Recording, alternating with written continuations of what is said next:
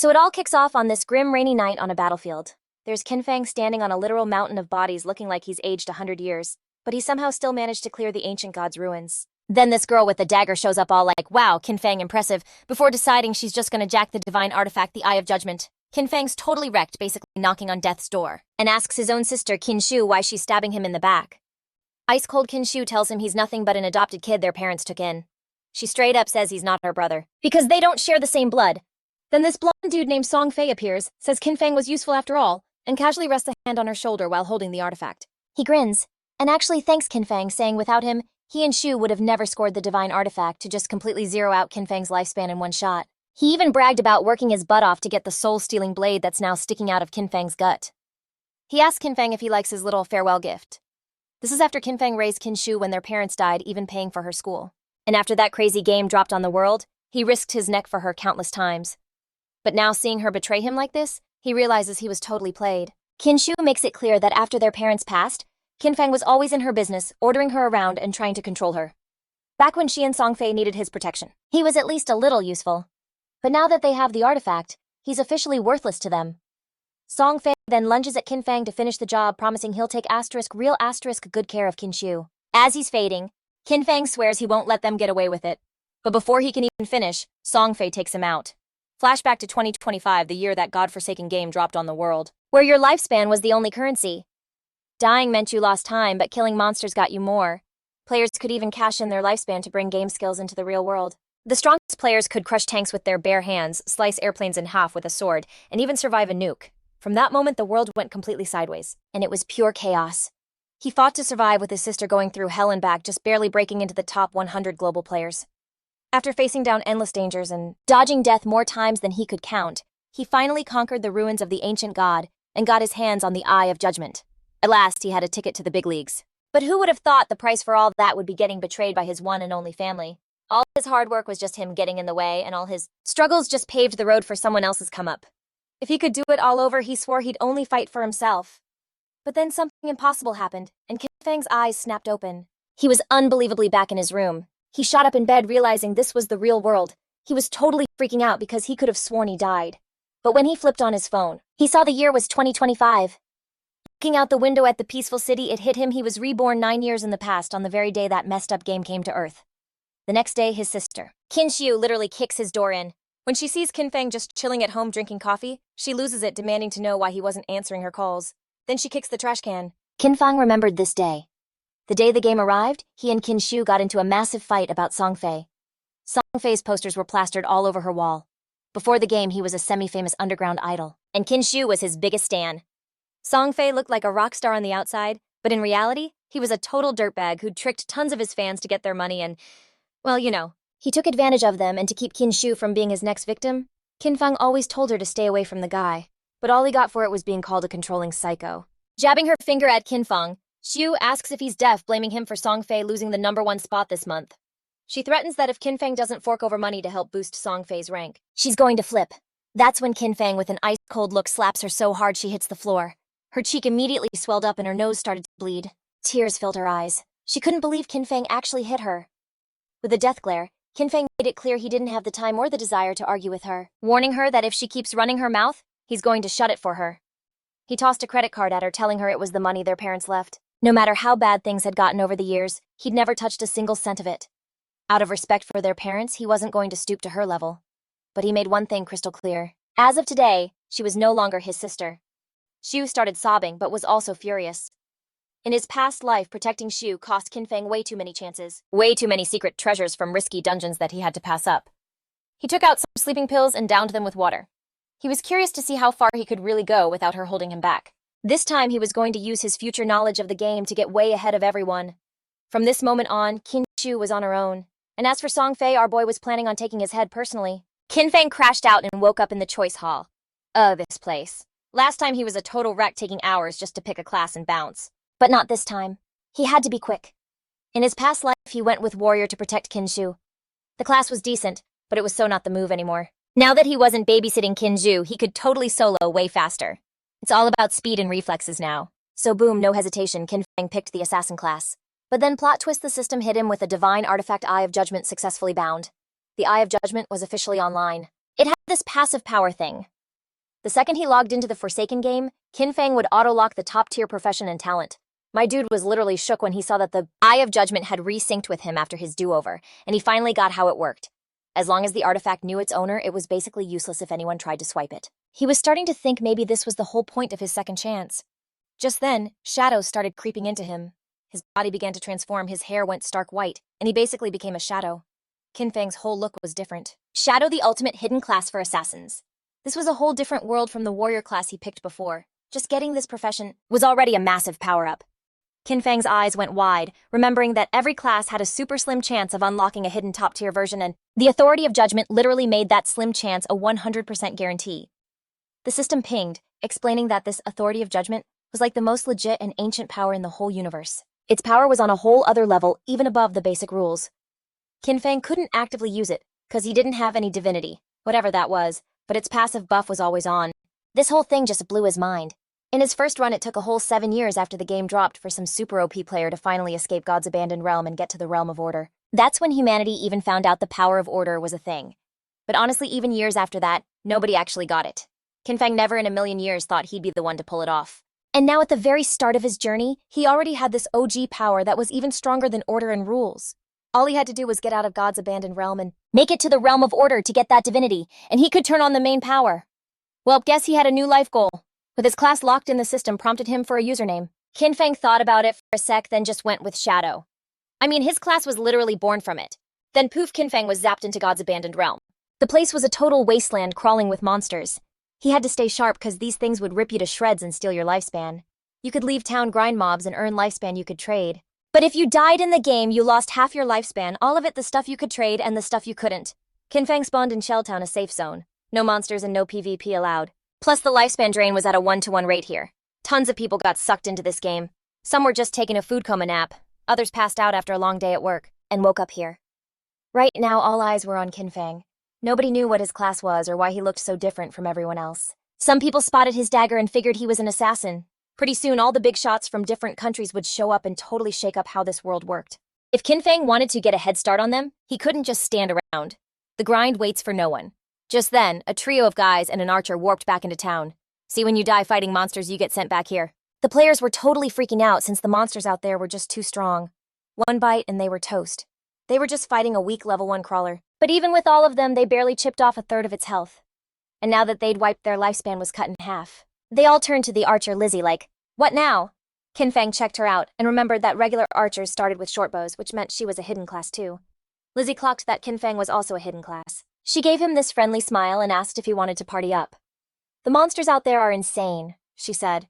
"We can't handle them solo." Her team already got wrecked once, so they at least knew what not to do. Kinfang just said no and kept walking. Lizzie's buddies started clowning on him, thinking he was just trying to act like some pro gamer. The 5 of them couldn't even beat the monster, so there was zero chance he could do it alone. They were basically like, "This dude's got a death wish." Lizzie used the system and saw Kinfang's username was Shadow. As our boy headed for the town exit, Lizzie decided to trail him. Maybe they could scout out his skills. She couldn't help but smirk. Worst case, they'd get some intel on the monsters and watch Kinfang get totally owned. God's abandoned realm was a seriously sketchy and dangerous place. Lizzie and her crew started tailing Kinfang on the down low. She still had no clue how she even got here. But since she was a total pro at online games, she put a squad together real quick. Thing is, the very first mob they ran into outside of town totally wrecked them. She knew right away that this thing was way too OP for a level 1 player to even touch. Lizzie's friends were super ticked off because Kinfang's starter weapon was different from their group's assassin. He had a dagger. But Kinfang was rocking a short blade. The assassin dude was totally jealous because Kinfang was even faster than him, and as an assassin his agility was supposed to be maxed out. On top of that, Kinfang's gear looked totally different from his. Kinfang just seemed like a special kind of player, so Lizzie decided to tail him, thinking he might lead to some secret info. Then Kinfang started staring right at them, and when she felt his gaze, Lizzie ducked back into cover, not sure if they'd been spotted. But then our boy just used his shadow sneak skill, and poof vanished on the spot like he literally became a shadow. Lizzie and her crew were just like totally confused watching him disappear into thin air. The assassin in their group figured it out, realizing it was a stealth ability, a starter skill that makes you invisible. So yeah, Kinfang was completely invisible. Lizzie decided to head back to town and figure out how to level up. It was way too risky to be out there. They'd already kicked the bucket once and their lifespan got cut in half. They figured they'd go talk to some NPCs, maybe score some hidden rewards like treasure chests. So Shadow Sneak is this skill that lets you go into stealth mode for a set amount of time. If you attack, you become visible again, but that first hit out of stealth does bonus damage. And stealth mastery, it doubles how long you can stay hidden and bumps your stealth level up by 1. Just as he thought, the shadow class was seriously OP. A normal assassin's stealth at this level would be super easy to spot, but the shadow class came with its own stealth mastery, making it impossible for anyone, not even mobs, to see Fang. In the early game, our boy couldn't help but think Lizzie and her friends were total noobs, cause the starter town had like nothing to actually make you stronger. It was basically just a safe zone for players. In this messed up game, weak players were just monster food, plain and simple. A few seconds later, Kinfang's stealth wore off. Right now, the timer on it wasn't super long. Luckily, the cooldown kicked in the second he used it, so in just a few more seconds, he could go invisible again. Then Kinfang's status screen popped up. His codename was Shadow, and his class was also Shadow. He had a non-tradable lifespan of 75 years and 0 tradable lifespan with a strength of 13, constitution of 13, agility of 18, and spirit of 15. All players started with base stats of 10, and different classes gave you extra bonuses. The warrior class he picked in his past life only gave him like 3 points in strength and constitution. But this time, the Shadow class buffed all his stats, and his agility shot up by 8 points. Plus, he still had 5 free attribute points to spend. Most players dump their points into strength or spirit to boost their physical or magic damage, but that was a huge mistake. Without even hesitating, Kinfang slammed all 5 points into agility, bringing it to 23. That stat was everything because in the early game, it didn't matter where you put your points, the mobs would always hit you for insane damage. And the only way to drop mobs without getting hit was to pump up your agility and be crazy fast. Just then, something caught Kinfang's eye. There was a monster hiding behind a tree. It was a level 1 crawler normal grade, but it was in the middle of evolving. Kinfang was instantly on high alert. When he saw it was still sucking up lifespan, he knew this was the same monster that had totally wiped that group of 4 players. The crawler sensed Kinfang was there. It was a little hurt since it was missing some HP. The monster lunged, but Kinfang just dodged it with a quick jump. When mobs take out players, they can steal their lifespan, and if they absorb enough, they can evolve. Kinfang hit Shadow Sneak and whipped out his short blade. And right before the crawler could get to him, he vanished into thin air. While the mob was trying to figure out where he went, Kinfang popped up above it and used a stealth break strike, landing right on the monster and jamming his short blade straight into its head, dealing 174 damage. It dropped dead, and he got 10 experience points. He honestly didn't expect to one-shot the crawler, but then he remembered that hitting a crawler on the back of the neck is a guaranteed critical hit. Just then, a system window popped up telling him that the skill Backstab doubled the damage if you attacked from outside the enemy's line of sight. That totally explained the one-hit KO. The Backstab skill had stacked with a bunch of other abilities, creating this insane damage multiplier. Kinfang just stared at the dead mob for a second. He remembered back when he was a warrior, even a crit barely did 40 damage, and it took him forever just to kill one crawler, and he nearly got himself zeroed doing it. After the mob died, it dropped a glowing orb the lifespan. Kinfang clenched his fist and absorbed it, getting 3 days of tradable lifespan and 54 years and 155 days of the non-tradable kind. 5 people had been wiped, each losing at least 20 to 30 years of lifespan, which added up to over 100 years. But since the crawler had soaked it up first, Kinfang only got 54 years back. For now, the non-tradable lifespan was pretty useless, but right then, the Eye of Judgment totally went off, giving Kinfang this insane talent called infinite evolution. Now by soloing monsters, he could score evolution points to level up his skills. Every 24 hours, he'd get 5 evolution points, and taking down a boss-class monster by himself was a guaranteed drop. Right now, he was sitting on 5 points. He had infinite evolution and could seriously buff his skills. In his past life, nothing like this even existed. No matter what gear or skill books monsters dropped, their grade was locked in. You couldn't upgrade them at all. This was like a total game breaker. So our boy decided to test it out and juice up Shadow Sneak and Backstab. He dropped 4 evolution points and boom, the skills got a major glow up. His starter skill Shadow Sneak jumped from normal to bronze, and the timer went from 12 seconds to 16 seconds. The stealth break attack bonus got boosted from 60 to 90, and the cooldown got shaved by 2 seconds. Backstab leveled up from inferior to normal, and its damage got a 5% bump. Shadow Sneak now lasted 16 seconds, but with Stealth Mastery, it doubled to a crazy 32 seconds. With that much stealth time, he could basically stay invisible forever. And for real, if his skills had been this buffed before, he could have one-shotted a full HP crawler no problem. Just then, some dude with his girl started talking trash, saying the game was a piece of cake, if even a skinny guy like Kinfang could solo a monster.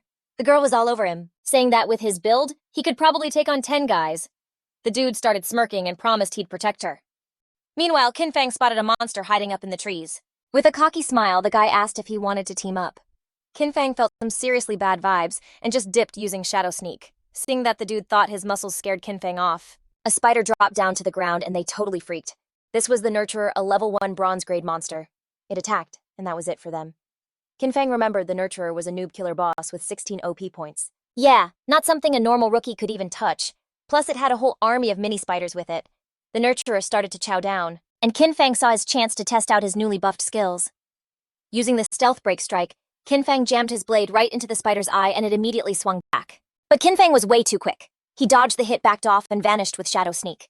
His attack dealt a massive 338 damage, but he took 9 damage in the chaos. He barely got away thanks to his high agility. Kinfang only had 130 HP, so if that spider's attack landed, he would have been toast. He was seriously impressed that his own attack did over 300 damage to the boss. The nurturer went completely berserk and started snapping trees in half. Kinfang knew these monsters were smart and that the spider wasn't just going to sit there and take hits. It was lashing out everywhere trying to find him. Now even the little spiders were on high alert, so he couldn't just rush in. While the big spider was freaking out, Kinfang chucked a rock and nailed it right in the abdomen, dealing 299 points of damage. Kinfang grabbed another rock. His theory was right. He figured out his main damage was coming from the bonus on his stealth ambush strike and his class skill buff. So even just throwing rocks was doing some serious damage. All he had to do was chill until Shadow Sneak was off cooldown, then peg it with another rock. That way the rock would trigger the bonuses from ambush strike, backstab, and weak point attack. As soon as Shadow Sneak was ready, Kinfang launched another rock, hitting the spider for 279 damage and went invisible again. His plan was basic but brilliant. Just lay low until Shadow Sneak reloaded, then hit it again.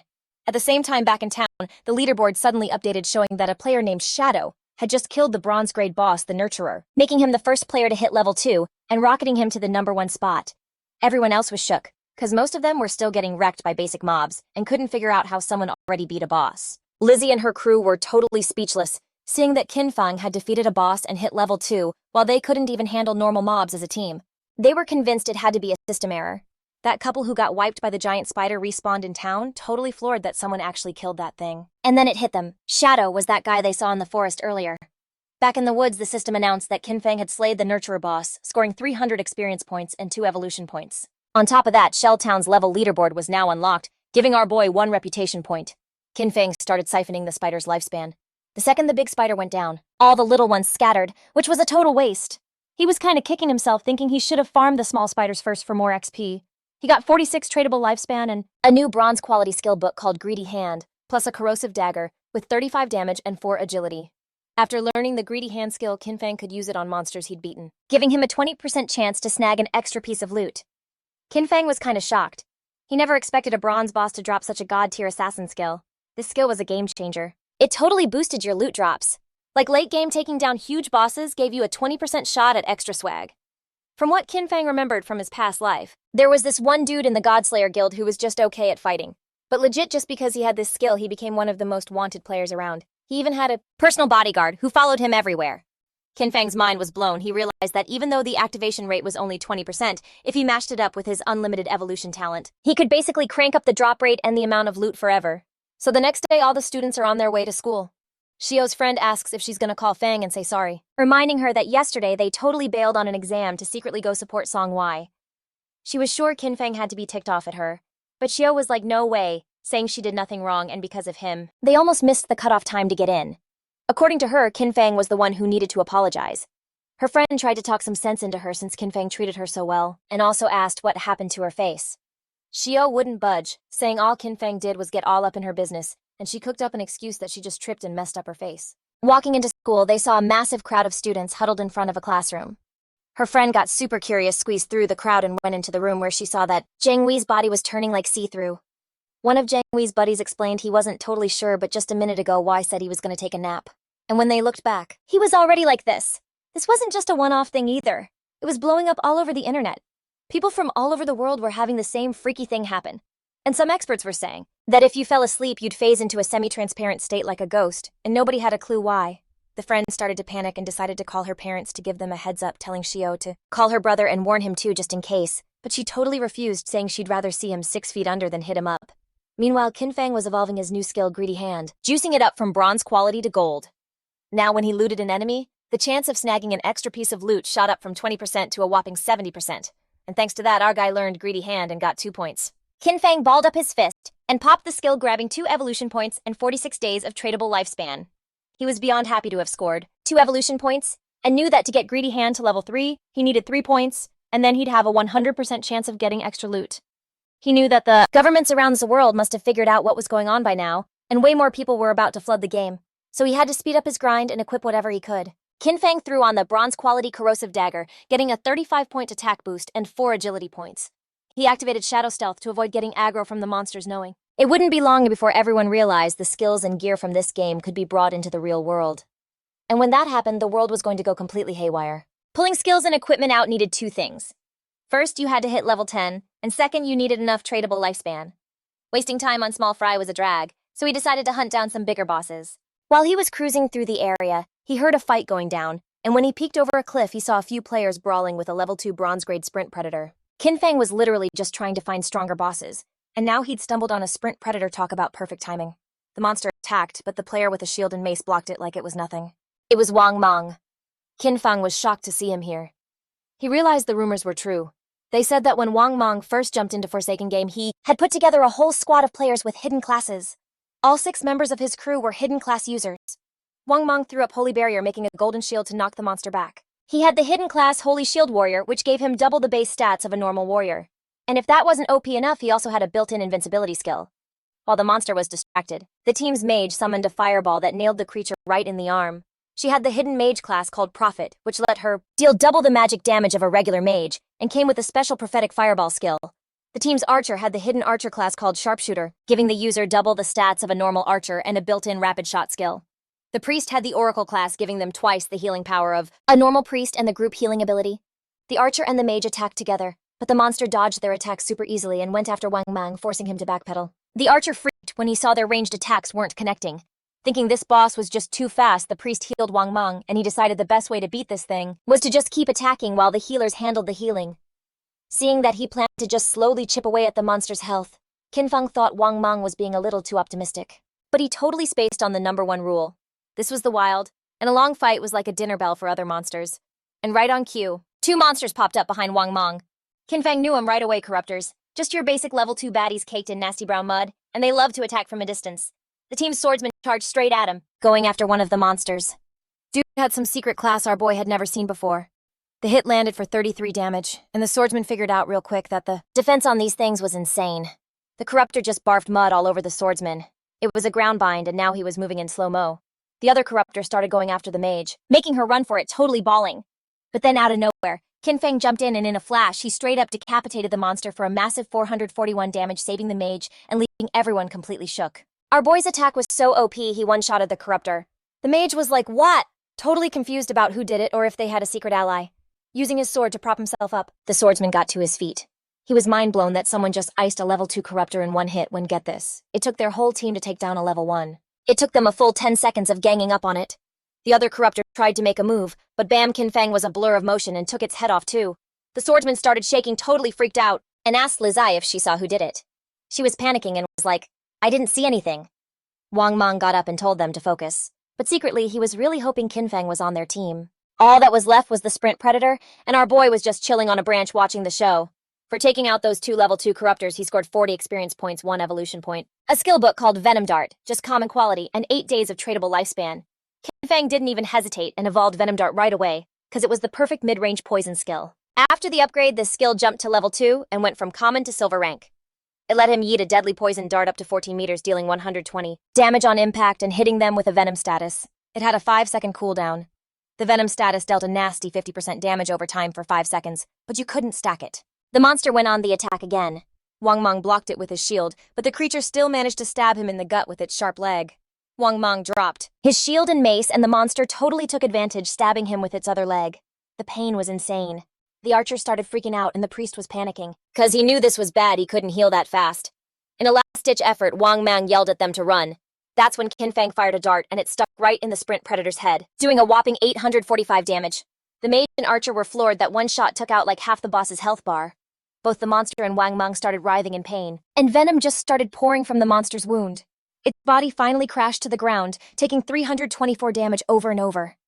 Since Kinfang did more than 90% of the work, he got all the loot. And for offing the sprint predator, he bagged 600 experience points, hit level 3, and scored 2 evolution points plus 55 days of tradable lifespan. He totally wasn't expecting the venom dart's damage over time to trigger his class's passive. With stealth, he could stay invisible and just keep chucking darts forever. Now nothing in the early and mid-game was gonna stop him.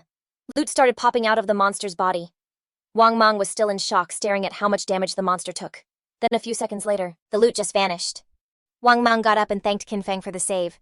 But our boy was straight up telling him you can't just trust people out in the wildlands, which left everyone stunned. Wang Mang thanked him for the heads up, and they agreed to leave him alone while he checked his loot. He also told him that if he ever needed help, he knew where to find him. Kinfang grabbed the loot, thinking Wang Mang actually seemed like a decent guy. Plus, the dude was backed by the Daxia government, and they had tons of resources. Our boy decided he needed a solid way to sell off his extra loot. He used Greedy Hand, nabbing another 3 evolution points and 55 days of tradable lifespan, and got the Sprint Predator's bronze-quality leather greaves. Our boy threw on the new leg armor, which gave him 9 points of physical defense, 5 points in all elemental resistances, and a 15% cooldown speed boost. This was a sick drop, and he still had a bunch of other class gear and skill books. Once his bag was stuffed, he figured it was time to head back to town and cash everything in for more lifespan. His eyes were practically glowing with confidence, because this time around his progress was like 100 times faster than in his past life. Meanwhile, not too far away, another group of players was getting swarmed by monsters, and when they saw more and more showing up, they decided to bail. But before they could even move this way, bigger monsters showed up. And right as the players were about to get away, the monster attacked with these sharp vines and wiped them all out. The players respawned back in town totally bummed out, because the monsters always ganged up on you and then ran away when they were almost dead. Rumor was you had to hit level 3 to even log out of the game, but it felt totally impossible. Some players were saying they needed to squad up like a team of 3 just wasn't cutting it, thinking they should form groups of 6 or even 10. But this other dude shot that down, saying no way, he literally saw a 10-person team get swarmed and completely wiped. Plus, a huge crowd is just asking for a boss to spawn on them. And just recently, some crew of 40 people aggroed a curse master and it like one-shotted over 30 of them. Liz's team respawned back in town too. If players couldn't hit level 3, they were going to be trapped in this game forever. Everyone got stuck here after just falling asleep. So basically only our minds were inside the game. And if we couldn't get out, our actual bodies were just going to starve. Lizzie was so frustrated, like why was this game ridiculously hard? Her friend was freaking out because they had already died 3 times, and their non-tradable lifespan was already under 10 years. At this rate, they were going to actually die for real. And even though nobody knew if this was legit or not, Lizzie knew they absolutely could not afford to die again. Seeing that Shadow was already level 3, she was kinda shook. Figuring he must have found some kind of trick, she knew they needed him to carry them to level 3 if they ever wanted to escape this game. She balled up her fist and told her team to get the word out. They had to get Shadow to help them hit level 3. She was dead set on it, and was ready to give him 10 million in cash once they got back to reality. The others were totally floored, but she knew there was no way Shadow could just ignore 10 million. Back in the forest, our guy took down a level 2 polluter, netting him 20 experience points and 1 evolution point. After sucking up the monster's lifespan, Kinfang figured he had enough evolution points saved up and decided to spend the 5 points he was sitting on to evolve Greedy Hand. It leveled up big time, going from platinum to emerald, and jacked up the probability of scoring extra loot to a crazy 160%. And get this, the extra loot now had a 20% chance of being a whole tier higher. Kinfang was amazed. The effect was totally insane. He realized if he kept upgrading it, it could hit 100% or even 200%. It started raining when something caught Fang's eye. It was that monster called the Curse Master just wandering through the forest. This thing was a bronze tier boss, and it was soaking up life force to level up into a silver tier boss. To Kinfang, it made total sense that this boss wiped a 40-person team. Right now, though, our guy's inventory was completely full. So even if he took out the monster, he wouldn't be able to grab any of the loot. So for now, he just decided to drop a pin on the map. The boss's evolution would take a while anyway, so he figured he'd go empty his bags and circle back later. Back in town, the news that someone was offering 10 million for Shadow, the #1 player on the leaderboard, to help them level up had spread like wildfire. People were dropping like flies, losing lifespan left and right, so the rich kids were already trying to buy their way out, which basically meant the regular players were screwed. While everyone was gossiping, Kinfang just strolled into town, leaving everyone completely speechless. He used the system to pop open a market stall, and a system announcement declared he was selling gear and skills, with the shop only being open for 10 minutes. The players were shook when they saw he was rocking 2 pieces of bronze tier gear and was even selling 2 more. They just couldn't wrap their heads around the fact that he'd actually taken down a bronze tier boss. One player was like, "Yo, why can't we see his face?" Another player chimed in that he must have the face hiding feature on, which makes your avatar look just like you do IRL. So because of that, he probably wanted to stay low-key. A mage walked up to our guy's stall, and with a super curious look asked how much the icicle spell was. Kinfang just replied that it was 100 days of tradable lifespan. Turns out she was Grey Rose, ranked number 11 in Shelltown, and she had her face hidden too. For Rose, 100 days of lifespan was steep, so she asked if he could cut her a deal. But Kinfang laid it out for her. The icicle spell was a common tier skill that would seriously boost a mage's early grinding speed, so 100 days was already a total steal. Rose then asked if she could use real-world money, but Kinfang shut that down.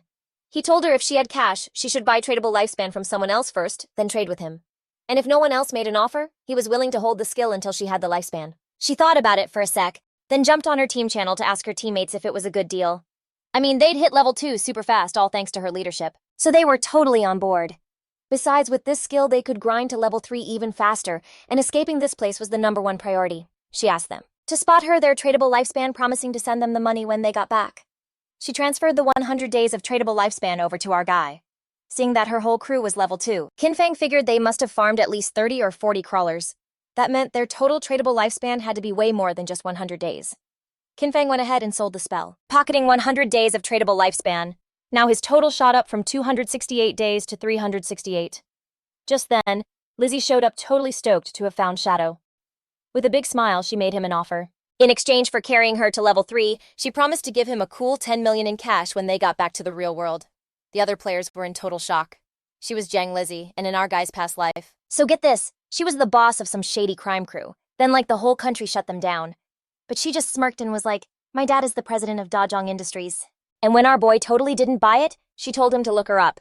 The report said she used straight-up cash to trick people into selling their lifespan, and then she'd snatch them for forced labor, and anyone who fought back got taken out. For real though, Kinfang just coldly shut her down, knowing she was total trash. Lizzie admitted that Shadow was a beast in this game, but spilled that literally no one had a clue how the game worked. So she was like, team up with me, and promised to hook him up with the Good Life Sick Cars Mansions girls, the whole deal. Literally anything he wanted. Kinfang wasn't having it and told her to stop messing with his business. He knew better than anyone that cash was about to be worthless. And real soon. The only currency that was gonna matter was tradable lifespan. Lizzie got all cocky and made it clear that if this was the real world, she would have already handled him. With a look that could kill, Kinfang made it clear that if she said one more word, he was gonna zero out her lifespan. Lizzie and her friends felt that heavy pressure. Without wasting a second, they bounced. A few minutes later, our dude sold the last thing at his stall, the Gleam Robe of Tier Bronze. He was now sitting on 546 days of tradable lifespan. Now that he was all sold out, he decided it was time to go deal with the Curse Master. Then he went invisible. No one had a clue yet, but tradable lifespan could actually bring skills into reality. And soon this messed up game was about to throw the real world into total chaos. All that real world status people were so proud of, it was about to mean nothing. Soon only your own power would matter.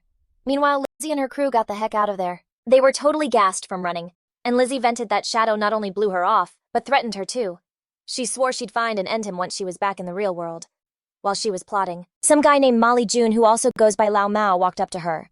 Lao Mao said he's level 2, and claimed he knew some glitches to level up in the game. He asked if he could get that 10 million offer that Shadow turned down to help get Lizzie and her crew to level 3.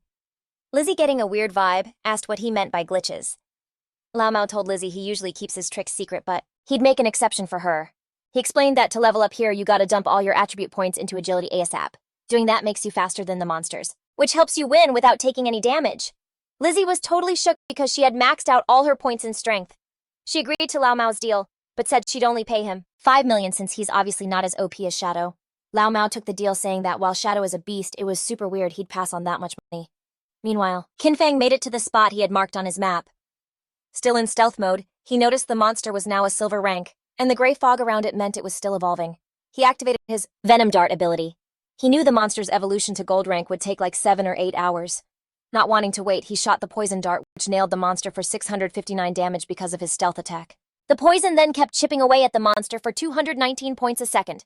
He quickly closed in on the monster using his Shadow Sneak skill, knowing that the silver level boss had like 2 or 3 times more health than a bronze level 1. Suddenly, the monster started gathering a crazy amount of magic in its hands, making itself get way bigger. Kinfang figured he just needed to hit it with his Venom Dart skill 2 or 3 more times.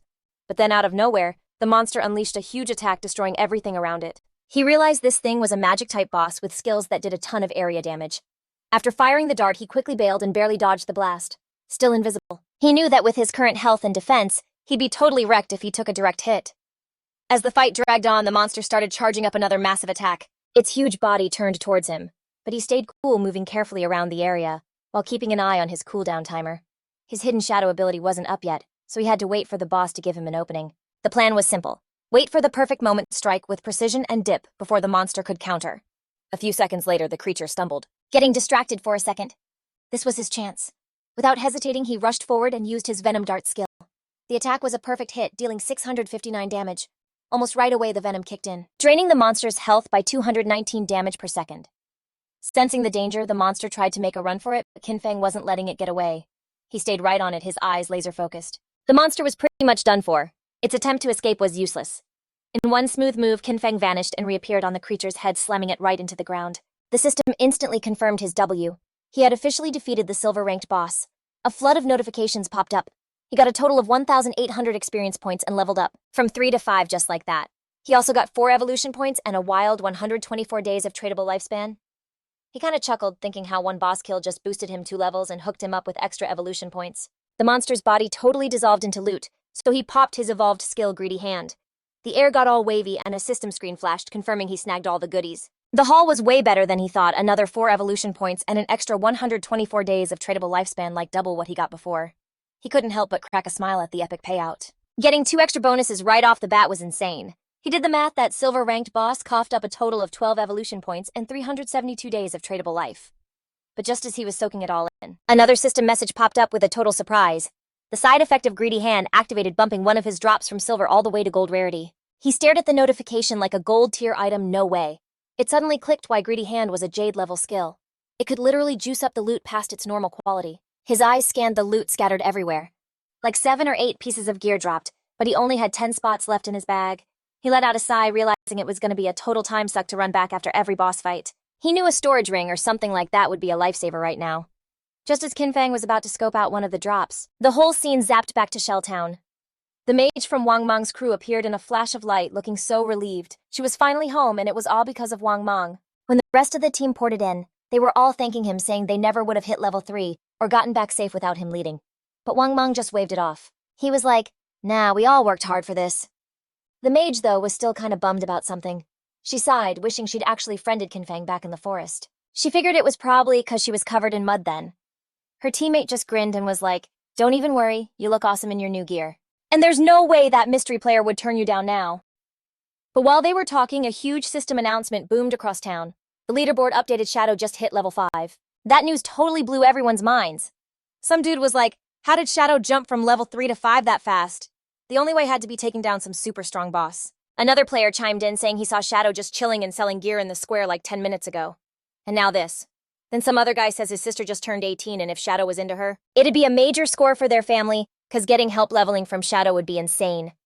His friends immediately shot that down, reminding him Shadow already turned down 10 million in cash. So yeah, he's not going to be into some random setup. Meanwhile, back with Wang Mang's crew, they were starting to freak out a little. They were just celebrating hitting level 3. And then they find out Shadow is already miles ahead. But Wang Mang was totally chill. He told them to forget about it for now. They had to log out and get back to the real world, and warn everyone they know about how dangerous this game is. As their bodies started to fade out, the system confirmed they were logging off. Wang Mang's last words were dead serious.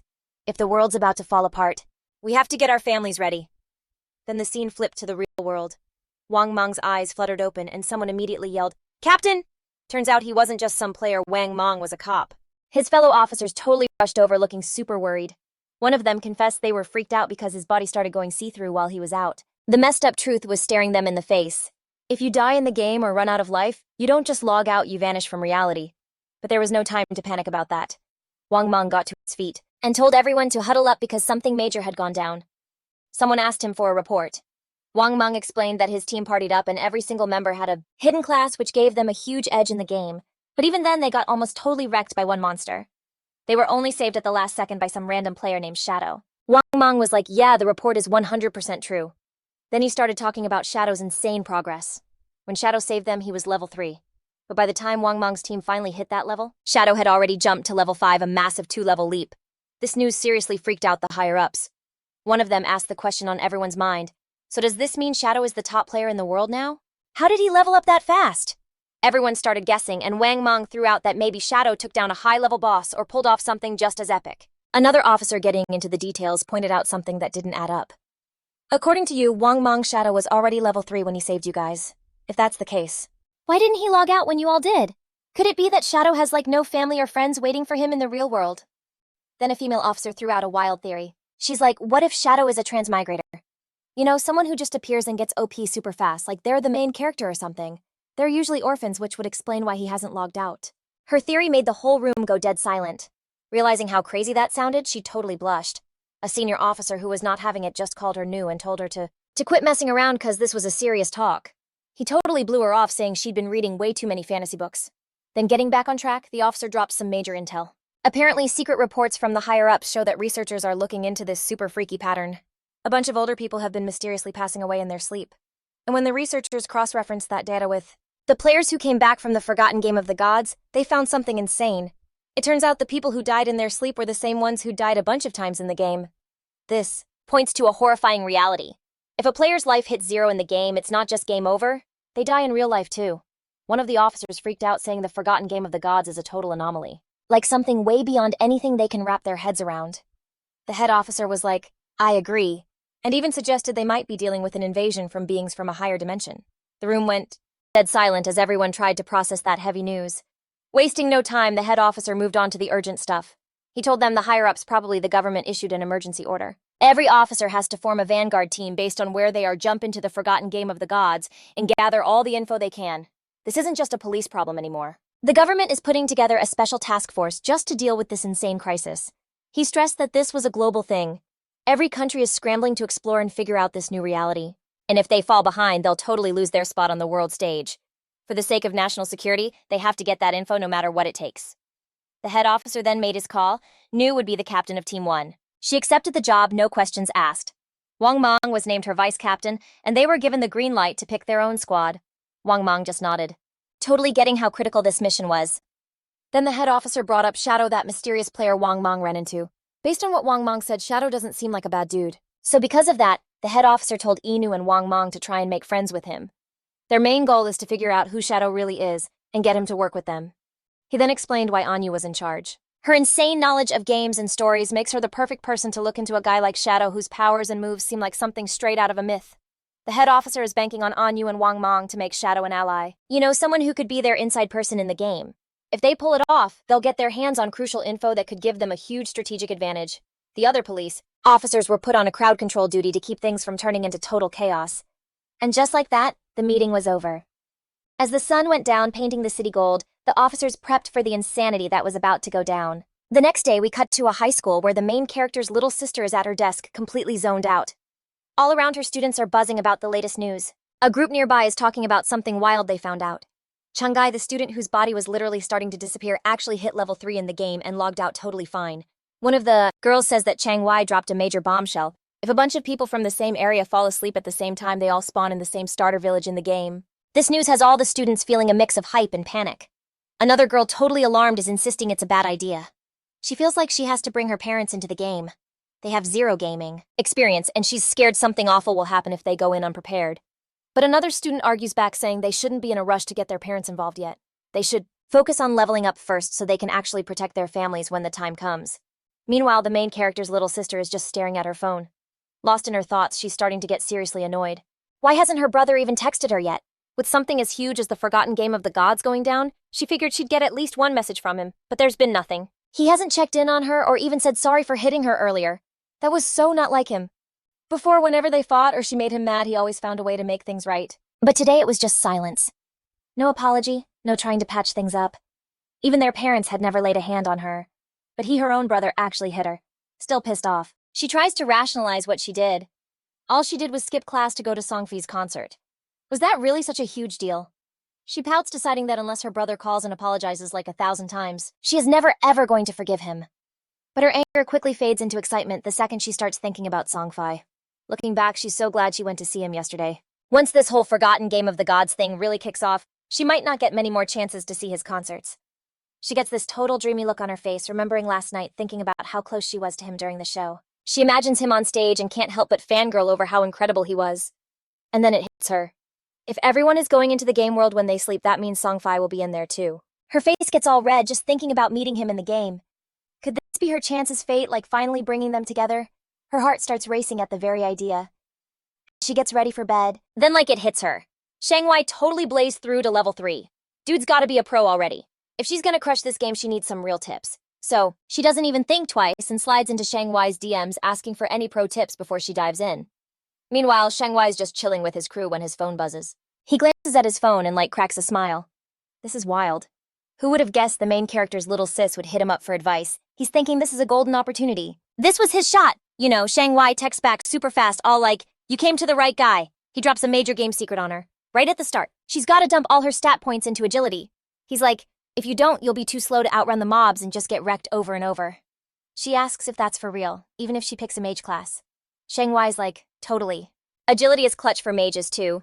He explains, cause it makes your casting speed way faster, which is everything in the early game. Still kinda sketched out, she asks what happens if she still can't win even after boosting her agility. Shang Wei's super confident, telling her not to sweat it. As soon as one person in their village hits level 5, the village teleporter will fire up linking all the newbie towns. Once that's live, she can just hop into a random squad to grind levels, and he'll come find her when the teleporter is up. Hearing that, she's totally stoked. Lying on her bed, she gets this huge grin thinking how clutch it is to know people like Shang Wei. Just like that, she's got a hookup to carry her. As she's dozing off, another idea pops into her head. This is perfect. She's gonna hop in the game before her brother grind like crazy and get OP. Then when her brother finally logs on, she's gonna make his life a living nightmare. No help, no boosts. He's on his own. Totally hyped about her plan, she drifts off to sleep, dreaming about the adventure. Then boom, we're back in the game where our main character is standing over a pile of loot from a boss he just owned. In the middle of all the treasure, this glowing orb totally catches his eye. He grabs it and a system alert pops up saying he got the curse ring, a gold tier item. Then the system breaks down its stats. The ring's for any class and juices you up with 8 points to all stats. It also boosts your dark resistance by 26 points and makes your weak point hits 1.5 times stronger. But you gotta be at least level 4 to equip it. Doing the math our guy sees, the total boost is 32 points, which is basically like leveling up 3 times. Plus, that dark resistance is gonna be super useful against a ton of enemies, and the weak point damage buff is a sick bonus. He knows right away this cursed ring is gonna be a game changer for his adventure. Before he can even process his new bling, another system notification flashes, saying he's learned a new skill called Instant Shadow Slash, a silver tier assassin move. The system gives him the lowdown. When you pop it, the skill shoots out a bunch of slashes in a straight line going up to 15 meters. It also makes you invincible for 5 seconds, hitting every enemy in a 2.1 meter wide path 3 times. Every hit does 100 damage and counts as a backstab, but it can't crit weak points. The cooldown is 12 seconds. Realizing how busted this ability is, our guy knows it's a sick AoE attack with that temporary invincibility perk. He learns the skill instantly. With some evolution points to spare, he decides to level up one of his main skills, Greedy Hand. The system eats up 8 evolution points and bumps the skill from Jade rank to Diamond rank. The perks for Greedy Hand get a massive boost. The chance to snag extra loot from monsters he takes down jumps from 160% to 220%. And the chance for that loot to get a 1-level upgrade goes from 20% to 40%. Thinking about this glow up, our guy realizes that with this new buff, he's gonna get 2 extra pieces of loot for every mob, making each kill 3 times as sweet. Not wanting to let his leftover evolution points go to waste, he pumps 3 levels into Instant Shadow Slash. The system takes 3 evolution points, leaving him with only 1 left. The skill levels up like crazy, going from silver to gold, and then all the way to platinum rank. The skill's attack range gets way bigger, stretching from 15 meters to 21 meters, so he can hit stuff from further away. The invisibility now lasts for 7 seconds, giving him more time to stay out of trouble. The number of slashes goes up from 3 to 5, smacking all the enemies in a wider 3.1 meter path. The cooldown is a little shorter, dropping from 12 seconds to 10.43 seconds, which is a bit better, but he's still gotta time it right. Each slash now hits for 200 damage, which is double what it was before. Every single attack counts as a backstab and triggers the backstab skill, even though it can't hit weak points. Checking out these upgrades, our dude knows that even though the cooldown didn't get way shorter, being invisible for longer is going to be a massive advantage in a fight. As he looks at the rest of the loot, he realizes most of it is just junk, but one thing stands out. It's a silver tier warrior skill book, Battle Roar. He knows he can sell it for some more tradable lifespan. Right when he's done sifting through the loot, he spots something moving. He spins around and sees 3 massive creatures crawling his way. He instantly knows they're level 4 limb crawlers, some seriously nasty and dangerous monsters. But instead of freaking out, he sees this as a great chance to test out his upgraded skill. He immediately pops Instant Shadow Slash. In a split second, he's just a blur, unleashing a blur of slashes that just shredded the creatures. Limb crawlers got totally wrecked before they even knew what hit them. And just as the dust clears, a system notification pops up, sealing their L. The system logs his W, dropping 80 experience points and a bonus 5 days of tradable lifespan. Standing there after the chaos, our dude is giving off some seriously dark, intimidating vibes. He's just chilling, thinking about his new power-up and realizing he's totally leveled up his fighting game. He's already cooking up a strat, figuring if he combos his poison dart skill with Instant Shadow Slash, he could literally end fights before they even pop off. He checks his tradable lifespan and sees he's stacked with 618 days. But to bring his insane skills and gear into the real world, he needs at least 900 days, which is like 2.5 years. So with that goal locked in, he starts planning his next move. First up, sell all the good stuff in his inventory. If he plays his cards right, he might hit that lifespan goal way faster. Once he hits level 10, he can finally link the game to the real world. The scene cuts to our guy heading back to the starter town, completely invisible thanks to his latent image skill. As he's sneaking around, he overhears a convo nearby. Some guy is hyping up a girl for hitting level 3 and brings up a promise she made. Peeking over, he sees it's Lizzie and Lao Mao. Their chat totally spills the tea on a deal they had. Turns out Lao Mao agreed to boost Lizzie to level 3 so she could log out all for a cool 5 million in cash. Now that she's hit her target, Lao Mao is ready to get paid. Lizzie's like, chill, asking if he seriously thinks her dad's company Do Young Industry can't handle a small amount like that. She tells him she's gonna log out. And wire the money in the real world. Before she dips, she gives Lao Mao her number and tells him to hit her up after he logs out. Then she throws another offer on the table. She wants to buy all his tradable lifespan, offering a sick 10,000 in cash for every single day. Lao Mao is totally hyped and agrees instantly, already dreaming about the cash. With a smug look, he starts trash-talking Kinfang for being dumb enough to turn Lizzie down, saying they can hash out the details when they link up IRL. But what they don't see is Kinfang moving like a ghost right between them, hidden in plain sight while Lao Mao is just yapping away. Totally clueless that Kinfang is there, just brushes off how important lifespan is in the game. He's thinking it's no big deal since he can farm lifespan just as easy as in-game cash.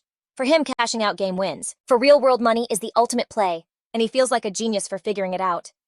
The scene flips back to the starter town where Kinfang is standing in front of the teleportation gate. He reaches out his hand and the gate starts glowing with this insane blue energy. The light gets brighter, a system window pops up, congratulating him for firing up the teleportation formation in Shelltown, and hooking him up with 1 reputation point. The system lays it out, he can use the gate once a day for free, but any extra trips will cost him tradable lifespan. The catch is, since no other teleportation gates in the game are even online yet, it's pretty much useless right now. Kinfang thinks about the whole teleport system knowing it's a two-way street. Just turning on one side does nothing. Some other player in a different starter town has to hit level 5 and activate their gate for it to work. He remembers from his past life that Song Fi was chilling in Firefly Town. To stay one step ahead, he sets up this altar that'll ping him the second someone activates the Firefly Town gate. He's not just sitting around, he's prepping. The moment that gate goes live, he'll be ready to throw down with Song Fi. As he walks deeper into the city, his mind is on the main mission. Yeah, teleporting is cool and all, but he knows the real boss fight is still coming. His real goal is to hit level 10 and get into the God's abandoned realm where he can finally unlock his true power. Only then does the real grind of the godforsaken game actually start. A little later, he sets up shop, and a system alert blasts out to all the players nearby that he's selling gear and skills, but the sale only lasts for 10 seconds. It's a total first-come, first-served flash sale. The reaction is instant. Players start freaking out, rushing over to him and calling him a pro. Some are saying they've been waiting for this, saving up their tradable lifespan just for his drop. One player flexes that he's saved up 150 days worth, while another remembers the last time Kinfang had a pop-up shop, he sold an icicle spell that helped Gray climb all the way to second place on the leaderboard. Another player totally stoked spots a silver tier skill book called Battle Roar. It's a warrior-only ability and instantly decides to cop it. A system notification pops up, confirming the Battle Roar skill book just sold for a wild 300 days of tradable lifespan. The crowd is shook. One guy is like, is a single skill book really worth that much? Another player shuts him down, explaining that Battle Roar is a massive boost for a warrior's monster farming. With that skill, you can make back the 300 days of lifespan in less than 2 days, which makes it a super smart investment. Finally getting how valuable Kinfang's stuff is, the rest of the players swarm in, desperate to grab anything before it's all gone. In just a few seconds, everything is completely sold out. Peeking at his system window, Kinfang checks his profits. In just 1 minute, he raked in 650 days of tradable lifespan, pushing his total to a crazy 2,174 days. But he's still not satisfied. To bring his stats, skills, and gear into the real world, he needs way more lifespan. Meanwhile, some players are salty, they didn't get a chance to buy anything. They ask if he's gonna do another drop here, and he's like, yep. Then out of nowhere, a girl calls out to him saying she's got some treasure and wants to know if he's down to make a deal. When he turns to look, he's like, wait a sec, he knows her. She's on Wang Mang's crew. The system instantly IDs the loot as a space ring with 12 whole inventory slots. It also says, the ring doesn't even use up Kinfang's backpack or equipment slot. Kinfang is like totally floored. He knows how big a deal a space ring is. It's a super rare storage item that doesn't take up a ring or backpack slot. Since players can only haul like 3 storage backpacks, an item like this is basically priceless. He knows that you can technically get space rings from any monster, but the drop rate is insanely low. The fact this girl with her money-making class snagged one this early in the game is wild. Her luck is off the charts. Without wasting a second, he asks how much she wants for it, already knowing it's worth a fortune. In his past life, a 12-slot ring like this went for a mind-blowing 3,600 days of tradable lifespan. But instead of asking for lifespan, the girl's offer totally catches him off guard. She doesn't want his lifespan at all. Instead, she just wants him to friend her and team up to take down a boss monster. Kinfang is so down and agrees right away. Then a system notification pops up. Player Big Plum has accepted your friend request. As they head out of Shelltown, Kinfang asks Plum about this boss she needs help with. Plum explains it's a gold-tier boss, but she couldn't see its name because it was too far away. She says it's chilling on some busted-up boat in the swamp. Kinfang is shook. Could it be the Golden Ghost ship? He knows this ship is a rare special boss that can pop up at any level. It almost never appears, but when it did back in the day, it made huge guilds go to war over the insane gear it dropped. Just seeing this thing could kick off a massive fight. But from what Plum's saying, he figures this version of the Golden Ghost ship is probably around level 5, which would make it the easiest one to beat. Still, he's wondering how Plum stumbled upon such a rare boss so close to the starter town. His brain is going a mile a minute trying to connect the dots. The space ring, her being on Wang Mang's team and a gold tier boss just randomly showing up. A thought hits him like a lightning bolt. Could she be the legendary Koi from his past life? He remembers the old rumors. People said someone on Wang Mang's team had this crazy luck finding rare bosses, treasure chests, and hidden spots just by wandering around. He'd always thought it was just a cover story to hide their secrets. But now looking at Plum, he realizes the rumors were legit, and she's standing right in front of him. Lost in thought, he's just staring at her trying to process it all. Plum catches him looking blushes, and asks why he's staring at her like that. Snapping out of it, Kinfang tells her it's nothing, and gets his head back in the game. As they walk out of the starter town's main gate, they have no idea. Someone is creeping in nearby. A bald player is hiding behind a tree watching their every move. The scene cuts to a crew of tough-looking players, where a long-haired dude is standing in front of a bunch of bald guys talking like he's the king. He's bragging about his old wins like how he ditched his team to become the top dog of Sand City. He confidently tells the bald players that if they roll with him, he'll make sure they crush it in this game. Before he can finish his speech, the bald player who was spying on Kinfang runs back reporting that their target just left town with a girl. The boss just smirks. He laughs at the news thinking Kinfang is just some kid who gets easily sidetracked by a pretty face. Without hesitating, he rallies his crew and tells them to roll out. It's go time. Meanwhile, outside of town as they keep walking, Kinfang lays down his conditions for helping Plum's party. He says that if the boss drops any gear or skill books Plum can use, they're all hers, but the rest of the loot is his. Plum thinks it over for a second, and then asks what the other members of her party like Wang Mang are supposed to get out of this deal. Kinfang breaks it down. Since the party has different classes, there's no guarantee assassin gear will even drop. If that happens, he'd have fought for nothing, which would be totally unfair. Getting his point, Plum agrees to his terms, but has one small request. If any gear drops for her captain or the other party members, she asks if he'd be willing to sell it to her at a discount. Kinfang's cool with that. With the deal set, Plum says they'll head to the boss's location as soon as Wang Mang and her crew log back on. But after they've been walking for a bit, she realizes she has no clue where they're even going. It's only when Kinfang finally tells her their destination that it clicks. They're going to fight the gold-tier boss monster, right now. Plum is completely shocked. The whole idea sounds insane. Kinfang's an assassin and she's a mage. He can go invisible, sure, but she's way too squishy to take a hit from an enemy that strong. Facing a gold-tier boss this early with just the two of them sounds like a total death wish. But Kinfang is super calm and confident. He's not even planning for her to fight. His plan is to solo the boss while she watches from a safe distance. Even with him being so sure of himself, Plum is finding this hard to believe. She knows he's strong, but soloing a gold-tier boss is like unheard of. Just as she's about to question him again, Kinfang suddenly freezes, sensing something is off. Without saying a word, he pops his latent image skill and just vanishes into thin air. Plum is left standing there totally stunned, looking around and trying to figure out what just happened. Like 1 second he was right there and the next poof, gone. Totally confused, she's calling his name but gets nothing back, just dead silence. Meanwhile, hiding behind a tree is this crew of bald-headed players, just watching Kinfang and Plum from a distance. Their leader's smirking, totally sure they have this in the bag. But then one of the dudes notices something's off. Kinfang just disappeared. Confused. They all look to their boss like, what do we do? Without even thinking, he just brushes it off, figuring Kinfang must have ditched Plum. With a sick grin, he tells his guys to move in, planning to grab Plum first and mess around before doing anything else. As they charge in, their boss is all like, see, stick with me and you'll be living the good life. Now he's even bragging that girls are just falling into their laps. But just as they're getting close, a shadowy figure materializes right in front of them. The leader stops dead, his gross smile vanishing as he stares into the swirling dark energy before him. He's totally bugging out, like, what is this? Before he can even react, Kinfang unleashes his instant shadow skill, and in a flash it's all over. A cold blade zips through the air and the whole group drops lifeless. Their bodies hit the ground torn to shreds before they even knew what was happening.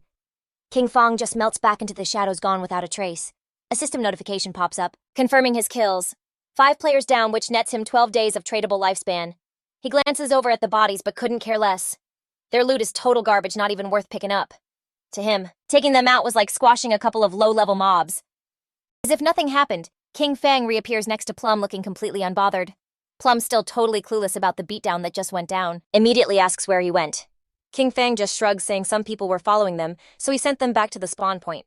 Plum seems cool with that at first, but then her curiosity gets the best of her, and she starts firing off questions. She jokes that she thought he pieced out to take a leak, and wonders out loud how useful his invisibility must be for that. She even jokes he could do his business without anyone seeing. Kinfang cuts her off, clearly not vibing with where the conversation is going. He tells her to get serious and pick up the pace. They've got to get to the gold-tier boss monster. At that exact moment, In Shelltown, the ground started to glow. And right then, Kinfang's sister spawned in as a healer. Her eyes went wide when she saw a magic staff. She picked it up, realizing this was all for real, so real she could actually feel things. Every player's eyes were glued to her. Realizing she was another newbie, she was stoked because she'd gotten the hidden class sacrifice. Thinking it must be super powerful, she was totally convinced that with this class, she was going to get Song Fei's attention. She started to worry about where Song Fei was, right now, and if he knew the secret about the starting points. Her eyes started blazing with anger just thinking about where Kinfang might have run off to. He was always hovering over her all day long. But when it really counted, he was completely useless. She decided to just forget about it since she had a hidden class now and Zhang Wei had promised to help her level up. From this moment on, Kinfang was on his own because she was so done worrying about him. Her eyes shot to the leaderboard and she was totally shocked to see that rank 1 Shadow was already level 6. She was furious because Zhang Wei was only level 3 and had the nerve to brag about how strong he was. She realized that Shadow was the real pro and thought that if she could just stick with Shadow, she'd be able to level up way faster than with Zhang Wei. But one question popped into her head. Where could she even find this expert? Not too far away, a group of players was talking. They were stressing because they couldn't get a hold of Sway, their party's healer. It was Wang Men's team. He knew they didn't have time to just wait for the guy, so he asked if anyone had any bright ideas. One of them, looking pretty worried, pointed out that they couldn't grind mobs without a healer. Another player shot back that they weren't pros like Shadow who could farm all by himself, suggesting they find another healer to team up with.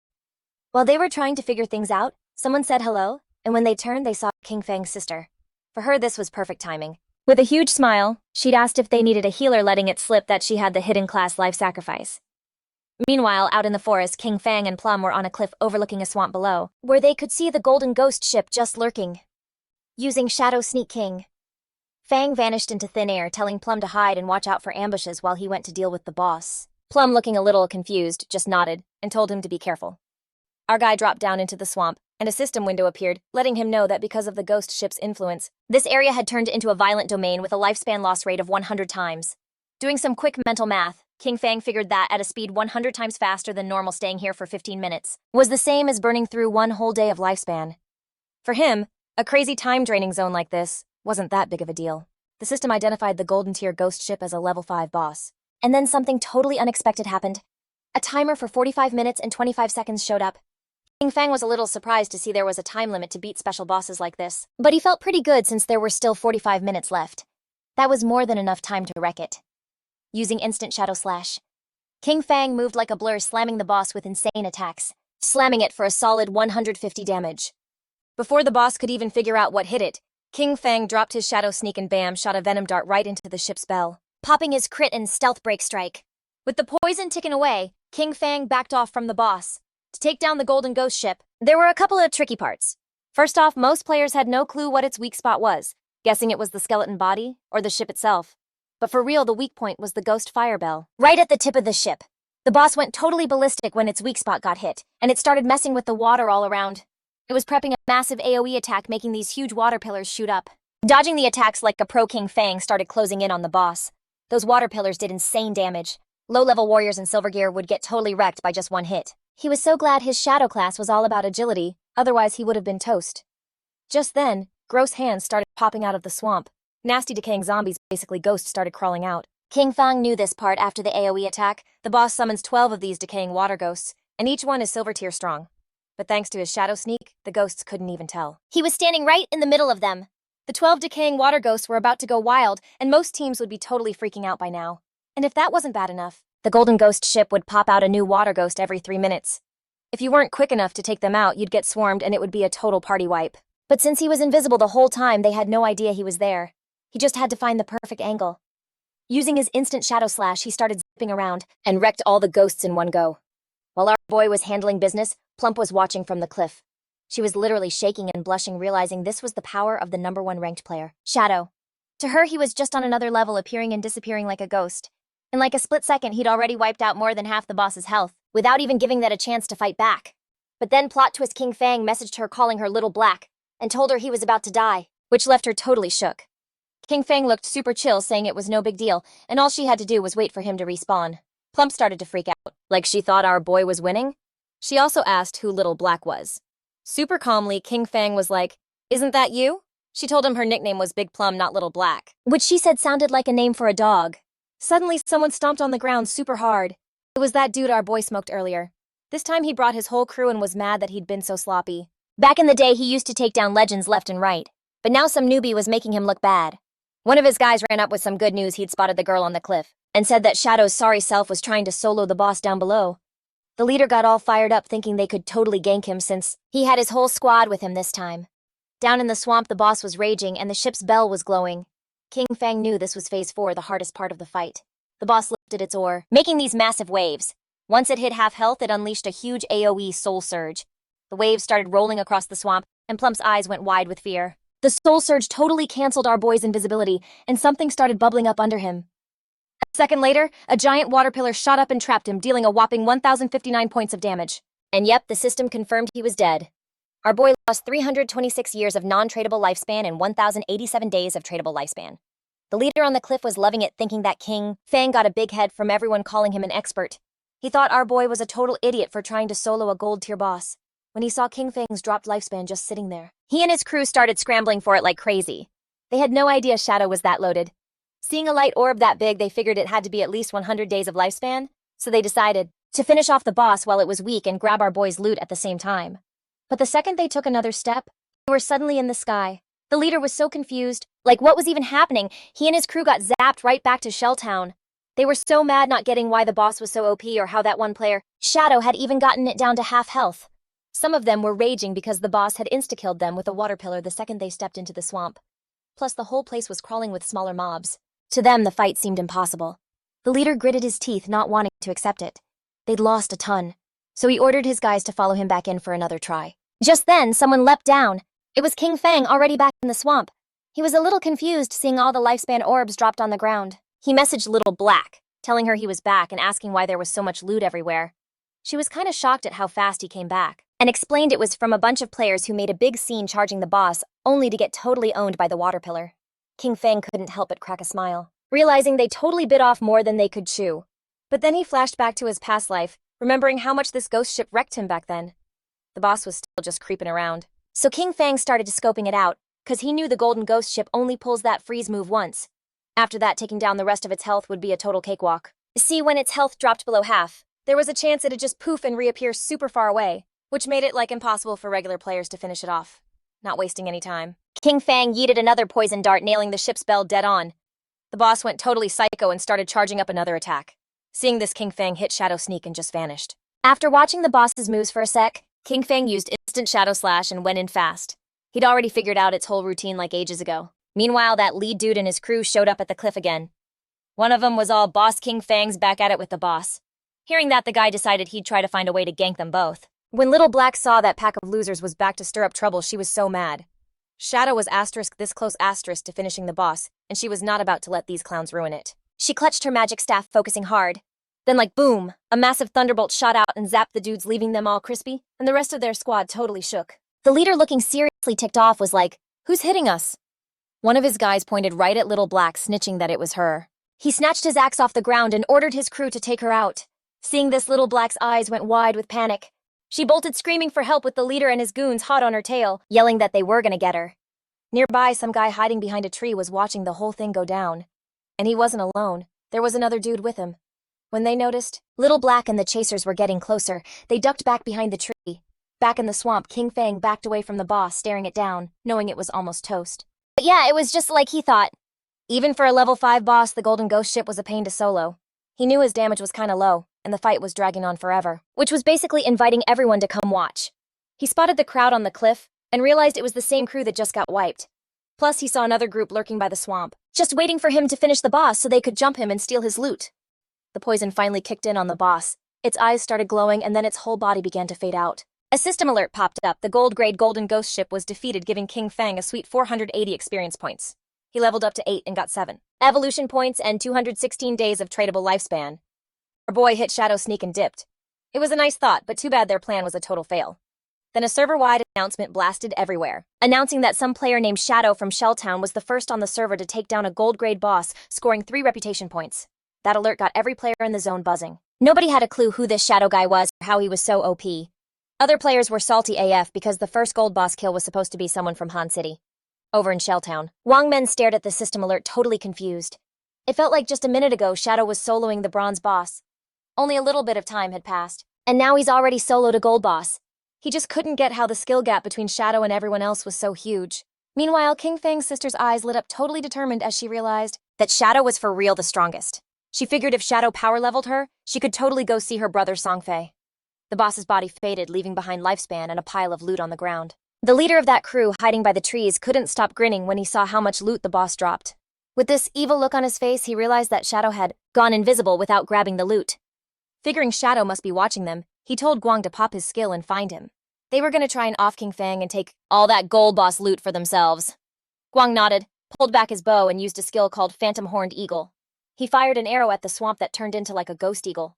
The eagle flew out and then just exploded, sending its feathers raining down all over the swamp. Kinfang watched them like real close. He was kind of surprised this hunter already knew an anti-stealth skill this early. It was no wonder they were so cocky about jumping him and jacking his stuff. Too bad for them, his assassin class gave him an extra point to his invis level. Guang's skill was only level 1, so it wasn't strong enough to break his stealth. Feeling all confident, Guang turned to his boss and was like, Shadow must have bailed when he saw how many of us there were. So the boss and his crew started moving toward the loot. He was like, secure the loot first, but stay sharp, guys. Be ready to fight anytime. The loot ownership was only good for 5 minutes. Once the timer hit 0, all that loot was basically theirs. They were totally grinning, feeling so proud. But then, like out of nowhere, this Shadow starts creeping in and they just froze their eyes, bugging out in total terror. Before they could even blink, Kinfang went full beast mode, dropping everyone like it was nothing. Once things chilled out, Kinfang was all about that loot. But then a thought hit him. Yo, where'd little black go? He was like, whatever, I'll find her later. Right now, he had a stack of evolution points ready to juice up Greedy Hand. So yeah, he decided to level up the skill before grabbing the goods. And just like that, Greedy Hand went from diamond to straight up epic. Now he could use it on monster bodies and get a crazy 220 to 300% chance of an extra loot drop. And get this, the extra loot had a 100% chance of being a whole tier higher. Our dude started scooping up the loot, totally ready to cash in on that 100% chance, gathering up all the light to just crush it. Greedy Hand started sucking up all the loot, which made Kinfang crack a huge grin. A massive glow started coming from the forest, and after Greedy Hand did its thing, he scored 21 evolution points and 648 days of tradable lifespan, plus 2 special items called Ghost Fire Bells. Kinfang's eyes practically bugged out when he saw he'd snagged 2 of them. This was a special item for real. Once he equipped it, Kinfang basically got a free respawn without losing lifespan, but with a 1,560-second cooldown. It came with 2 skills, 1 passive and 1 active. Soul Absorption was the passive one. Whenever he iced some monsters, the lifespan they dropped would get a 20% boost. And since he had 2 of these bells, that effect totally doubled. Soul Shock was the active skill. He could ring the bell and just freeze every enemy in a 100-meter radius for 3 whole seconds with a 512-second cooldown. The Ghostfire Bell wasn't even considered gear. It was an item, so it didn't hog any of his 2 equipment slots. And both bells just took up 1 inventory slot, which was super clutch. But while he was geeking out, Little Black hit him up on chat, begging him to come save her. Kinfang snapped to attention, asking with a super worried vibe where she was. He was kind of freaking out about Little Black. The only thing he could hear on the voice chat was her screaming, telling them to stay away. Little Black was totally terrified because this leader and his crew had her cornered. They were all like, wow, you're a tough one, but then told her that there was no way out. They told her to just come quietly, promising some seriously messed up stuff about sending her to Cloud9. She balled up her fists. And when she glanced back, she saw she was right at the edge of a cliff. She was not about to give those creeps the satisfaction. Without a second thought, she just yeeted herself backward off the cliff, leaving the leader and his goons completely stunned. Her body plummeted down until it slammed into the ground, a wave of insane pain hitting her as blood pooled around. Then her body started to fade away and turn back into lifespan. The leader peered over the edge, kinda baffled that she actually jumped, thinking, dang, she's hardcore. That's when Little Black messaged our boy that he didn't need to save her anymore, since she'd already respawned back in town. She was actually relieved, saying it was a good thing all their party's tradable lifespan was with Captain Wangham. Kinfang let out a sigh of relief and told Little Black to wait for him there, cause he was gonna bring her the stuff. She was super happy and was like, you totally crushed it. He then gathered up all the lifespan that was lying around. This haul was massive. His tradable lifespan shot up to 315 days, and he still had those 21 evolution points. He decided to spend them and evolve Greedy Hand again. A system window popped up telling him that Greedy Hand was already at epic level. It would take 10 times the evolution points to evolve it again. The system asked if he wanted to drop 210 evolution points to level up this skill. Kinfang wasn't even surprised. For him, this was totally expected. It was never that easy. The higher the skill's level, the more evolution points it totally eats up. He decided to bail on that for now, and focus on buffing his attack skills first. I mean, the more damage he deals, the tougher the bosses he can take on, which means way better loot. He focused up.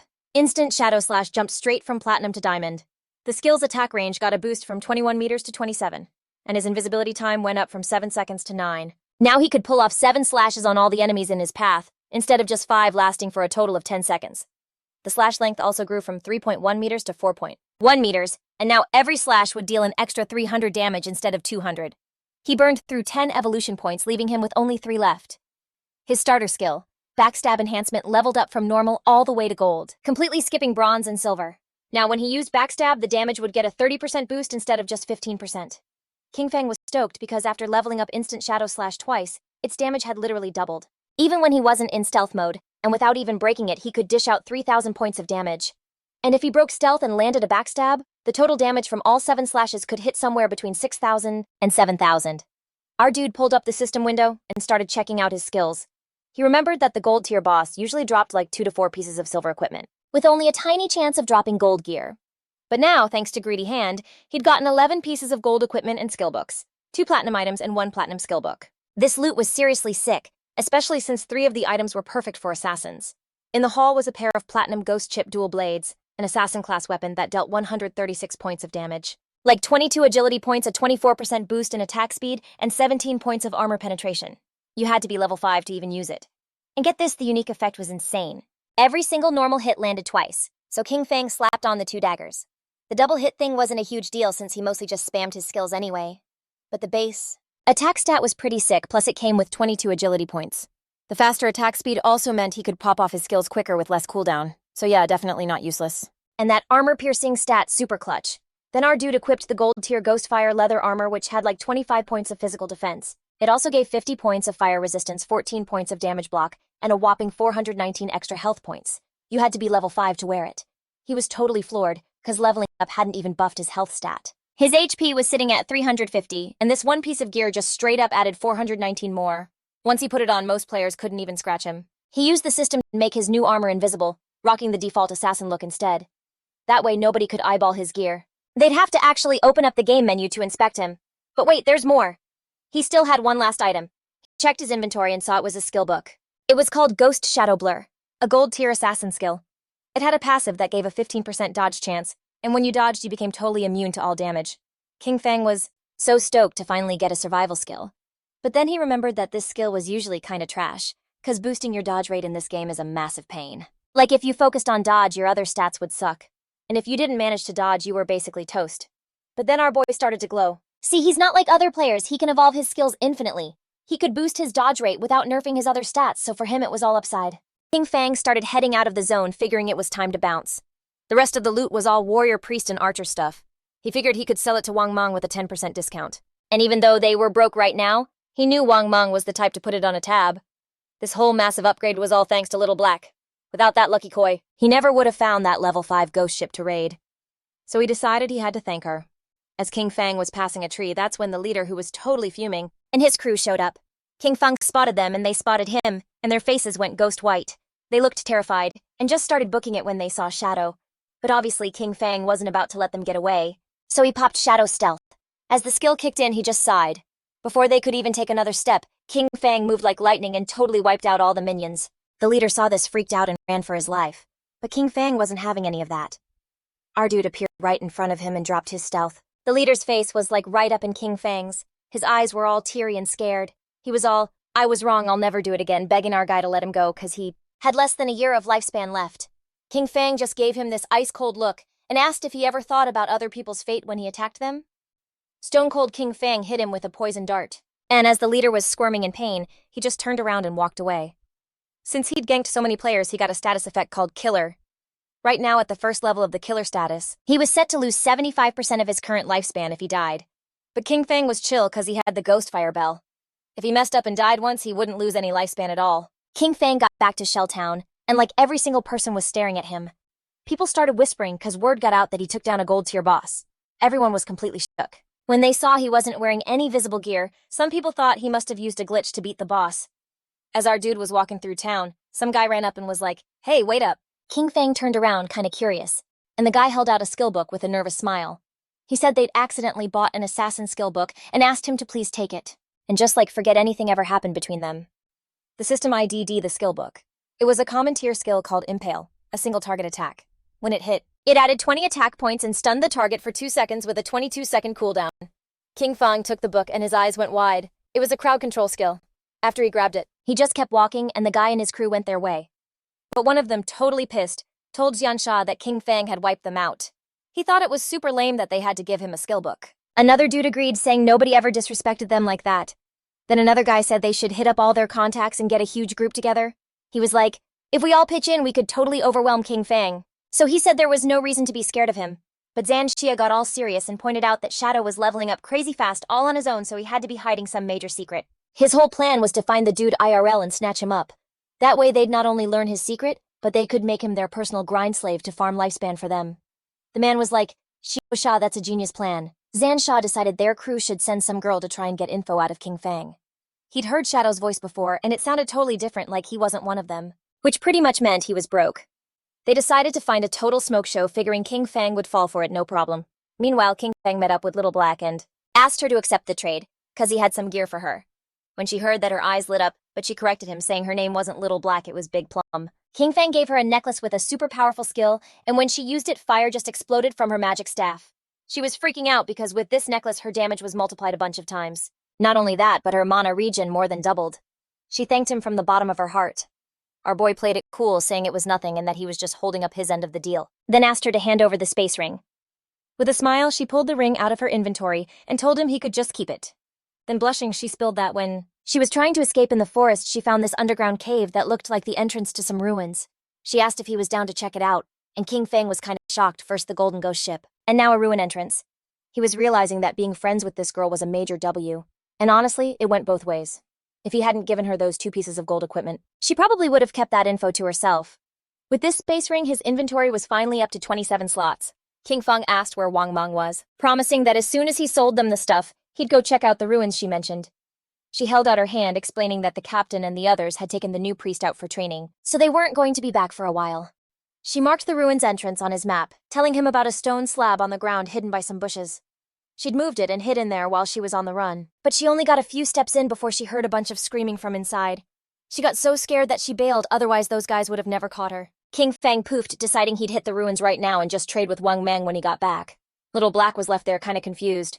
Our boy dipped from Shelltown and headed into the forest. Originally, he was just gonna find some spot to grind to level 10. But since a ruin popped up, there was no need for that. Basically, there are 3 kinds of ruins that show up in a starter town. You've got tombs, cursed ruins, and temples of faith. No matter what kind it was, the trash mobs were all at least bronze tier. You might even find some silver tier monsters. For him, this was just an ocean of lifespan and evolution points. Following the spot Little Black marked on his map, Kinfang got to the entrance of the ruin. Without wasting any time, our boy jumped right in, thinking about how there were usually 3 types of ruins in a starter town: tombs, cursed ruins, and temples of faith. The tombs were pretty self-explanatory. They're just crawling with tons of monsters, and it's super hard to clear them all. Plus, you can pretty much bet there's gonna be a gold tier boss at the end. The monsters in the cursed ruins, though, were all cursed by ancient and evil gods. They might have been human before, but some went totally nuts and others became ghosts after they died. The monsters in the temple were all hardcore believers of those same gods. Plus, the temple's layout was always a crazy maze. The walls were covered in old-school murals. If you actually managed to clear the last 2, you'd get a special item or a skill book. Looking at the murals on the walls, our boy realized this place was a temple of faith. He started staring at the art, cause it looked really familiar. Just then, roars started echoing through the place. Our boy started walking down the hall, realizing this was the faith temple of the ancient god of judgment. It had the same vibe as his Eye of Judgment. At the exact same time. So in the forest, you've got Wang Mang and his crew battling this gnarly monster. Wang Mang whips out his shield, blocking the thing's hits. But then the monster just goes for it and lunges right at him. And before he could even react, it swiped him with its nasty claw, sending Wang Mang flying and dealing some major damage. Seeing their captain get hurt, the party's archer totally panicked and yelled at the healer to do something. Kinfang's sister was just frozen with fear, with no idea what to do. With tears welling up, she just gripped her staff and asked, "How do I do that?" While they were all distracted, the monster jumped in for another attack. The swordsman in the party saw it happening, pulled his sword, and screamed at Kinfang's sister to use her skill. But instead of doing it, she just collapsed to her knees, dropped her staff, and started sobbing.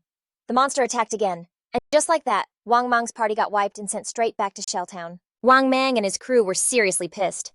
Little Black, who was hanging out nearby, went over to them with a big smile and asked why they were back so soon, telling them the expert Shadow still wasn't back, so they couldn't buy any equipment yet. The archer, who was fuming, started pointing at Kinfang's sister and said he'd never seen anyone so completely useless before. She had like 0 clue how to dodge monster attacks or even use her skills.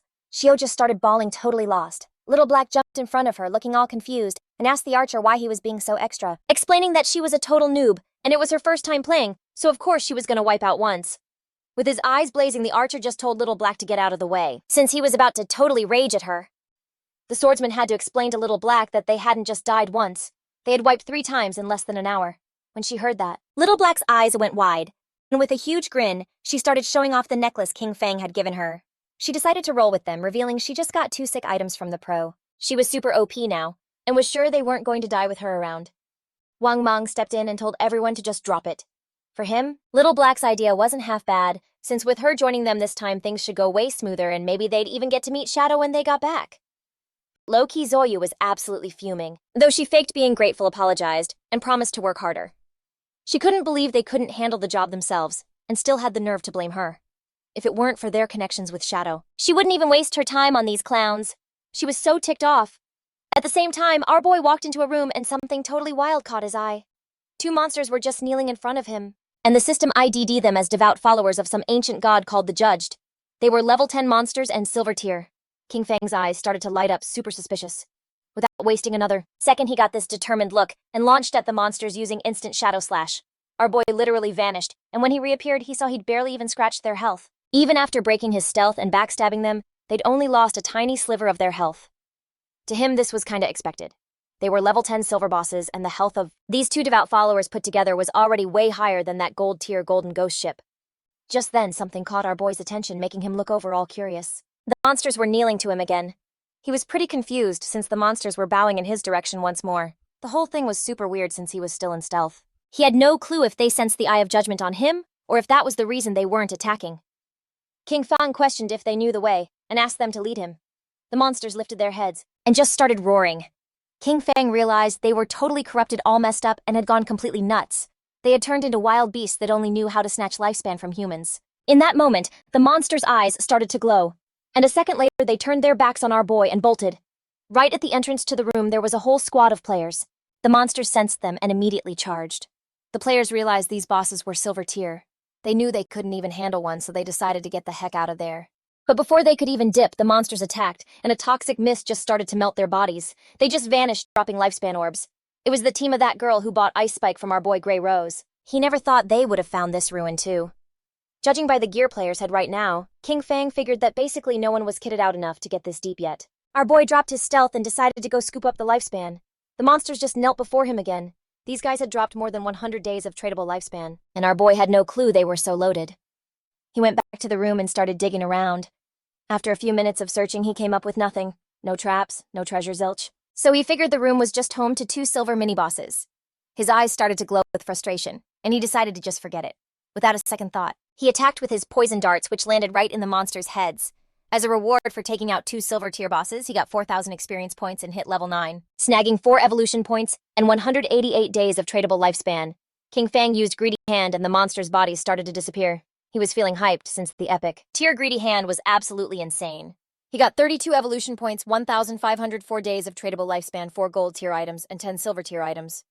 He held out his hand and a pendant appeared. He was stoked because he'd just scored a gold tier item for assassins. It was the Pendant of the Faithful, an assassin class accessory. It was going to give him 15 agility points and a 20% cooldown reduction with the unique effect of summoning a silver tier devout follower to fight for you with a 6,000 second cooldown. Kinfang clenched his fist. This necklace had some seriously good stats. The 20% cooldown reduction was going to drop his stealth skills cooldown from 22 seconds to 19. The cooldown of his poison darts dropped from 4.35 seconds to 3.75 seconds. The one for instant shadow slash went from 10 seconds to 8. Grinding was about to get way more efficient, since all his other gear required being over level 8. No one else could even use this yet, so he decided to keep it for now and sell it later. Just as Kinfang was about to piece out, the ground started to move. Our boy got kinda curious, and when he turned around, a small pillar was rising up from the floor. His eyes totally lit up with joy because after he wiped out all the monsters, some kind of mechanism kicked in. Kinfang checked out the pillar super carefully and realized it was a hidden switch. Not long after, the pillar's mechanism activated, and a platform just appeared right under our dude's feet. A door on the floor slid open, and the platform slowly started to go down. It was totally an elevator. After the platform dropped a few meters, the door started to shut. A couple of minutes later, it stopped. Kinfang felt like he'd gone down like 300 or 400 meters. This place was super dark, and gave off some seriously creepy vibes. Kinfang was totally locked in on it. Thanks to what he knew, he figured out this was the secret maze hidden under the temple. He knew there was always a chance a hidden maze could pop up in ruins like this. He'd run through a ton of these in his past life, so he knew the maze was crawling with traps. But hey, as long as you've got some people to act as meat shields, exploring them is pretty much a cakewalk. The only catch was that it would take forever. With a super confident look, he pulled out the pendant. With his stats right now, if he set off any trap, he'd be totally wiped. But luckily he had this thing, which let him summon a silver-tier devout follower to fight for him. He held out his hand, used the pendant's power to call up a follower, and bam, a zombie just popped up on the ground. Our boy pointed down the maze hallway and gave it the order to go scout ahead. The devout follower stood up and started shuffling down the corridor. Kinfang crossed his arms and couldn't help but feel pretty stoked, since exploring with a minion checking things out first is a total breeze. But there was still a chance of danger, so he decided to level up his dodge passive first, just in case. He used 11 evolution points, and his ghost shadow blur jumped from gold tier to epic tier. That boosted his passive dodge rate from 15% all the way to 75%. Now when his dodge kicked in, he'd be immune to all damage. A 75% dodge rate was already insane. He had just enough points left to boost instant shadow slash to epic tier. Using 13 evolution points, Kinfang leveled up his instant shadow slash from diamond tier to epic. The range got a huge buff to 30 meters, and the duration went up to 12 seconds. Now he could pull off 9 slashes instead of 7, with only an 8-second cooldown. The width of the slashes got bigger too, up to 5 meters, and the damage jumped from 300 points to 400. Kinfang's eyes were practically sparkling, cause to get from epic to legendary it took 10 times the evolution points. The higher an item's starting tier, the more worth it was to evolve it. Like for example, if a skill started out as epic tier, evolving it to legendary tier would be its first evolution, so it would only cost the base of 1 evolution point. Since the goal was legendary tier, it needed 10 times the points, and 1 times 10 is 10 points. This also meant that if he just snagged an epic skill, he could level it up super fast to legendary tier, then mythical, ancient, and even immortal. But if a skill started out as normal tier, then to get it to epic tier, it would need to be evolved 7 times. And by the time it hit that 10 times multiplier, it would cost hundreds of points. The cool thing though was that no matter what tier the skill started at, he could spend just a few points to get it to epic tier. In other words, from now on all his skills were going to be epic tier at a minimum. He had 11 evolution points left, and he could only evolve his starter skill Shadow Sneak. He used 8 points, and the skill jumped from silver tier to platinum. The duration of the skill got boosted from 16 seconds to 24. And the attack that breaks stealth got a 90-point boost, going from 120 to 210. The cooldown dropped from 26 to 22 seconds. Plus he had that attribute that cuts cooldown speed by 35%. So because of that, the final cooldown for Shadow Sneak was 16.3 seconds. The cooldown was still way too long, and the stealth-breaking attack was kinda weak. He knew he'd have to swap this skill for a better one later on. As the devout follower was walking down the hall, it stepped on a pressure plate, setting off a trap. Then a giant boulder fell right on top of it, completely crushing it. Its body just poofed into a flash of light. Now that his summon was gone, he decided to just wait for the cooldown to finish before calling another one. This maze was seriously complicated and dangerous. This was pretty much the only way to explore it slowly and hope he'd find some awesome stuff eventually. Meanwhile, back on the upper floor of the temple, a dude with a shield and a woman in a hood peeked their heads through the doorway. The guy told his captain, Grey Rose, that the monsters had all vanished. Hearing this, Grey Rose couldn't help but be a little surprised. They went into the room and Grey Rose noticed their lifespan was gone too. She knew that someone must have taken out those monsters and snagged their lifespan, but she had no idea who. The guy mentioned that only the pro gamer Shadow could kill 2 silver tier bosses, and Grey Rose thought he was probably right, but she was also kind of relieved they wouldn't have to get wiped again. She put her hand on her chin thinking, and remembered that when they first got here, they saw someone who looked like they were communicating with the monsters. She was like, "Is that Shadow?" and had no idea if he had some OP skill that could just mind control bosses. For real, if that was true, his power was just insane and kinda terrifying. At the same time, down on the second level of the temple, one of Kinfang's ride or dies totally aided again by setting off another trap. In front of our boy was this super long path leading to a door. Kinfang had already been grinding in there for 3 hours. This had to be the end of the maze. And from what he remembered from his past life, using people as bait to map this place out would get like hundreds of them taken out. So Kinfang called up another one of his loyal minions. The thing started shuffling forward with Kinfang trailing right behind it. He was like, "Yo, open the door!" And just like he ordered, the monster threw all its weight into it, but nope, it wouldn't budge. It was straining so hard its whole body started shaking. Kinfang got super suspicious watching this thing totally fail. So he walked up and just like touched the door himself. And with just his hand on it, the door started creaking open, which totally blew Kinfang's mind.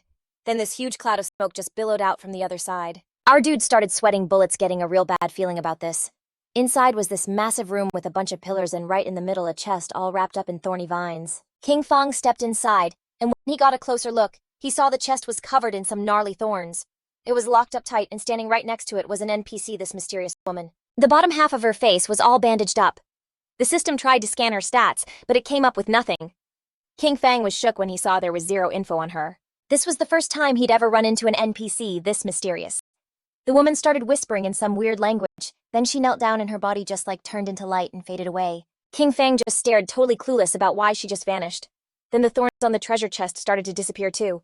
But Kinfang wasn't about to let his guard down because, even though he couldn't get a read on that mystery chick, he had a gut feeling she was connected to the Eye of Judgment. The chest started glowing gold, and our guy could tell it was packed with epic tier loot. But he knew better than to just rush in. It could totally be a mimic or a trap.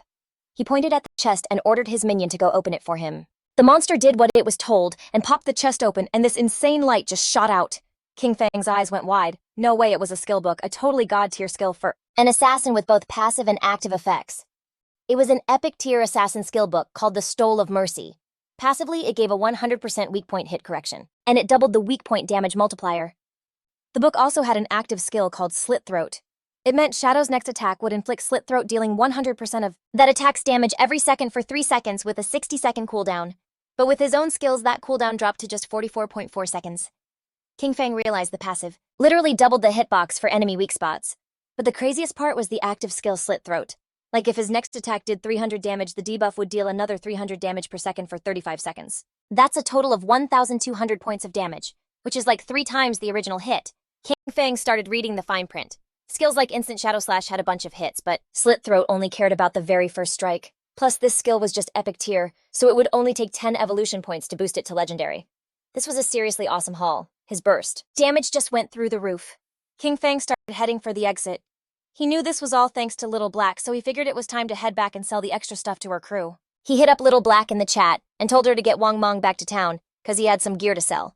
The second they heard Shadow was done with the ruins, they were like, all right, let's head back. But when Kinfang got back to the starter town, he couldn't believe his eyes. A massive crowd of players was just waiting for him. Every single one of them wanted to send him a friend request. Some were even offering to be his followers, promising to be his personal hype squad. The head of the running group from Zhanhai City was there to officially invite Shadow to join their guild. Kinfang even had fans all the way from Firefly Town who came just to say hi. Players from all over were trying to team up with him. Seeing all this, he realized the teleport gates from other towns must be online now. Finally, he could get to Songfei's town, Firefly Town. Without even hesitating, Kinfang just vanished into thin air, becoming a total shadow. He popped his invisibility skill and started slipping away from the crowd. The players all started arguing with each other, thinking they'd scared him off by being so annoying. Kinfang found Little Black and got her attention. She raised her hand and told her captain that the pro shadow was here. But then something totally caught Kinfang's eye. It was his sister Kin Xiou. No way. She gave him this super sweet smile, and a million questions started racing through Kinfang's head. Like, how in the world did she end up on Wang Mong's team? He knew she could totally wreck Wang Mong's crew, so he knew he had to play it cool, especially since the whole world knew about Shadow now. He couldn't blow his cover, and his powers were still useless in the real world. And with this many people watching, even a butter knife could probably take him out for real. Meanwhile, Zhu was blushing like crazy. She could just feel how powerful he was, and suddenly realized Wang Mong's party was total garbage compared to him. She was thinking if he carried her through the game, she could be back with Songfei in just a couple of days. Kinfang used the system to tell the captain that the gear he got was perfect for their party's classes. Plus, the skill books would give their combat power a serious boost. Our guy set the starting price at 22 days of lifespan. For Wang Meng, that was a crazy high price since the gear was all silver and gold tier. But for now, they were totally broke. Kinfang was chill about it, though, and was like, no worries, you can pay me back later. Wang Meng was super grateful and thanked him, having no idea how he could ever repay the guy. He promised that if Kinfang ever needed anything, all he had to do was ask, and they'd have his back for real. The party's swordsman slapped on a golden helmet and was all, dude, Shadow is a legend. He couldn't even believe he was scoring gold tier gear this early. Wang Meng equipped his stuff too, and got a gold tier skill that tripled his DPS. He literally started tearing up cause Shadow even let them buy on an IOU. Seeing how much Shadow trusted them, Wang Meng checked his inventory, but didn't find any priest gear, which left Zhu kinda confused. The archer was so mad, acting like she was just lucky to be mooching XP off them. Zhu walked up to Kinfang, introduced herself as the party's priest, and asked if he had any gear for her. Then the system pinged our boy a player named Little Graceful wanted to be friends. Shio's eyes went wide with surprise. But Kinfang just gave her this icy stare, and then poof vanished into thin air, leaving poor Shio totally shook. With a super confused look, she was like, where'd Shadow go? Wang Meng tried to explain that he probably just didn't get any priest drops this run, and that maybe next time he'd have something for her. But the archer dropped a truth bomb. Kinfang totally dissed her on purpose. To Little Black, Shadow was just so cool how he'd show up, and ghost like a dragon. Kinfang dipped out knowing full well he had a gold-tier priest staff and a gold-tier priest skill book in his bag, but there was like no way he was gonna give that epic loot to Kin Xiou. As he leveled up, he was gonna have tons of extra gear and skill books, and selling them one by one was a total waste of time. But Wang Mong's connection with the officials was clutch for buying his stuff in bulk. He couldn't let Zhu mess up his deal with the authorities. He had to find a new priest for Wang Mong's crew ASAP to replace her. His eyes got super serious when he realized he had to find little Zhu like right now. Guy Yixu, who used to run the God Slayer Guild in his past life. She was a secret priest class called the White Aven Priestess, and she came with a white bird that could heal and drop buffs. She was the only priest he knew who could solo epic tier bosses. She was a total powerhouse. And compared to her, Kin Xiou was a complete noob. Kinfang fired up the gate, remembering that little Zhu was also from Firefly Town. Just like how Song Fei was the perfect fit. If Kinfang could just find little Zhu, he was totally gonna get her on Wang Mong's team. He jumped through the gate and warped to Firefly Town. Fang showed up in Firefly Town, and it was like way different from the starter zone. As he was walking around, he overheard two players saying they had to get back like ASAP. The silver boss was under half health, and they couldn't let someone else steal the kill, or all their work would be for nothing. One of them was cursing out Song Fei, cause that jerk brought a whole army of fangirls with him, and there was no way they could compete. He couldn't figure out how some wannabe celebrity had so many clueless fans. Kinfang had literally just gotten there and was already on Song Fei's trail. He followed the players and ended up in a valley.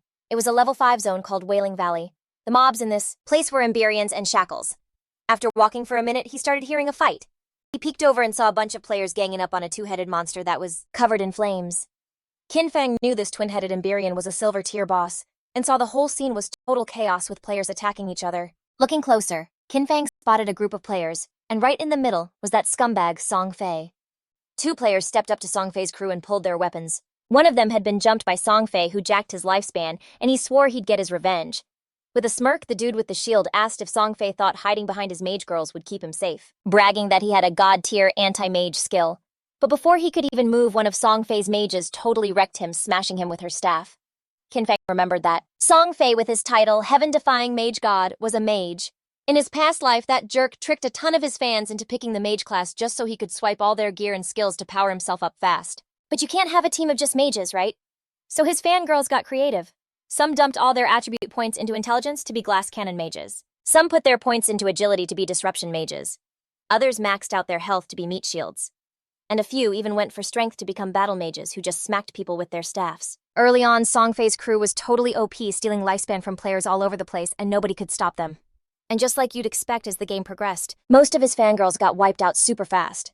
Pointing at the boss, Song Fei started laying it on thick, saying his fans were working so hard it made his heart ache. He hoped the boss would go down soon so everyone could chill, and he wished the world was like full of love and not violence. The twin-headed Emberian started charging at Song Fei's group. One of Song Fei's fans was all like, "Oh, this is nothing for us, the one who's really trying is him." According to her, he worked so hard he shouldn't have to put up with all this. He used the pendant, aimed it at the monster, and decided to take it down so it wouldn't hurt their precious Song Fei. Song Fei's simps started blasting the monster with spells. They were totally down to beat it just so Song Fei could become the king. They all swore they'd follow him anywhere. The monster just opened its mouth and shot a massive fireball right at Song Fei, making him jump. But right before the fireball could even touch him, one of his fans jumped in front and took the whole hit. Song Fei grabbed the girl's hand and put on this super sad face while her body was literally fading away. With tears streaming down her face, she swore she'd do anything for him. The chubby girl gripped her magic staff and told the others to get fired up, since if they could just take out this ugly monster, their boy Song Fei could finally hit #1 on the leaderboard and beat Shadow. That got everyone else hyped. They raised their weapons, swearing they were going to conquer the world and rule the heavens, and fight right alongside Song Fei. They unleashed a bunch of powerful spells, making lightning crash down on the monster. Song Fei could tell it was about to go down. Knowing this silver tier boss was tough to beat, he couldn't stop wondering how someone had managed to solo a gold tier boss. He was so sure Shadow must have used some kind of glitch. Song Fei had tons of fans helping him and was only level 7. He had no idea how Shadow leveled up so fast.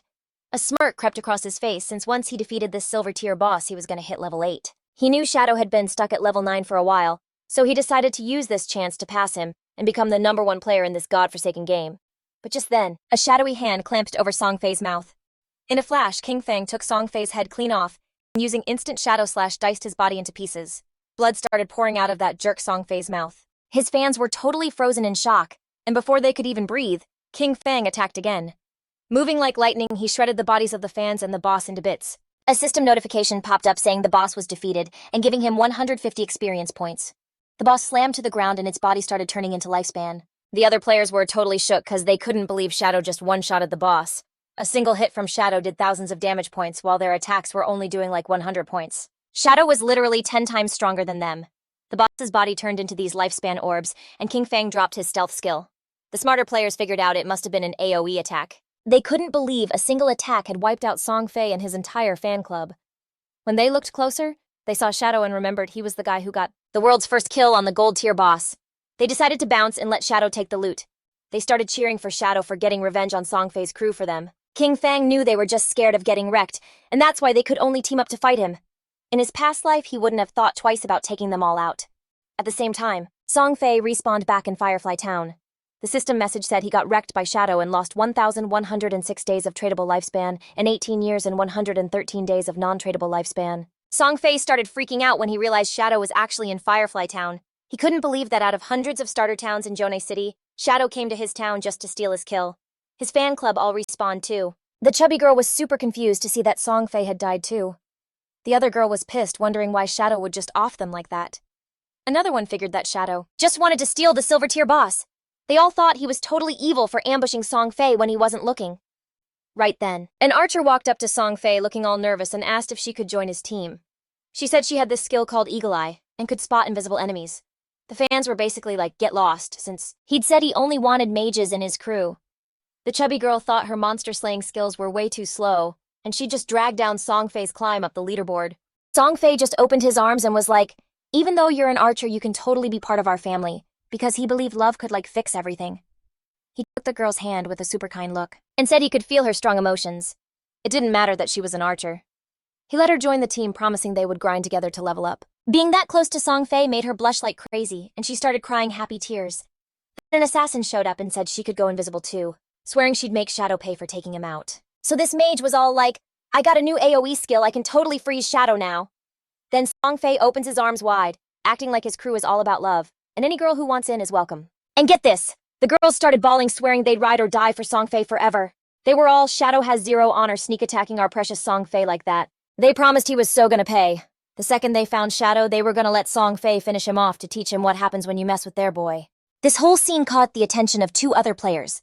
They had no clue what Song Fei was planning, but they knew someone had taken him out, and honestly it was super satisfying. They remembered Song Fei had that whole squad of girls protecting him, so they couldn't figure out how he got.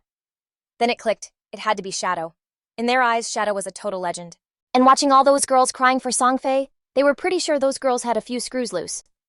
A smirk crept across Song Fei's face, because he was sure that with this huge audience once he wrecked Shadow, everyone would know it's pointless to be strong if you're a lone wolf, especially an assassin. He was basically saying Shadow was some weak-sauce assassin who was dumb enough to challenge a great and noble mage like himself. Meanwhile, Kinfang was scooping up loot with greedy hand, snagging 16 evolution points, 217 days of tradable lifespan and 6 pieces of silver tier gear, plus 1 piece of golden tier loot. Kinfang decided to level up his graceful liberation skill, using 10 of his 19 points. Just like that, the skill went from epic to straight-up legendary. The passive effect, weak point attack correction, jumped from 100% to 200%. And the weak point attack multiplier literally doubled. The active effect got a major glow up too. The next attack would trigger the throat slit effect, dealing a crazy 150% attack damage per second instead of just 100%. It lasted for 3 seconds, and the skill's cooldown dropped from 30 seconds to 18.5. The weak point hit correction had been boosted by 100%, hitting 200%, which basically meant the target's weak spot was twice as big. If it got buffed anymore, like half the enemy's body would count as a weak point. He was pretty sure even his Shadow Slash could score weak point damage now. The original epic level skill with 0 evolution points could jump to legendary. But to get it from legendary to mythical, that took 100 times more evolution points. It needed a whopping 200 points to evolve from legendary to mythical. Going by that math, his epic level greedy hand was going to need 210 evolution points to evolve. And once it hit legendary, getting it to the next level would cost 340 points. He had 9 evolution points left, so he decided to pump them into backstab enhancement. Kinfang dropped 8 points and the skill. Backstab enhancement leveled up from gold to platinum, and its passive damage boost jumped from 30% to 40%. A silver tier boss plus that whole group of players had netted him a total of more than 140 days of tradable lifespan. Mission accomplished, so he figured it was time to bounce. But while Kinfang was zoned out, some girl tried to jump him. She was totally going for the takedown. Shadow just watched her silently and dodged the attack like it was nothing. The girl went at him again, but he dodged it again, no sweat. The girl was completely shook that he could avoid all her moves. Not wasting another second, she hit stealth and vanished. Just then, Song Fei's fan club showed up on the cliff above. They had him cornered and were screaming about getting revenge for Song Fei. Song Fei's mages raised their staffs, and the archer who had just joined the crew started aiming her bow right at Kinfang. They were all seriously mad, swearing they'd get payback for Song Fei. Kinfang just used stealth and poofed into thin air, becoming a literal shadow. Seeing this, the archer activated her eagle eye skill and was basically like, "Your invisibility trick is useless on me." Her arrow morphed into a ghost eagle, and after a few seconds it exploded, its feathers raining down from the sky. The feathers started to land on the other assassin from Song Fei's party, which totally canceled her stealth and made her visible. The chubby girl pumped her fist, all hyped because she thought they'd found King Fang. She gave the order to the others to use their ultimate skills and hit him with everything they had. Following her command, Song Fei's fans went all out with their most powerful attacks.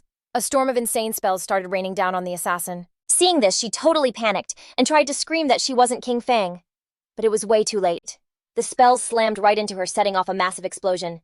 Instead of feeling bad, the chubby girl was just furious, since she didn't care about the other girl anyway. She wasn't a mage, which proved she never really loved Song Fei. According to her, this was just karma for being a fake fan. She ordered the archer to launch the eagle again to find Shadow. The archer nodded, but at that exact moment, King Fang whipped out the ghost fire bell and started ringing it, activating its soul attack skill, which could freeze all enemies within a 100-meter range for 3 seconds with a 521-second cooldown. Right before the archer could pop her eagle eye skill again, a weird aura flashed around her and her friends, leaving them completely paralyzed. Seeing this, they were all just super confused. Before they could even take another breath, King Fang appeared and used instant slash, attacking like a bolt of lightning and dicing them into pieces before they even had a chance to react. Song Fei peeked out from behind the corner, totally clueless about what was going down, or why his crew just got wiped. 'Cause if Shadow had made a move, everyone would have seen him. Then King Fang, totally invisible, crept up on him with this super arrogant look that basically screamed, "You're about to die," the second he heard Shadow's voice. Song Fei's eyes went wide and he started shaking, totally freaked out. Without wasting a single second, he threw up his magic shield and bam, a massive force field just popped up around him. But get this, King Fang shot a poison dart that just sliced right through Song Fei's shield like it was nothing, shattering it. The dart nailed him right between the eyes, sending that punk Song Fei straight to the floor, screaming his head off. Song Fei's body literally burst into these orbs of lifespan.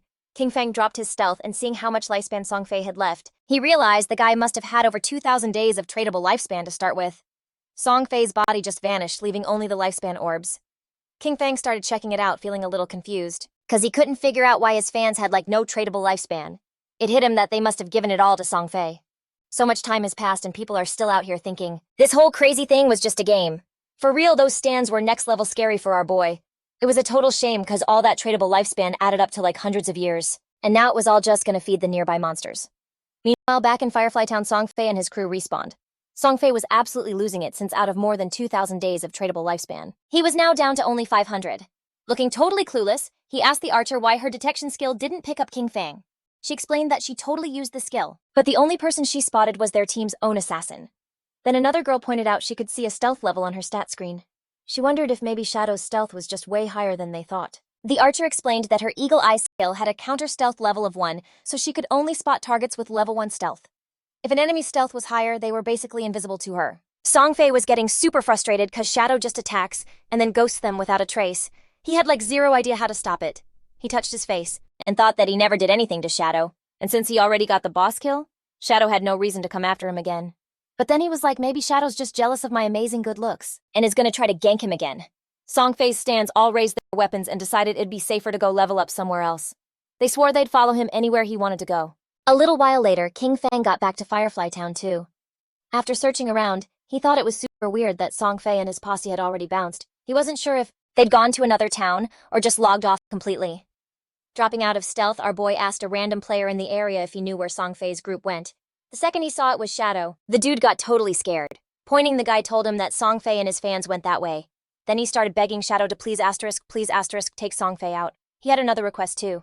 After he ganked Song Fei, he asked King Fang if he could spare his girlfriend, a hunter named One Flying Treasure Cat. Our boy just told the guy he should probably look for a new girlfriend.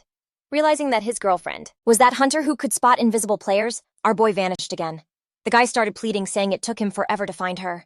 Even though King Fang knew the direction he had no clue where they were actually headed, and searching everywhere would take way too long. The dude put a hand to his mouth and started shouting for Shadow. Our boy knew things would be way easier if he could just find Xiou. Just then, a girl walked right by him and he totally froze, completely surprised. It was none other than Xiou. Our boy dropped his stealth and with a friendly smile called out to her, asking if she could help him with something. When she saw it was Shadow, she was completely shocked. Kinfang pulled a gold-grade staff from his inventory and mentioned he'd heard her class could track targets over a huge area. He promised that if she could find Songfei for him as a reward, he'd sell her the staff for a crazy good price. Seeing it, Gu Yixu's eyes totally lit up with excitement. She opened her system window and asked how he even knew she could search such a big area. She remembered she'd never told anyone about that. King Fang just asked if she wanted the gold-grade weapon, and she was like, duh, even though she wasn't sure if she had enough to buy it. With a confused look, King Fang asked if she didn't even have 500 days of tradable lifespan, telling her the original price was at least 700 or 800 days. After checking her system window, she realized that she actually had 700 days to buy the staff. Hearing that, our boy made the deal and handed over the staff. A system window popped up confirming the transaction was a success. She took the staff and basically started drooling. Our boy gave her a little tap on the cheek to get her to focus, telling her to hurry up. Hearing that, she blushed and nodded with a smile. Using her new staff, she started to focus and use her powers. Even though this was the first time she'd ever met Shadow, he felt strangely familiar. Her owl started to fly in circles around her, and she asked if Shadow wasn't worried she'd just take the staff and ditch him. Looking totally calm, our boy just asked if she didn't hate Songfei, making it clear he already knew she did. Gu Yishu's eyes went wide with surprise. She wondered if maybe Shadow was a friend of hers IRL, but his voice didn't ring any bells. Kinfang just smiled and told her she should try and guess. She raised her hand and the owl took off. She was way too lazy to guess anyway. Just then, her eyes widened in shock. The owl started flying over the town and way out in the distance in the middle of the canyons. She saw Songfei and his fans. Her owl had finally found where Songfei was hiding in the rocky canyons, and she quickly gave King Fang the location. She also told him to hurry up because Songfei and his crew might bounce it before he even got there. The owl was fast for sure, but tailing them for that long would totally drain it. Shadow, all hyped up, was like, don't even sweat it. I'll be there in a flash. And just like that, King Fang bolted, zooming over rocks and rough terrain without even slowing down. But then, plot twist, the owl just stopped flying. That made King Fang slam on the brakes, cause that meant something was totally messing with their tracking. He scanned the area and spotted a tree with a super sus symbol on it. Needing the deets, he hit up you again, and she had the owl go scout the place out. In a sec, the owl found 2 more trees with the exact same signs. One was 100 meters straight ahead, and another was 100 meters to the left. King Fang went up to each tree, touching the symbols like super carefully. The second he juiced all 3 with a little bit of his energy, this insane beam of light connected them. Then the ground in the middle started glowing, and poof, a treasure chest with this crazy green light and golden glow just materialized. Fang was totally shook. A treasure like this in a basic place like Firefly Town, he could barely process it. These treasures left by the old gods were like beyond rare and could pop up literally anywhere. Some of them spawned monsters, others unleashed a whole stampede of beasts, and then there were ones like this with legit epic loot.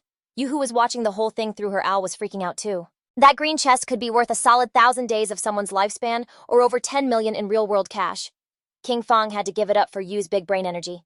Back in his last life, a year of someone's lifespan started at 10,000, but it shot up to 50,000 by like day 2. Yu, totally fascinated, started taking notes on the symbols for later. You could see the gears turning in her head. There was no telling what kind of secrets her tracking skills could unlock. Then King Fang went for it and popped open the chest. Inside was a skill book with a dark, edgy vibe called Curse of the Blossoms, a seriously OP emerald-level ability. This skill made cursed flowers sprout from a downed enemy, dropping their tradable lifespan to absolute 0. And get this, it had no cooldown period. The only catch was it had to be used within 15 seconds after someone got wiped. Fang remembered just how broken this spell was from his past life. Every single enemy he took down could become a power-up. If he could just clap Songfei again and camp his body for a sec, he could literally drain him of everything. A wicked grin spread across his face. This time Songfei wasn't just gonna get beat. He was gonna get completely zeroed. As King Fang booked it toward his target, the scene flips. Miles away in some canyon, Songfei's biggest stands were deep in a boss fight, wailing on it while Songfei just chilled in the back, waiting to steal the final hit. Songfei was getting cocky, thinking there was no way King Fang would follow them this far, especially since he'd already wrecked a silver-level boss and clowned on him twice. That should have been the end of it, right? But Songfei was dead wrong.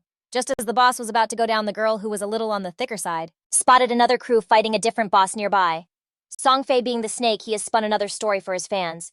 He said the other group were stands of a rival idol trying to make him look bad. The faces of his fans got all twisted with rage, like no one was gonna one-up their precious Songfei. Without even thinking, they just charged at the other group. The other team, totally clueless, thought they were about to get some backup. They totally welcomed them, but before they could even say what's up, the heavyset girl just slammed her staff down, one-shotting their leader. The rest of the team was just stunned as Songfei's fans went full psycho on them, screaming some crazy stuff about idols and destiny.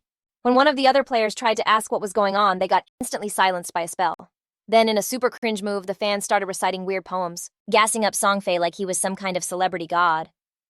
After they wiped the other team, The girls cleared a path for their golden prince Song Fei to finish off the boss. Song Fei kept the act going, pretending to be all grateful and showering them with thanks that meant absolutely nothing. He made up some story about almost getting ambushed and called them his heroes. His words had them all blushing and giggling. They were completely trapped in his little fantasy world, but the party was over. At that exact moment, Shadow materialized at the edge of the canyon. Song Fei felt a sudden vibe shift, like something was majorly off. He got this icy chill down his spine, but by the time he spun around, it was game over. Fang's sword sliced through the air with a sense of pure justice striking in a blink. Song Fei's head was disconnected in one clean motion, and his body just dropped. But this time, Shadow didn't just dip after doing the deed. He knelt down next to Song Fei's body and used the Curse of the Blossoms. A massive red flower literally bloomed right out of Song Fei's chest. Its petals were moving like they were alive, just siphoning all the tradable lifespan from the little punk. The fangirls just stood there totally stunned, not able to even process what was happening right in front of them. Then the scene cuts and Song Fei is back at the Firefly Town portal, all confused and salty, still with zero clue why Shadow was always on his case. In his own twisted logic, he decided it had to be jealousy. Maybe Shadow was mad about all the attention he got from the fangirls. Or maybe one of those girls was someone Shadow had a crush on.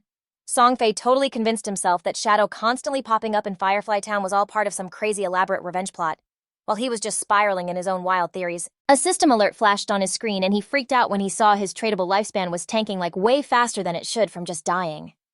At first, he just assumed it was some kind of penalty for getting wiped too many times. But before he could even process, his whole fan club started popping up at the portal too. That one heavier mage girl was with them, totally out of breath, telling Song Fei about this super creepy red flower that sprouted from his body, saying it was draining something major. Song Fei connected the dots super fast. The cursed flower and his vanishing lifespan, all Shadow's doing. It had to be some crazy new ability. That realization hit him like a truck, and he just yelled at his fans to log off like right now. He knew if they kept getting wrecked by Shadow, their tradable lifespan would hit 0, which basically meant real death.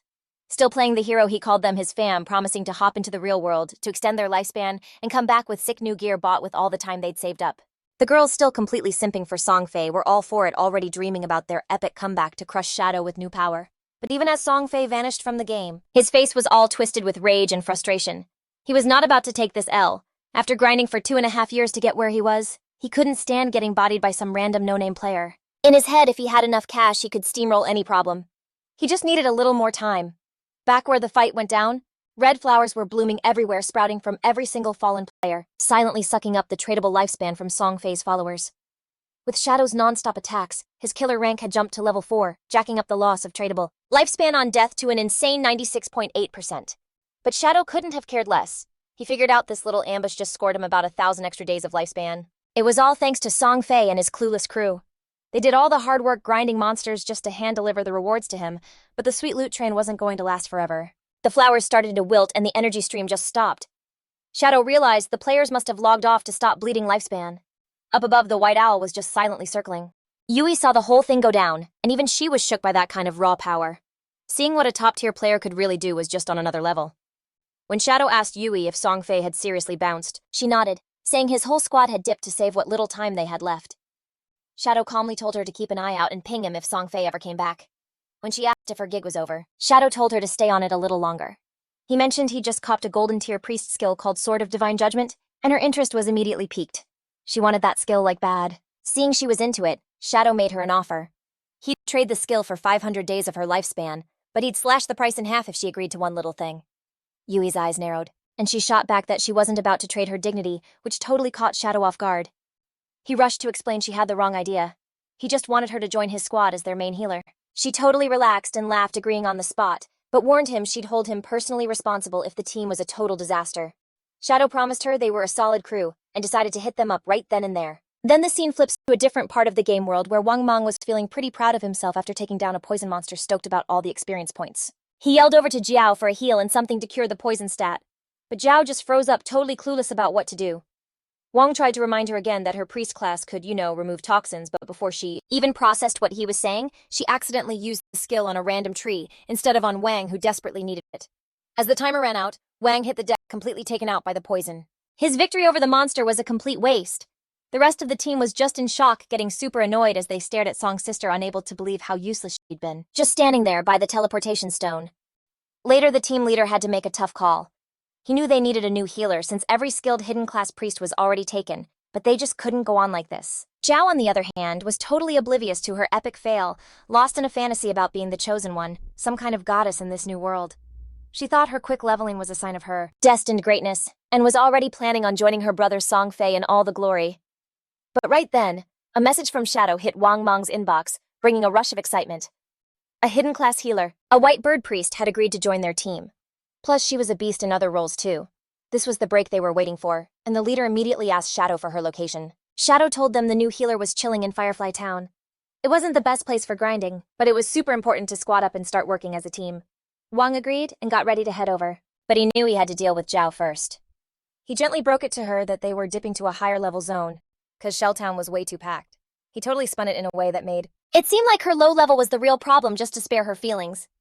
But before she could even get a word in, the whole squad just bounced, clearly psyched to ditch a healer who couldn't, heal. Zhao wasn't even tripping though. She saw them leaving as a total win. Figuring they weren't on her level anyway, she decided she was going to track down Shadow and make him power level her. Meanwhile, Wang Mang made it to Firefly Town and linked up with Shadow and Yui.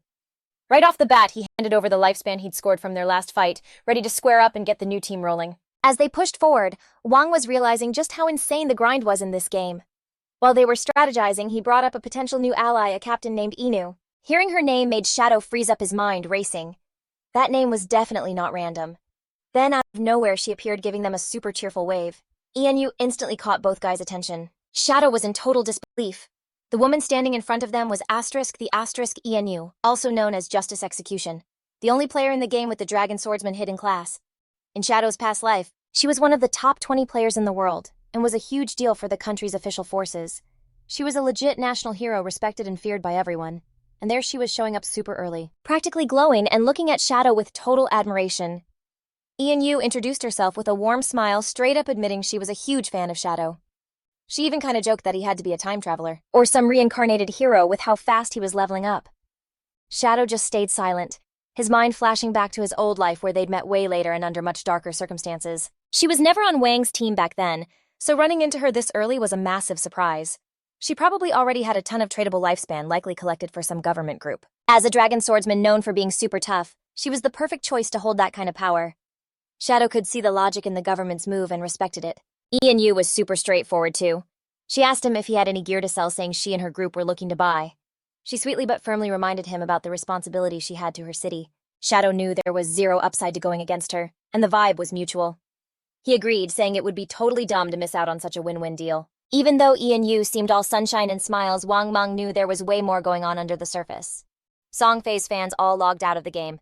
They had seen the official post that left them completely shook. The whole lifespan in this messed up game was real, and if it hit 0, you actually died in the real world. The archer was livid when she realized this wasn't just a game. She had given all her tradable lifespan to Song Fei. Some of them only had a couple of days left. The assassin had offed several players and had the assassin's debuff, and dying one more time was about to cost her double the lifespan. They were all freaking out. They couldn't believe dying 3 times could cost so much. The chubby girl started reading the messages, and her face was covered in sweat.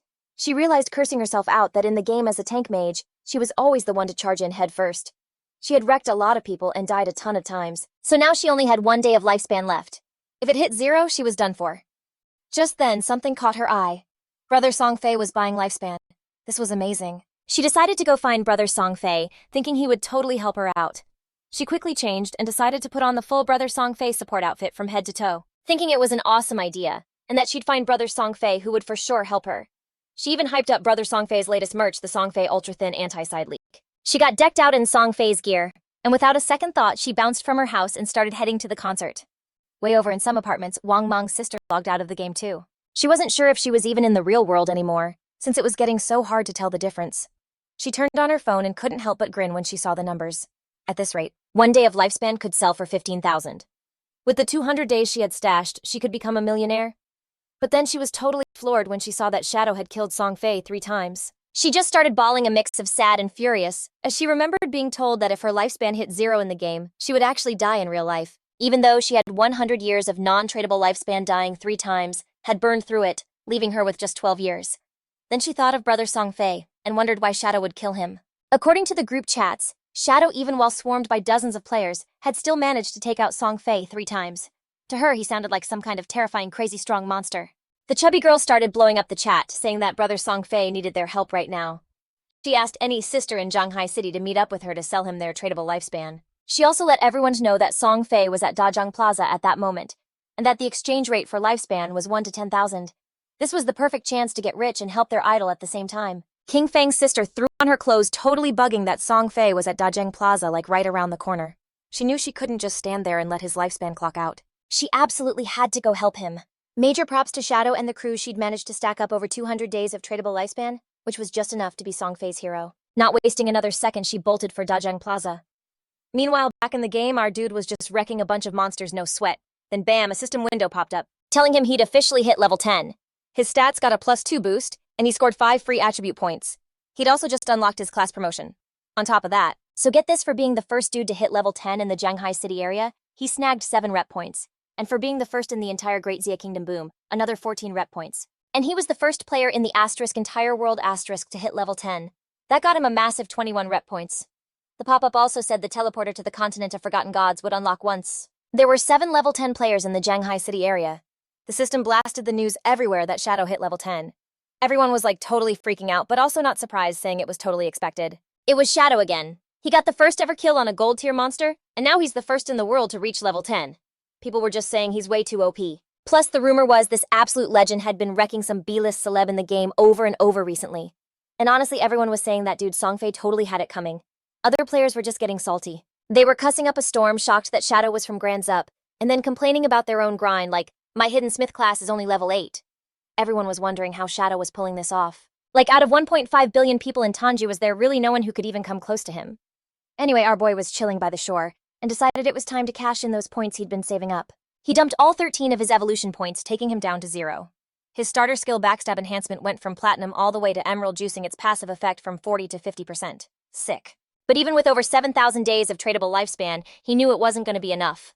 The thing is, to even leave the starter town, they needed to get 7 level 10 players together to fire up the teleportation portal to the continent of the Forsaken Gods. But the next highest player was only level 7, so yeah, they were going to be stuck waiting for a while. So he decided to log out and handle some business in the real world. His avatar just poofed into sand, and a few seconds later he opens his eyes IRL and the system hits him with a question. Want to burn some tradable lifespan to bring your skills into reality? Kinfang didn't even hesitate. He was like, heck yes. Then the system asked which skill he wanted to pull into the real world. He stood up and chose to pull his whole class. Just like that, the system ate 1,000 days of his lifespan and the transfer was done. He got the Shadow, its passive kicked in, and his stats got a major boost. Strength went up by 3, Constitution by 3, Agility by a crazy 8, and Spirit by 5. Then he was like, let's do level 2. The system was like, you got it, level 2 successfully extracted. That move cost him 2,000 days of lifespan. His real-world level shot up to 3, and his stats got another buff. Strength got a +4, Constitution +4, Agility +4, and Spirit +4. Then the system pinged him 900 days of lifespan gone, and he'd pulled the Platinum tier Shadow Step skill. It also told him that he'd just spent another 2,262 days of lifespan to extract the Silver tier Venomous Dagger skill. He was pretty stoked, because he still had 1,292 days left, and couldn't pull any more skills for now. He'd basically paid the price for a low-tier skill, but somehow got the Platinum tier Shadow Step instead. It was such a sweet deal he couldn't help but clench his fist, but then he got totally furious just thinking about Song Fei. His base stats were now double a normal person's, and his agility was at a superhuman 32 points, way past the human limit. With unlimited invis and a poison dagger, he could chuck up to 14 meters. He knew he could find a way to take Song Fei out for good. Kinfang started scrolling on his phone and was like shocked to see Song Fei was going hard buying up lifespan. He was like, is this dude really planning to jump in the game just to come after me?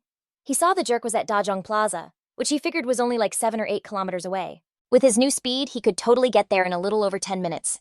But right then his hands started shaking when he saw a text from Hukibin, his super arrogant and powerful boss from work, who was totally ticked off that Kinfang was ghosting her calls now that he was getting somewhere. She knew the young lady was into him and this was his big shot. She just couldn't believe he wasn't playing along. So Kinfang was just like, nah, and blocked Hukibin. As he was walking, he tossed his phone and started to go invisible. He was thinking, these people have no idea what the Forsaken Gods game is really about. A few hours later at Dazhang Square, Song Fei's concert was in full swing. The place was packed with fangirls, and get this, Kinfang's sister was in the crowd. Up on stage, Song Fei was sitting with some blonde woman, and she smiled and brought up how she heard he got owned by Shadow 3 times in the game. She told him not to sweat it, cause she already had people digging into who Shadow really is. Song Fei looked all curious and asked how the search was going, and she spilled that she'd already sent someone to Firefly Town to link up with him. They were gonna offer him a crazy amount of cash he couldn't say no to. And when he shows up in the real world to get paid, they were gonna grab him. and she promised that when they did, they'd make sure brother Songfei could get his payback. Hearing that, Songfei just smirked and told her to hit him up when it was go time. Then he asked if she'd heard that her dad's corporation had been pulling this move to basically control a bunch of players and make them grind for her for free. Hu Kibin was literally cracking up, because in her opinion, they were all a bunch of weak sauce losers who couldn't even grind for a decent amount of lifespan. For her, rolling with Team Songfei was way smarter since so many girls were just throwing their lifespan at him and were even ready to check out for him. Songfei let out this super shady laugh. Then some guy in the audience started yelling, demanding they all stop being so stupid and selling off their lifespan. He looked right at Songfei and said he knew damn well lifespan was a life or death deal, but he was still out here messing with his fans' heads and buying up their time like it was nothing. He called Songfei out for putting lives on the line and swore they were going to report him. Songfei just smirked, thinking there was always one clown trying to start drama. He stood up and launched into a whole PR speech saying he'd seen all the chatter online lately. He admitted that his quest for lifespan might have taken up some public resources and been an inconvenience, and for that he was deeply sorry and wanted to give his most sincere apology. His fans were immediately like, "No, you don't have to say sorry, you didn't do anything wrong." With this super earnest smile, Songfei said he was truly grateful for all their support and love. At the same time, he seriously urged everyone to remember that standing should be all about good vibes. He hoped they could all support their faves rationally during this crazy time in the game, and while keeping themselves safe, they also needed to work together to bring more positive energy to the world. With his face all covered in tears, he explained that while the whole country was dealing with this game, he'd been working with the officials and grinding super hard. That's why he'd been using his own cash to get more lifespan, hoping to become a quality idol in the game, someone actually worth standing. He said he did it all to give back to them, hoping everyone could get something good out of this and just live happy, peaceful, and safe lives and work towards a better future together. But he never ever expected it to cause so much drama for everyone. His whole act had all his fans literally bawling their eyes out. He apologized again for causing them trouble, which just made everyone feel even more for him.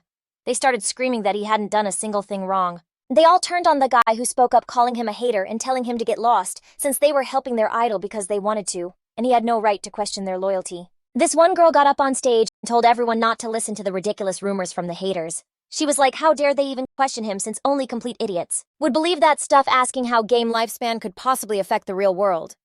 She put a hand on her heart and declared she'd be the first in line to die for him. She said her logout screen showed she had less than a day of lifespan left, but look, she was totally fine. And even if the rumors were true, if you weren't ready to literally die for him, then you didn't deserve to say you loved him. Her speech got the whole crowd so hyped, they all decided to transfer every last second of their lifespan to Songfei. He was totally vibing with his fans' energy. He reached his hand out to the girl and said that being loved by a fan like her made him feel truly honored. The girl in response was just a sobbing mess, totally ready to die for him.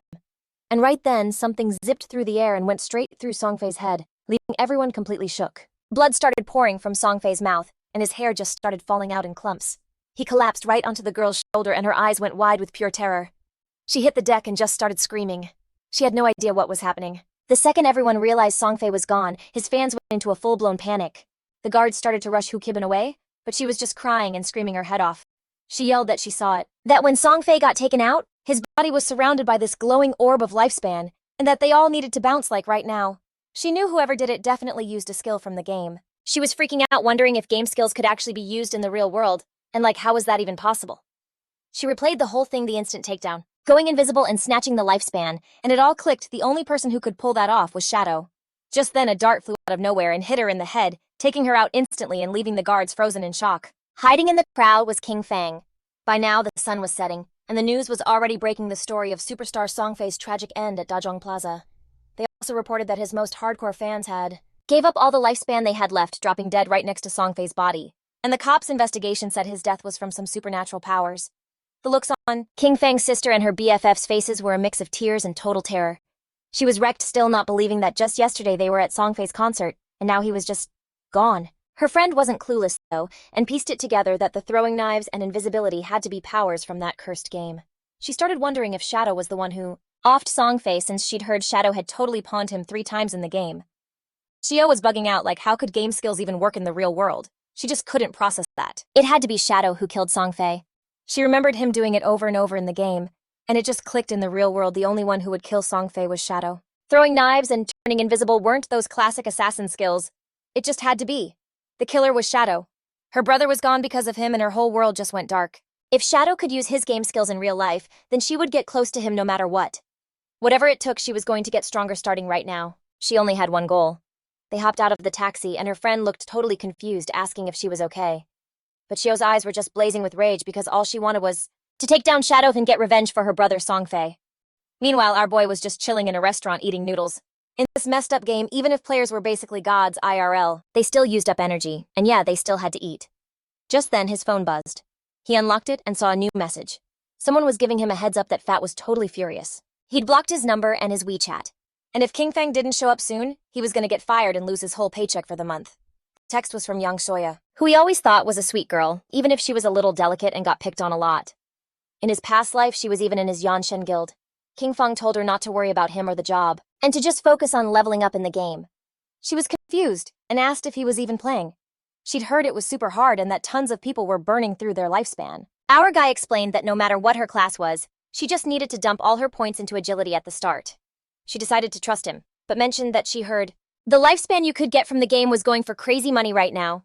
Then she asked Kinfang how he was doing and how much he'd made. He just said, "Not much, I've basically spent it all." He knew Fat was just some lackey, and the real issue was the boss behind him, Kin Xiou.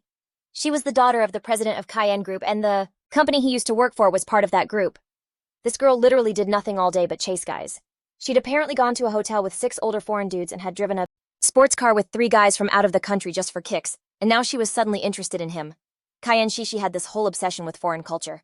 After the game dropped, she'd bounced from Great Zia and headed to North America, where she started one of the top 3 guilds, Alice's Wonderland. She was specifically all about opposing Great Zia. In his past life, she caused endless problems for Great Zia and his Jinshen guild. He figured he needed to find a way to handle her before she left the country. Otherwise, once she got to North America, it would be way harder to deal with her. If Kin Xiou disappeared, the Alice's Wonderland Guild might never even be created. Rumor had it that all the key founders of the Alice Guild were connected to Kin Xiou in some way, and if she was gone, the ties holding those founders together would totally snap. His phone started ringing again. This time it was a call from Xiou. She sounded kind of shocked to hear his voice, since she totally thought he died in the game. Now that she knew he was alive, she told him she'd earned enough money to buy a house so he didn't have to worry about her anymore. Our guy decided to just play along and asked if there was anything else she wanted to say. She told him to stop bothering her and that she wouldn't be looking for him either. She also told him not to even try and find out where she was living, because from this moment on she was cutting him out of her life. He hung up and couldn't help but feel pretty happy. It was time to head back in and keep leveling up. It wouldn't be long before someone hit level 10 and realized skills could be brought into the real world. When that happened, peace was officially over. A little while later, Xiou and her friend logged back into the game. Her friend was still confused, asking if cutting off her brother wasn't a little extreme and that maybe she should make up with him. Xiou stood her ground and said no, revealing she'd sold her lifespan to the Kin Group for a full 2 million. Her friend was in total shock. Xiou also mentioned she bought a house for them to live in together. She added that she was going to meet Shadow soon, and by then Kinfang wouldn't matter at all. Just then, a player walking through the area caught her eye. With a smile, the guy handed her a book and said this was the assassin skill book she was looking for. He also reminded her not to forget what she promised him. With a super cheerful look, she nodded and said that once everything was settled, she'd take care of his little wishes. In her head, though, she was calling him a total suck-up and thinking that once she met Shadow, no one would care about a worthless loser like him. She messaged Wang Meng that she got an assassin skill book, a control skill. She told him to ask Shadow if he needed it because she could give it to him. A smile crept across her face. In her opinion, Zhang Wei, that bootlicker, was actually kind of useful, since he managed to get such an awesome skill book. This book was going to be the thing that connected her and Shadow. She'd get close to Shadow soon, just hang back by his side, heal him, help him kill monsters, and level up with him. She was going to make sure he felt every single bit of her help, to get him to totally trust her, to make him think she was his ride or die. But once she was strong enough and didn't need him anymore, she was going to take him out herself and make him pay for what he did. All for revenge for her brother Songfei. But plot twist, Wang Meng was like, Shadow says this skill is garbage. He didn't even want it. He told her she could just keep it and sell it for cash. A little later, Shadow hopped into the game too. And right then, he heard a massive fight going down with some crazy-sounding boss. Following the noise, Kinfang saw this dude with a shield going up against a boss with a ton of arms. The guy tried to bail, but it was no use, the monster totally shredded him. Our boy realized what he was looking at. A golden arachnid, a level 8 gold tier boss. This thing had a level 2 anti-stealth skill. That meant right in front of it, his invisibility was basically useless. Then the monster let out this huge roar. Kinfang powered up, burst out of hiding, and hit it with a super fast shadow slash, dealing thousands of points of damage. He had this buff where his damage doubles when he attacks from out of sight. He knew that buff shouldn't even work since the enemy could see through his stealth, which would normally nerf his damage big time. However, the legendary effect from Graceful Liberation cranked up the damage on the golden arachnid's weak spots, the head and heart, by 200%. Out of his 9 Shadow Slash hits, 3 of them were criticals on its weak points, doing 3 times the weak point damage, which totally made up for the damage he should have lost. Seriously, what a legendary skill. He owed a huge thanks to Xiao for helping him find that Faith Temple. There was this mage watching the whole thing go down. She was like, Shadow's damage is insane. One skill just took out a 16th of the golden arachnid's entire health bar. Kinfang whipped out a venomous throwing knife and nailed the monster in the head for 1,783 points of damage. His venomous throwing knife was still just silver tier though, so the damage was starting to feel kinda weak. He really needed to level up his class to get better invisibility. But then out of nowhere, the monster lunged right at him, ready to strike. The mage totally freaked, but Kinfang's eyes just lit up with confidence. The monster went on the attack, but he dodged every single move like it was nothing. The mage and her friend were just staring, completely shocked, wondering, how is he that fast? They realized it wasn't just his speed either. His reflexes were unreal, and it was like he already knew every single move the boss was gonna make. When it came to speed, he was pretty much keeping pace with the boss. He dodged every attack like he'd fought this thing a million times before. Back in his past life, he was with Kin Xiou, and she could barely even protect herself, let alone heal him. So over time, he had to get good at this stuff. 'Cause for a warrior, it's not just about taking hits. You gotta have sick moves and dodging skills too. His eyes started glowing with intensity. That's how he managed to climb into the world's top 100 with just a basic warrior class. He unleashed a flurry of slashes on the boss, and now its health was already down to less than half. Our guy went invisible again, thinking that compared to crazy bosses like the Golden Ghost Ship with its unblockable attacks, this golden arachnid was a total cakewalk. The mage couldn't believe her eyes when the boss actually tried to run away.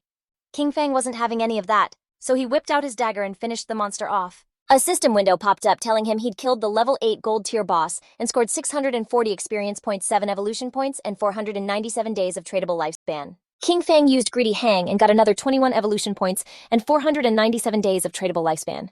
He was stoked that a single gold tier boss gave him 28 evolution points and almost 2,000 days of tradable lifespan. But then get this, another system window showed up, giving him the Black Light Shield and Assassin skill. Its active effect basically turns all his dodge rate into a damage-reducing shield for 8 seconds. It had a 60-second cooldown, and you had to be level 8. The conversion rate was every 20% of dodge rate turned into 1 layer of a damage reduction shield. The shield would vanish, and his dodge rate would go back to normal after the time was up, or if the shield got smashed. He seriously couldn't believe a skill book this awesome had just dropped. He realized that if he combined it with the 75% dodge chance from his epic skill Phantom Blur, the Blacklight Shield could give him 3 layers of a damage reduction shield. And with a skill like this, he could probably take on tons of bosses without even getting a scratch. He dropped a total of 6 evolution points, and boom, the Blacklight Shield upgraded from Platinum to Epic tier. Its duration went up, going from 8 to 10 seconds, then to 12, and finally to a full 14 seconds. Plus the conversion rate got way better. So now every 10% of dodge chance turned into 1 layer of a damage reduction shield, which was a huge jump from the first 20%, then 15%, and then 12%. He was so pumped because he now had 7 layers for his damage reduction shield. With this, he could explore a bunch of high-level areas way ahead of schedule. He still had 22 evolution points left over, so he figured why not evolve the venomous throwing knife to boost its damage. He spent 16 evolution points, and the venomous throwing knife went from silver tier all the way to emerald tier. Its max range jumped from 14 to 17 meters. The damage overtime effect didn't get a weak point bonus, lasted for 5 seconds, and you couldn't stack it. The extra on-hit damage jacked up from 120 to a crazy 240, and the venom now ticked for 80% of his attack per second instead of just 50. He knew that juicing up his venomous throwing knife 3 times had basically doubled its damage, and with a base cooldown of only 5 seconds. That thing was a non-stop damage machine, legit as strong as Shadow Slash, plus he just scored 2 assassin class gear pieces, so you know he slapped those on immediately. He also snagged the Agile Ring, a platinum tier accessory that gave him plus 20 agility, a 20% boost to movement speed, and another 20% to attack speed, and a sweet 20% cooldown reduction needing level 8 to wear. On top of that, he got the heavy red leather gloves, a gold tier armor piece giving him plus 18 physical defense, plus 15 to all his elemental resistances, a bonus 12 constitution, and a fat 588 HP, and it only needed level 6. With these 2 new pieces of gear, his cooldown speed was now a sick 55%. Shadow Slash, which used to take 12 seconds, was now down to just 7.7 seconds. Plus, his stats got a major boost with 51 more constitution and 106 more physical defense, and a whopping 1,517 extra HP. Not bad, right? His stats were so buffed he could now straight up tank 3 hits from the golden arachnid in live. With his Blacklight Shield, his survivability was on a whole other level. The mage and the crew came out and were totally hyping up Shadow, saying he made that boss look like a total chump. They were freaking out that he soloed it. Then the mage asked him if he had any extra gear or skills that she could use, adding that she would totally pay. Our dude revealed that for a mage, he had a gold tier skill book, Frostball, bounce, a group skill that shoots out ice balls, that bounce up to 10 times priced at 800 days for a one-time deal. The mage was like, Whoa, 800 days is kinda steep. I literally saw someone selling a level 5 gold tier skill book for just 400 days. With a dead serious look, he made it clear that this Frostball Bounce was a level 7 skill book, which did over 40% more damage than a level 5.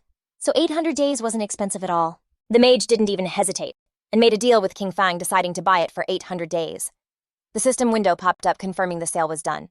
Then our boy started to go invisible. At this point, no early game boss could even touch him. He decided to head back to town and post a message to gather some intel on the locations of silver and gold tier bosses. That way, he'd have a steady stream of bosses to farm and could totally max out his leveling speed.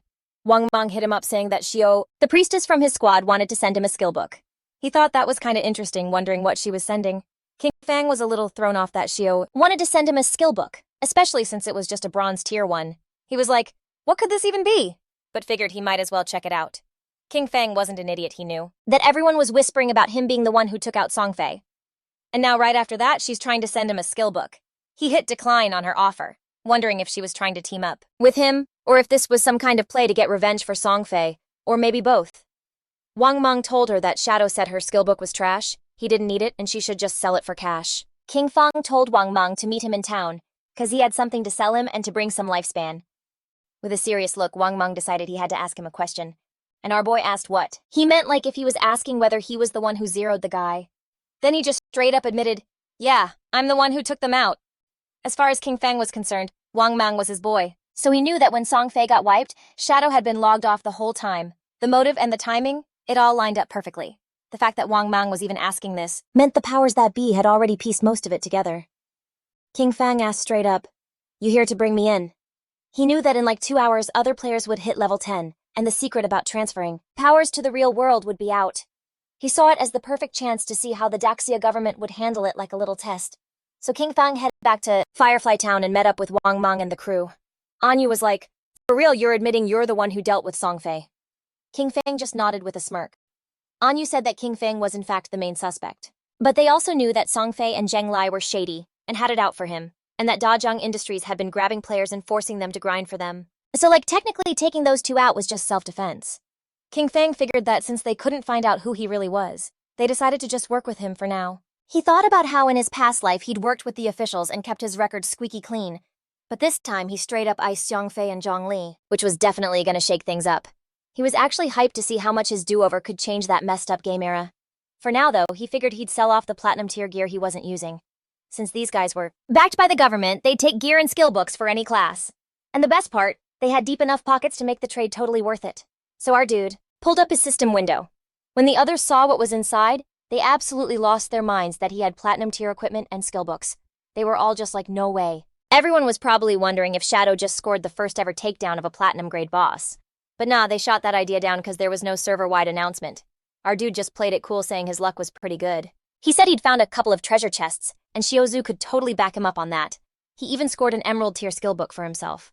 The mage was like, yeah, for real, I saw Kinfang open that emerald chest myself. Little Black was low-key salty when she noticed Kinfang called the other girl Zhu, but when he talked to her it was just a generic you, so our dude decided to call her Little Blackie instead of Little Black, which totally set her off. She was like, you better just call me Little Black.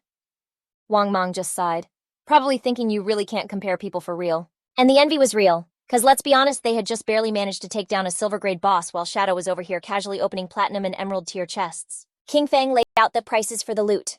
The platinum grade archer skill book was going for a solid 2,500 days, the platinum grade berserker weapon for 1,500 days, and the platinum grade mage skill book for 3,000 days. The gold gear and skill book bundle was 8,000 days, and that included all the leftover platinum stuff, which was like 25 items total. He even hooked them up with a discount, setting the final price at 16,000 days. Wang Mang's jaw totally dropped, and he told Anyu to just pay whatever the guy asked. Then he was like, aren't you even gonna try to haggle? But she just smiled and said she thought the price was super fair. She was even gonna roll what Xiou and Wang Mang owed her from before into the deal. So the transaction went through, and Kinfang hyped her up, calling her a total boss, direct and decisive. Low-key, Kinfang knew that once the tradable lifespan went over 10,000 days, the unit would flip to years. 60 years is something like 22,000 days. At the current exchange rate, that was like 400 million in cash. Even for the big shots in Shanghai City, that's a crazy amount of money, but the perks were totally worth more than the cost. After all, with this haul of gear and skill books, a bunch of teams backed by the Shanghai City officials could get ahead of the curve. He knew that the more OP the authorities got, the less drama they'd have to deal with down the road. and they might even get an edge in any global beef. Then Anyu hit Kinfang up to let him know that a bunch of players were being held at Dajang Industries. They were plotting a rescue mission and asked if he wanted in. Kinfang was kinda confused though, because he couldn't figure out if the officials were trying to get him on their squad or just trying to cover up the fact that he took out Songfei. He told them he wasn't going, but he could give them a heads up about something. And yeah, their gut feeling was totally right. He admitted he totally used game skills to delete those two, which left everyone completely shook. Kinfang then explained that once you hit level 10 in the game, you can actually burn lifespan to pull your skills out into the real world. It suddenly clicked for Anyu that's why Dajang Industries was buying up so much lifespan. Once their crew hits level 10 and starts pulling skills from the game, their rescue mission was gonna face some serious opposition. Kinfang was glad she got it and decided it was time to bounce. A little later, he switched over to his shadow persona and just vanished. With a totally serious look, Anyu gave Wang Mong the new game plan. From now on, they were gonna grind separately. She explained that their 6-person squad was already pretty high level, and when they all grouped up, they were just one-shotting the small fry with major overkill. But if they split up and each led their own team, they could seriously crank up their leveling efficiency. Wang Mong totally got it. Anyu said the priority was for everyone to hit level 10 ASAP. Then she told him to log off for a minute to pass on the intel. Meanwhile, a couple of players in town noticed Shadow was setting up a shop again, but this time he wasn't selling, he was buying. A system window popped up saying Shadow was looking to buy Silver Boss coordinates for 30 days and Gold Boss coordinates for 100 days. Seeing this, some dude nearby got a smirk on his face. He went up to our boy and told him that his young lady said that if he was willing to help her power level, she'd give him 300 million plus shares in Dajang Industries. The guy added that this was a once-in-a-lifetime opportunity, and that he should really jump on it. The other players were watching and probably thinking that dude was still logged in. He must not have gotten the memo that Shadow took out Xiang Fei and that girl from Dajang Industries IRL. Some of them couldn't even believe that the Dajang Industries girl got taken out too. They'd seen her before and thought it was a total waste. But the guy's face just filled with rage because he remembered she totally brought it on herself. She had been planning to grab Shadow in real life and force him to do her dirty work, but she got deleted on the spot. Then it hit him like a ton of bricks. Zhongli was really gone. He remembered how at first Zhongli had offered 10 million for Shadow to help her level up. Shadow said no, so this guy, seeing all that cash, jumped in to help her instead. He figured he could pocket a cool 5 million. But when it came time to actually collect his cash in the real world, they ended up forcing him to grind lifespan for them in the game and act as bait for other players. He never ever imagined that Zhongli had already been deleted by Shadow. He just let out this harsh laugh. He figured that nasty woman got what she deserved with an easy way out. He used to clown on Shadow for being dumb, but it turns out he was the real fool all along. Seeing his face, Kinfang knew he must have helped her snatch up a whole bunch of people. The guy got all sketchy and denied it, claiming he was forced to do it before trying to bounce. Kinfang knew this dude was human garbage and just decided to let the cops deal with him. 2 players walked up to Kinfang, telling him they had the coordinates for a silver boss and offered them up for 30 days trying to lock in the deal. Someone new showed up in the city, and literally everyone's head turned. They realized it was the Ace of Spades who everyone said was Cayenne. You know, Shishi, the top dog of the Cayenne crew IRL. People were warning each other to steer clear of her, since she'd taken out tons of players, and to be careful, because she might try to swipe their lifespan. Shangxi logged into the game with her crew. She couldn't help but crack a smile, thinking the game wasn't all that. All you had to do was drop cash to buy a bunch of gear and skills. As long as her power level was way above other players, when she found someone with lifespan, she'd just gank them and take it. She was seriously mad that this stupid game made her miss her flight. She was supposed to be in North America right now, having the time of her life with her favorite guys, just going wild. Her gaze locked onto 2 players who were shaking like leaves. She was stuck in Daxia's magic city, completely unable to get out of the country. She glanced at the guys from Daxia, thinking every single one was as lame as a bug. In her opinion, Tony's crew was way more attractive. With a smirk, Tony said she had good taste. He said they were obviously way stronger than those guys from Daxia, you know, in that one department. He added that once they were back in the real world, she could find out for herself. Hearing that made her blush like crazy. She'd also heard that total loser Songfei was dead. She fought him once, and he was wiped out in less than a minute. To her, he was a complete waste of space. She was kinda hyped though, cause the word was the person who iced him was named Shadow. Even though he was from Daxia, he was still the #1 player in the world. Maybe she could get to know him. Realizing Shadow was strong enough to take out Songfei, she figured killing some regular person would be a cakewalk for him.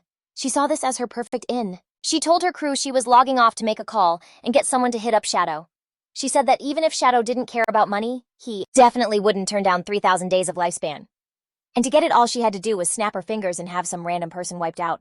In her head, she let out a little laugh, promising she'd never forget the look on Kinfang's face when he rejected her, and swore that Kinfang would be dead very soon. At the same time, out in the forest, a player smoked a monster and its body poofed into lifespan, while a healer was patching him up from its attacks. The guy was totally drained and told Zhu that next time she healed him to not go so hard cause he almost met his maker. Xiao turned her back to him and was like, Why are you being so dramatic? It's not like you died. The guy looked all confused and said he wasn't trying to be dramatic. He was just giving her a heads up. She mentioned the system warned her that her hunger was at 90%. She decided to log off with her friend Yan to grab a bite. Then they just vanished. And the guy was left there feeling kinda lost. He was secretly raging because she used to call him boss, but after one look at Shadow, she started giving him major attitude. He swore to himself that sooner or later he would make her regret it. Meanwhile, Zoyu logged out of the game and woke up in her new apartment with a growling stomach. After checking her phone, she was in total shock because all the food delivery services were offline and no drivers were taking orders. She wondered if literally everyone was sucked into this god-awful game. She remembered that back home. Kinfang always cooked the most amazing food for her. She never had to lift a finger or even think. Her eyes started to burn with anger as she decided to stop thinking about it and aim higher. She thought, it's just food. Compared to being free, this is nothing. Balling her fist, she hyped herself up, thinking, I'm the best and I have to keep going. I am strong. And I can do this. I'll definitely have a better life without Kinfang. At the same time, in the game near the water, a monster was scurrying out of a small cave. It was a crab. The second the crab peeked out of the cave, someone sliced it in half. It was Shadow. He sighed, having already taken down 4 silver bosses in just over an hour. His efficiency was pretty solid. Each boss got a sweet 16 evolution points. The crab's body literally turned into lifespan. On average, every silver level boss was dropping like 3,500 days of tradable lifespan. Because of that all, my gear was now gold tier or even better. I couldn't help but grin. My cooldown speed shot up from 55 to a 675%. Shadow Slash, which used to take a whole 12 seconds, was now down to 6.8, which seriously amped up my damage. There were 0 platinum bosses chilling around the safe town, so gold gear was the best you could get for now. To get any stronger, the only move was to advance my class. I knew the platinum bosses I'd have to face later all had at least level 2 anti-stealth. I had to grind my class fast to hit level 3 stealth, but I was still over 20,000 experience points away. Only with level 3 stealth or higher could I avoid totally wiping out against a platinum boss. After all, in my past life, taking down a platinum boss took a perfectly synced team of 20 people. With that in my head, I figured I'd dip back to town first, hit up the officials, and sell all my stuff. I went ghost because I wanted to get ahead of everyone and snag that first platinum boss kill all for myself. Back in town, Kinfang was now sitting on a cool 105 years of tradable lifespan. While I was cruising through the area, some player hit me up saying next time I had gear, I should sell it to them. Little did they know Kinfang had almost 40,000 days of tradable lifespan and knew it was enough to unlock a ton of skills. Then this sketchy dude hiding behind a pillar peeked out smiling when he realized I was Shadow. He came over and offered me a hit contract asking if I was down. He wanted me to take someone out in the real world, promising the pay would be more than fair. I just ignored the guy and bounced. Seeing that, the dude totally panicked and jumped in front of me, begging me to stop. He explained it was just to take out some normal dude named Kinfang. He said he'd give Shadow the address. He argued that since I even handled Songfei, this should be a cakewalk, and I shouldn't turn down free money. I gave him a death stare, completely shook, and asked if Kinfang had messed with him and why he wanted him gone. He told me not to worry about that part. With a super smug grin, the guy made it clear the payout would be massive if I finished the job. I'd get 3,000 tradable lifespan days. I was pretty pleased realizing that 3,000 days, which was like 50 million at the current exchange rate, was a pretty sweet offer. I started wondering who wanted me dead. Since I'd never met this guy IRL, and he wasn't a player I knew from my past life, it looked like he was just a go-between. The real person who wanted me gone was someone else. I remembered that in my past life, beef with people always boiled over in the later stages of this god-awful game. The guy couldn't stop smiling, probably thinking the offer was too good to pass up. I knew that being a target this early had to be from some drama before the game even started. Only someone holding a major grudge would be willing to pay that much. I couldn't help but wonder if it was Cayenne Shishi. I knew better than anyone she had both the reason and the cash to hire someone to get rid of me. But then again, with the Cayenne Group's insane power, if they really wanted to take me out, they could have done it before the game ever launched. So this contract had to have a different angle. I was afraid her main goal was to get in good with Shadow. As for getting rid of Kinfang, that was probably just a nice little bonus, since I once turned her down for a date. I laughed to myself, thinking this was getting good. I hadn't even gone looking for her, but she'd already found me. With a smirk, I told him I'd take the job. I demanded half the deposit up front and made it super clear that I'd make my move when I felt like it. The guy freaked when he heard that and begged me to wait a sec, saying he had to check with his bosses. After talking to his higher-ups, the dude agreed to pay half the deposit first. He said he'd transfer it directly, and once it went through, I'd get 1,500 days of tradable lifespan. I was happy to take the deposit first and just think of it as interest. Then I thought to myself with a scoff, just you wait, Cayenne Shishi. I'm coming for you. The guy handed me the target's address and info. He said with my skills, finding him would be a piece of cake. I was floored when I saw that all the information was spot on. As Shadow, I turned to leave and told the guy to just wait. The dude got so mad, probably thinking, who does this guy think he is? We both work for Miss Cayenne. Just then, someone called out for me to wait up. It was a girl who'd heard I was collecting boss coordinates. She asked if I was interested because she had the location of a gold boss, with a smile. She said the price was 100 days. I could even pay after I saw the boss for myself. I thought that sounded like a solid deal and decided to go with her. She told me to follow her, saying the place was a good ways north of the city. I asked her for the boss's name, and she said it was called the Plague Enveloper. The fact that she actually knew its name. I asked if she'd for real seen it. She said she wasn't sure if I could solo it and asked if I wanted a healer, warning me that the boss did area of effect poison damage. I shut that down fast and decided to go without one. Kinfang knew what was up. The Plague Enveloper was a legit gold tier boss. For real, this thing had a toxic aura, and just being in its zone meant you'd be losing health every single second. So yeah, the only way to deal with this baddie was to take it out like ASAP. For him, it was just a matter of dropping a few skills. A few moments later, this chick led Kinfang to a cave, telling him the boss was inside. She explained how her squad wiped out all the trash mobs but totally choked on the boss, so she was gonna lead Shadow right to it. They stepped into the cave, and the girl pointed at this tree chillin' in the middle of a swamp glowing with poison. She was like, "That's it, that's the boss." Kinfang saw she wasn't capping. So Kinfang was like, "Alright, you can have the lifespan." A system pop-up flashed confirming the deal went through. Boom, 100 days of his tradable life gone. He totally remembered you could dodge this kind of poison damage. His Ghost Blur's 75% evasion rate was about to be clutch. The girl sweating bullets was like, "Hey, there's something I gotta tell you." Turns out the whole thing was a setup. The second he started the fight, someone was supposed to jump him. She said they had level 2 anti-stealth gear. For Kinfang, that wasn't a huge deal, but then the girl spilled that they told her to fake stopping them. It was all part of the plan to get close to him. And the endgame was, they wanted her to dig up his real-life info. Our boy just stared her down, totally unimpressed with their lame plan. The girl got all red-faced and nervously stammered that she was forced into it too. She had to spill the beans so he could take down the real puppet master. They were blackmailing her IRL, so believe me, she wanted them gone just as bad as he did. So when Kinfang asked who was pulling her strings, she dropped the name Dongfang Xian.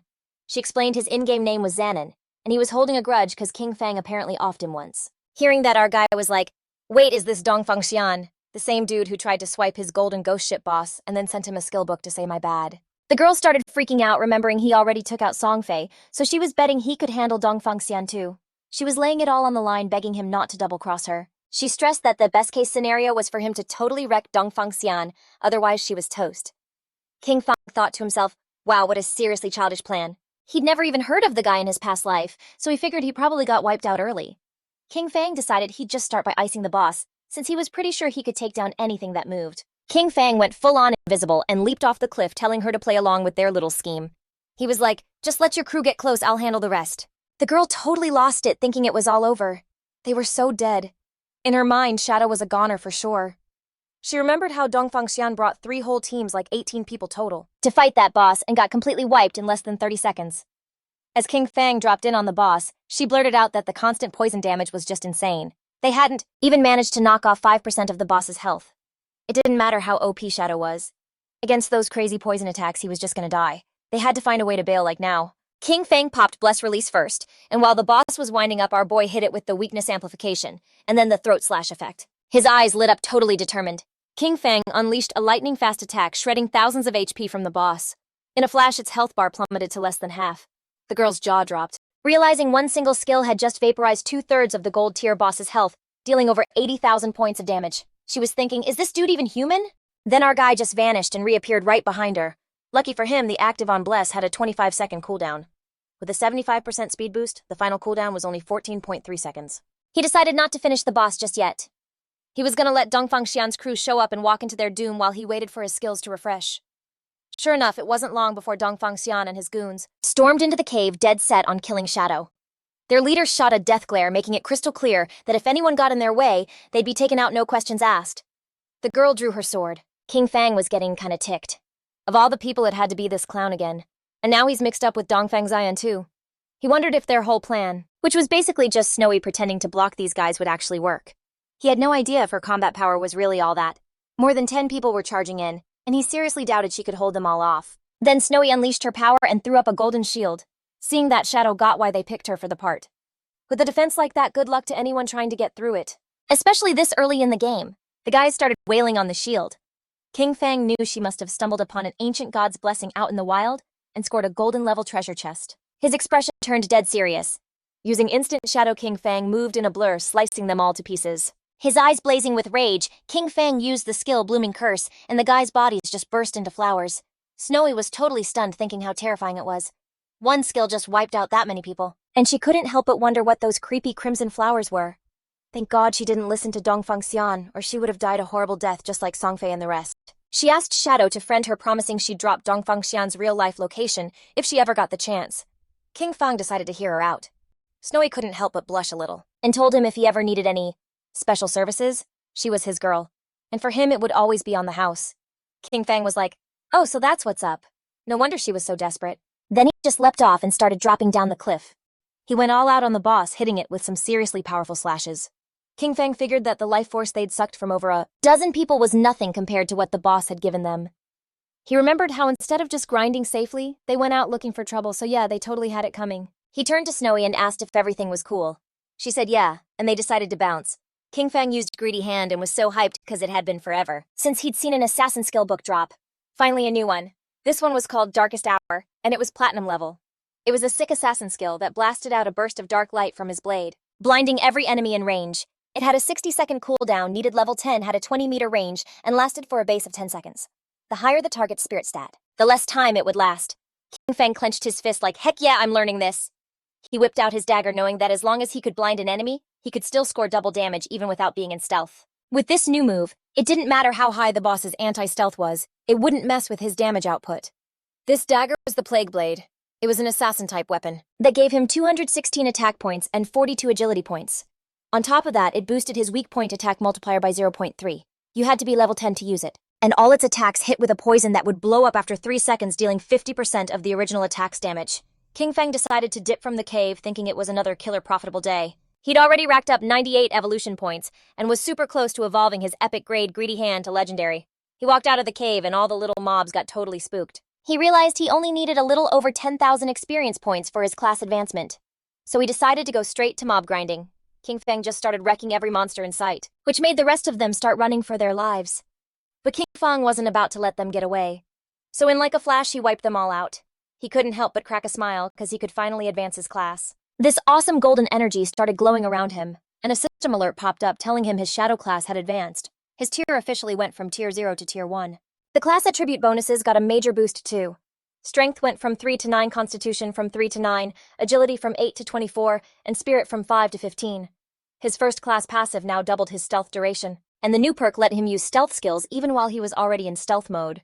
His second class passive buffed his stealth level from +1 to +2, and finally his third class passive amped up his damage when attacking from outside the enemy's line of sight, cranking it up from double to triple. Our boy looked down at his hand, realizing that with the class advancement to tier 1, his attribute bonuses had totally tripled. He got that he could even pop stealth while already stealthed, which basically meant as long as his cooldowns were fast enough, he could stay hidden forever. And not only that, the damage he dished out from blindside attacks jumped from double to triple. He was thinking, dude, this is just tier 1.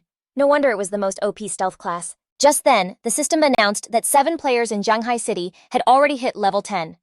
It also said that the teleportation matrix to the abandoned divine continent would fire up in 10 minutes, and told all the players who qualified to get ready to go. A leaderboard appeared showing Shadow in first place, followed by Grey Rose in second. In third place, you had Snowy Day, Black Elf Doll Li Zai, and Wang Ming. And finally in fourth were Huayu and Yuhan. Kinfang noticed it was already 8:30 p.m. He totally didn't expect so many players in Shanghai City to have reached level 10 already. The leaderboard was packed with names he knew, and he remembered that last time at this same hour, that list had been completely dominated by foreign players. His eyes got super serious when he realized that the stuff he'd sold, all that equipment and those skill books, was starting to make a real difference. He thought that maybe the way things went down last time could actually change, and man, he was really hoping it would. Back in the real world, it was nighttime and the cops had cuffed a bunch of guys. One of them reported that all the main members of the Dazhong Industrial Criminal Group were in custody. But he added that 3 of their key people were still jacked into the game. With their bodies basically off the grid, it was impossible to grab them, so they were waiting for more orders from the commander. The commander gave his crew props for the good work and told them to pass the word to find a way to force the suspects to log off. He told his partner that this plan was solid, because even if the criminals were hiding in safe towns where no one could attack them, their real bodies would still get hungry. He nodded, saying that when they get hungry enough, they'll have to log out to eat, and the second they do, they'd get nabbed. They were stoked because everything had gone so smoothly this time. And it was all thanks to Shadow. He hadn't just given them intel on the Dajong industrial criminals, but he'd also given them a heads up that the skills from the game could actually be used in the real world. If he'd been any later, the bosses led by Zhang Lai would have hit level 10 for sure. By that point, they would have already cashed out their skills, and trying to grab them would mean a ton of people getting wasted. A bunch of countries had already dealt with these small-scale uprisings where thousands died. The crews they sent into the game finally hit level 10 mostly because of the gear and skills Shadow hooked them up with. They totally knew Shadow was a must-have for Great Zia, and they had to figure out a way to lock him onto their side for good. Meanwhile, our dude got back to Firefly Town, and Snowy mentioned she never thought he'd be some big hero saving the town from all the bad guys. She was super impressed. Kinfang asked what she was even going on about and told her to just spit it out already. She stuck her tongue out, and with a grin told Kinfang there was no need to be so humble since the officials already put the news out there. She laid it all out. Dong Industrial and Songfei were behind the whole kidnapping, trapping, and even offing players, and the only reason he had to take out Songfei and Zhang Lai was because he was on official orders. Kinfang was just quiet. He couldn't believe the officials were actually clearing his name, and he couldn't shake the feeling that they were only doing it to make it easier to team up with him down the road. When Kinfang asked if she'd found Dongfang Xian's real-world location yet, she said the guy hadn't logged off and told him to just hang on a little longer, promising she'd send him the info the second she got it. Kinfang started walking through the city. He figured everything else could wait. The main thing right now was to get to the Divine Abandoned Continent first. He noticed a bunch of people were already using the town's teleport pads. However, nobody had managed to use the one for the continent yet. Using the town's teleport pad, he decided to head to the Divine Abandoned Continent since he figured that the areas around town were just for noobs and that the real game started once you got to the Divine Abandoned Continent. All the players nearby totally freaked out. They couldn't see anyone and were wondering who just teleported. One of them yelled that it obviously had to be Shadow. Another guy, all confused, said that he had level 2 anti-stealth and was like, how could he not see him? Real quick, someone else snapped that he was an idiot, explaining it just meant Shadow's stealth level was higher than 2. A few seconds later, our dude popped up in the Divine Abandoned Continent. And just like he thought, everything was exactly the same as in his past life. The place was a ghost town, not a single player in sight. While our dude was checking the place out, some monster with glowing eyes started staring him down. These were the familiar ruins of Zhanghai City. When players from different cities first showed up on the Divine Abandoned Continent, they'd spawn in the ruins of their own hometowns. The location of these city ruins lined up perfectly with their real-world geography, and why that happened was always a huge mystery. The monster crawled out from its hiding spot, and the second he saw it, Kinfang whipped around. A giant worm thing appeared and let out a roar. The monster attacked like crazy, tearing up the ground. Using Shadow Blur, our dude dodged it, and then with an instant Shadow Slash, he sliced the thing clean in half. A system window popped up, letting him know he'd just killed a level 11 Earthshaker. Right then, more Earthshakers showed up and came at Kinfang, but he just jumped and dodged their attacks. With his eyes glowing, he used Bless Release, and then popped instant Shadow Slash, shredding the monsters to bits. Their bodies turned into lifespan, and he knew there were no safe zones here like back in the towns. Monsters were creeping around everywhere, ready to jump you at any second, but he knew that as long as you could find the hidden shelter in the ruins, you could set up a fortress and basically own the area. He remembered that the best shelter in the Zhanghai City ruins was up in the northwest. It was the exact same one the Godslayer Guild used in his past life. At the same time, over on the Divine Abandoned Continent, another crew of players showed up. It was Wang Meng's party. Little Black was kind of surprised. While Wang Meng had no idea why this place looked like some busted-up modern city for the others, it was super familiar. Little Black started pointing at a tower and asked if this wasn't the ruins of Zhongun City. Guyu was like, yep, and confirmed she was totally right, adding that the Zhongun City towers were still standing.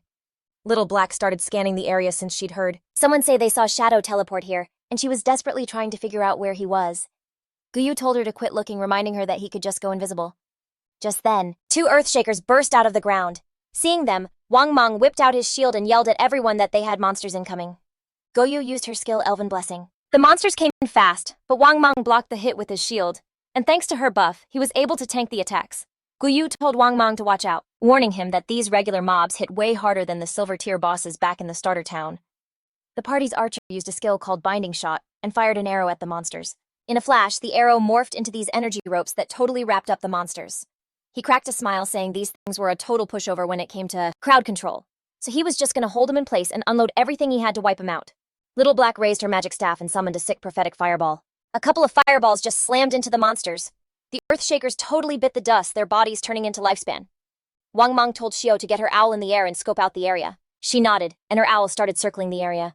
She reported back, "It's bad. There are monsters all over the place like a crazy amount, and the noise from that last fight already. I pulled a bunch of them our way. They're heading right for us." She added that she couldn't spot a single safe zone and asked the captain what the move was. Wang Meng was totally shook to see that there wasn't a single safe zone in sight. The archer freaked like, "What kind of trash continent is this? How did we suddenly get thrown into a survival game?" Little Black asked Ziozu to try and find Shadow. She was like, "He got here like 10 minutes before us, so he can't be far. Trust me, if we find him, we're safe." At first, she couldn't spot anyone nearby, but then she started seeing all this lifespan.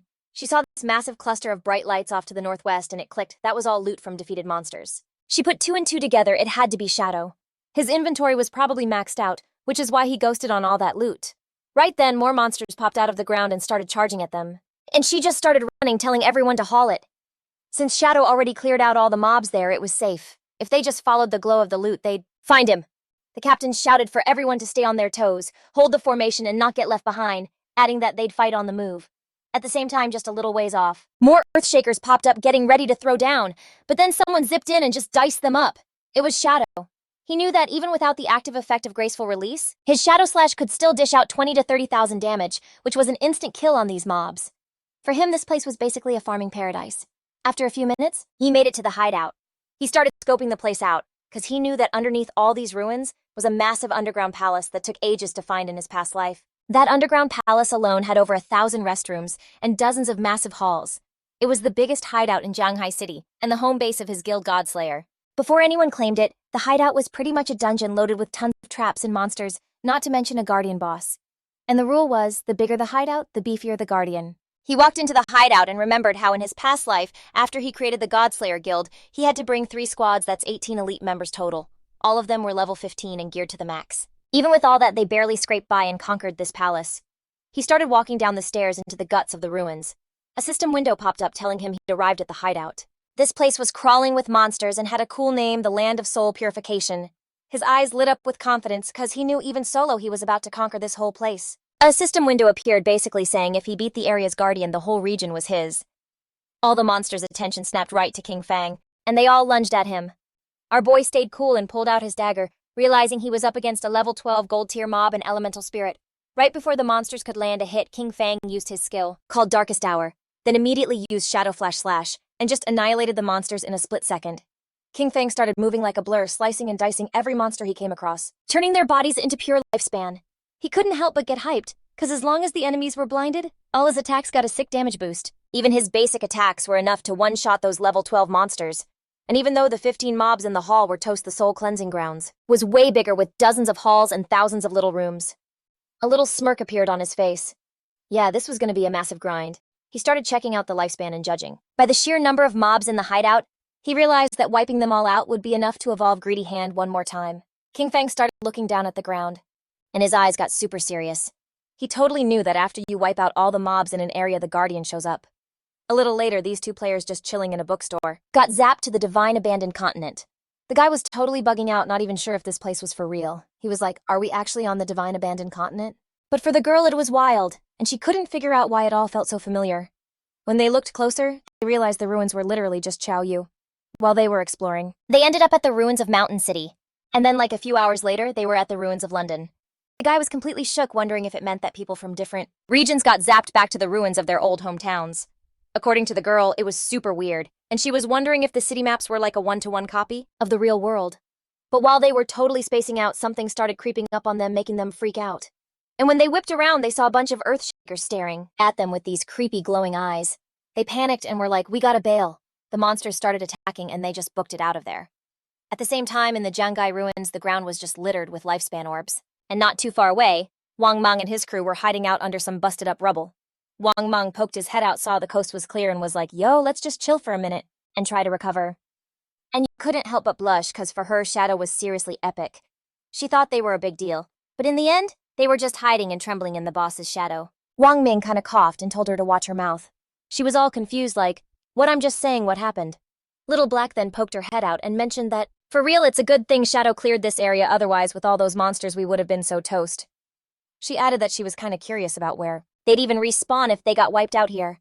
While Jijiksu was using her owl to scout the area, Wang Meng hit up Anu and suggested the 6 of them should probably pause the whole exploration thing for a bit, saying they should wait till everyone on the team hit level 10 before they all moved out together. She just nodded. Yiku's owl was flying over the area, and she could see monsters dropping like flies. But she was like, why did Shadow just stop right there? It was like he just vanished into thin air. She also noticed there was a ton of loot, and some of it was gold tier. She was totally dying to go grab it. Wang Meng got all serious and decided to message Shadow to see if he was done with all that stuff. Meanwhile, our boy was just slicing a monster into a million pieces. The whole place was glowing with lifespan orbs. He was so relieved he'd finally cleared all the mobs. He'd swept more than 40 halls and over 1,000 little rooms, taking down more than 400 monsters. He also wrecked 4 bronze tier bosses and 2 silver tier ones, which scored him over 80,000 experience points and boosted his evolution points to an insane 205. He started walking knowing he only needed 5 more points to evolve Greedy Hand. Wang Meng messaged Shadow and was like, "Hey, we saw you left a bunch of loot from the mobs you killed. Mind if we grab it? We can pay you back in lifespan based on what it's worth." When he heard that, our guy realized that Wang Meng and his official squad must have shown up too. He was cool with it and told them to go for it, adding that he'd hit them up later since he had a whole stash of equipment he wanted to sell. Wang Meng thanked him and said they'd be waiting at coordinates 89,546,666 inside the ruined shelter. Just then, electricity started crackling everywhere. Kinfang's eyes were glued to it. It started zipping right towards our boy. Kinfang knew instantly the Guardian had shown up. A nightmare made of pure electricity appeared right in front of him, called the Soul Purifier, a platinum tier boss. According to the system pop-up, it was the guardian of the Soul Purifier's domain, and by beating it, he would become the master of the whole place. Our guy's mind started racing because he knew the highest level monsters in the city ruins were level 15. This Soul Purifier dude was already the top dog monster in the ruins and the highest grade boss period. If he remembered right, this boss had a whopping 750,000 HP and 3 whole phases. Using instant shadow slash, Kinfang decided to make the first move and attack, but it barely tickled it. So Kinfang hit it with a throat slash. This time the attack actually chipped away some of the boss's health. It lifted its hand and summoned a spear of pure electricity. A whole storm of spears started raining down on Shadow, but he was already a blur, dodging every single one. While he was weaving through the attacks, he realized that if he got hit by even one of those lightning attacks with his current stats, it was game over. He knew that any skill from a platinum level boss or higher had like an aim assist, even with his 75% evasion rate. Normal mobs only had about a 25% chance to land a hit, but the Soul Purifier's attacks had at least a 50% chance. But his agility was already at 182 points, and at top speed he was clocking in at over 40 meters per second. So as long as he stayed sharp, he could easily dodge before the lightning even got close. His eyes started to glow with rage, because last time he and his guild barely survived this thing, relying on a priest's shield and a whole lot of luck. He attacked with everything he had, because this time he wasn't giving the boss any chance to breathe. The boss was already down a quarter of its HP since the damage from Graceful Release's throat slash, combined with Shadow Slash and the burst from Plague Blade, had straight up vaporized 250,000 of its HP. He knew the boss was about to enter its second phase. It started summoning these balls of electricity, and Kinfang knew the Soul Purifier was about to go invincible, just spamming lightning orbs and bolts nonstop. He knew that in this phase, first things first, they had to wreck those 3 lightning orbs, or the boss would go totally nuts. Kinfang had a major flashback. In his last life, his whole squad got completely wiped by the boss's insane damage. After that, Kin Xiou threw a massive fit and just straight up refused to keep fighting. So for round 2, he ditched her, and they cleared it in one shot. He started chucking venomous flying darts at the orbs, knowing that every time one shattered, the boss took damage too, and once all 3 were gone, it would hit. Phase 3. Kinfang nailed the 3rd orb with another dart, dropping the boss's HP below half. Its eyes started glowing with pure rage as it raised its hand. And just like that, electricity started crackling everywhere. Kinfang stayed cool though, because he knew in Phase 3 the Spirit Purifier just spams huge lightning attacks. He remembered how last time the whole guild had to wear full sets of lightning resist gear plus have 4 priests casting healing shields, and they barely made it out alive. Kinfang jumped and the shield popped up around him. He didn't need all that hassle this time. He just used Graceful Release and Black Light Shield, with lightning frying the ground nonstop. He decided an air attack was the move. Seeing the ground was basically a death trap of lightning, he stayed up high using his Graceful Release and Black Light Shield. Then his eyes got this super intense look. Using Shadow Slash, our guy moved in fast and sliced the boss's head clean off. After that epic takedown, Kinfang landed back on the ground. A system window popped up saying he'd smoked the Platinum Tier Soul Cleanser. As a prize, he hit level 11. His 4 main stats went up by 4 points, and he got 10 free attribute points. Plus, he scored 20 evolution points and a crazy 1,520 days of tradable lifespan. Our boy was feeling pretty good. He just snagged the world's first kill on a Platinum Tier boss, which got him 10 reputation points. Not only that, he was now the master of the Sanctified Grounds. The place was loaded with lifespan, and if Kinfang remembered right, the hideout he just scored was a way bigger deal than just some in-game thing. He knew a hideout wasn't just for stashing gear. The game changer was that you could pull it into the real world. This was super important because when the game became reality, all the real-world weapons started to rust away. The most powerful stuff like nukes were totally useless from day one. Planes and tanks would maybe work for another month or 2 before turning into scrap metal. In other words, every single fight in the real world would be all about the skills you got from the game. Once a hideout was brought into the real world, it could pop up a magical defense barrier and become a legit safe zone.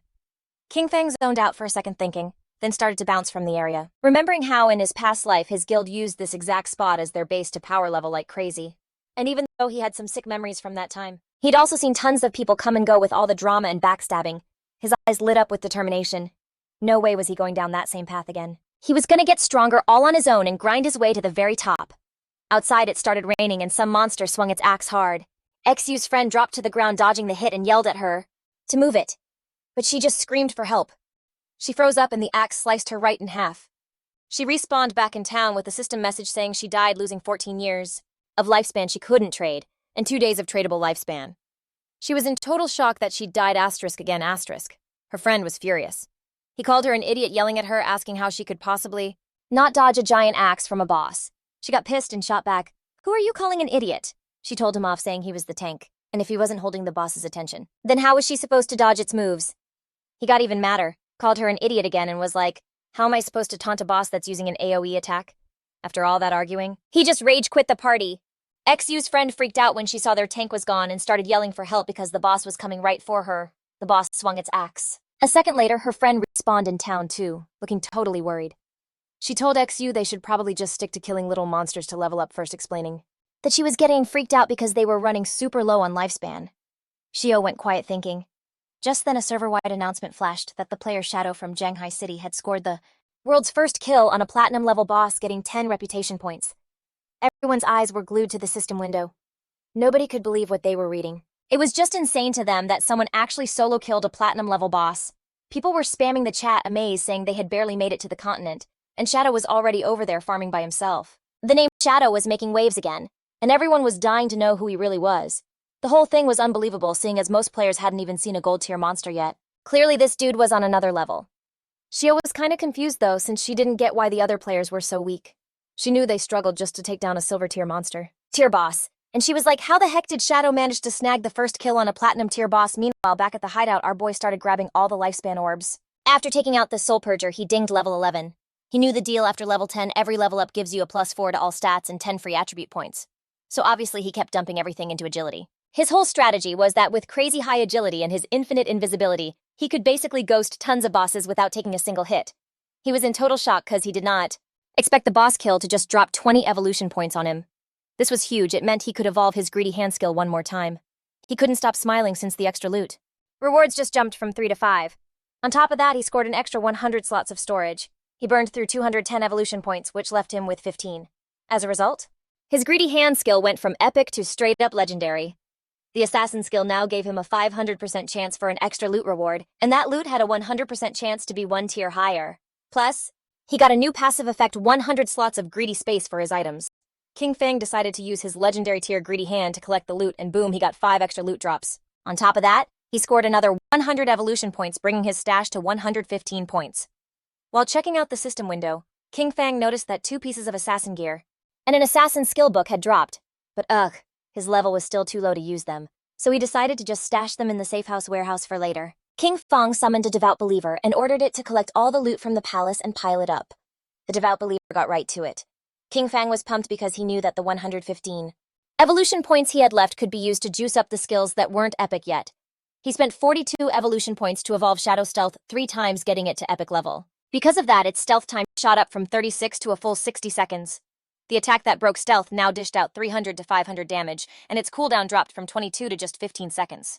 Next, he used 34 evolution points to power up Backstab Enhancement twice, pushing it to epic, and boosting its backstab damage from 50% to a massive 75%. Then he spent 6 more evolution points to evolve Darkest Moment all the way through Platinum, Emerald, and Diamond to hit epic. The ability now blasted out a flash of dark light, blinding all enemies in a huge 50-meter range. Its base duration was now up to 16 seconds, though it'd be shorter on targets with a higher spirit stat. Finally, he dropped 33 evolution points to evolve Bloom Curse 3 times, taking it to the legendary level. The skill could now be used on player bodies within 60 seconds of them getting wiped, and it had some sick new effects. It could suck up 50% of the target's leftover non-tradable lifespan, and also absorb any scattered non-tradable lifespan orbs.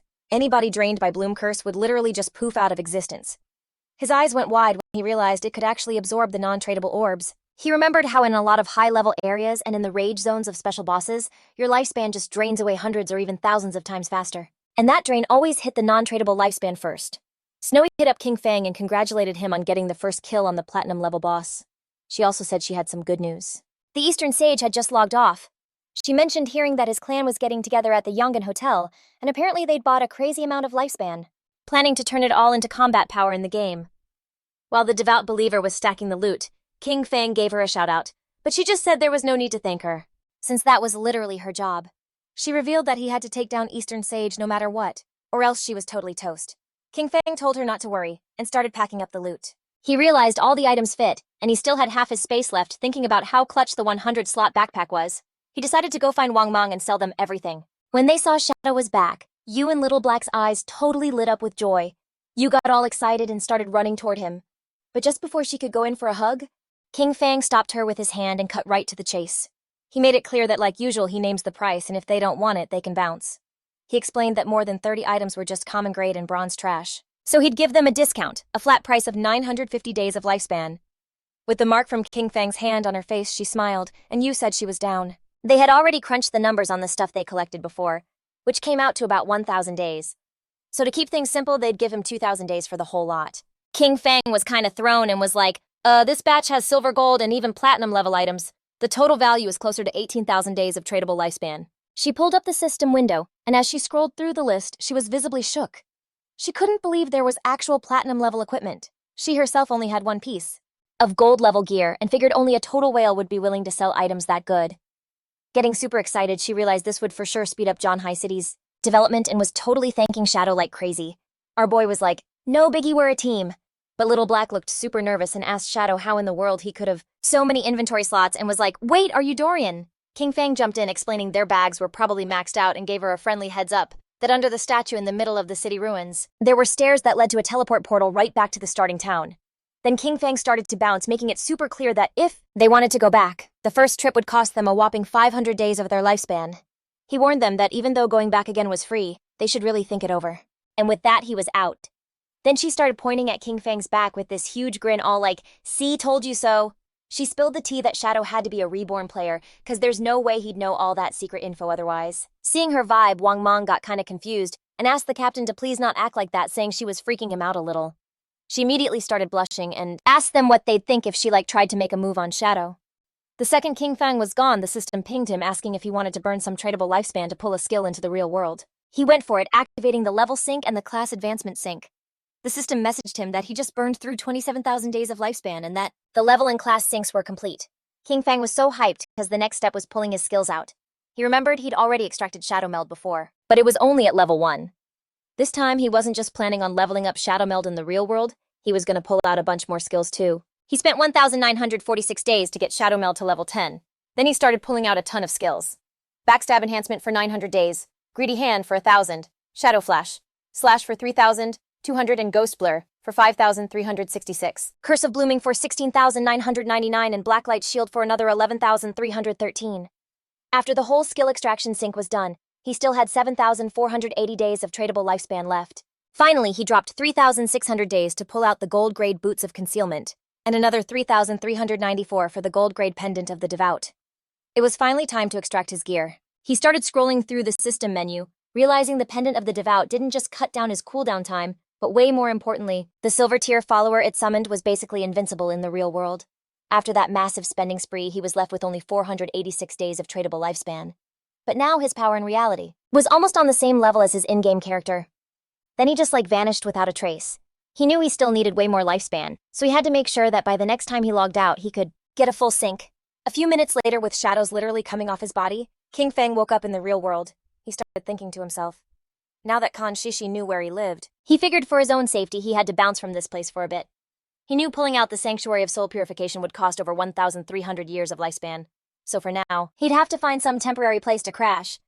With this super serious look in his eyes, Kinfang decided to use Greedy Hand and just sucked up everything in his room. Poof!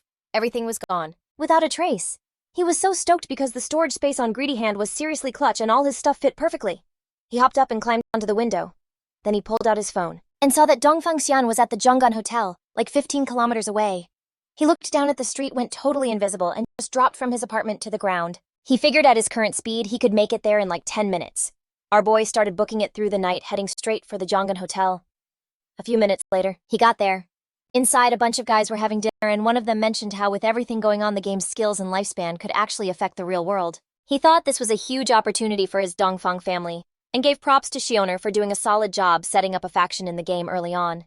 With a smile, Xioner was like, "It's all part of the job." Looking super happy, the grandpa said he was really impressed with Xioner's progress. He explained that this time they'd bought a crazy amount of exchangeable lifespan, all so they could buy up gear and skill books. The goal was to get the main family members to level 10 ASAP so they could get a head start and use it to grow the family's power in the real world. With this two-front approach, their Dongfang family would for sure become a major powerhouse, and the whole dream of building a 1,000-year dynasty would stop being just a dream. Xioner just stared silently at his grandpa, and then his eyes started to get this seriously evil glint. In his head, he was totally dissing the old fossil, thinking about how this guy with one foot in the grave was still clinging to being the boss, dreaming of living forever. His plan was to corner Shadow, squeeze all his secrets out of him, and then make him grind lifespan for him. Once he hit number 1 on the leaderboard, he'd make sure they all got taken out. The grandpa then asked him how the plan to handle Shadow was coming along. Xioner just smirked and told his grandpa to chill. He was like, "I already got someone totally reliable on the inside to figure out who this Shadow person is, and we should hear back any minute now." His grandpa was all, "You gotta bring him in alive. We need to make Shadow work for the Dongfang family, cause that would be a massive power-up for the whole clan." Meanwhile, Kinfang had already taken care of the guards posted at the hotel entrance. Inside, the Dongfangs were toasting to their family's big comeback, and then they all started chanting together, "Long live the Dongfang family." But Kinfang's whole mood shifted, his eyes getting dead serious. He wasn't expecting these fancy families to be packing actual heat. He knew his moves, Ghostly Blur and Black Light Shield, weren't a 100% guarantee he could dodge everything. Plus, he hadn't pulled any of his game armor into the real world yet. He knew if a bullet hit him in the heart or head, it would be lights out, no question. Figuring it was better to play it safe, he held out his hand and used his trusty pendant to summon one of his followers, a devout faithful rocking some seriously sharp claws, for up-close fights and green flames for long-range attacks. Our boy gave it one order: go in there and leave no one standing. He knew that as a silver-tier boss, the devout faithful was super tanky, and could take a ton of damage, and even against guns, it could hold its own for a while. While everyone was busy celebrating, the devout faithful busted through the door. It let out this insane roar, and the second they saw it, everyone totally freaked out, having no clue where this monster just appeared from. With its eyes glowing, it started charging straight for them. Seeing this with a dead serious look, Xioner jumped up and pointed at the creature, signaling his guards to aim their weapons. He couldn't believe it was an actual monster from the game and screamed at them to open fire. The bullet slammed right into its head, but they barely even phased it. It swung its arm like a wrecking ball, taking out one of the guards instantly. Then it jammed its sharp claw straight through the other guard's chest. As it started going after the guests, Xioner was sweating the bullets, completely terrified. The monster then turned on his grandpa, who lost it and started screaming for someone to help him. Without even hesitating, instead of helping, Xioner just bailed. He didn't even look back, knowing he had to get out of there ASAP, because if he could just escape and log into the game, he'd be totally safe. His eyes were wide with fear, and all he could think was that if he could just hit level 10 in the game, pull his skills into the real world and come back, nobody could touch him. But just then, he saw Kinfang just standing there blocking the hotel entrance. And before Xioner could even gasp, our boy struck in a flash, sending his head clean off his shoulders. As the red stuff started spraying from his neck, Kinfang just turned his back and started to walk away. Xioner's eyes were filled with pure confusion. He had no clue what was happening. A second later, flowers started to sprout right out of his body. Kinfang watched them closely, and the system notified him that he'd just absorbed 27,000 days of tradable lifespan and 482 years of non-tradable lifespan. His eyes totally lit up with excitement, because that was a seriously epic haul. Xioner's body turned completely into flowers, and Kinfang was stoked. This time, his Blooming Curse skill had really proven how OP it was. It didn't just get rid of the bodies and all the blood, but it also drained every last drop of lifespan from Xioner. Because of that, his non-tradable lifespan had stacked up to a crazy 2,327 years. Thanks to this massive boost, he wouldn't have to stress so much about entering the rage zones later on. A moment later, someone started screaming in panic, telling everyone to call the cops. They'd just heard gunshots and screaming coming from the private room.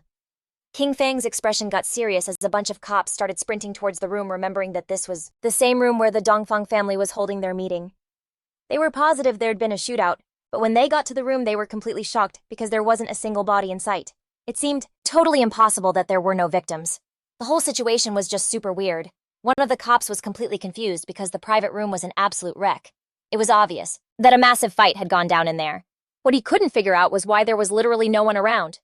Right away, he asked his partners if any of them saw someone leaving the hotel. They said it was strangely quiet. The big question on everyone's mind was where the entire Dongfang family had gone.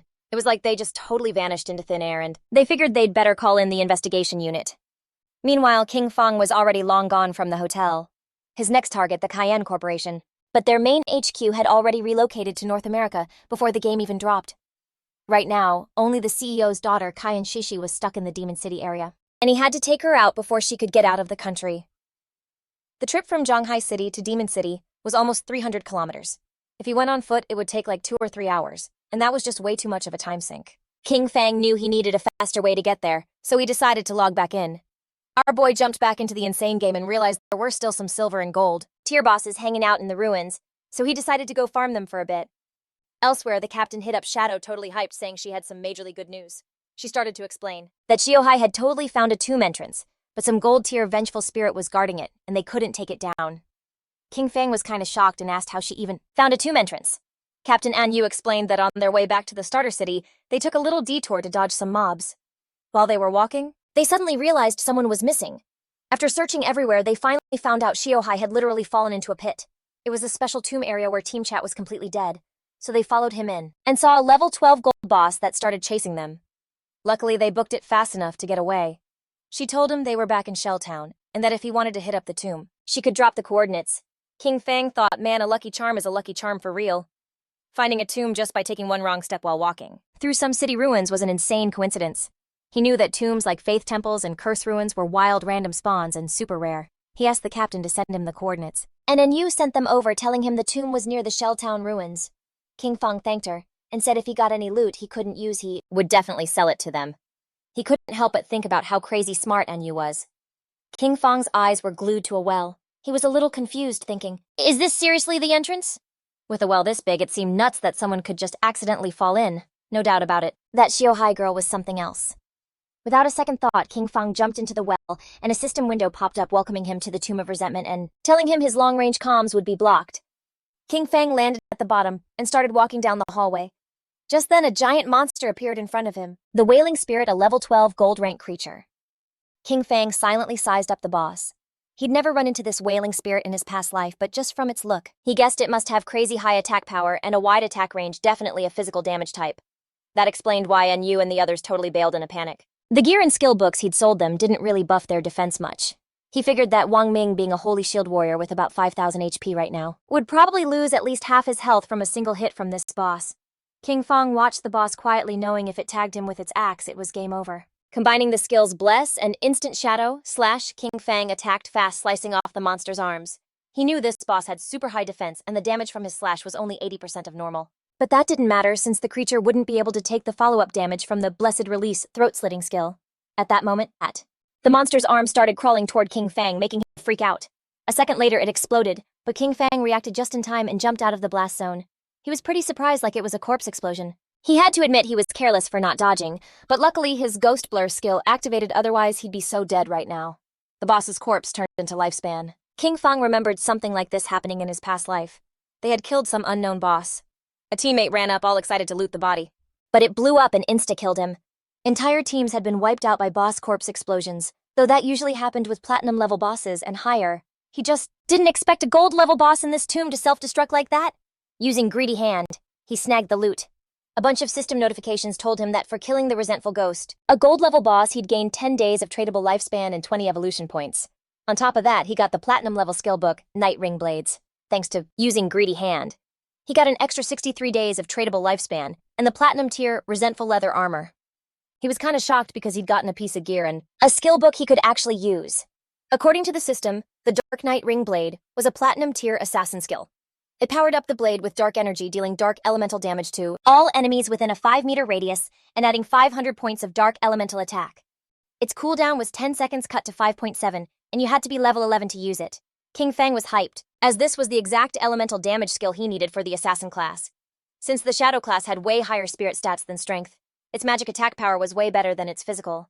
This totally explained why elemental skills like Dark Night Ring Blade were perfect for him, and he knew he should focus more on pumping up his spirit stats to max out this kind of damage. He had 9 points in strength, 9 in constitution, 24 in agility, and 15 in spirit. Alright, Kinfang decided to just upgrade the skill to epic level to see what would happen. He immediately burned 6 evolution points, leaving him with 36. The Dark Night Ring Blade skill leveled up from platinum to emerald, then to diamond, and finally to epic. As a result, the dark elemental damage radius just blew up from 5 to 12 meters, and the extra dark attack power jumped from 500 to 130 points.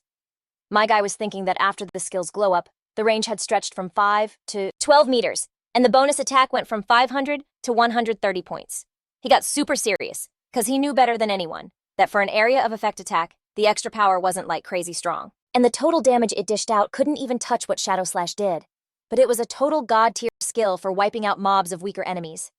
Shadow Slash only had a cutting range of 5 meters, but at the end of the day, it was just a straight-line attack.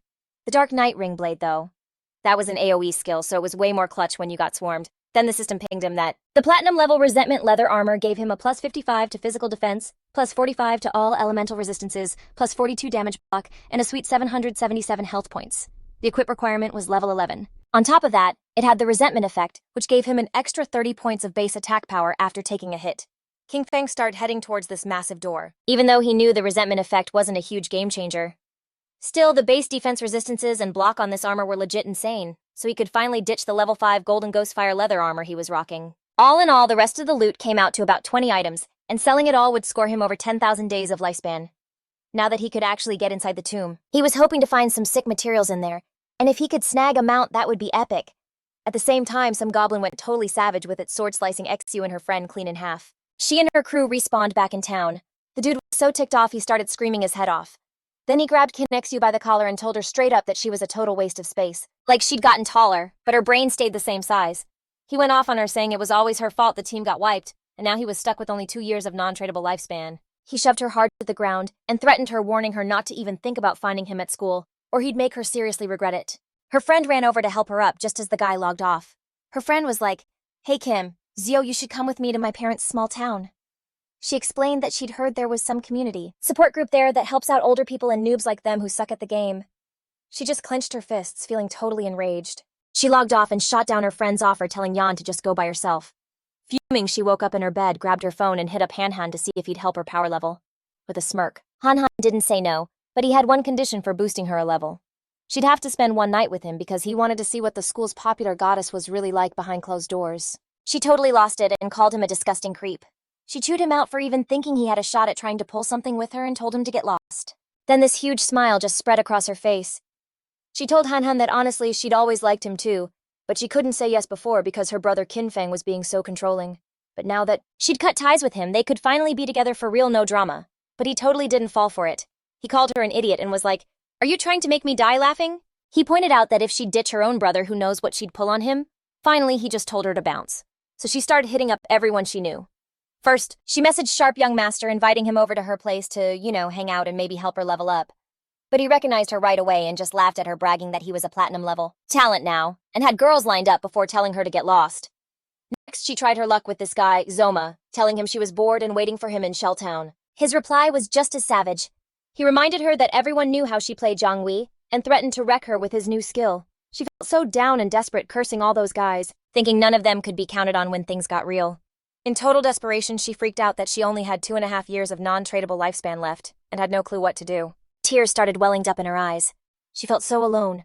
She thought about Kinfang and then remembered he would never just ghost her. He had to have a way to fix this, and she needed to go find him and make sure. It was late, and a few hours later, she showed up at Kinfang's apartment. For a second, she imagined that once she was inside, she'd find Fang say a few sweet things to apologize, and he'd totally forgive her. But almost immediately, she was so over that idea. She hadn't done anything wrong. Why should she have to apologize? She got ready to knock on the door, telling herself she couldn't think like that. She convinced herself that eating a little humble pie was just a temporary thing. First, she'd just play nice so he would help her level up, and she was positive he'd agree, because he was the one person who'd always had her back since they were kids.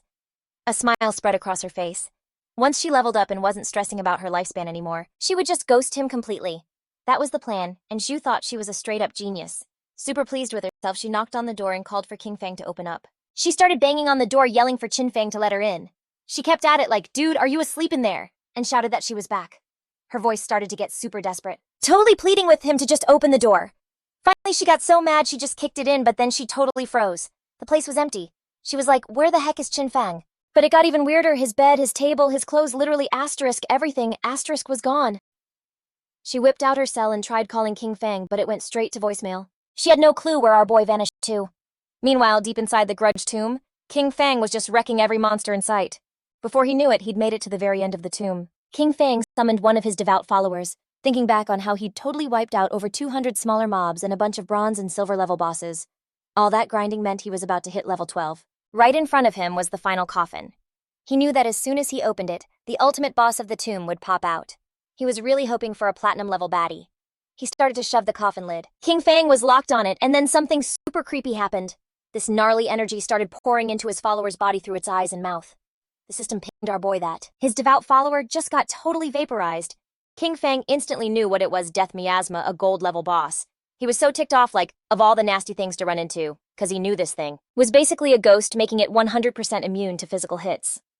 He remembered from his past life how some dude unleashed this boss and it spread to a whole base nearby. A crazy number of clueless civilians got wrecked.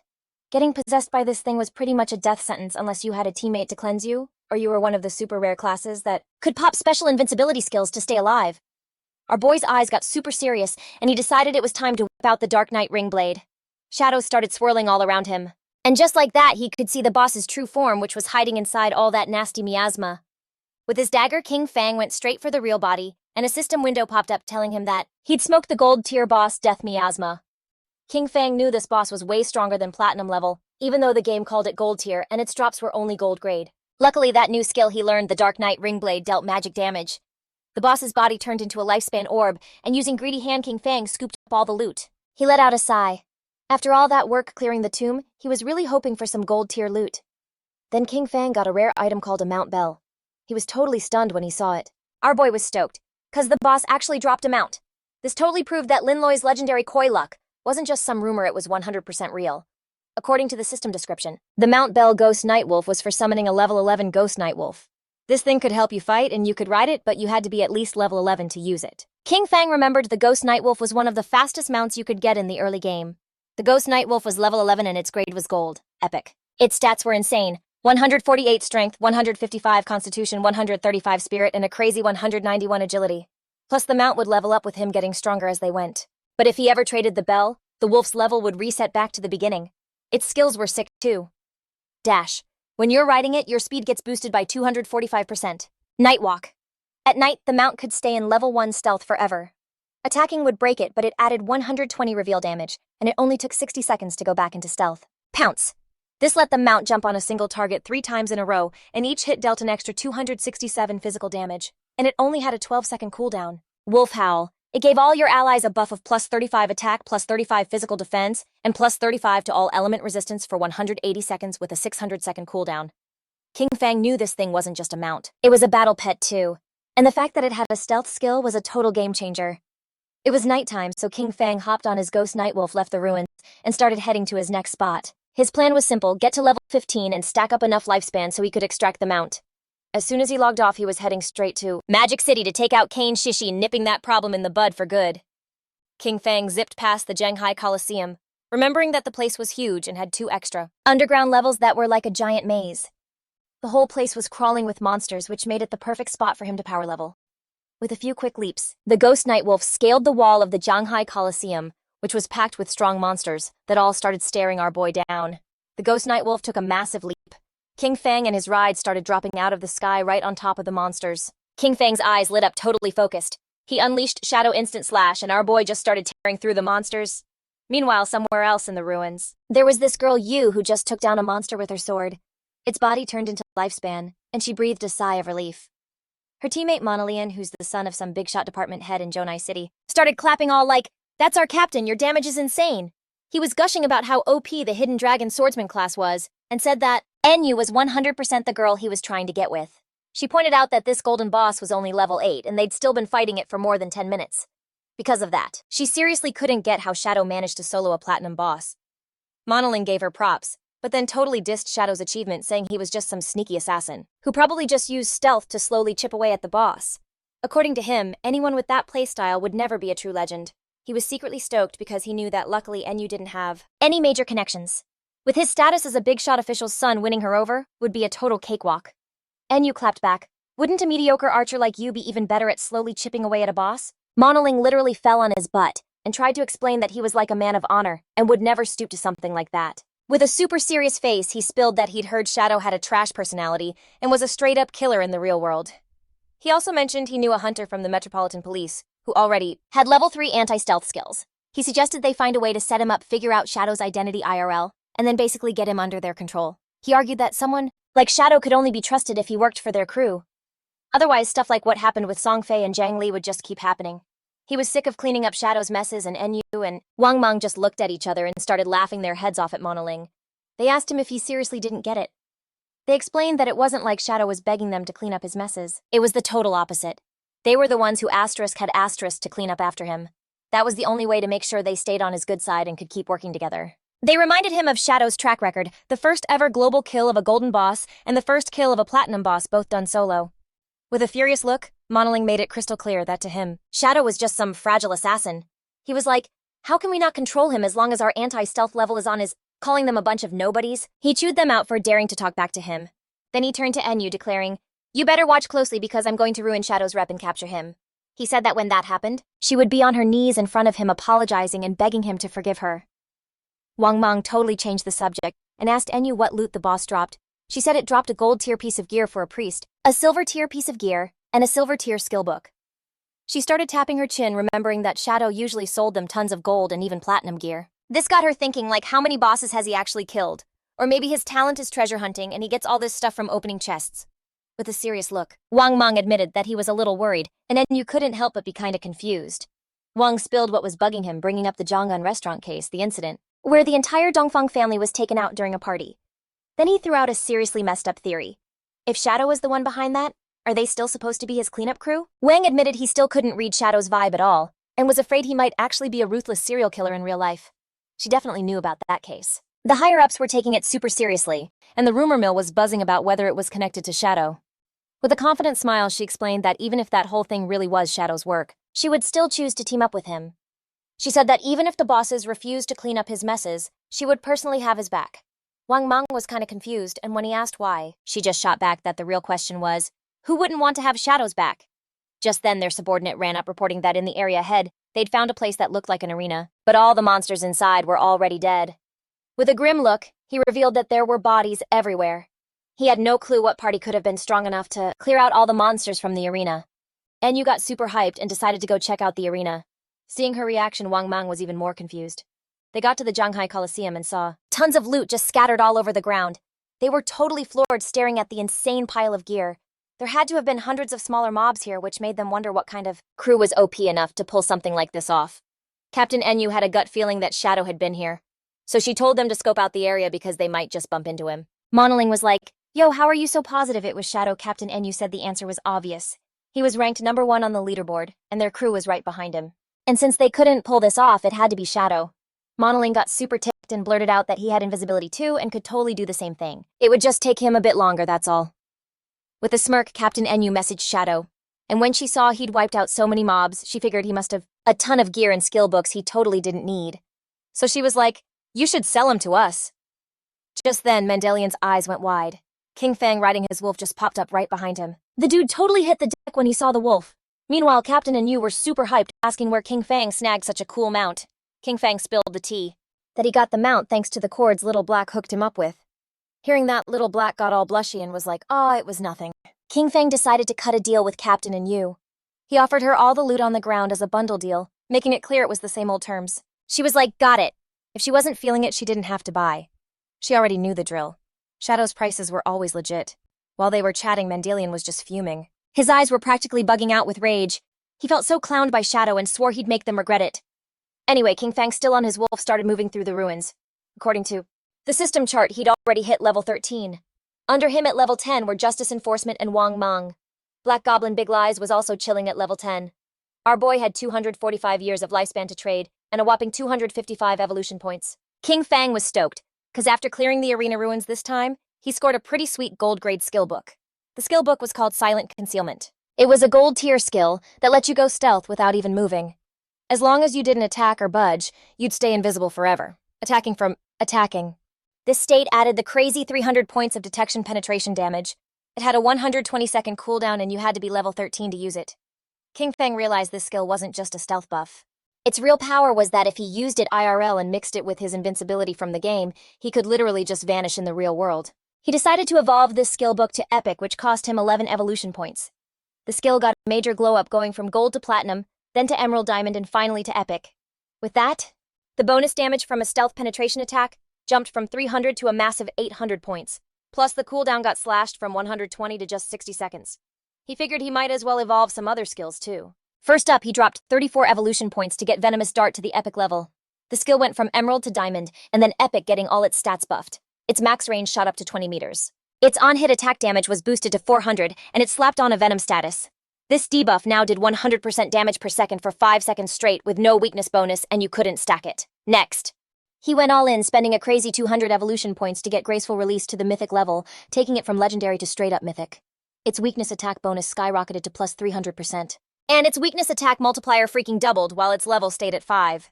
Using it now triggered a Throat Slash effect, dealing 200% of the attack's damage every second for 3 seconds, and its cooldown was chopped down to just 15 seconds or like 9.7 with his bonuses. Kinfang was so hyped because Mythic level skills are insanely OP. Now, unless he was up against some special monsters, every single one of his attacks was gonna be a crit. He pulled out the necklace, checked it out for a sec, and decided it was time for an upgrade. It was the Platinum Grade Deceiver's Pendant and Accessory. For assassins, that gave 45 points to physical attack, 20 to strength, and 20 to constitution. You had to be level 13 to wear it, and it had this unique effect that also added 1 point to his stealth level. Mixing his skills and gear, he figured out he now had a level 4 stealth. He was pretty sure that at this point nobody could spot him. On top of that, there was the Shadow Veil item. Thanks to that thing, his evasion rate shot straight up to an insane 83%. It was the gold tier Shadow Veil, a piece of assassin gear. It gave 5 points of constitution, 5 of spirit, and a 32% evasion rate. Just then, there was this small explosion. Kinfang stopped to see what was up, and when he looked back, something started coming out. It was this giant boss with chains for arms and 2 sharp blades for hands. Kinfang realized it was the Steel Saintess and was like, who in their right mind would have let this thing loose? Kinfang remembered that in his past life, she popped up in the Zhanghai city ruins, where over 1,000 people tried to take her down, leading to more than 4,000 total deaths. What a mess. She was actually the guardian of this sanctuary called the Church Sanctuary, the second biggest safe zone in the Zhanghai ruins. His original plan was to handle Kin Xiou first, before taking on this boss. But since she was right there, he figured he'd just face her. The wolf leaped up and landed on top of a building. The boss started spinning her arms and just wrecking all the players nearby. She totally iced one of the players, and seeing that everyone else realized she was seriously strong. Before they could even react, she swung her blade arms like crazy, and started taking out the other players. Kinfang, seeing these players wanting to take on the Steel Saintess, just knew they were gassing themselves up way too much. One player, who was riding a tiger, started to take on the boss, and Kinfang noticed it was Dong Wuing, who also went by Chen Wuing, the dude with the hidden paladin class. Turns out it was an old buddy of Kinfang's, who he'd battled for like 9 whole years in his past life, and they were always at a stalemate. This dude was super shady and a total snake. Every time it looked like he was gonna lose, he'd pull some cheap trick to get away. Kinfang remembered it from his past life that the Steel Saints got taken down by Chen Winging's guild, the Knights Sanctuary. That's how the whole saying West God, East Sanctuary got started. Cause they basically owned the western and eastern sides of the Zhanghai city ruins. And get this, the Knight Sanctuary Guild, when they were signing up noobs, made them sign a crazy, harsh contract. It promised to keep them safe, but it taxed their lifespan up to a whopping 50%. Most of the members were basically just grunts forced to grind for the guild's top-tier players. Kinfang's eyes totally lit up. For him, this was just perfect. He swore to himself that this time Chen Wuming wasn't getting away. The boss started whipping her arms around in these huge circles, and while she was all distracted, Kinfang popped his invisibility and snuck up right next to her. His eyes got this wicked glint, and without even hesitating, he whipped out the Dark Knight ring blade, and in a flash wiped out the players nearby. Glowing with this red aura, our boy went into a spin, taking down everyone. Seeing this, Chen Wuming was totally floored. When he realized it was Shadow, he yelled, "Why are you ganking my crew? We ain't got no beef with you!" Kinfang appeared behind him, gave him a death stare, and replied, "'Cause I don't eat beef." Hearing that, Chen Wing's eyes went wide with fear. With a cold, smug look on his face, Kinfang used instant Shadow Slash and totally zeroed Chen Wuming. Then he just held out his hand and cast the Blooming Curse skill. A second later, the players all respawned back in town. Chen Wuming was raging like, what the heck did Shadow not eating beef have to do with any of this? His buddy started freaking out because his lifespan hit 0. Chen Wuming knew it had to be one of Shadow's skills. He decided they'd rally their crew and hit back.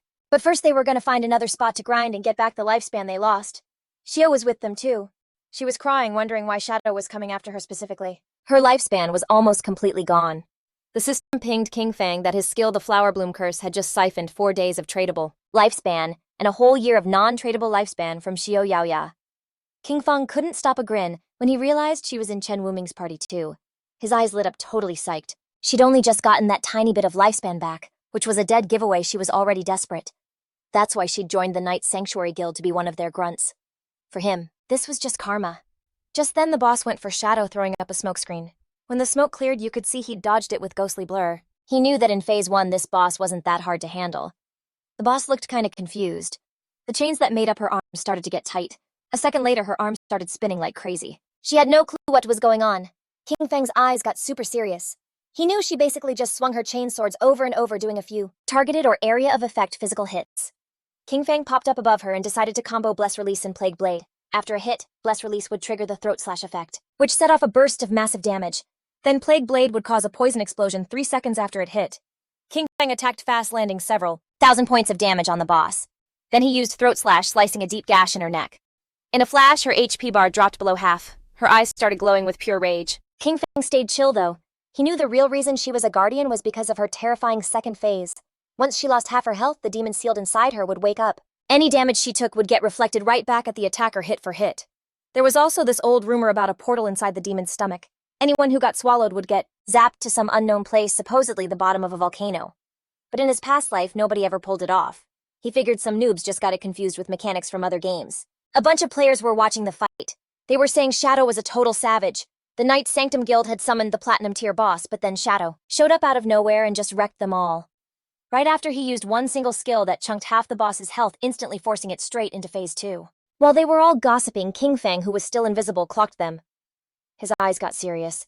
He already knew the Steel Saint had a weak spot in her second phase. Right when she started an attack, the damage reflection would briefly shut off. That meant if he timed his own attack perfectly with hers, he could dodge the reflected damage. The problem, though, was his skills like Shadow Slash, Throat Cut, Plague Blade, and Poison Dagger. Since they all did damage over time, if he used any of them, he'd still eat the reflected damage. And at his current level, that would be an instant KO. Thinking about it, he glanced over at the players who'd been watching him from the cliff. He got an idea. To bust him out. This one dude told everyone to back off because he wanted a front row seat. Turns out it was Anuan. And when everyone saw him, they were totally hyped. Anuan's crewmate was like, "Yo, we've been scoping this out forever, and have the boss's moves totally downloaded. She's only got a few for real." Then with a smirk, the girl held out her hands and spilled that once this boss's health hit 50%, she just froze up. Her whole vibe changed, like she was powering up with new skills. And right when the boss hit Phase 2, Shadow just vanished too. Anuan couldn't even process that Shadow had been soloing this boss. His eyes started glowing with fury, and he barked an order at his crew, telling Xiao to pop Red Eye and see if Shadow was still lurking around. She gave a nod and started doing her thing. This little rabbit just appeared and zipped right past the boss, totally unnoticed. Then she was like, "I can't get a lock on Shadow's location, I think he bounced." I mean, her level 3 anti-stealth couldn't even ping him. Anuan figured that meant Shadow was long gone, since he thought there was no way the guy had level 4 invisibility. He just leapt off the building looking kinda thrown off. Anuan told her to keep her eyes peeled and hit him up the second Shadow reappeared. She was like, "Got it." Then Anuan hit the ground and whipped out his swords. His eyes totally lit up, and this crazy confident grin spread across his face. All the other players were whispering that he had a death wish trying to solo a Platinum tier boss. But one of the guys knew who he was. He'd seen him back in the starter town wreck a gold tier boss without getting a single scratch. Turns out his class is Soul Warrior, which gives him a 100% dodge chance when he rolls. And get this, he's the famous player safety first. Word on the street is he was a top global streamer for Souls-like games with insane reflexes. The boss immediately locked onto him. She lunged at him with these super sharp blade arms. Luckily, Anuan's reactions were insane, and he slid across the ground, just barely dodging the hit. Then the boss sprouted these arms made of pure energy. And when she tried to flatten Anuan, he just rolled again, dodging it like it was nothing. The boss tried to grab him, but he just rolled out of the way. His crew started freaking out, totally blown away by his sick moves and how chill he was while dodging. They pointed out how disciplined he was, not getting greedy for an extra hit, which made his performance straight up brilliant. With a huge grin, one of them was like, "Dude, he's actually insane, perfectly dodging every single one of the boss's attacks." It was unreal. He even saw a bunch of slash effects popping up all over the boss, making him wonder if the Soul Warrior class was really that OP. The girl with the black hair looked over and explained that when Anuan rolls, he triggers the Soul Warrior's special passive, a counterattack. Every dodge roll is also an attack chipping away at the boss. That's why every time he pulls off a perfect dodge, he's actually landing a hit at the exact same time, draining her health. That's the reason the boss's HP keeps dropping every time he rolls. With a smile, Xiao made it clear that the perfect dodge was just the beginning. What made Anuan a total legend was his insane offense. His attacks hit hard and fast, turning his defense into a non-stop beatdown. His combo skills and timing made him basically untouchable and super deadly. Like, his defense kept him in the game, but his offense is what ended fights fast. The boss was going crazy trying to tag Anuan. Xiao's eyes lit up with confidence as she spilled the tea. If he nails the dodge during a roll, Anuan's next attack ignores 50% of the boss's defense. Anuan spun around to face the boss head on, and this blue energy started glowing all around him. seeing that his crew knew that flashy effect meant the next hit was gonna do at least 4-digit damage. Anuin's eyes were practically sparkling with excitement. Before the boss even knew what was happening, he unleashed the massive hit he'd been charging up. His moves were like a legit dance. One hit split into 3 shadow strikes fast and deadly like shooting stars. With total pro-level skill, he weaved his swords right through the boss's defenses, landing some deep cuts. In like a split second, her health bar dropped below half. His crew started cheering when they realized that before they even knew it, the boss was already down to 1/3 of her health. Anuin actually turned his back on the boss, rocking this super cocky smile. But then out of nowhere, someone hit him with these insane slashes, dealing over 34,000 points of damage, and one-shotted him.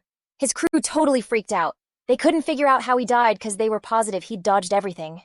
What was even weirder was that even though their own skills were hitting the boss, her health bar wasn't budging even though they just saw it plummet a second ago. And not too far off there was our boy. He was just chilling watching the whole thing go down, eyeing Anuin's life orbs and giving a little thanks. See, Anuin's non-stop showboating made the boss use up a ton of her moves. Kinfang's eyes lit up because this whole time he'd been landing hits non-stop, and finally got the boss's health down to 1/3. The Soul Warrior's flashy moves did some okay damage, but in the end, he totally played himself. It was all because of his class's traits. It was literally impossible for him to beat the Steel Maiden. If he dodged, he couldn't attack. And when he attacked, he just took reflect damage. It was a total nightmare. The boss started to turn and Kinfang's focus snapped right to her. He knew this was bad news. With her health that low, the boss was trying to bolt back to the church sanctuary. If she actually made it there, she'd heal all the way back up, making everything he'd done totally pointless. Kinfang started quietly sizing up Anuin's crew, and his eyes got dead serious.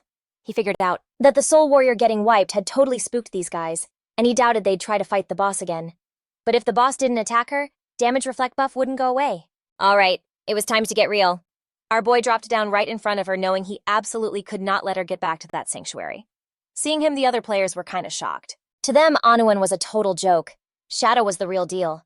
It was wild to think that all those hits the boss just took were all from him. Xiou was completely shook. Her level 3 anti-invisibility hadn't picked up Shadow at all, which meant his invisibility had to be level 4 or even higher. Then one of the guys zeroed in on Anuin's lifespan orbs and was practically drooling when he realized the Soul Warrior's loot was still just sitting there. He decided he was going to find a way to snag it. With a look of pure determination, our boy popped his skill Blacklight Shield, and a golden shield flashed around him.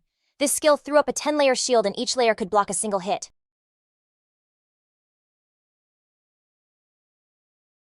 He knew this was the opening he'd been waiting for. Kinfang unleashed a blur of quick slashes.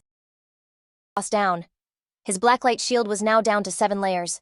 He remembered that out of the 9 hits from Instant Shadow Slash, the last 3 had landed during her damage reflect phase, right after she finished attacking. If that Blacklight Shield hadn't blocked those 3 hits, he would have been toast. Energy in her gut started blasting purple flames. His Blacklight Shield now had 0 layers left. Glaring at him, her eyes glowing with evil. Kinfang realized the flamethrower damage was hitting way too fast. Even with a dodge rate over 80%, it had instantly shredded all 7 layers of his shield. If he'd been even half a second slower, he would have been one-shotted. Some other player tried to swipe Anuin's loot, but our dart that nailed him right in the forehead. Kinfang let everyone know he wasn't about to let anyone touch that. Notification popped up for our boy. He'd scored 612 days of tradable lifespan and 67 years of non-tradable lifespan from Safety First. On top of that, Blossom Curse had sucked up 355 days of tradable lifespan and 20 years of non-tradable lifespan from Clean Hands and Feet. Kinfang was kind of blown away since Safety First had a seriously huge amount of lifespan, which probably meant the guy had never even died once. He thought that was pretty interesting, so he decided to focus on him. The boss started roaring. He knew he'd have to lean on his Blacklight Shield and just use normal Shadow Slash health. She lunged hard, but Kinfang dodged out of range, making her slam her hand into the ground. Yeah, it was slow, but at least it was safe. While at it, Xiou was glued to the fight. She was totally in awe of how fierce Shadow was being. She was wondering what kind of insane skills he even had. Before, she didn't get how he'd managed to score the first kills. But now watching him in action, she was a total believer in his power. Focus, and he decided it was time to end this. Blitzed forward, slicing the boss to bits like... The system pinged, confirming he took down the Steel Maiden. It dropped a sweet 48,000 EXP, 120 evolution points, and the church sanctuary key. Bugging out. They just couldn't process that. Shadow actually soloed the boss. For them, this was proof positive he was #1 on the leaderboard for... Swooped in and used Greedy Hand to snag the loot. He scored a piece of emerald level... The Black Flame's gift-piercing leather armor. It was stacked with 95 physical defense, 120 to all elemental resistances, 77 damage reduction, and 77 constitution. Its special effect, Black Flame's Gift, slapped on a stack of the Black Flame status when you hit or got hit, maxing out at 5. Each stack dropped the target's defense and elemental resistance by 7%. Though the fine print said the debuff was weaker on Emerald level bosses or higher, our boy was stoked because this one piece of Emerald gear had more D than other players' full sets. Plus that Black Flame's Gift effect, which just shredded enemy defenses, was way more clutch than the gear the Soul Purifier dropped earlier. He also had Assassin's Instinct. It basically let him kinda see the outlines of invisible units, and gave him a 2-point boost to his anti-invisibility level. So Kinfang was like, yeah, let's upgrade this. Him 33 evolution points, leaving him with 97. And just like that, his Assassin's Instinct skill blazed through the Emerald, Diamond, and Epic tiers to finally hit Legendary. With that, his anti-invisibility level bonus jumped from 2 points all the way to 5. Plus, the Legendary effect gave him the ability to be way more sensitive when spotting an enemy's weak points, giving him a 50% buff to his critical hit damage. So yeah, it was a Legendary anti-invis skill with a level 5 anti-invisibility rating, and a 50% crit damage boost stacked with his Graceful Deliverance passive. That all added up to a wild 350%. Now he could totally nail his enemies' weak spots, even in his sleep. Fang still had 97 evolution points left, so he decided to pump his Ghostly Blur skill up to Legendary next. That ate up 80 of his points, leaving him with 17. As a result, Ghostly Blur went from Epic to Legendary, jacking its passive evasion rate up from 75% to 85% and giving him total damage immunity every time he dodged. Nu and her crew showed up. She went over to our boy and asked if he'd gotten any good loot. Kinfang was super confused. Not. With a grin, Captain Anu said she hadn't checked the leaderboard and was shocked he'd hit level 13 in one night. She said it was totally insane. Wang Mang chimed in that they'd been grinding all night and weren't even halfway to level 11. He said Kinfang's speed was just Anu smacked Wang Mang on the head and told him to quit talking nonsense. She was like, she knew guys leveled up faster anyway. Kinfang was, but he told her he did get some loot. He'd already had it appraised at 45,000 days of lifespan all in one package. She decided to take it and sent over the lifespan, and the system confirmed the deal was done. Serious face, Kinfang said he also had another sweet item for sale and asked if she knew about high. A smile lit up Captain Anu's face, and she said they definitely heard about them.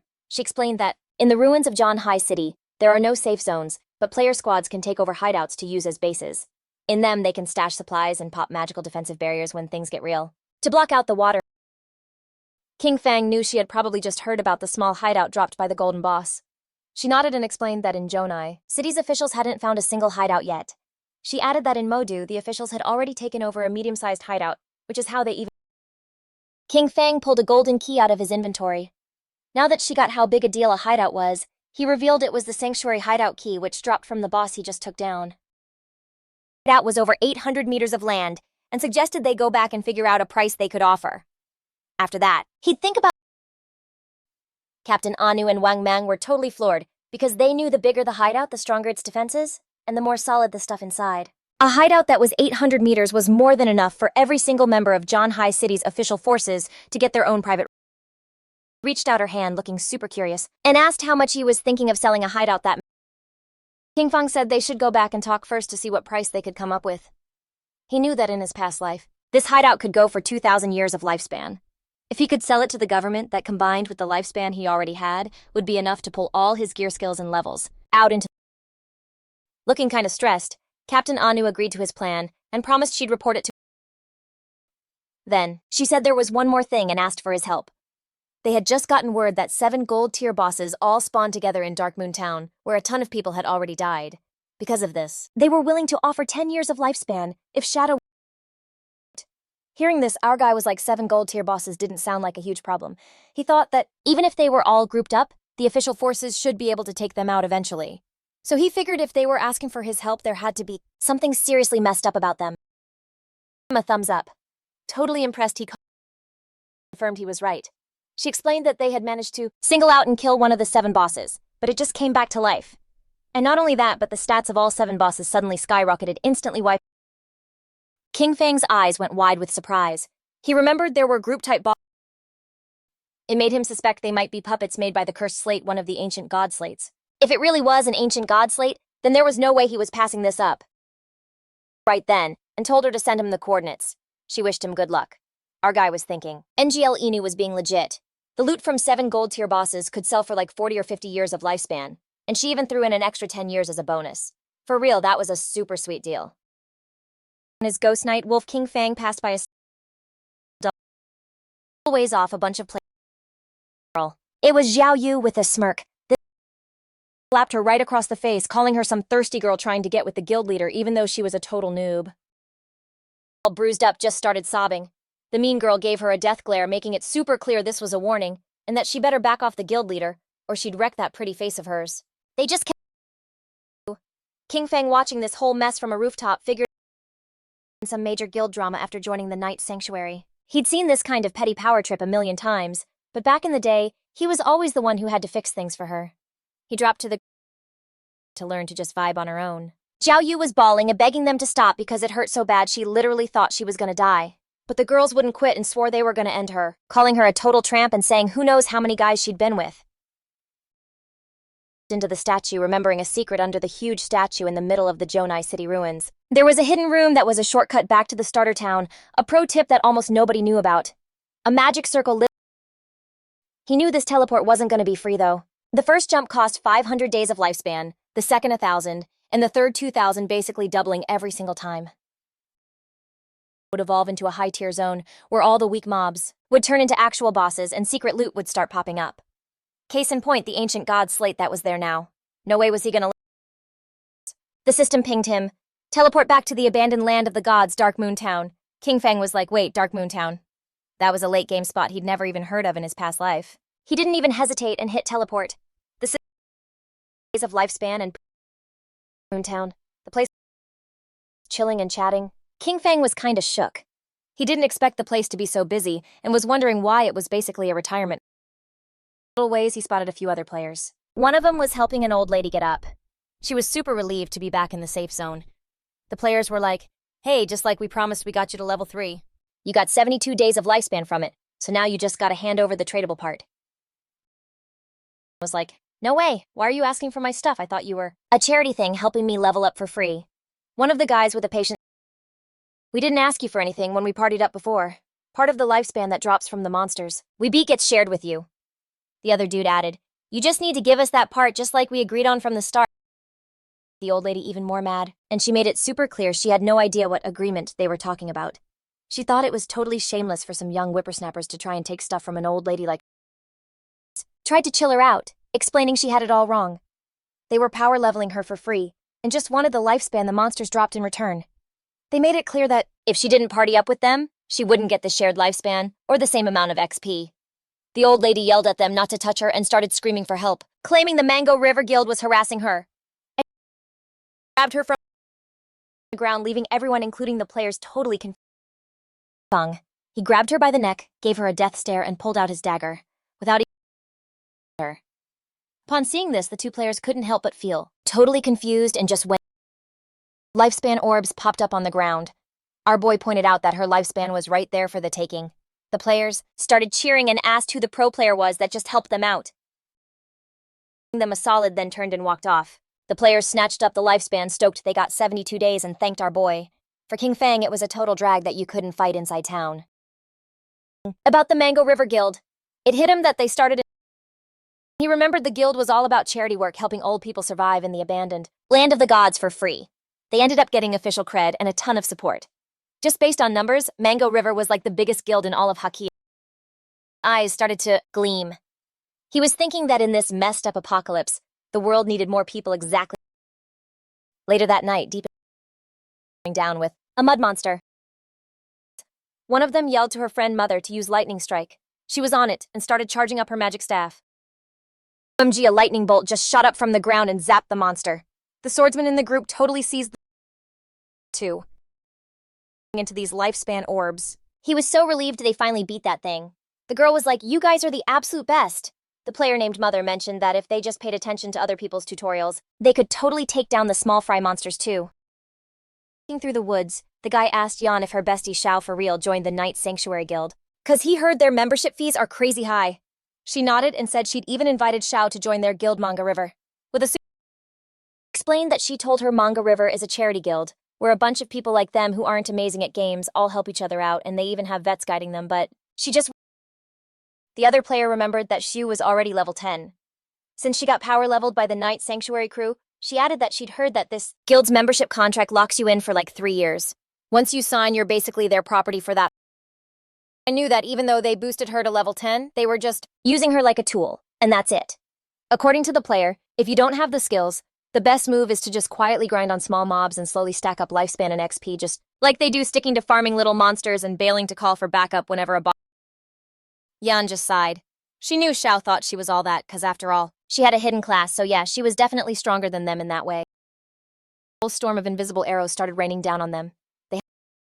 The arrows tore right through the player's body, wiping out 1,200. The guy's body just turned into lifespan. Yan totally freaked out because that was her dad, and her mom just started. The archer who fired the shots just smirked because he one-shotted the dude with a single skill. The masked guys told him to cut the crap, saying there was no way the Manga River Guild had any pros since they were all just trash. They were like, what skilled player would ever want to carry a bunch of noobs, insisting they closed in on Yan and her mom.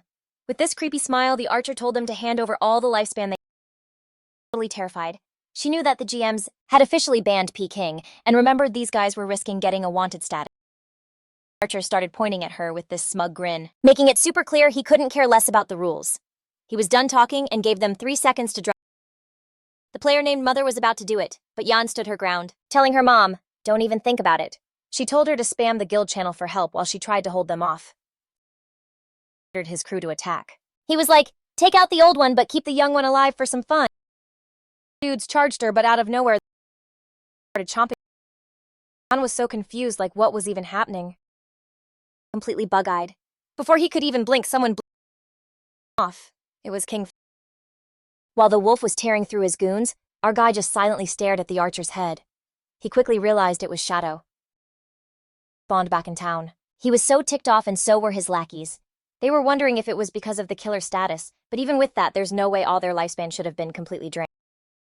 Shock, not getting how all their lifespan just vanished and why they dropped so much stuff. Booking it toward the forest. They knew if this kept up, they were going to be totally wiped. They had to kill some mobs fast to get some lifespan. Then this weird energy appeared. A massive energy sword came crashing. The energy completely paralyzed them. Someone walked up to them. They knew it was over. They were finally busted for Peking.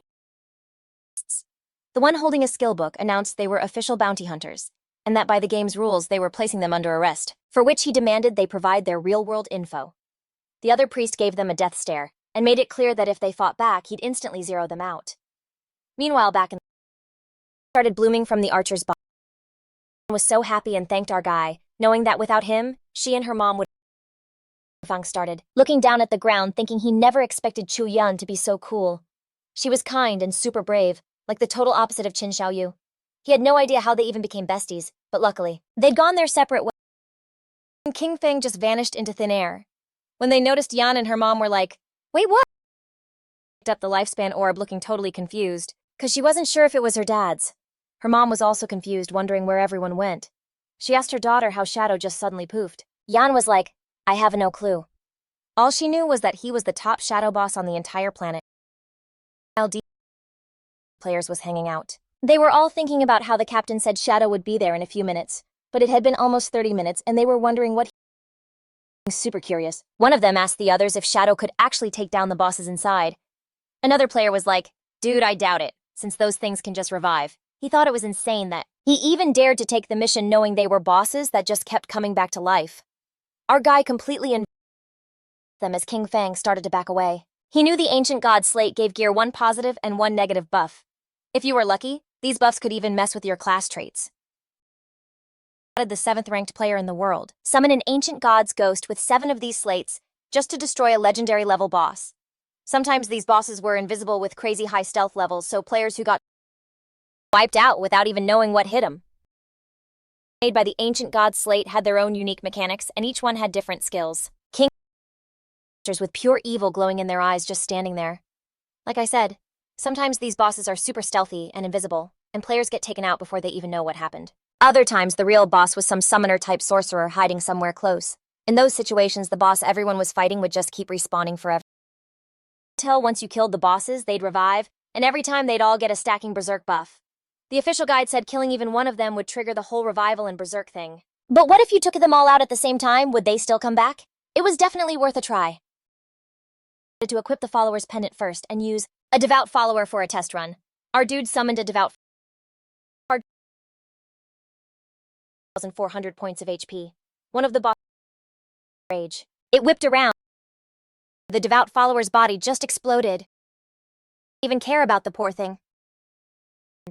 With Focus realizing they were all level 10, they had no damage reflection, and their stats were only about twice as strong as regular golden tier bosses.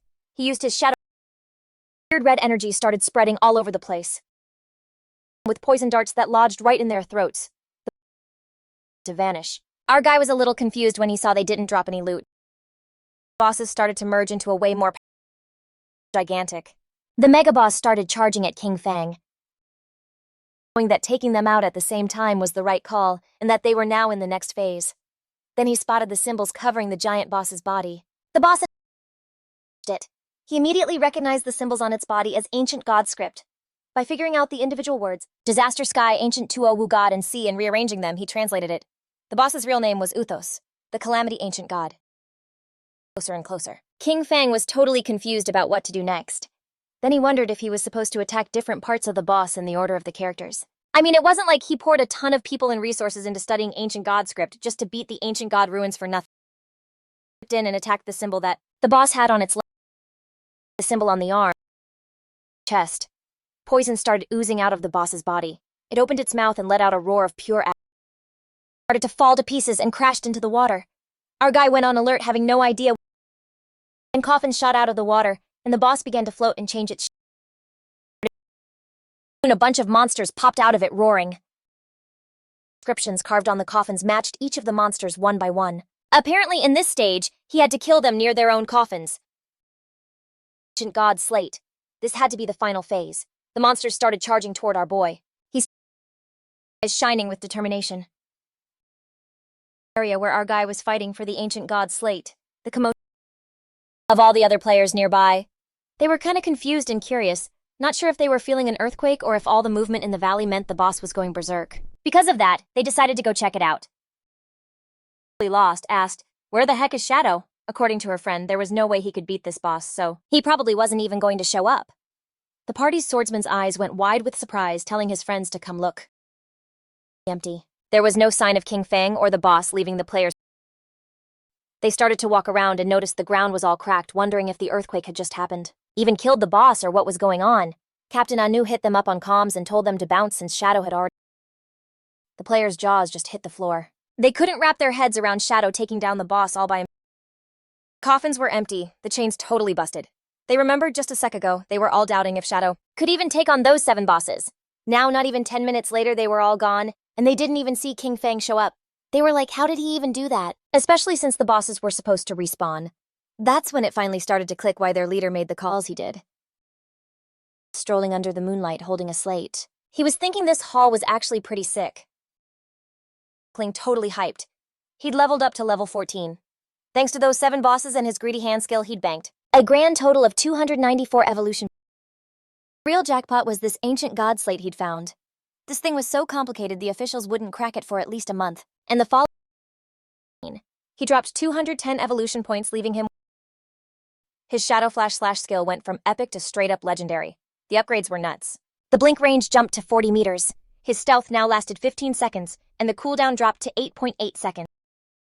Skill now hit with 9 slashes in a bigger 6-meter area, and each hit packed an extra 700 attack power. But the real game changer was a totally new effect. A shield equal to 100% of his max HP, which could stack up to 9 times and lasted for a full 60 seconds. Stoppable and couldn't stop smiling. From now on, if he landed all 9 hits of Shadow Flash Slash, his effective health would be 10 times bigger. His room for error just... He went invisible and started cruising through the area, knowing at this rate he'd hit level 15 in about another 5 hours. Then it was time to make his way to... A few hours later, our guys showed up at the... Still going at it with Xiao Yu. They were seriously ready to wreck her. Kinfang was kinda shocked they were still fighting. These girls were absolutely... The haired girl started stretching, totally worn out, and complaining that her back and waist were killing her. Her friend was fuming, cause her hand was all swollen from the beatdown, whining that her hands were practically on fire. Yu and decided they were done for the day, hoping the beatdown taught her a lesson. Yu, covered in bruises and scrapes, started bawling. In her head, this was all Kinfang's fault. She told him to ghost her, and he actually did it. Not getting that, when a girl says something, she usually means the... Using her magic staff, she pulled herself up. Luckily, she'd signed a contract with the Night Sanctuary, so she was set for the next 3 years. Even though she had to give up 50% of her lifespan, she'd still have some left, which meant she'd level up way faster than Chuyan and the others. Healing, which can fully restore a target's health. She swore that once she got stronger, everyone who ever looked down on her was gonna pay. Neither Kinfang nor those psycho girls were getting off easy, but plot twist, the spell started healing Kinfang. Dropped to her knees, thinking she'd botched the spell again and wondering where the heck her healing went. At the same ruins, a bunch of massive rock boss. The boss attacked, hit with his shield. Not too were hiding and watching the whole thing go down. Of course, Qiang Shishi was so not impressed, saying Daxia's crew was lame for sending 18 people after just one boss and still being too scared to go on. Her friend gave her a look and was like, "Shh, don't say that. They're doing all the dirty work for us, so we should at least act grateful." She blew him a kiss and laughed like, "Aw, you're sweet." But those Daxia scrubs had such weak sauce DPS, it was taking them forever to beat one lame gold who kept attacking, and the boss's health bar was already down to less than half. The team hyped was like, "Yo, let's go all out, it's almost toast. We just gotta push for the final hit." But right then, his chest, insta-deleting him into a lifespan orb, was one of King Shishi's crew. He smirked, saying, "Thanks for the hard work and for serving up these weaklings." The other players freaked, realizing they were up against the Spade Gang. They were the shady crew of mysterious Daxia girls and some foreign players. The team couldn't get how anyone could be such snakes, leading outsiders to totally wipe out their own people. Their leader yelled, "Don't sweat it, let's just jump them all at once, there's only a few of them." Seeing them try to put up a fight, every last Daxia scrub, and told them all to get ready to die. Her boy whipped out his double hammers and dropped a skill called All. An earthquake hit, trapping all the players in the ground. She whipped out her dagger and smoked eye. She totally had to roast them afterward. Seriously, she thought Daxia's guys scrubs. Her eyes got this evil glint when she figured out Daxia's top dogs had already ratted them out. But whatever it was, pointless. To her, all of Daxia was just one big trash. Pointed out they were just regular players, so there was no way they could hang with a crew backed by so much cash. While the bodies were glitching into lifespan orbs, even though their real IDs weren't outed yet, just to be safe. They needed to dip from Daxia like now. She looked down, then decided they would start a guild just for wrecking those Daxia clowns. Her dude thought it was a sick idea, but the other guy was like, "What are we gonna call it?" Decided their guild would be called Alice. Just picture. She was like, "Okay, that's a wrap for today." It was time to log off and throw a massive guild Alice. With a huge smile, Captain Yu started waving at our boy, suggesting they chat about the price for the hideout and telling. Kinfang asked how much, and she said 1,500. Our boy knew that.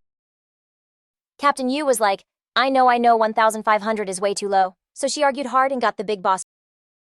Kinfang agreed to the deal for the statue in the middle of the ruins. He knew Anu was smart, even if she did try to hit him with a low offer. Our boy showed up at the statue and saw Captain Anu. She was carrying way too much lifespan, so the higher-ups were tripping and gave her a whole military. Fang's eyes got super intense. He knew this was nothing since the authorities had no idea how strong he really was, and these guys only knew a couple of moves.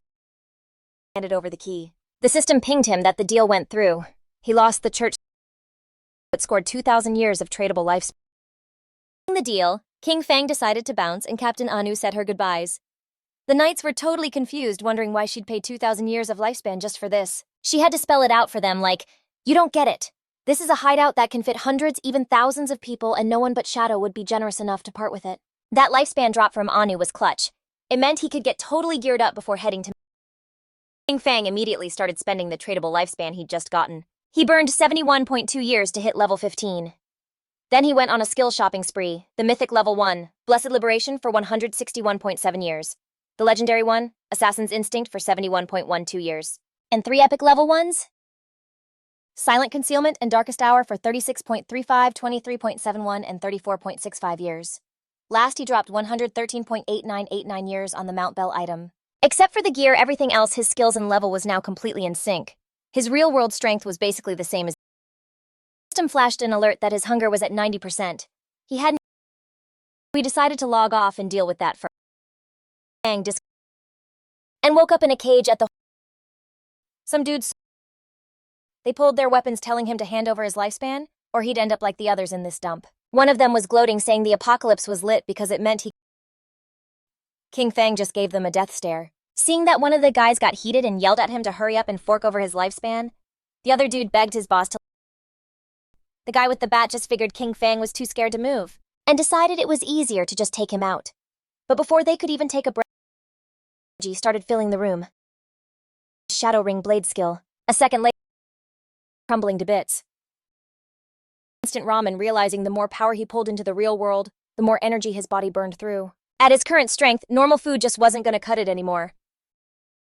Instant noodles, knowing that after he handled Qiangxishi and her guild Alice, he'd have to find a way to get that divine gifted book. On his Wolf King Fang took off. He knew she was crazy cunning, way harder to track than Songfei, but he could use that take out King Fang quest he'd accepted as bait to lure her.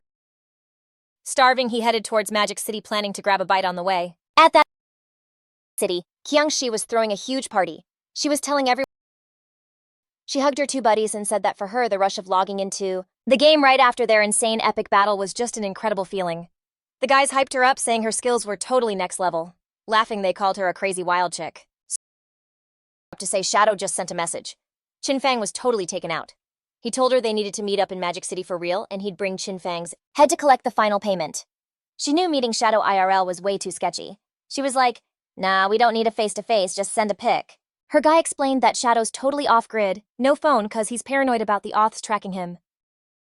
The fact that Shadow had beef with the authorities too. The Auths had been on their case big time lately, and if they could just bait Shadow into joining Alice, those Daxia clowns wouldn't be a problem anymore. Because of this, she decided to stage a little drama to check his vibe and see whose side he was really on. Shadow in the game first and shot him the coordinates. She ported to the ruins and hit up Skywalker. She laid it on thick, all like, hey, are you there? I've totally missed you. Then she asked for a favor, saying she needed his help with a live one. Kinfang was just meditating, using silent concealment, a skill that let him go perma-stealth, as long as he stayed completely still. Seeing she wanted to meet in-game, Kinfang thought, okay, Qiangxishi, you're a slick one. The chords for Spectre Academy weren't even far from him. He logged in, ready to see. A few hours later, Kinfang Academy ruins in Magic City. Kinfang, still completely invisible, hopped off his mount. A bunch of realized in front of Qiangxishi. They announced that the Auths had found her Spade gang, ID'd her as Spade A, and told her to just surrender and not make a scene. Otherwise, with a smirk, she told Tianxing Jian to run back and make sure his Daxia buddies got the memo. They weren't the Spade gang anymore. Now they. Showing off the goods, she made it clear that they, the Alice Guild, specialized in wrecking Xiao's guys. His squad couldn't help but turn red. Furious, they started yelling at Spade A, promising that Great Daxia's finest would bring her down, calling her totally shameless. Looking absolutely thrilled, scrubs to come at her. She even hinted that if they put on a good show, she might get even crazier with them. The whole time King will go down. Clenched his fist, realizing she was as stubborn as ever, and swore he'd be the one to cuff her. This guy. He was Chu Hondan, codename Tianxing Jian, a notorious snitch who fed intel to the Alice Guild and didn't get wiped until the 7th year of the game. He thought it was wild that Qiangxishi and Chu Hondan were already scheming together this early. He realized this whole scene was just a performance to test him. If he stepped in to help Qiangxishi, he'd be an enemy of the Auths. If he didn't, Qiangxishi would probably flake on meeting Shadow. Took a leap and started dropping in. Popped his Shadow Ring Blade skill, figuring now was the time to show he meant business. A freaky red aura washed over Tianxing Jian and his crew, slowly draining. System confirmed he'd wiped Tianxing Jian and his squad. People were just standing there, totally confused. Bodies turned into lifespan orbs. Kinfang appeared and was like, the name's Shadow. Kinfang strolled. Yo, I'm Shadow. Went huge, like she was instantly crushing, and she got all flustered and excited. To her, he was just way too cool. She was a total sucker.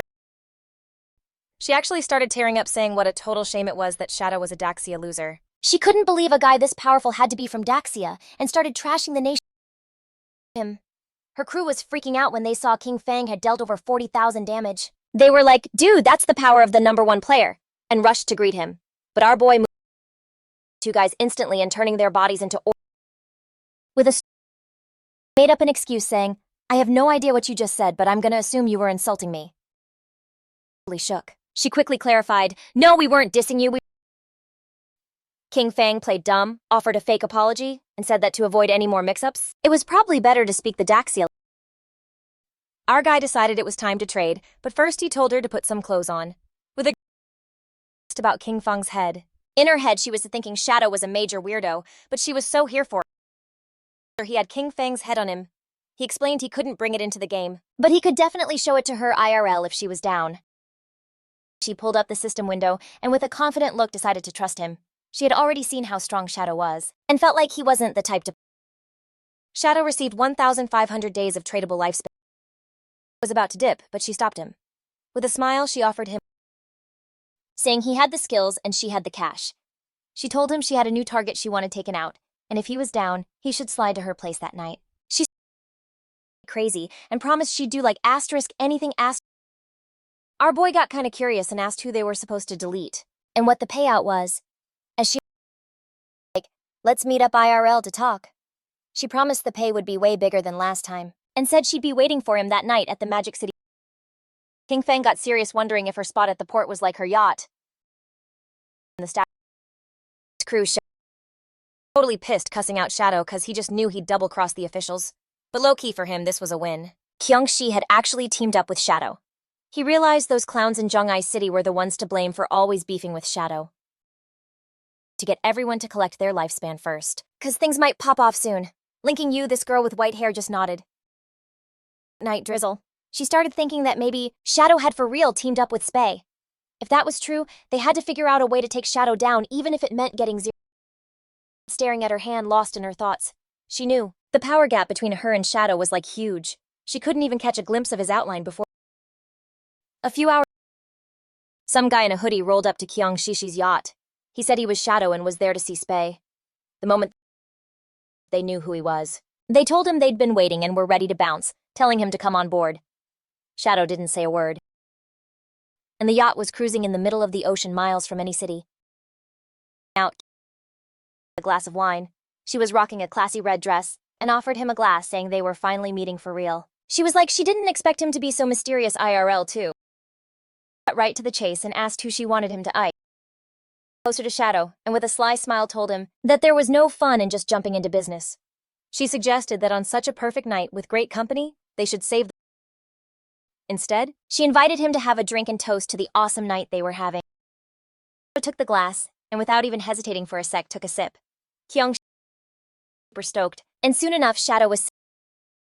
Kin Xiou sat down next to him and grabbed his arm, smiling and asking if he was feeling it yet, letting it slip that the drink had her own special secret sauce. A little heated, revealing that anyone who drank it would totally do whatever she said. She was thinking all hyped up that just like she thought, even Shadow was just a guy after all. But when she saw how strong his reaction was. Practically drooling, she sat in front of Shadow and told him not to be nervous, but to just chill and enjoy the ride. She laid out her plan when things got to their peak. She was gonna pull back his hood to get a good look at his face cause she was sure he was a total hottie. But for now, she wanted to keep the mystery alive. Shadow, totally blown away that Daxia had a guy this incredible. It suddenly all made sense why he was the Shadow. This crazy heat just washed over her as she was amazed by the whole experience. Feeling like she was on fire, she begged him to keep going, yelling that she was ready for him to let loose, until she finally hit the peak. Something super weird happened. Green flames shot out of Shadow's body, torching her. Totally in shock, feeling this insane heat, and wondering if this was actual. Someone popped up next to her and snatched the protective crystal pendant from her neck. They were like, wow, didn't expect her to have a sweet item like this that saved her skin. It was a gold-tier universal accessory, the protective crystal pendant. Its unique perk gave the wearer a damage-proof shield every 300 seconds. It was giving off this suffocating vibe and a super intense stare. He just started glaring at her. Kin Xiou was shook. She was wondering why he was even here, cause she remembered Shadow totally wasted him. Big reveal. There was only one reason. He was Shadow. Away from the fake Shadow on the couch, her eyes going wide with terror. The guy in the hood was just some to be a stand-in. And dude was super happy cause he had a really good time with Kin Xiu. Kin Xiu, and mighty before, was now literally on Fang. Slamming her head on the ground, she begged him not to delete her, admitting she messed up. She offered him all her lifespan and swore she'd be his servant, telling him he could do what. Kinfang just asked about her. With tears streaming down her face, she started yapping like a little puppy, asking her daddy if he'd let her live in exchange for the intel. Before she even finished the sentence, and while she was totally freaking out, realized the 5 dudes weren't even on the yacht. 659 years of tradable lifespan. In one go, which was a total bummer. He figured the first move was to use Kang Shishi's phone to call the car from her super fancy racing toward it. A huge takedown was reported on the yacht, where one of the victims was the kid of the Qian group's president. According to the tip, the moves the attacker used were a dead ringer for shadows from the game, so they were pretty sure who it was. The investigation team was sent to the scene ASAP. It's Tian Xingjian. He knew Shadow had zero respect for the law. He figured a hit this messy was a direct challenge to the laws of his country. As soon as he was on the boat, he planned to use his search skills on the bodies. And once they had Shadow's location locked down, they'd light the place up to make sure the target was toast. He was definitely getting payback. Police boats swarmed the yacht in checking out Qiang Shishi's body. The initial look showed that the cause of death was a snapped neck.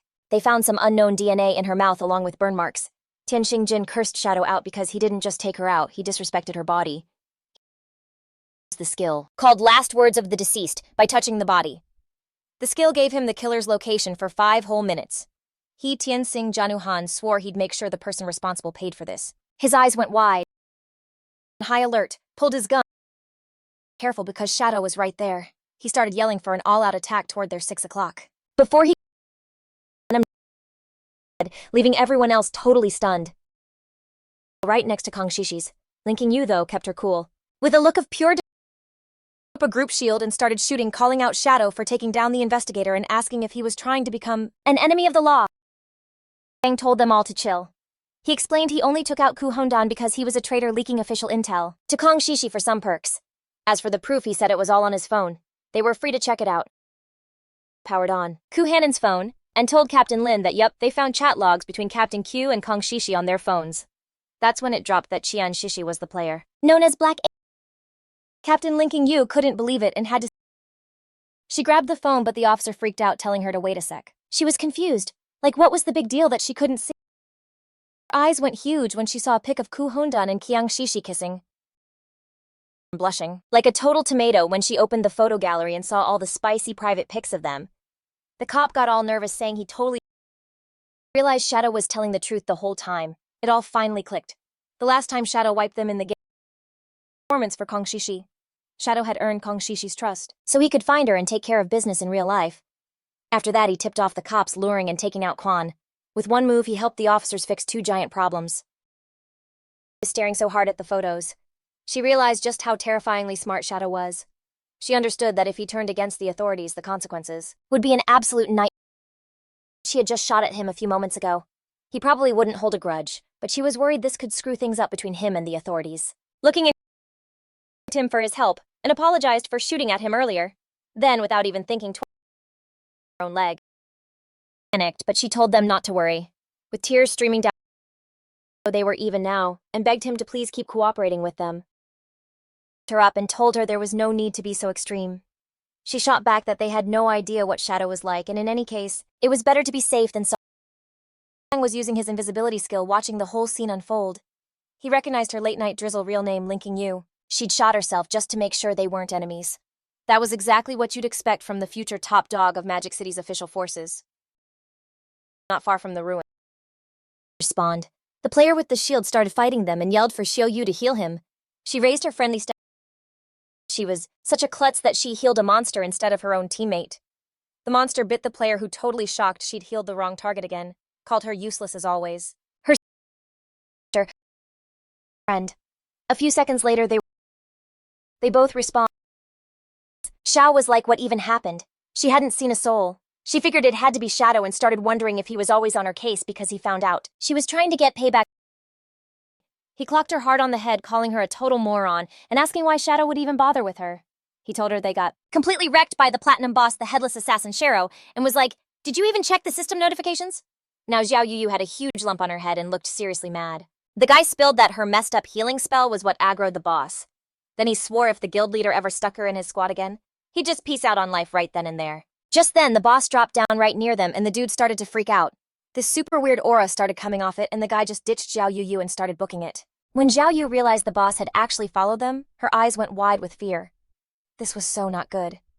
Later that night, somewhere in the city, there was this massive mansion. Someone slammed a plate of fruit onto the floor.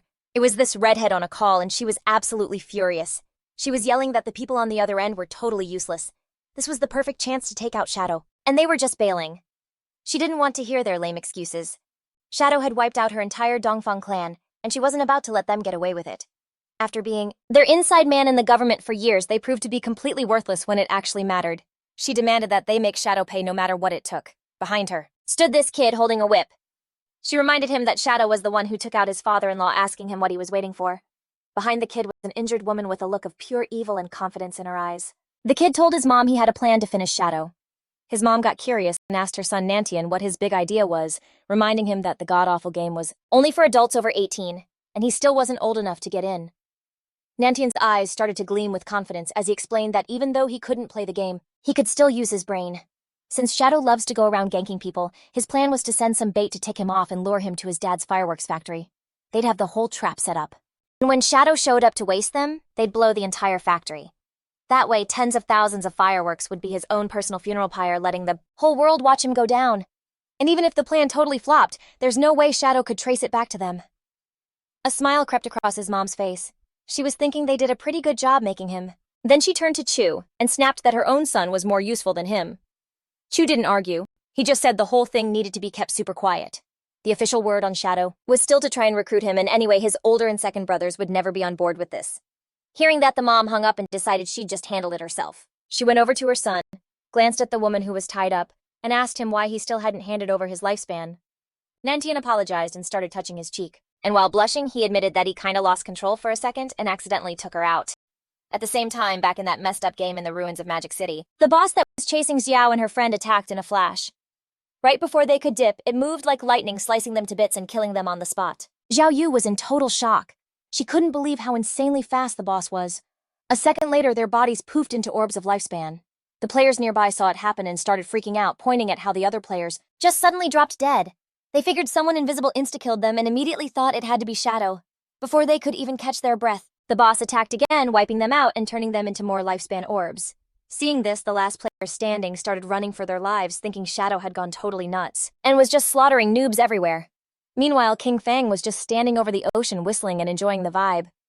He was a long way from the city and thought it was a sick spot to bring out the hideout. The system asked our guy if he wanted to cash in 1,315.2 years of lifespan to bring the soul-cleansing land hideout into reality. This hideout was an underground base, and Kinfang had to pin the location on the map. Finally, before he could do it, the system warned him that anything in that spot would be completely annihilated and asked him to confirm. Kinfang looked down at the ocean floor and confirmed it. A moment later, a crazy magic circle appeared in the water. The sea literally split in two, and the soul-cleansing land was successfully brought into the real world. Looking totally chill, Kinfang decided it was time to go find that divine book. Our boy logged back into the game, and Wang Meng told him that someone had reported him for Peak King players left and right. But Wang Meng knew it wasn't him since he hadn't even been online. After he looked into it, he found out it was a platinum tier boss named the Headless Assassin that was attacking players. Her stealth level was insane. Nobody could see her. Because of that, Wang Meng was like, "Yo, can I handle this?" Meanwhile, back in the Magic City ruins, the boss was just wiping out every player, leaving nothing but lifespan orbs. Anquin, who was hiding behind some rubble, was totally bugging out, wondering what kind of god-tier boss she was since his level 3 anti-stealth couldn't even ping her. Last time Shadow had totally shown up the Iron Saint, and he was still super salty about it. With a cocky smile, he said the only problem was not being able to see the boss. Otherwise, he could have totally locked her down all by himself. He claimed that even if Shadow showed up, he wouldn't stand a chance against this headless assassin. Xiao Yan panicked and told Anuan to keep it down so they wouldn't pull aggro from the boss. Then she suggested they should hit the high ground first, since they'd get a way better view from up there. Anquin started to sneak, but in the middle of it he stepped right on a banana peel. Poor Anquin totally ate it, wondering who the heck would leave a banana peel there. But before he could even finish his thought, the boss moved like lightning, slicing Yan and his buddy clean in half. Yin and the others' bodies just poofed into lifespan orbs. Anquin was the only one who didn't get wiped, all thanks to that banana peel. He was in total shock seeing the boss had taken out his whole squad. Without wasting a second, he snatched up a lifespan orb. But when he turned around, he saw the boss. She raised her arm, getting ready to take Anuan out, but instead of being scared, he totally challenged her, yelling that he wasn't afraid. While the boss was charging her attack, Anquin rolled only to freak out when he realized he dodged way too early. Not missing a beat, Anquin just kept on rolling like a maniac. His eyes went wide like, what is she waiting for? Why isn't she attacking me already? He just started rolling non-stop around the boss and got super dizzy from overdoing it. Anuan finally stopped and was low-key confused when he saw the boss was starting to disappear. He was so dizzy his vision was a total blur. After powering up her move, she used her anti-stealth strike technique and went for the dizzy Anquin, who didn't have time to roll again and just took the hit head-on. In a flash, his body turned into a lifespan orb. While the boss was distracted, Shadow started to phase in. Then out of nowhere, Kinfang appeared right above her and used his skill True Anti-Stealth Strike, slamming his dagger deep into her back, dealing over 28,000 points of damage and one-shotting her. He was so fast, she never even had time to turn around or even sense he was there. He was kinda surprised to see the boss's name was Xiou. A few minutes before Kinfang showed up, all the guild members in the ruins started pointing fingers at poor Xiao Yu, blaming her for messing up a spell that aggroed the headless boss. They claimed the boss had locked onto her and followed her all the way to the respawn point. Xiao Yu's eyes filled with tears, and she looked crushed, trying to explain that she didn't mean to do it. Two of the players were totally furious and told the guild leader their teams would never accept someone like her because they'd get wiped without even seeing it coming. The guild leader told his guys to keep it down, asking them if they were trying to attract the boss. Looking at Xiao Yu seriously, the guild leader realized she just wasn't cut out for combat. Because of that, he told her that from now on she'd be on intel duty scouting for hideouts. He offered her a reward of 3 years of lifespan if she found a gold tier spot, and 10 years if she found a platinum tier one. He remembered thinking they'd totally hit the jackpot when they saw she had a hidden class. The guild leader pointed right at Xiao Yu and was like, "All right, from now on. I'm giving you 1 year of lifespan every day since you constantly dying is a huge waste." Just then, a system window popped up telling Xiao she'd just scored 2 days of tradable lifespan. Her new total was 2 days, 13 hours, and 32 minutes. She looked so unbelievably grateful, thanking him from the bottom of her heart.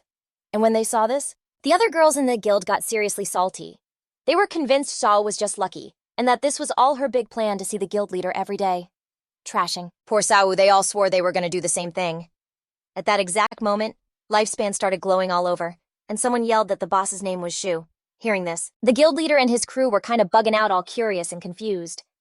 A second later, the boss's body flopped onto the ground, and then Kinfang appeared, just giving the guild leader a silent death stare. The leader's eyes went wide and his jaw just about hit the floor. Without even a split second of hesitation, looking completely furious, he clocked one of his own guys square in the head. Right then, this freaky energy started swirling around Xiao Yu, and the space around her began to warp, leaving her totally confused. Her eyes bugged out in fear and shock. Neither she nor any of the other players had a clue what was happening. Not wasting a single second, the guild leader booted Xiao right in the butt, sending her flying. Xiao Yu's body just started floating up into the air. She was screaming her head off, begging for help. Just then, 3 headless bosses poofed into existence around her. The second he saw this, Kinfang's gaze was locked right on her. Anan and the others who were watching from a corner totally freaked when they saw the 3 bosses. Then they realized there were actually 4, no 5, because one had just gotten instantly smoked by Shadow. It finally clicked why it felt like they were everywhere. They were all clones. With tears streaming down her face and a look of pure desperation, Xiou started freaking out and screaming for help. Then she saw Shadow and was like, "I'm saved." She reached out to Kinfang, begging him to save her and calling him Brother Shadow. The second he heard the word brother, coming from the one who betrayed him, Kinfang's eyes literally blazed with fury. Right before the bosses could attack, Kinfang unleashed his new Shadow Dash, moving like a blur, and in the blink of an eye, he sliced the bosses and poor Xiao into a million pieces. Xiao Yu was in total shock, having no idea why Shadow would just take her out. The system notified our boy that he'd eliminated the headless assassins Zilu and Zhu, earning 48,000 experience points, 20 evolution points, and 1,520 days of tradable lifespan. While all the lifespan orbs rained down from the sky, Kinfang turned his back on Zhao and coldly said, "Tough break." Kinfang then used greedy hand to snag all the loot. He realized that on top of the 1,520 days of lifespan, from the boss itself, it had also dropped a ton of light orbs. These were all the non-tradable lifespans the boss had just jacked from other players and hadn't processed yet. Just then, Captain Anu and Wang Mang rolled up. With a smile, she greeted our boy, offering to buy any drops he didn't need. Kinfang was a little surprised, realizing Captain Anu and Wang Mang were literally everywhere. Looking totally chill, our boy mentioned they had perfect timing because he knew another spot with some killer loot. If the price was right, he could take them there. He told Wang Mang and his crew to roll with him, but that Anu couldn't come. Captain Anu was super confused and mad, asking why she was being left out. Shadow just pointed at Wang Mang and clarified, "To be exact, no girls allowed." She started blushing and struck a pose, asking the boss why, and accusing him of being sexist. She put on a fake pouty face, admitting she was even planning on making a move on him, but she never expected he was actually into dudes. Kinfang just gave her a light bonk on the head, and then revealed that outside the ruins of the city's north gate, there was a Tower of Divine Authority. He explained that after you beat its challenge, you get some seriously epic rewards. The only problem, the NPCs inside can't stand women. If there were any girls in the party, the difficulty would get jacked up by like 10 times. Little Black smiled as she said goodbye to Kinfang, wishing him good luck while her friend started to get this totally starstruck look on her face. Furious, Captain Anu whipped around declaring that the NPCs were sexist trash and swore she'd come back and wreck them all as soon as she leveled up. Then she told Xia they were gonna go explore the nearby mountain to grind some mobs and blow off steam.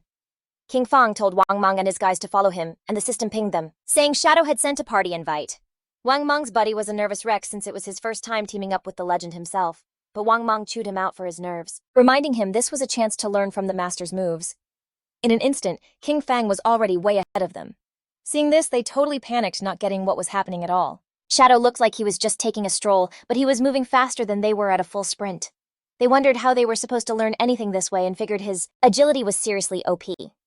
While checking his inventory, Kinfang saw that over 20 items dropped, and 2 of them were perfect for an assassin. The first thing was the Emerald Tier Forest Bone Blade, a total assassin's weapon. It packed a 388 attack power, 125 armor pen, and it buffed strength by 39 and agility by 48.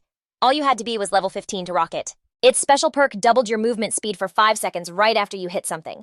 And while that was active, you got a 30% chance to dodge attacks. Kinfang whipped out his new Forest Bone Blade, and he was totally buggin' when he saw its attack. Power was almost 80% higher than the 216 points from the Plague Blade, plus it added armor pen strength and agility. This thing was actually sick. Definitely a keeper. The second item was the Platinum Tier skill Shadow Blade.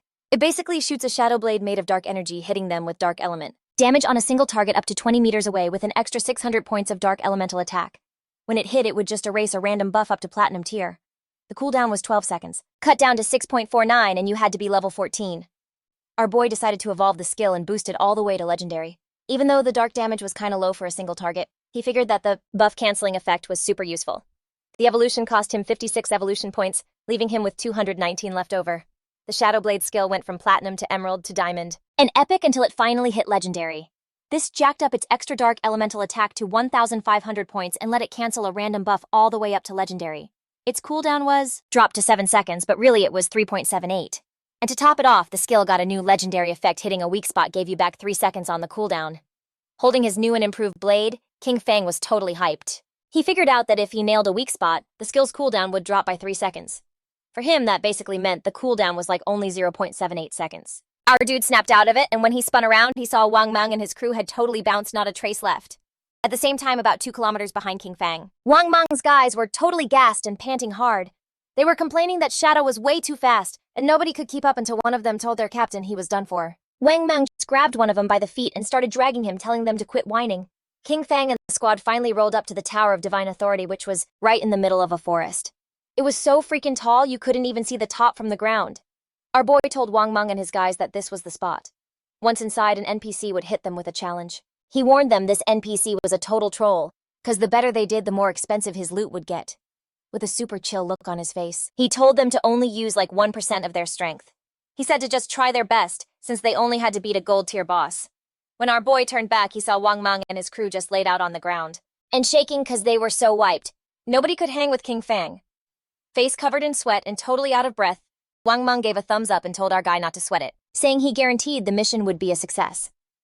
While Kinfang was walking up to the Tower of Divine Authority's door, he told them to make sure they were always in team chat so the NPC couldn't listen in. He explained that once they crushed the challenge, they'd get to buy some sick items from the NPC and promised they wouldn't be disappointed. Kinfang and the others pushed open the tower door. Wang Mang and his guys were totally shook when some floating hooded NPC just appeared in front of them. He gave them a warm welcome as friends of Blue Star, and figured the arrival of the Forsaken Gods had probably made them a little nervous.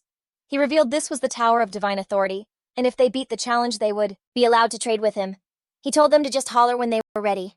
Wang Mang's crew was kinda bugging out, realizing the game actually had NPCs. One of them asked Shadow what kind of boss they were about to fight. Our guy just told them to follow his lead during the battle, promising it was simple. The party's swordsman felt even more lost, and asked him to be more specific.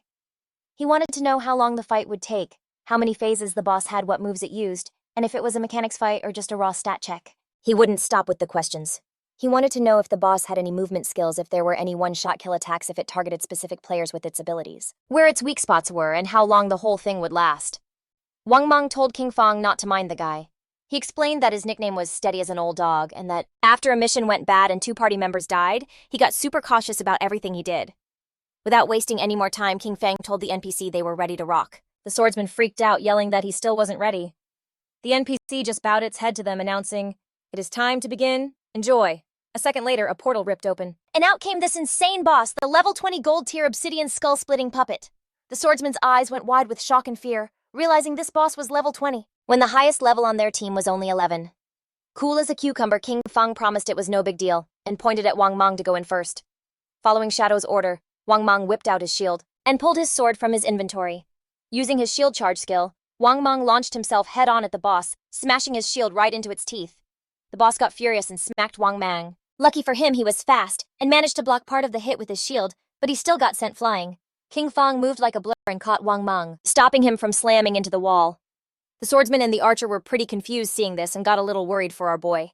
Kinfang just started staring the boss down. He told the archer not to worry about it and to use the Starshine shot skill.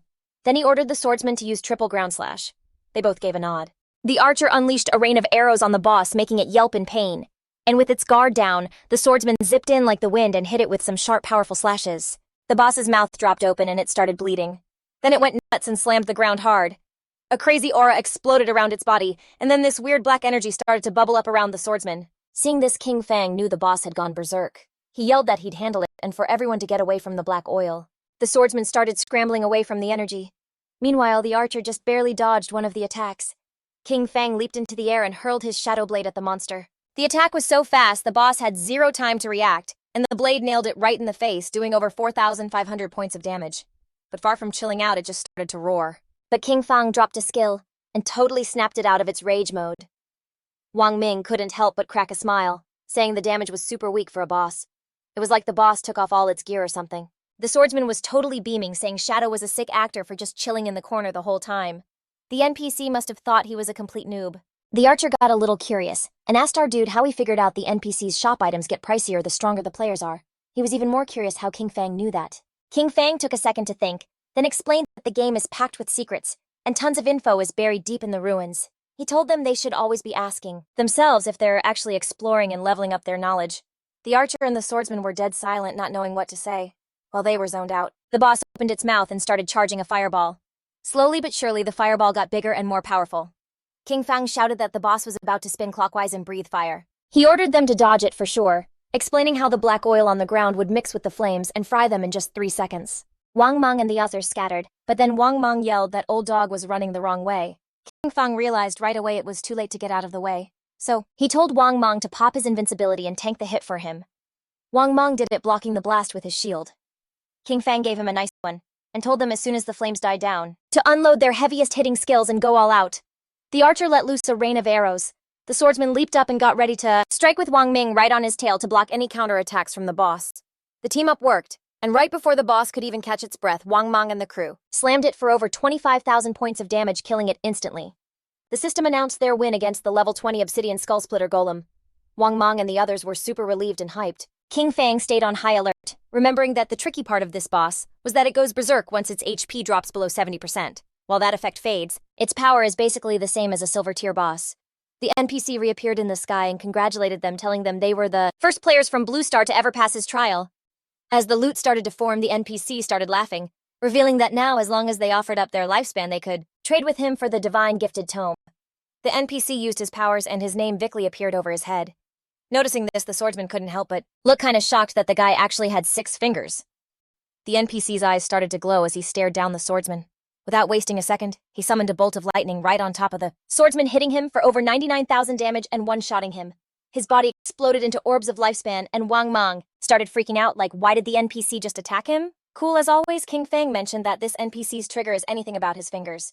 He explained that NPCs and players can't attack each other unless the player breaks the NPC's personal rule first. So because of that, as long as they didn't mention his fingers again, they were safe. A question popped into Wang Mang's head. He wondered if Kinfang could even beat this NPC. Our boy admitted that for now he couldn't. The system dropped some lore about these NPCs. They're basically powerful beings from other timelines who became gods. They're bound by some ancient eternal rules, so they come to Blue Star disguised as NPCs to collect lifespan from players. Vickley got all smug and told them to pick the divine skill book they wanted, trade their lifespan for it, and then get lost. When he saw the skill books, Wang Mang was in shock. He found out you could spend lifespan to make real-world necessities like all kinds of food, water, and drinks. He realized that with these divine books, they'd be totally set even if some major disaster happened. Just like Kinfang always leading them to the good stuff. Wang Mang and the archer were amazed. They knew Kinfang would never let them down. Their jaws dropped even further when the archer found the divine book of the mechanical maid and instantly wanted to buy it. King Fang spent 9,000 days of tradable lifespan, and in exchange he got the full set of the 9 Zhonghai City Divine books. These books would cover his daily needs, but there was another reason. The Tower of Divine Authority had an achievement that gave out reputation rewards, and he was determined to get it. King Fang told the NPC he wanted to challenge the highest difficulty all by himself. Vickley looked confused and made it clear that based on the performance he just saw, King Fang couldn't even beat the first level yet. He had the nerve to dream about the highest difficulty. King Fang was curious and decided to ask what the highest difficulty was all about. Vickley revealed that the difficulty has 5 levels, with the 5th being the absolute hardest. So the boss was the same golden grade obsidian skullreaker golem, but get this, its attack, health, defense, and cooldowns were all jacked up by 500%. Wang Mang and the archer's jaws totally hit the floor. A 500% boost! Are you kidding me? They were already struggling just to dodge its moves, so they were seriously doubting Shadow could pull this off. Plus, with 5 times the health and defense, they were like, how long is this even gonna take? Especially since one wrong move meant game over. Vickley started giving King Fang this intense stare, warning him that if he bit the dust during the challenge, any lifespan he dropped was all his. He was like, you sure you want to do this? But King Fang just brushed off the warnings and gave a nod, totally signaling he was all in. So Vickley started charging up this magic orb, basically loving what he thought was a freebie. Man, he thought those Blue Star players were getting way too cocky this early in the game. Seriously, they were just asking to get wrecked. The boss they'd already beaten popped back up, but now it was the golden obsidian skull splitter golem juiced up by 500%. King Fang whipped out his dagger. He knew Vickley could juice up his summons, and that 500% was nothing. He actually remembered that last time he fought him, Vickley had buffed his creatures by 2,000%. This was the perfect chance to test out his new gear. King Fang fired a poison dart at the boss, which triggered the Black Flame's gift effect, dropping the target's defense and all its elemental resistances by 7%. Then the Emerald Bone Blade's special kicked in, doubling our boy's speed for 5 seconds. The boss shot out a wave of fire, but right before it hit, King Fang just vanished.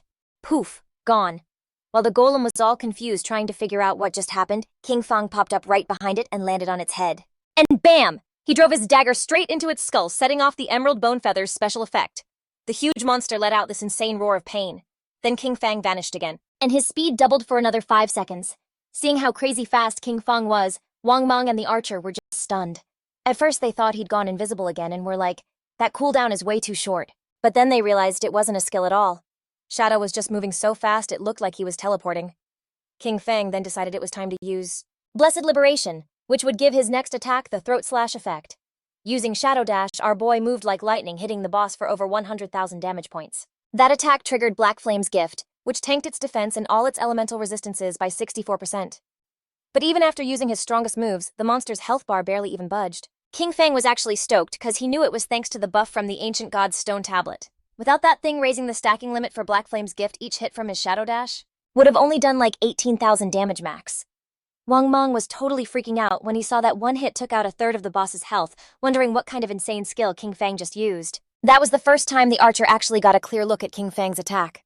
It looked like an instant Shadow Slash, but the version he knew only hit 3 times. Meanwhile, Vickley was just watching the whole thing go down, completely silent, like, how is this dude so OP when the game on Blue Star just started? What kind of talent level is he? Our boy's eyes were practically glowing with excitement. It was time to pop Throat Slash, a skill that dealt 200% of the last attack's damage every second. The boss started gushing damage points. It let out this agonizing roar as its HP bar just plummeted.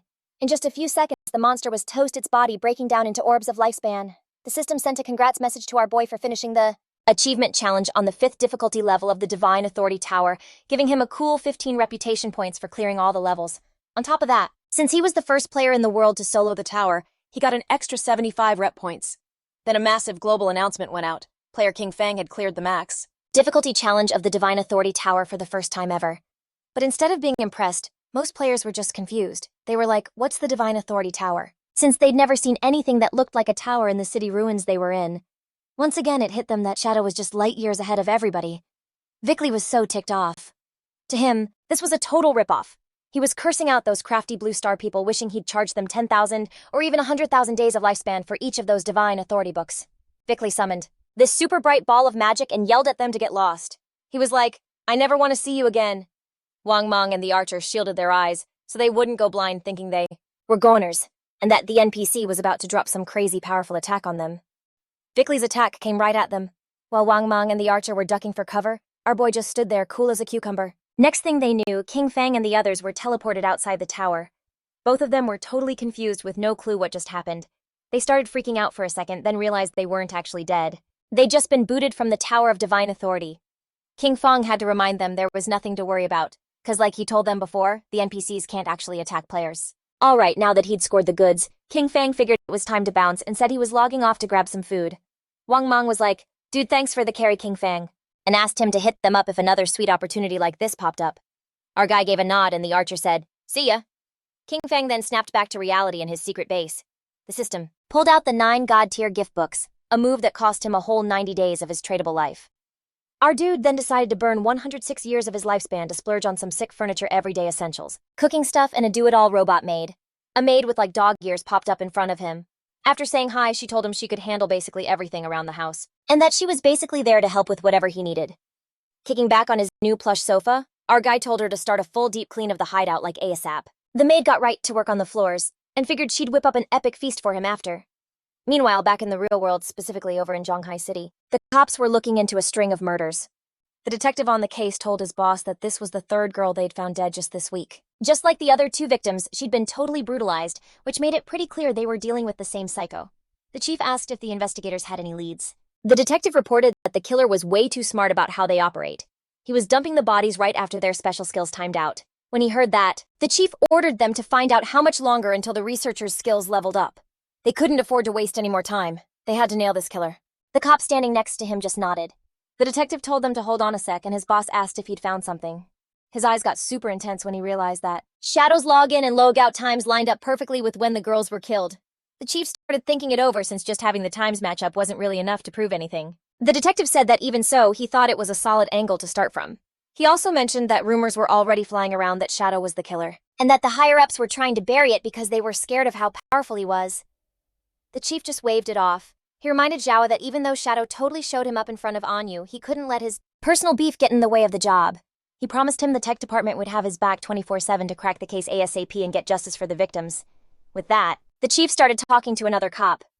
Meanwhile, Xiaohua was just staring at the ground, totally seeing red.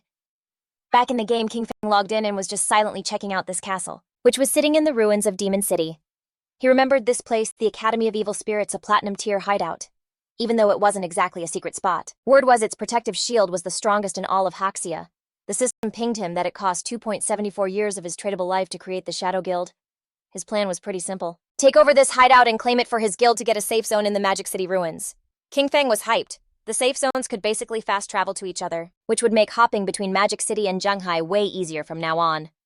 Popping on his invisibility, Kinfang slipped into the hideout and started creeping through the place. A few minutes later, he realized he'd made it all the way down to the 3rd basement level, the deepest part, and hadn't seen a single mob. That told him that someone or maybe a crew of some seriously OP players had already cleared the place out. Just then he heard someone yell that a girl had nowhere left to run. Kinfang got curious and took a peek around the corner and saw a bunch of dudes surrounding this one girl. Looking totally terrified, she begged them to stay back. They were on a bridge and had her trapped with a literal river of lava right behind her. With a smirk, one of them told her not to sweat it because they weren't going to kill her. Yet. He explained that Madame Dongfang sent them to grab her so her son could get to know her better. Then he demanded that she give up her real-world address, warning her that if she didn't, they'd just kill her over and over until her lifespan ran out. He also made it clear that offing herself was pointless since guys from their guild, Shiral, were camping her respawn point. The guy with orange hair just smiled and suggested they make a deal. He reminded her that she'd already ganked Madame Dongfang twice in the game, and figured that she must have taken at least 30 years off Madame Dongfang's life because of it. The girl just stayed quiet, totally lost in thought.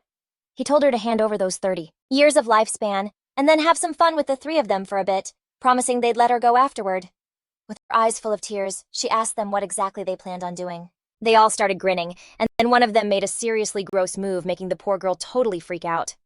With a sick smile, the orange-haired guy revealed that this was their idea of playing.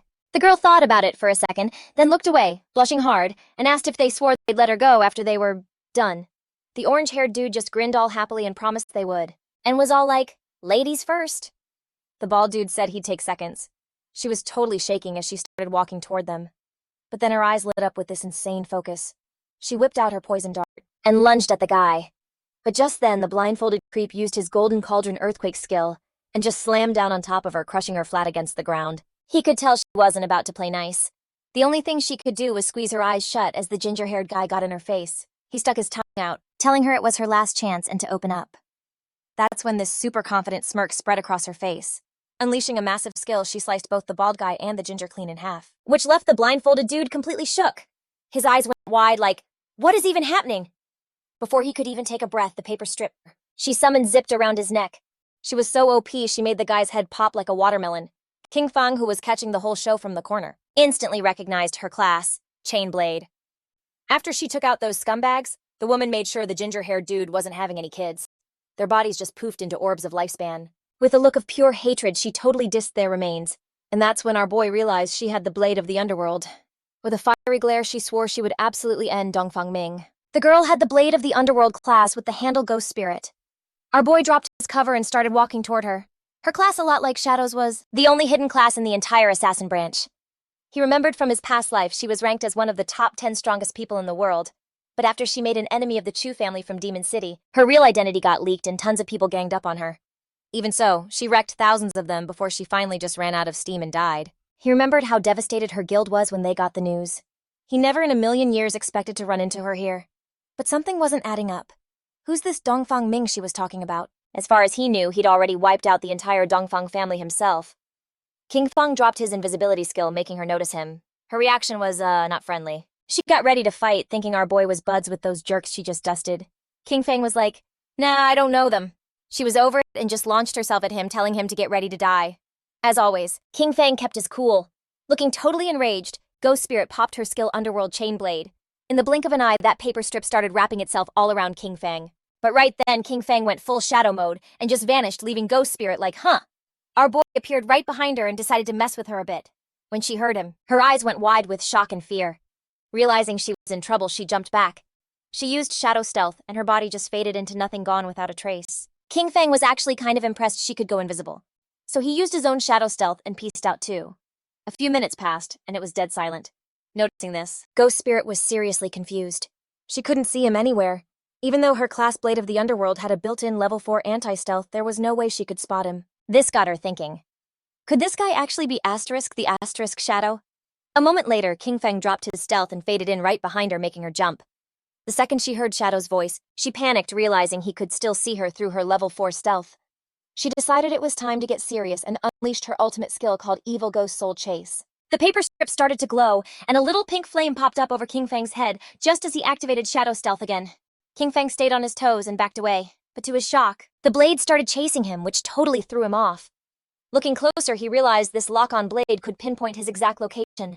Ghost Spirit's eyes were shining with total determination. Her eyes might not be able to see him, but her weapon sure could. Nobody targeted by Evil Ghost Soul Chase ever gets away.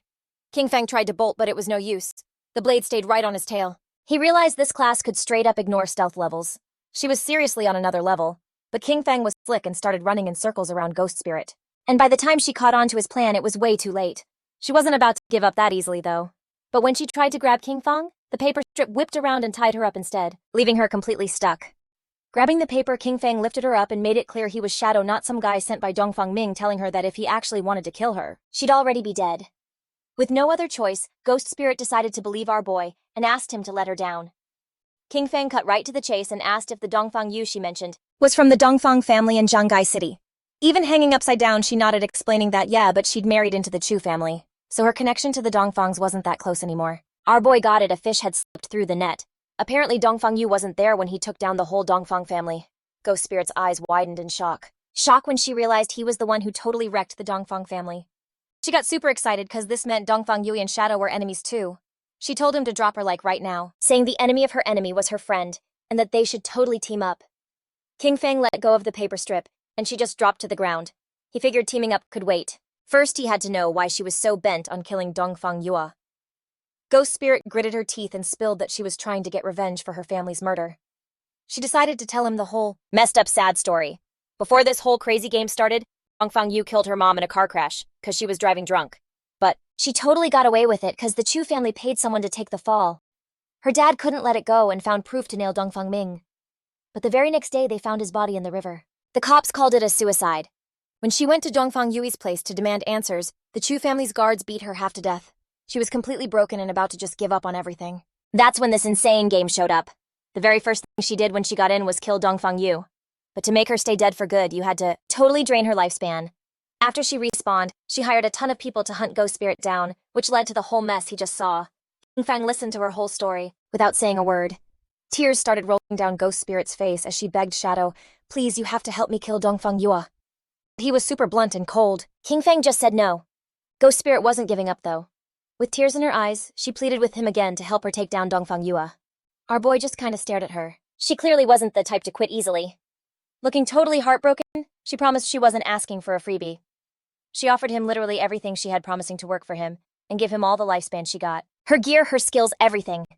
All of it just for his help to kill Dongfang Yue. She even said she'd be his slave, no questions asked. Kinfang just watched her, quietly, his eyes kinda wide with surprise.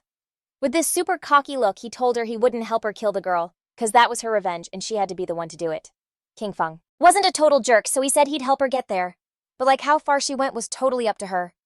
Ghost Spirit shook her eyes wide cause she was so confused. She had no idea what he meant by help. Kinfang was straight up with her, and with this calm look asked her to join his guild. If she became one of his crew, he'd help her get her revenge. A system window popped up, telling her that Shadow had invited her to join the Shadow Guild. She thought about it for a sec, and then her eyes totally lit up when she realized that the guild was literally just him. She was like, wait, is that all I have to do? Without even hesitating, she agreed to join our boys' guild, and a system window made it official. Kinfang hit accept on the friend request from Ghost Spirit. He was pretty stoked she agreed, and told her there was just one more thing she needed to do, a class advancement. Our boy just gave her the cold shoulder, saying she had to figure out this whole class advancement thing on her own, and to hit him up only after she'd actually pulled it off. The eyes of Ghost Spirit, who was kneeling, suddenly got this look of pure determination in her eyes. Kinfang laid it out for her. If she couldn't even handle this, she might as well just ditch her whole revenge plan. Using his skill, Shadow Stealth, Kinfang just vanished. He could tell her class Blade of the Underworld had insane potential, and that with a little coaching she was gonna level up big time. He got to the deepest part of the Evil Spirit Academy. Right in front of him was a level 15 boss, some chick with a bunch of spiritual heads, the aberrant witch Stana, a platinum grade. Checking her out, it didn't take him long to realize she was basically the bouncer for the whole Evil Spirit Academy. In a split second, Kinfang launched himself and used his skill, Dark Knight Ring Blade, on the boss, hitting for 26,000 points of damage and triggering a weak point strike. He dropped back to the ground, remembering that in the first phase, only one of the boss's 4 heads would actually do anything, and it was totally immune to physical damage. Because of that, he could only use his elemental skills, which did a little less damage. He summoned his Shadow Blade, his eyes glinting with confidence since he had the pale white bone blade, which jacked up his movement speed. Plus, his Shadow Blade skills cooldown reset every time he hit something. Kinfang started spamming hundreds of Shadow Blades and just went to town on the boss, piercing one of her spiritual heads and dealing over 200,000 points of damage. He basically turned into a walking Gatling gun of fire. A second later, her golden head just exploded. Shadow didn't even flinch, remembering that in Phase 2, 3 heads would activate at the same time. Her eyes started glowing with rage as she locked onto our boy. Before he knew it, the heads started blasting energy beams from their eyes while she did this weird dance, just spraying attacks all over the place. But for Kinfang, it was like, whatever. He effortlessly dodged the attacks and then jammed his Shadow Blades right into the boss's head, dealing damage. Like over 200,000 points of damage. While she was totally spazzing, Kinfang dropped to the ground, turned his back on her, and just ended the show. He chucked his last Shadow Blade and boom, the boss's body just exploded. It was a massive explosion. The system pinged him. He'd smoked the aberrant witch Dastana, scoring 50,000 EXP and nabbing the Platinum Tier Evil Spirit Academy's hideout key. His eyes went wide when the system was like, "Yo, you can advance your class now."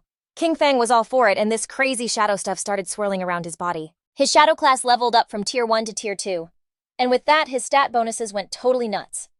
Strength jumped from 9 to 27, Constitution from 9 to 27, Agility from 24 to a whopping 72, and Spirit from 15 to 45.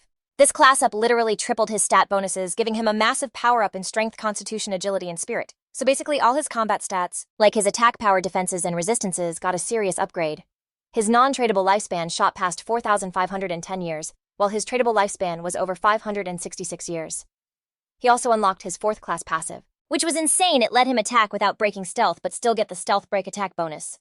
Our boy was totally locked on that golden key, his eyes practically glowing. The class attribute bonus tripled, and attacking didn't even break his stealth anymore.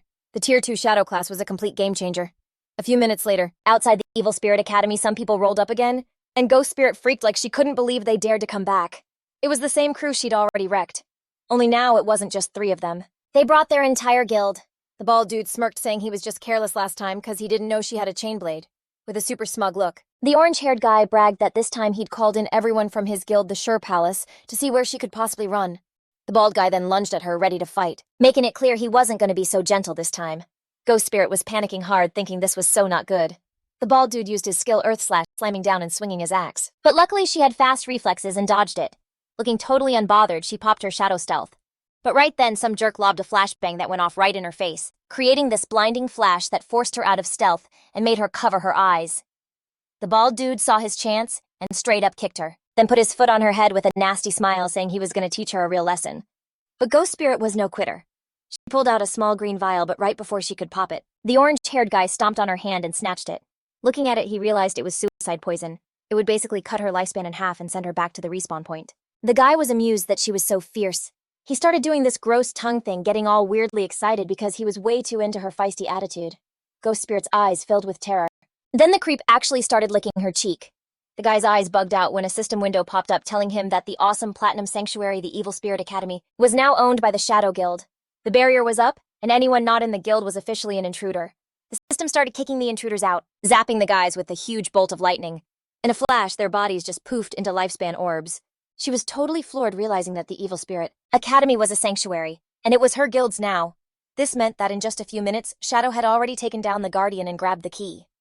Kinfang also got the Jade Tier Aberrant Witch's Ring. This ring, which any class level 14 or higher could wear, boosted all stats by 22 and cooldown speed by 30%. Its unique effect was sick, increasing skill AoE by 25% and area damage by 10%. As if that wasn't sweet enough, he also got the Platinum Grade Virulent Poison Trap. This Platinum Grade skill for assassins and hunters let him set a trap with level 5 stealth. Enemies who tripped it would get hit with 500 extra poison damage, a 50% slow for 5 seconds, and poison damage over time equal to 100% of his attack power. He could set up to 3 traps each with a 4.65-second cooldown, and they lasted for 3,600 seconds. He was stoked that 2 awesome assassin items had dropped. He thought the ring was seriously OP. His instant Shadow Slash and Dark Knight Ring Blade skills were both area of effect, so this was a huge upgrade for him. His eyes lit up when he saw he also had 363 evolution points, which was exactly what he needed to evolve his Backstab Enhancement skill to Legendary. He burned through 340 evolution points, which left him with 23. His Backstab Enhancement skill leveled up from Epic to Legendary. The passive now boosted damage from behind from 75% to a full 100%. Even better, the Legendary effect made it so that while he was stealthed, all his damage counted as a backstab attack. Kinfang was pumped because the combo of the constant backstab bonus and the perma-stealth from his new class was a massive buff to both his damage and his survivability. Just then, Little Black hit him up telling him she'd found some other ruins and asking if he wanted to go check them out. When Kinfang asked where she was, she told him she was in the Zhanghai City ruins. She was like, the stones around the temple entrance have these murals that look exactly like the ones in the beginner's village ruins. Shadow was a little confused, asking why they didn't just explore it themselves. With how strong they were now, they should totally be able to take on a platinum-grade boss. She was real about it, admitting they totally wanted to. But after they cleared out all the mobs, a teleport orb appeared. When they touched it, literally nothing happened. A system message popped up saying only a fated person could go in. So she was wondering if maybe her boss was that person. Kinfang decided he'd go check it out. He told her to wait up and get her lifespan ready, because he was bringing her the new gear he'd scored. Besides, teleporting between the 2 shrines made the trip from the Magic City ruins to the Zhanghai ones way faster. Little Black also let him know that the officials on the Zhanghai side were running low on lifespan, so he could just sell it to the crew in Magic City instead. At that moment, she was hanging out on the edge of the Zhanghai City ruins. She was on a white llama that was just munching on some grass. Then Kinfang just popped up behind her asking where the ruins were. His voice made her and the llama totally jump, and Little Black was like, "Dude, don't scare me like that." He totally did it on purpose, but he played it off and promised he'd be more careful. Peeking over the cliff, she showed him that the entrance to the ruins was way down at the bottom. When he asked how they even found it, she said it was a long story. Little Black turned to her llama and explained she got a mount there, a little sheep. While she was playing with it, a silver-grade boss just appeared out of nowhere, freaking them out. In a panic, she fell right off the cliff. But luckily, she got caught in a tree down below, and that's how she spotted the cave. Super carefully, she started climbing down the cliff, telling him to be careful not to slip. She explained that after she respawned, she called Captain Ann and Uncle Wang Mong to go check it out with her. Kinfang took a huge leap and landed beside her, saying it was so like her to find a place like this. Little Black was amazed by his moves, mentioning that Wang Mong tried the same jump but slipped and totally died from the fall. They went on into the cave. As they walked, she told him there was a maze up ahead, but they'd already cleared out all the monsters and figured out the whole path. Our boy told her that from now on she should really try not to die if she can help it. He warned her not to let her non-tradable lifespan hit 0, cause that would be super dangerous. With a confident smile, she promised she got the message. She mentioned that she knew about a skill that drains other people's lifespan, but they had a workaround since they could get their non-tradable lifespan back. Kinfang was kind of surprised, asking if they really had a solid way to refill it. Holding up a finger, she revealed that inside the city ruins they'd bait monsters that had absorbed non-tradable lifespan to a secret spot. After they took them out, they'd save all the non-tradable lifespan that dropped, so whenever they needed it, they'd just go to that place to top themselves off. Kinfang got curious, saying it was a pretty smart method, and asked if Anne came up with it. Little Black was totally shocked that Kinfang guessed it. Our boy remembered that in his past life. So get this, it was Anne who totally came up with this method, and eventually everyone started using it. Not long after, they stumbled upon a teleportation orb. Little Black reached for the orb, and the system basically told her she wasn't the fated person, and that the whole thing wouldn't activate. So she asked Shadow to try explaining how everyone figured this temple might be linked to the one in the beginner's town. Kinfang got super curious and started checking out the orb in silence. He decided to go for it and reached out. The moment he did, the orb started glowing like crazy as this intense energy just poured out of it. Little Black, totally confused, had to cover her eyes, having no idea what was happening. To her shock, our boy just vanished into thin air. Realizing that both her boss and the orb were gone, she finally confirmed what she'd been thinking. He really was the fated person. Meanwhile, Kinfang found himself zapped to the cave of the Ice Tide, where his remote communications were completely blocked. Kinfang didn't mess around and immediately activated his invisibility skill. The system then dropped a new mission on him: protect the Ice Tide crystal. His focus was locked onto that Ice Tide crystal. He recognized it instantly. He remembered that this thing would erupt with a massive icy tide if it got hit by any attack. Looking closer, he noticed monsters crawling out of the caves, and they would do anything to attack the crystal. He knew if he let them pull it off, he was totally dead. Kinfang grabbed the virulent poison trap from his inventory. To him, dying itself wasn't the big deal. What was a huge deal was failing the mission. If that happened, he could never come back to this place or get the reward. He knew better than anyone that his only real choice was to evolve the virulent poison trap. After using up the necessary evolution points, which left him with 17, the skill jumped from platinum all the way to epic. Because of that, the trap's stealth went from level 5 to level 8. Enemies who triggered it would now get hit with 1,200 extra poison damage and an 8-second slow. The slow's power was still at 50%, and the damage per second was equal to 100% of his attack power. Plus, the max numbers of traps he could set jumped from 3 to 9, though the timer was still capped at 3,600 seconds. Kinfang dropped 3 traps right at the cave entrances, and the system pinged him that the aberrant witch's ring effect was on boosting the skill's area of effect by 25%. Kinfang knew the upgraded traps had the whole passage on lockdown. It was a sure thing that any monster coming through would set them off, and right on cue they started to show up. Monsters with glowing eyes started giving him the death stare, as a whole horde of them poured out of the caves and charged at Kinfang. But the second they stepped out, they tripped the trap. Thorny vines shot out, wrapping up the monsters and dealing them over 100,000 points of damage. Dust clouds kicked up, but Kinfang was totally chill. Just then, an arrow came whizzing by. Seeing it, his expression got dead serious. Right before the arrow could hit, Kinfang threw up a shield, blocking the attack just in the nick of time. He zeroed in on a mob with a bow, realizing, oh great, they have ranged attackers too. Meanwhile, outside this magic city ruins, a mage named Dongfang Ya met up with the orange-haired guy and asked if his guild was bailing on the hunt for Ghost Spirit, aka Guing, now that she'd joined the Shadow Guild. The dude nodded, confirming they were out and that she'd have to find someone else. She gripped her magic staff tight, basically asking why he thought Shadow was a bigger deal than her. She reminded him, calling him a peasant, not to forget she had all his personal info, and that taking him out in the real world would be a piece of cake. His eyes flashed with rage. Before she could say anything else, the guy had had enough and just decked her, sending her flying. As soon as Dongfang Yua was on the ground, the guy pulled his dagger and started going to town on her. He yelled that he was so over her, and that even if he couldn't take on Shadow, he could still wreck her. He was totally losing it, screaming at her for calling him a peasant again and again, yelling, "It's over," with every single hit. In a flash, she was gone, her body turning into orbs of lifespan. She woke up back in the real world at the Chu family residence, her gold-plated phone in her hand. She was beyond furious. She couldn't stop herself from clenching her fists, so mad that those losers from the Shura Palace actually dared to take her Dongfang Yua out. She immediately told her husband to send his people to grab them all. Her husband was kinda confused, asking if she meant the Shura Palace, the crew she'd hired to capture Ghost Spirit. With a look of pure fury, she explained that Ghost Spirit had joined Shadow, and now those guys were too scared to make a move, afraid of his payback. Her husband explained that they would deal with those peasants right after they eliminated Shadow. He told her he'd already sent guys from the Black Dragon Hall of Magic City to go after him, assuring her that the plan was already in motion and she could get her family's revenge soon. Her eyes blazed with rage, a fury aimed at both Shadow and those other clowns. She was getting so hyped, and with a super confident look, she swore she would get revenge for the Dongfang family and wipe every single one of them out. Back in the cave of the Ice Tide, Kinfang yeeted his short blade, which landed right in the eye of the bow-wielding monster, killing it instantly. For him, it didn't even matter that they were ranged mobs, since his Shadow Blade skill's cooldown reset when he hit a weak point, making it a simple 1/ per kill kind of deal. The Ice Tide crystal was totally cracked and about to shatter when the system announced the guard mission was complete, and that he should go claim his reward. He was kinda surprised, wondering if it was already over. The ice-tide crystal exploded into a million pieces, and then a golden chest appeared. Kinfang's eyes were glued to it as he realized it was an epic treasure chest. He reached his hand out for it. The last epic chest gave him graceful release. Now he was about to see what this one had inside. The chest opened, and this insane golden light started pouring out.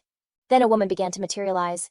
An NPC. Kinfang was a little surprised, since it was the same NPC who was next to the epic chest last time. With her eyes closed, she started speaking in this crazy language, one that Kinfang recognized as the language of the old gods. She was telling him that he had passed the 2 trials and was the chosen one.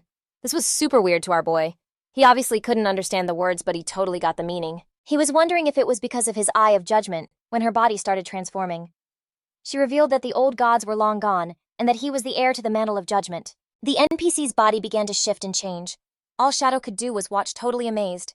Little by little, her form kept changing. The third eye on her forehead opened as a powerful aura burst from her body, and she told Kinfang her name was Ais, that she'd follow him and watch him become the true god of judgment. Then she told him to accept the gift she had for him. It was Asathis' summoning bell. A bell made by the Herald of Judgment Asathis using the power of order itself. It would let him summon her once at level 25, again at 35, and one last time at level 50. Each summon would give him a chance to challenge a special ruin, and if he could beat all 3 challenges, Asathis could totally crash in his hideout and offer a skill upgrade service. Our dude snatched the summoning bell, his eyes totally lighting up. He figured out the last temple was level 5, but this new one was a whopping level 15. He was totally blown away thinking about how Delizy just lucked into both of them, realizing her luck was seriously next level. Asathis then told Kinfang to pick a skill, telling him he had 1 free shot to boost it up to his current level. He got super serious and started thinking it over. He knew a skill's power was basically based on 2 things: its quality and its level requirement. Even though a skill's quality was usually locked in and couldn't be changed, he could use his infinite evolution to just force it higher. Like even a basic skill like Shadow Lurk could be cranked up to mythic grade if he really wanted. Then there was the level requirement, which didn't just decide when you could use a skill, but also how crazy powerful it was. Stat-wise, a level 5 Shadow Lurk and a level 51 weren't even in the same league. Getting top-tier high-level skills was usually super hard, but down the road, none of that was going to be an issue for him. All he needed to do was burn some lifespan to level up any skill he wanted. Looking totally sure of himself, he picked his best skill, Graceful Release, to get the upgrade. Asathis kissed Kinfang's hand, making it happen. And just like that, his mythic skill Graceful Release jumped from level 10 to 16. The weak point attack bonus went from a plus 300% to a plus 410%, and the damage multiplier on those spots got doubled. On top of that, using it actively now triggered a nasty slicing effect, dealing 310% of the first hit's damage every second for 3 seconds with a cooldown of only 6.97 seconds. Asathis started to fade away, saying she was looking forward to their next meeting. Then a blue portal popped up right in front of our dude. It was the exit portal. But before he bounced, Kinfang turned and reached back, and noticing something was still left in the chest. He scored the epic tier Bafich's equivalent exchange agreement. It was a pair of epic grade leg armor for assassins needing level 15 to wear. It gave him 198 physical defense resistance to all elements and damage block, plus a 19.8% damage reduction and a plus 19.8 to whispering resistance. Its unique perk, Art of Equivalent Exchange, let him trade in a piece of gear or a skill book up to epic grade to get a random new one back at the same level and grade, but for his class. With a 1-hour cooldown, he grabbed the skill book and his eyes totally lit up. He realized he could totally use it with the equivalent exchange to get some sick loot. He still had a ton of Jade grade gear and skill books in his inventory, and now he could swap all of it for assassin-specific items. He figured it was time to bounce since the loot was insane, and he totally owed Little Black for this one. Meanwhile, Little Black was waiting by the cave entrance with her llama when Kinfang finally came out. He was kinda shocked to see she hadn't spent the last hour grinding levels, but had just hung out waiting for him. Seeing that Kinfang was back, Little Black was super relieved, cause she'd been watching the exit in case anyone tried to jump him. As a thank you, Kinfang tossed her a skill book he'd found in the ruins. Little Black was totally floored cause it was for the level 13 Platinum Magic Shield skill. She thanked her boss, knowing this would be a huge help for staying alive. Hopping on her little llama, Little Black said her goodbyes and took off. Kinfang's body started to fade out as he decided to log off and grab some food too. Meanwhile, over in the Zhanghai City ruins, the Silver-Grade Guild Sanctuary for the Knights Templar was all set up. The guild leader was grinning from ear to ear as he announced it was a huge day for the Knights Templar Guild, because they finally had a place to call home. Everyone started getting hyped as the leader said that even though their new home wasn't massive, it was an awesome start. With this, they wouldn't have to stress about getting wiped out by some random boss anymore and would have a safe spot to chill when they were burnt out from grinding. And for all of it, they had one person to thank, Xiao Yu. She was the one who found the spot first, and the leader told everyone to welcome her to the stage. With a huge round of applause, everyone started cheering for Xiao Yu, which totally made her day. She got up on the platform and first thanked her master who had taught her everything, then her friends for always being there for her when things got tough. She even gave a shout out to her haters, saying all their trash talk and hate just pushed her to get even stronger. When they heard that, the girls in the crowd were like so proud of Xiao Yu. With tears in her eyes, she finally thanked her mom and dad. She just wished they were still around to see the awesome person she'd become. She knew she would have made them super proud. The leader kind of cut her off, asking her to tell everyone about all the crazy stuff she went through to find the hideout. Xiao Yu was straight up about it and admitted that a while back she had this dream. In it, some super powerful warrior showed her the way, and together they took over the hideout.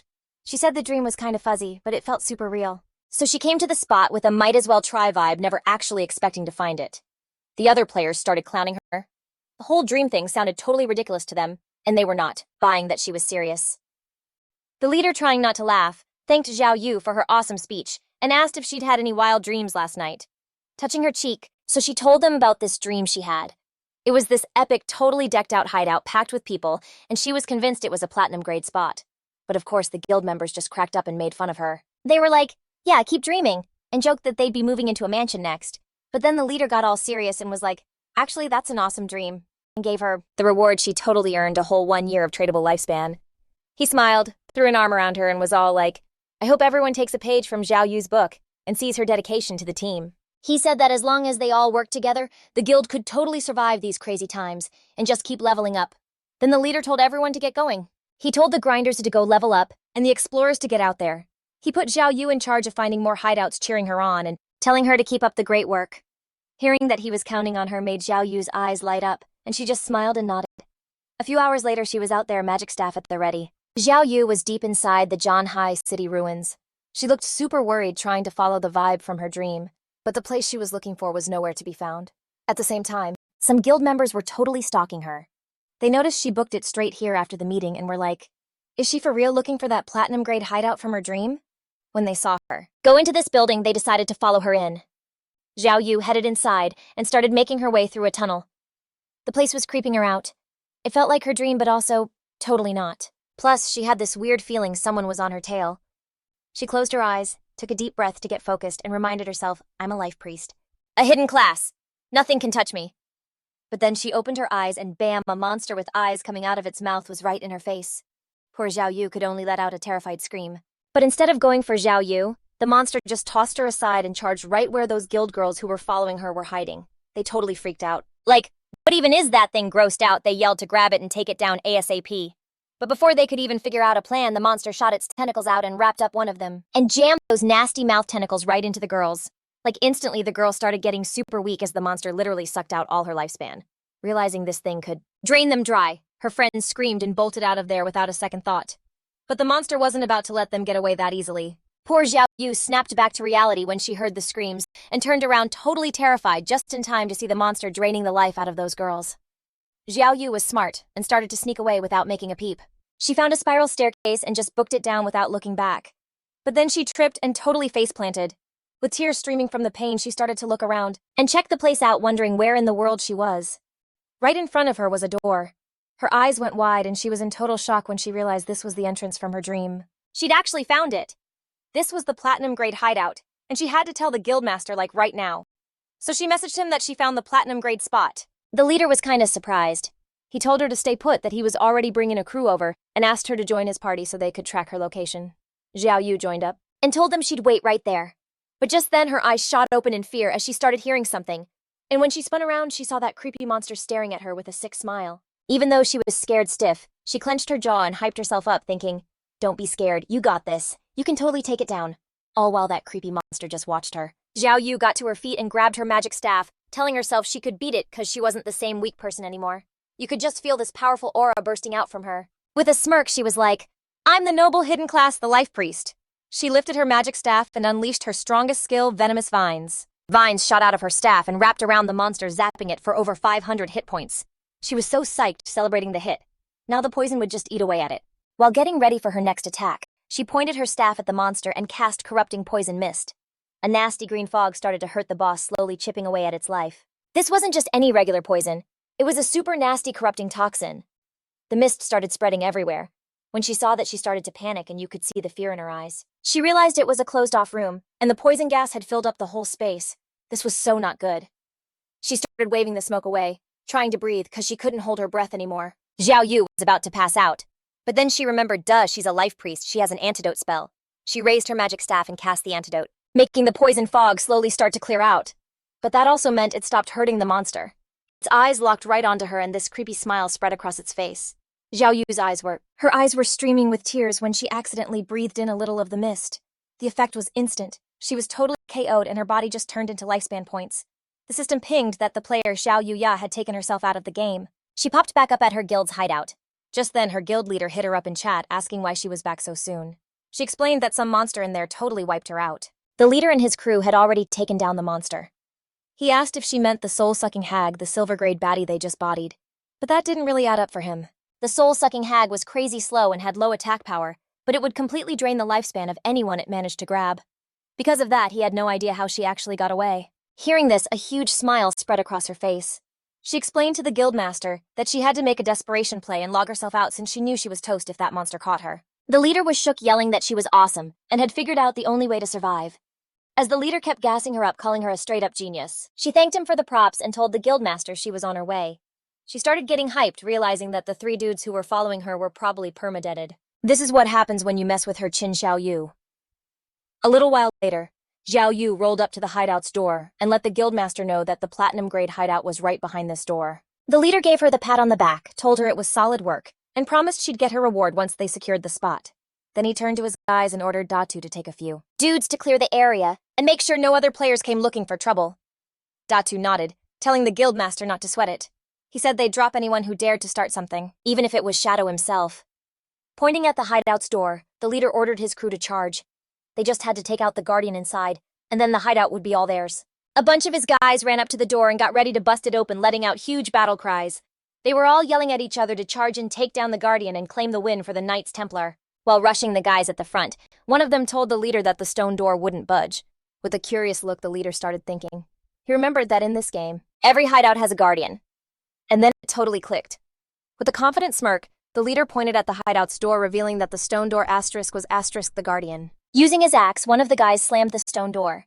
The attack did 320 hit points of damage as the numbers popped up. This confirmed it. The stone door really was the guardian. Everyone started cheering for the guildmaster's big brain play. With a smile, the guild leader told them this platinum hideout was basically a freebie and ordered his crew to tear it down. They all yelled their agreement. His guys started wailing on the door, and in a flash kicked up a massive cloud of dust.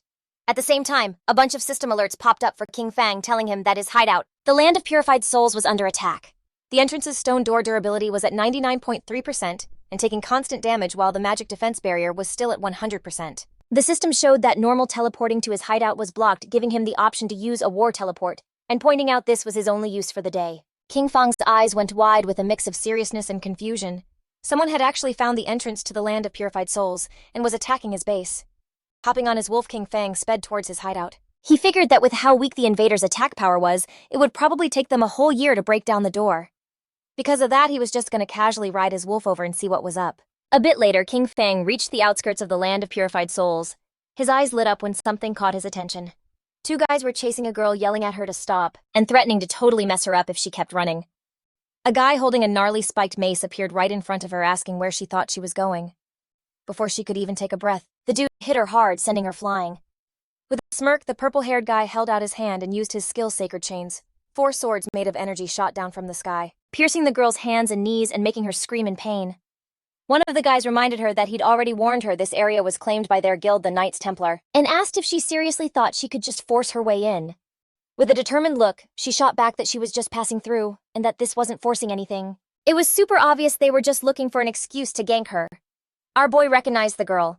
It was Yang Xia, his coworker from the company. He remembered she was a pretty cool girl, who had even given him a heads up before. With that, he put it all together. The people attacking the Land of Purified Souls had to be from the Knights Templar Guild. The purple-haired guy said that if they said she was forcing her way in, then she was. With a gross smile, he reminded the others that according to their usual rules, he was up first. The other guy just laughed, saying he'd get to her first. But in that instant, someone moved like lightning, and in a single blur, the 3 guys were history. It was none other than Kinfang. Our boy then started staring at her dead serious, and his eyes started to blaze. Yang Xiaoya was totally bugging out, like was that Shadow. But nah, she knew that wasn't it. Those eyes, they belonged to Kinfang. Then with a snap of his fingers, our guy unleashed one of his skills. This power, the blooming curse, made these crazy red spider lilies burst out from the bodies of the dudes he just wrecked, sucking out all their leftover lifespan. He just stood there in all that glowing red energy, looking super calm and intense. Nearby, his old friend Yang Xia was just staring completely shook. When she saw his eyes, something just clicked. And she whispered like, could that be Kinfang? All the lifespan orbs from the fallen guys got sucked into this blue energy swirl and just vanished. Yang Xia was like, whoa, everything's gone. She was trying to process what just went down. She was thinking Man Shadow's eyes looked so asterisk much like Kinfang's. But she totally brushed it off like it's just a coincidence. She figured if Kinfang was really the OP player Shadow, he'd never let his own sister Xiao Yu join a guild like the Knights Templar, where they basically treat everyone like servants.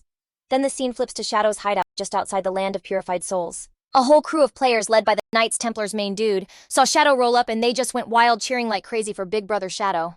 The leader was all, my guys were trying to gank someone, and then thanked Shadow for showing up and schooling them. He said ever since Shadow saved them from that headless assassin, his whole guild had become his biggest stands. The leader kept sucking up to Shadow, claiming his guild was all about his good vibes now and trying to be a sunshine guild. After all that flattery, he finally got around to asking why Shadow was even there. Shadow just ignored all the praise and cut right to it, asking if they were really attacking a hideout. The guild leader looked super surprised and sketched out, and stammered, asking Shadow how he knew. Then he was like, wait, are you also trying to get this hideout? With his eyes glowing, Shadow just calmly dropped a bomb, saying, that hideout is mine. The guild leader was so shook he basically froze solid like his brain just blue-screened. His crew was just as floored, with their jaws on the floor. The leader, sweating bullets, tried to argue, saying he heard Shadow's hideout was in Magic City and a player can only have one. Then one of his guys leaned in and dropped some major intel in a whisper. If a player starts a guild, the guild itself can own a hideout too. Shadow confirmed it, saying he had hideouts in both Magic City and John High City. And then it hit them like a truck.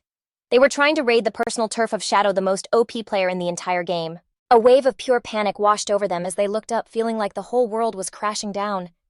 Meanwhile, Xiao Yu was in total disbelief with tears in her eyes. She couldn't get how the hideout could be Shadow's when he never even showed up in the dream that supposedly led her there. The Knights Templar leader, now face to face with the owner, started groveling like his life depended on it. He bowed super low to Kinfang, freaking out and explaining they had no clue it was his place and begged to know how they could fix it. Shadow, just glancing at a holo panel with his hideout stats, pointed out that they'd been wailing on his gate for a while, and the repairs were going to be pricey. With an icy glare, Shadow named his price 500 years of lifespan. The guild leader literally screamed when he heard that insane number. The stress was so much he just passed out, and his crew started yelling his name. One of the guys held his KO'd boss and begged Kinfang, asking if he could maybe lower the price a little. Kinfang just loomed over them and coldly asked if the dude had any idea what it cost to fix a gate like that. When the guy admitted he didn't, Kinfang told him to zip it. A second later, the guild leader woke up looking totally out of it. He was muttering to himself about the crazy price, like, what did I do to deserve this? All of a sudden, his misery turned into pure rage. He lunged at Xiao Yu, grabbing the front of her outfit. He went off on her, blaming her for everything and screaming that she was trying to ruin him and their whole Knights Templar guild. Looking totally ashamed, Xiao Yu just took it quietly, saying it was all her fault and she'd dragged them all into this mess. Then she turned to Kinfang and bravely took all the blame. She told him to just punish her instead, saying she'd do whatever he wanted. She basically pledged her life to him, swearing she'd be his servant and give him every bit of lifespan she earned until the debt was paid off. Facing Kinfang, Xiao Yu kept pleading, offering herself up for any punishment he wanted. Beatings, curses, whatever, as long as he left her guild alone. The Knights Templar leader and his guys were watching, totally moved by her whole self-sacrifice thing, but Kinfang completely ignored her. His glowing eyes locked right on the guild leader. He said just one name, Chen Wing. The leader, whose real name was actually Chen Wing, was hit with a wave of pure terror. He stammered, totally in disbelief, shook that Kinfang somehow knew his real name. Kinfang then asked Chen Wing a cold question. Did he really think Xiao Yu was worth 500 years of lifespan? And at that, this twisted psycho grin just spread across Chen Wing's face. In a total plot twist, he launched himself at Xiao Yu, throwing a massive punch and screaming for her to drop dead. As his fist sent her flying, he raged that it was her fault they tried to raid Kinfang's place, hideout, and then having the audacity to play the hero. He totally snapped, screaming that she was just trying to get tight with Kinfang and become his lackey, a spot she totally didn't earn. With Xiao Yu out cold, Chen Wuming got back on his knees and started groveling again. He whined that his whole plan to get in with Kinfang was a bust and begged for a break, explaining his guild was just a small-time crew and couldn't swing 500 years of lifespan. He swore he'd do literally anything else Kinfang wanted.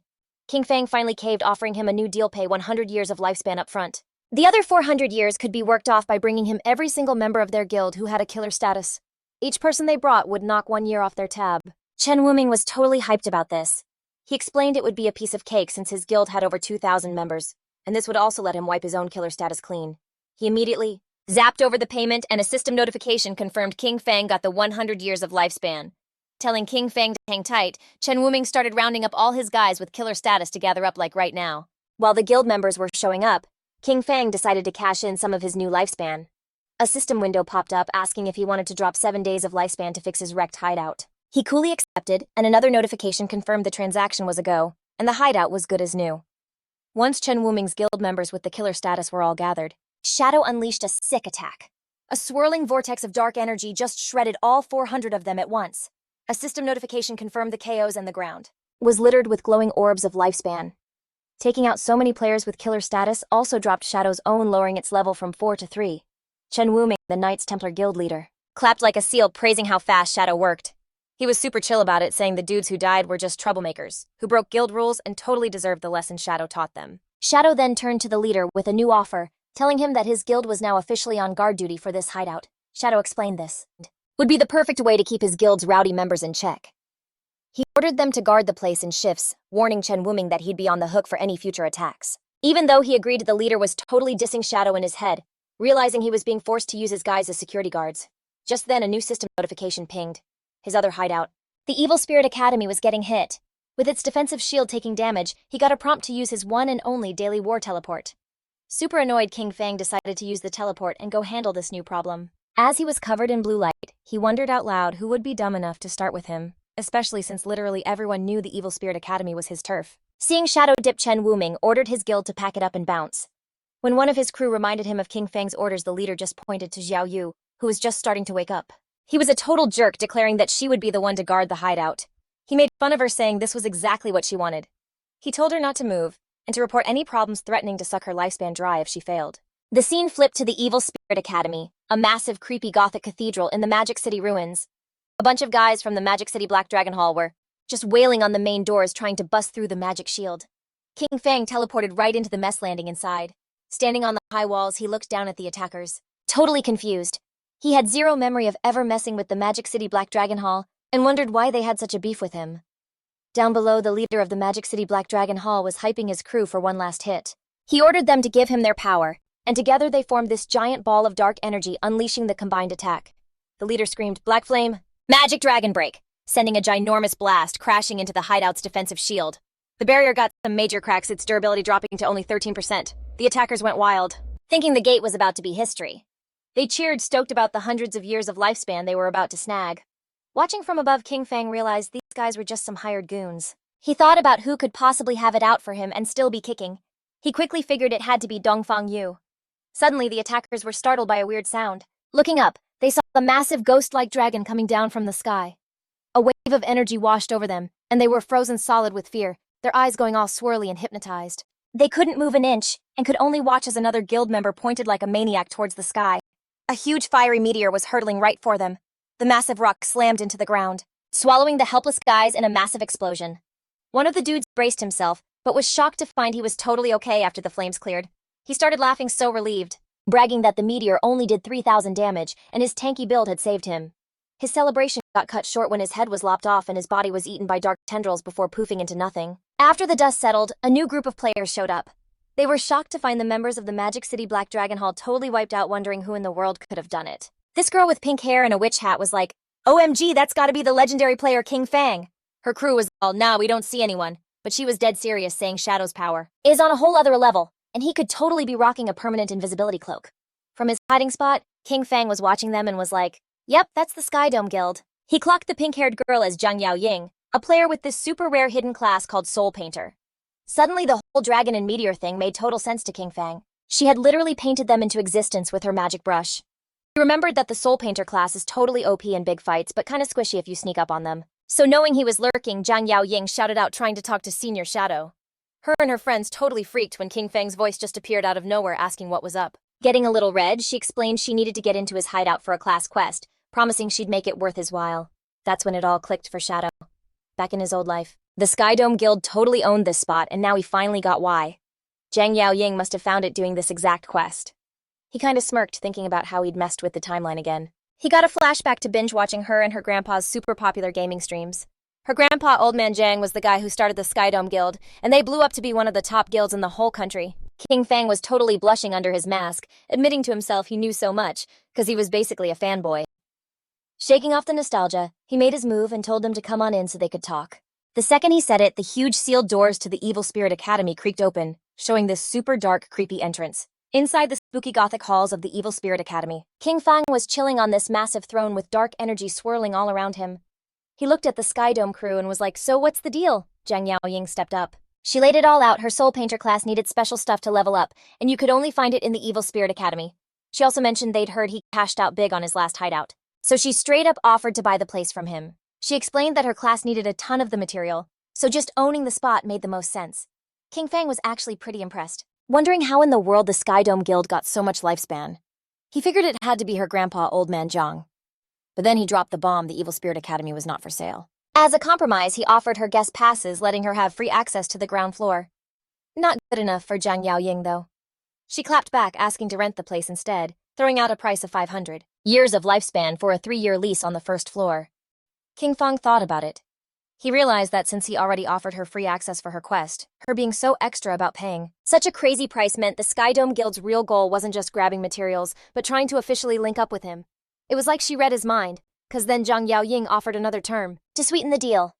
With a sly little grin, she promised that if he said yes, her guild would handle the Magic City Black Dragon Hall, the same crew that just tried to raid his spot, and just totally wipe them off the map. Kinfang was shook by her guts, asking if she could really just start a war without even checking with her grandpa. Zhang Yaoying just laughed, surprised he even knew about her grandpa. She confidently told him that Old Man Zhang always listened to her, and that wrecking a tiny guild like the Black Dragon Hall would be a piece of cake. He had to admire her nerve. So Kinfang was like, "Deal," and tossed the rental contract over to her. A system alert popped up confirming the whole thing and letting Shadow know he just scored 500 years of lifespan. He told them the first floor was all theirs to use, and not to sweat the defense shield since the lava downstairs would auto-repair any damage. With the deal sealed, Zhang Yaoying and her crew were totally hyped. After the Sky Dome peeps went inside, Shadow let himself have a little smirk. He thought to himself that Zhang Yaoying had even more energy in person than on her streams. Blushing under his mask again, he shook it off and told himself to get back to business. He headed over to his hideout's warehouse. He'd already used his equivalent exchange skill a bunch of times and got some sweet loot. Seeing the cooldown was finally over, he decided to run it back, firing up Baffich's equivalent exchange. This gold energy started swirling around his hand as he tossed in some junk item. The system pinged that he'd lost a wisdom training scroll, but got the Scarlet Blade, a sick Jade tier finisher move for assassins. The blade was a high damage melee attack that also healed him for a huge percentage of the damage he dished out. Kinfang was seriously hyped. Getting a limit break finisher skill was a major power-up. Everyone knows these ultimate moves are total game changers. He checked the stats and saw the base damage on this new Jade tier skill was more than double his best legendary skill.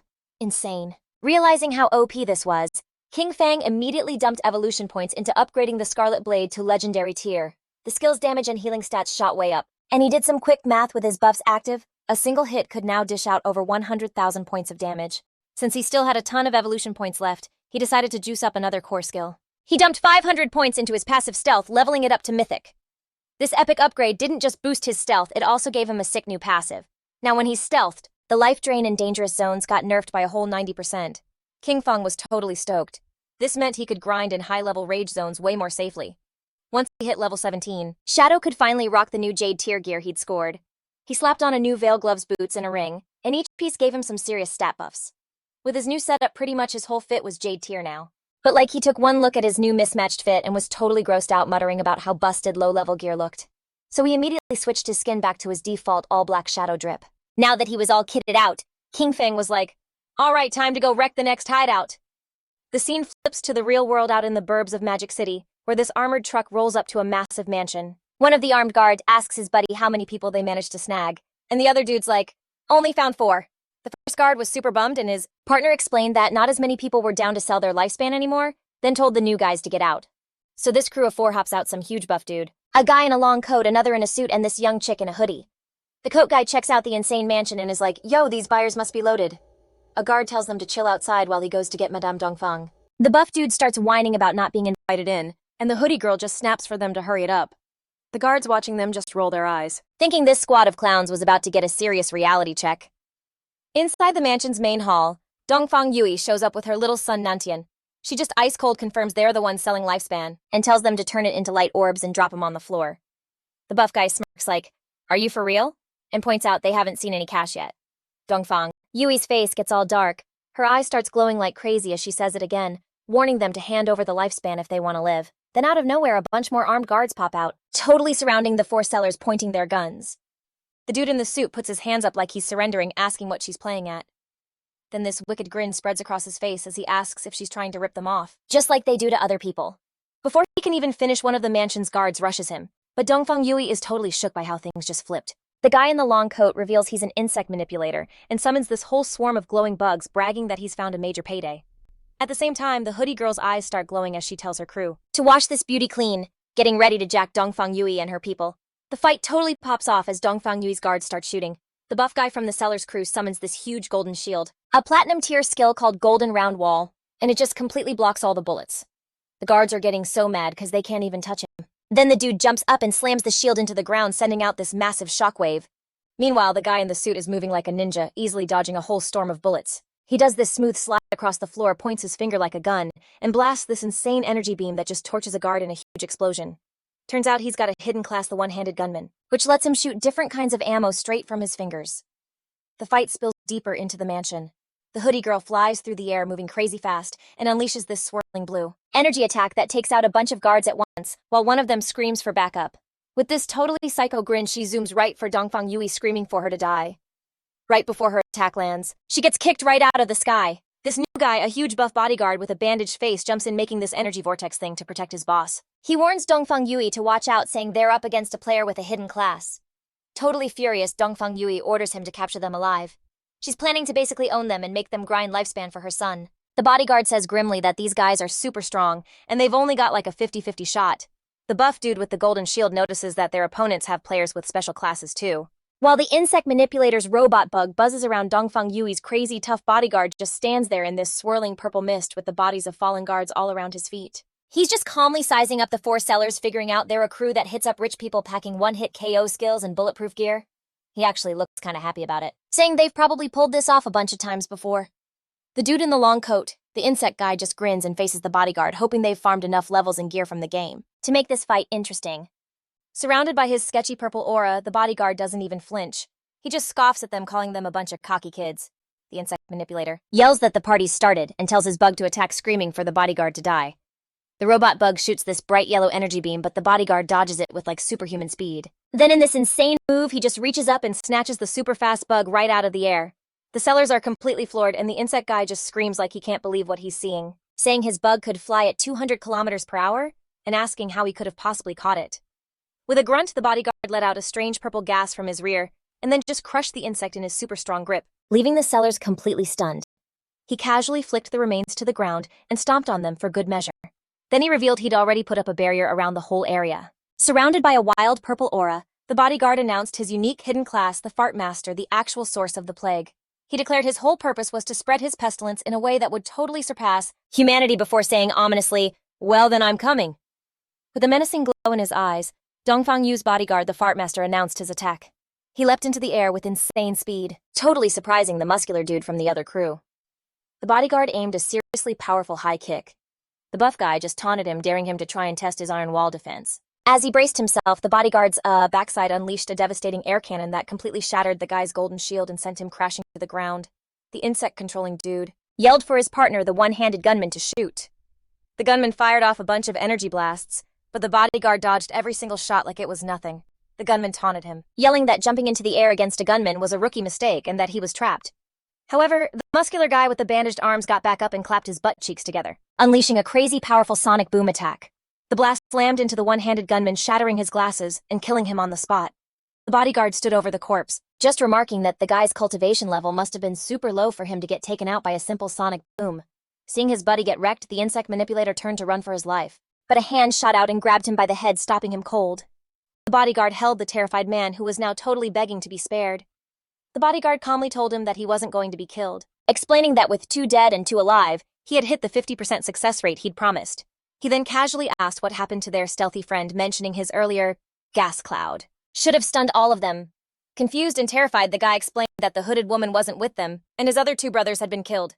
He made it clear they didn't know the hooded woman at all. She just happened to hop out of the vehicle with them to sell her lifespan.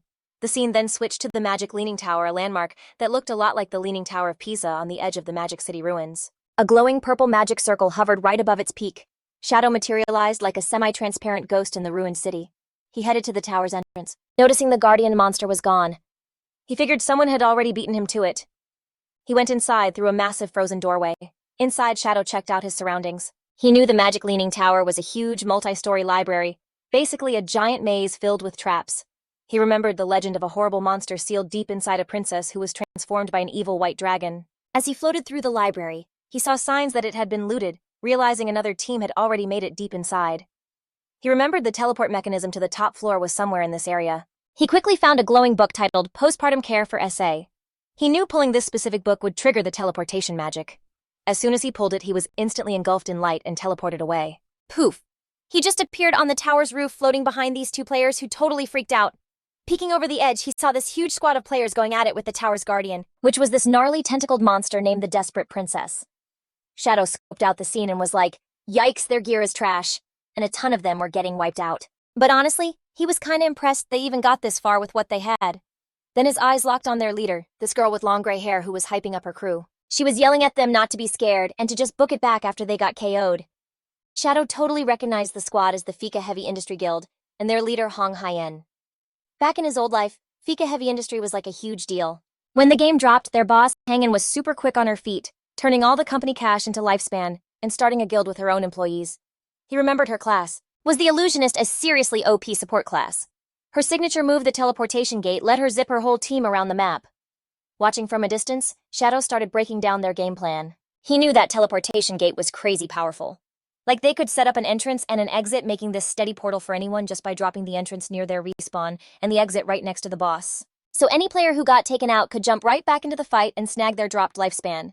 Shadow remembered this exact strategy made the guild one of the top 20 in the whole country in his past life. But he also knew that against this guardian, the level 18 platinum tier boss, Desperate Princess, their plan was totally useless.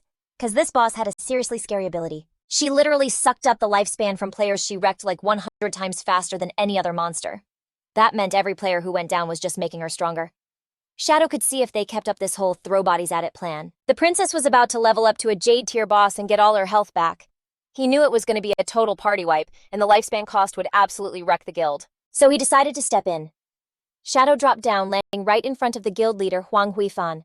She was totally shook as he laid out his deal 1,000 years of lifespan, and he'd wreck the boss for them. Oh, and any assassin loot was his for the taking. Hangin was just stunned, stammering when she realized she was face to face with the legendary Shadow. He just coolly confirmed it was him and hit her with a serious warning, telling her and her crew they had zero chance of winning this fight. He was like, either take the deal or bounce immediately. But before Huang Huifan could even answer, some arrogant dude challenged Shadow, angrily asking who he thought he was to say they couldn't win. He totally laughed at the whole 1,000-year lifespan thing called Shadow Crazy and told him to get lost. Huang Huifan tried to stop him, yelling, "Huang Xing, don't be rude!" But it was way too late. Before she even finished, Shadow snatched Huang Xing by the face.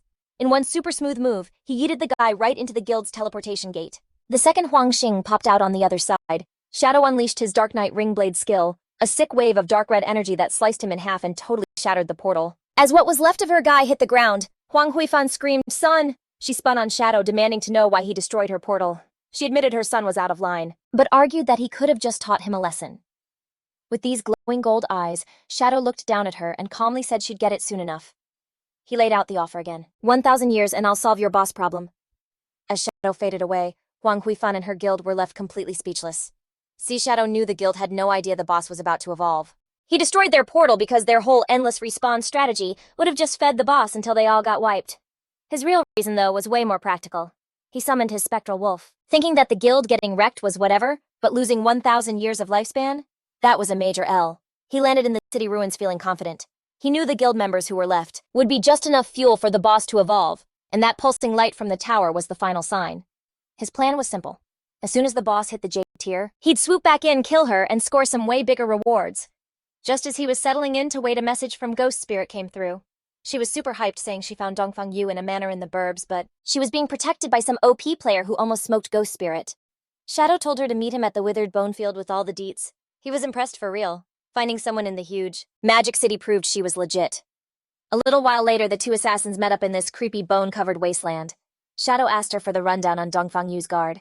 Ghost Spirit explained he was super fast, a strong melee fighter whose main attack was weirdly enough farting.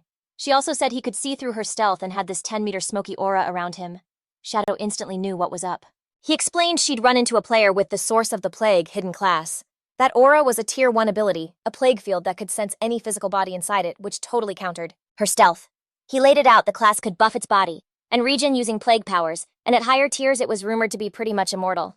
Hearing this, Ghost Spirit was horrified, totally despairing about ever getting her revenge. But then Shadow dropped the class's one critical weakness. While the plague buffs the user's body, it also messes with their mind. A weak mentality, he explained, was its biggest flaw. Then he told her that the Blade of the Underworld class had its own evolution. At tier 2 it becomes the Yellow Spring Evil Ghost. As he spoke, this massive ghostly green demon just materialized behind her, its eyes glowing like crazy. Ghost Spirit just stood there in awe, her own eyes starting to glow as she finally realized her own potential. In that creepy field of bones, Shadow told Ghost Spirit to get her class to tier 2 to break her limits, saying it was her true path. Amazed, Ghost Spirit asked how he knew so much about her class. Instead of answering, Shadow just leaped to the top of a giant tombstone. From up there, he explained that the game was deep, and that she needed to keep at it because a solid foundation was the key to being awesome. Totally inspired, Ghost Spirit was fired up with determination, getting that his insane power came from a ton of hard work. Shadow then revealed that this graveyard was the perfect place for her to level up since the monsters respawn fast, and she could also upgrade her class weapon, the Underworld Chain Blade. He warned her, though, that the place was dangerous since all the monsters were elites with triple the health defense and attack of the normal ones. To show her how it was done, he said that with the right moves it wasn't even that hard. He then jumped right into a mob of monsters and just annihilated them, hitting their weak points like it was nothing. Ghost Spirit just watched, blushing and completely blown away by his strength. Appearing right beside her, Shadow pushed her to give it everything she had, explaining that only by going all in could she get her revenge. With that, Shadow disappeared in a flash of blue energy, leaving Ghost Spirit all alone. She was left thinking, realizing that for a split second when he mentioned revenge, she'd felt this intense, unmistakable killing vibe from him. Meanwhile, back in the ruins of Zhanghai City, the sun was setting. Little Black was just chilling on the ground, leaning against her white llama. She was totally exhausted from exploring and felt super hungry, but after checking her map, she decided to just tough it out a little longer, since she was pretty much done exploring the area.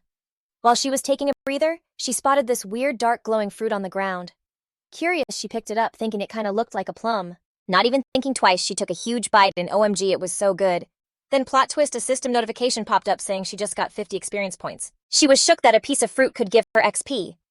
Looking up, she saw a whole trail of the same glowing fruits. Super excited, she followed the trail, just munching away and getting 50 XP for every single one. Her little snackathon got cut short by a message from Captain Anu, who was basically screaming for Little Black to get to the corrupted coast like right now. Anu explained that some dude named Manalang got snatched by a boss. He was carrying over 500 years of lifespan, so they totally needed her help. Little Black checked her map and was like, LOL, I'm already here. Captain Anu told her to just hang tight and that they'd be there in a sec. So still following the trail of glowy fruits, Little Black just kept crawling along, muttering to herself about Manalang. She was thinking he was a total loser, but then her mind went right back to those yummy fruits. When it got dark, she finally made it to the top of a hill and just froze, staring at what was in front of her. The fruit trail led her straight to the super creepy corrupted coast, and at the end of the trail was this little slug thingy that had apparently been making the fruits she'd been eating, and right next to it was something straight out of a nightmare. A giant bloated monster with a bunch of sharp-toothed mouths on its back was holding this little screaming person-like figure. Little Black, with fruit juice still all over her face, was completely stunned, and was wondering what in the world this giant creature was. Then her eyes shot down to the ground, where she saw the motionless bodies of two players, and realized one of them was Manalang. She put two and two together, and realized this gnarly monster had to be the boss Captain Anu was freaking out about. The creature was sitting in front of this huge bowl, and then just bit the smaller creature it was holding. A system window popped up IDing the boss as Spirit Devourer, a daily danger, and a level 20 Jade grade monster. Then the Spirit Devourer just crushed the little creature in its fist. Little Black watched, totally horrified, realizing the boss wasn't eating a player, it was eating another monster. Then it just tossed the messy remains into its bowl and started mixing it all up into some kind of nasty meal. Just then, Captain Anu and her crew showed up on the hill and found Little Black just staring. Anu asked if she'd seen Manalang and the boss. The whole group was just looking down from the hill when Wang Mang totally yelled, "Whoa, that's a Jade grade boss!" While Captain Anu was like, "Ew, it eats other monsters, that's so gross." Little Black, who was still snacking on a fruit, threw in a weird little fact. She was like, "For some reason the boss hasn't even touched any players." Captain Anu told her team to just watch for now and not do anything stupid. She admitted they were way undergeared for a Jade grade boss and would need to call for backup. So they kept watching, super confused by what the boss was doing as it got into this deep squat. They were all wondering what was up until one of them kinda whispered that maybe it was, doing its business. And to their absolute shock and horror, they were right, 'cause glowing purple fruits started popping out of the monster's butt. Little Black let out a huge scream. Examining one of the new orbs, they all pointed out its weird shape, realizing it looked exactly like a plum. It hit Little Black like a ton of bricks as she looked from the fruit in her hand to the boss. The super tasty plums she'd been munching on were the monster's droppings. Her face went totally pale as Anu and Wang Mang just stared completely speechless. Little Black let out this silent, horrified shriek, dropping the fruit as it all sank in. She was freaking out like, what did I just eat? While Captain Anu and Wang Mang were desperately trying to shush her. But her scream was way too loud, and the massive spirit devourer slowly turned its head. It was locked onto them now. The colossal boss towered over them, and as it opened one of the mouths on its back, it let out a terrifying roar that sounded like some ancient super-hungry god was whispering in their ears. The whole party was frozen solid with fear, knowing they were in some serious trouble. After the spirit devourer's insane roar, the world started to get all wavy and weird around Captain Anu and Wang Mang. This freaky power washed over them, making their eyes glow bright red as they screamed in total agony. They were clutching their heads, totally overwhelmed by this insane hunger that took over their minds. Little Black just watched so confused as Captain Anu and the rest of the crew bolted past her like maniacs, ignoring the monster completely. They sprinted straight for this giant bowl filled with the bloody leftovers the boss had been prepping. With these crazed looks on their faces, they plunged their hands into the gnarly mix and started shoveling the gore into their mouths, mumbling about how starving they were. As they chowed down, their bodies started to swell up and get all bloated and weird, their faces getting super round. From her hiding spot, Little Black watched in total horror, yelling that her friends had gone completely nuts, eating themselves into oblivion. Then she wondered why she was the only one who wasn't hit with the crazy munchies. She got her answer in the most messed up way possible. The massive spirit devourer loomed over one of the now huge party members, snatched him up like it was nothing, and shoved him whole into one of the gaping mouths on its back, swallowing him in one go. Watching this, Little Black finally got the boss's twisted game plan, screaming in terror that the boss just eats the biggest person it can find. Totally panicking, Little Black realized her elite squad wasn't gonna cut it, and figured her only shot was to get help from that guy Asterisk. She quickly hit up Shadow and explained they'd run into a Jade-grade boss, the spirit devourer on Gyre, and that Captain Anu and Wang Mang were about to become Monster Chow. Shadow's whole vibe changed when he heard the name. He realized this was the bloodline monster he'd been hunting for, and thought Little Black was seriously his good luck charm. He told her to send the coordinates and said he was coming like right now. The scene then jumped to Shadow standing at the entrance of a glowing cave. He noted that he'd already snagged the keys to 3 other platinum hideouts in Magic City. He decided this was the perfect time to go deal with the bloodline monster, since that desperate princess boss should be about done with her glow-up anyway. A little while later, Shadow showed up at the corrupted coast. Little Black greeted him so relieved. He asked where the boss was, and she just pointed ahead. She frantically told him that Captain Anu and Wang Mang had already been eaten and begged him to go save them. As they watched, the giant boss squatted down again, straining like it was about to, To their absolute disgust, a big see-through purple orb got pushed out, and inside it you could clearly see Manalang's horrified face. Both Shadow and Little Black were shook. Little Black cried out that the boss literally pooped out Manalang and was worried the same thing would happen to Anu and the others. Shadow explained the monster's whole deal. The spirit devourer is basically a servant to this super greedy ancient god, and it lets out a whisper that makes players go on a crazy eating binge. The more they eat, the bigger they get. And then the boss eats these fattened up players to snack on their life force. He kept going, revealing there was only one way to be immune. You have to eat the boss's leavings. He added that even though it was gross, he'd heard it actually tasted pretty good. He then looked over at Little Black, realizing she was totally fine, and started to ask if that meant she... But Little Black cut him off, completely mortified and crying, begging him to just stop. Still on her knees and horrified, Little Black tearfully begged Shadow to hurry up and save her friends. Without a word, Shadow jumped into action, zipping towards the pulsing purple orb that had Manalang inside. He snatched the orb out of the air, and instead of trying to free the guy, he yeeted it right at the massive spirit devourer. The orb, with Manalang's terrified face still trapped inside, smashed right into the monster's soft belly. The boss let out a pained roar as some thick white goo shot out of the mouths on its back. The impact forced the creature to violently hurl everyone it had swallowed. Captain Anu, Wang Mang, and the other party members were coughed up from the monster's throat, landing in a big pile, covered in slime but totally alive. With his crew safe, Shadow's eyes started glowing with this brilliant yellow light as an intense red aura flared up around him. He activated his mythic skill, Graceful Release, followed by his legendary Instant Shadow Slash. A storm of bright blue energy slashes rained down on the spirit devourer, landing devastating hits, each one dealing tens of thousands in damage. Shadow saw his finisher gauge was totally full, and decided it was the perfect time to test it out. He unleashed his ultimate attack, the Scarlet Blade. A ridiculously huge blade of pure red energy formed, and sliced straight down through the spirit devourer, dealing an insane 1,320,015 points of damage in a single hit. A server-wide announcement popped up declaring that player Shadow from Great Zia had scored the world's first takedown of a Jade-grade boss. Little Black was watching from the sidelines, her jaw totally on the floor. She freaked out seeing the damage hit over 1 million, screaming about how absolutely cracked Shadow's power was. The server-wide announcement of his win blew everyone's minds. Some players were bummed, thinking Great Zia was going to rise up now, while other people tried to claim him, with one player angrily insisting Shadow's ancestors were from their country. Meanwhile, Shadow was just glowing in this golden light as notifications flooded his screen. He got a massive XP drop, a ton of evolution points, new gear, and new skills. Best of all, he snagged the Spirit Devourer bloodline and got a pop-up asking if he wanted to activate it. He knew bloodlines were a special system where you could get a power-up from a super strong monster you beat. A bloodline that vibes with you could seriously juice your combat power. With his eyes literally glowing, he hit activate. A crazy purple aura just exploded around him as the bloodline's power totally re-rolled his stats. Each point of strength was now worth 3 points of physical attack. Constitution gave him 50 hit points and 5 physical defense. And his agility got a 32% boost. Plus, every spirit point gave him 3 elemental attack and 5 elemental resistance. He also unlocked 2 new bloodline skills. The first one, Spirit Devour, let him basically eat any skill from his own class for an attribute correction bonus, but it cranked his appetite up by 200%. The second Big Mouth let him make a giant energy mouth to just swallow enemy attacks, healing himself based on the damage he soaked up. Shadow was thinking about this new power, realizing he could devour skills to get extra attribute corrections. It all clicked. Attribute correction was basically how efficient his stats were.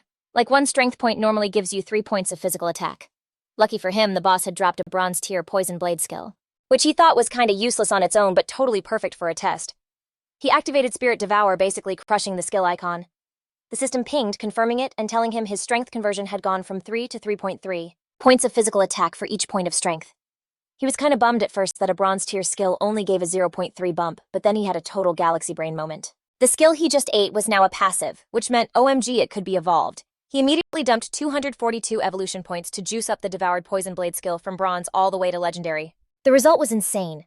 The system let him know his strength conversion had now jumped from 3 to 5 whole points of physical attack. His eyes were literally sparkling with excitement. He figured out that if he kept devouring and upgrading skills, his stats could get hundreds of times stronger than other players. A super confident smirk spread across his face, as he basically told himself that, yep, he was invincible again. After the fight, Captain Anyu Wang Mong and the rest of the crew were safe, but they looked super gross and slimy. They were still all bloated from the boss's gluttony attack, and Wang Mong was tearfully thanking Shadow for saving them, so relieved they didn't get ejected by the boss like Mayong. While her friends were recovering, Little Black ran over to the still puffy Captain Anyu, giving her a hug and telling her she was still beautiful no matter her size. Once everyone was back to normal, Captain Anyu went up to Shadow to talk about his payment, explaining that the John High officials were a little low on lifespan. Shadow, totally unbothered, told her not to sweat it, and suggested they could pay him back by finding some assassin skill books instead. Captain Anyu was all for it. With the deal sealed, Shadow just vanished in a swirl of dark energy. Mission accomplished. Anyu told her team it was time for them to bounce too. As the group headed out, Manalong, still stuck in his rolling purple prison, was crying and making everyone promise to never ever speak of what just happened. The exhausted team was like, fine. Then we flash back to the magic leaning tower right after Shadow jumped off the top. Up there, the battle with the desperate princess was still totally raging.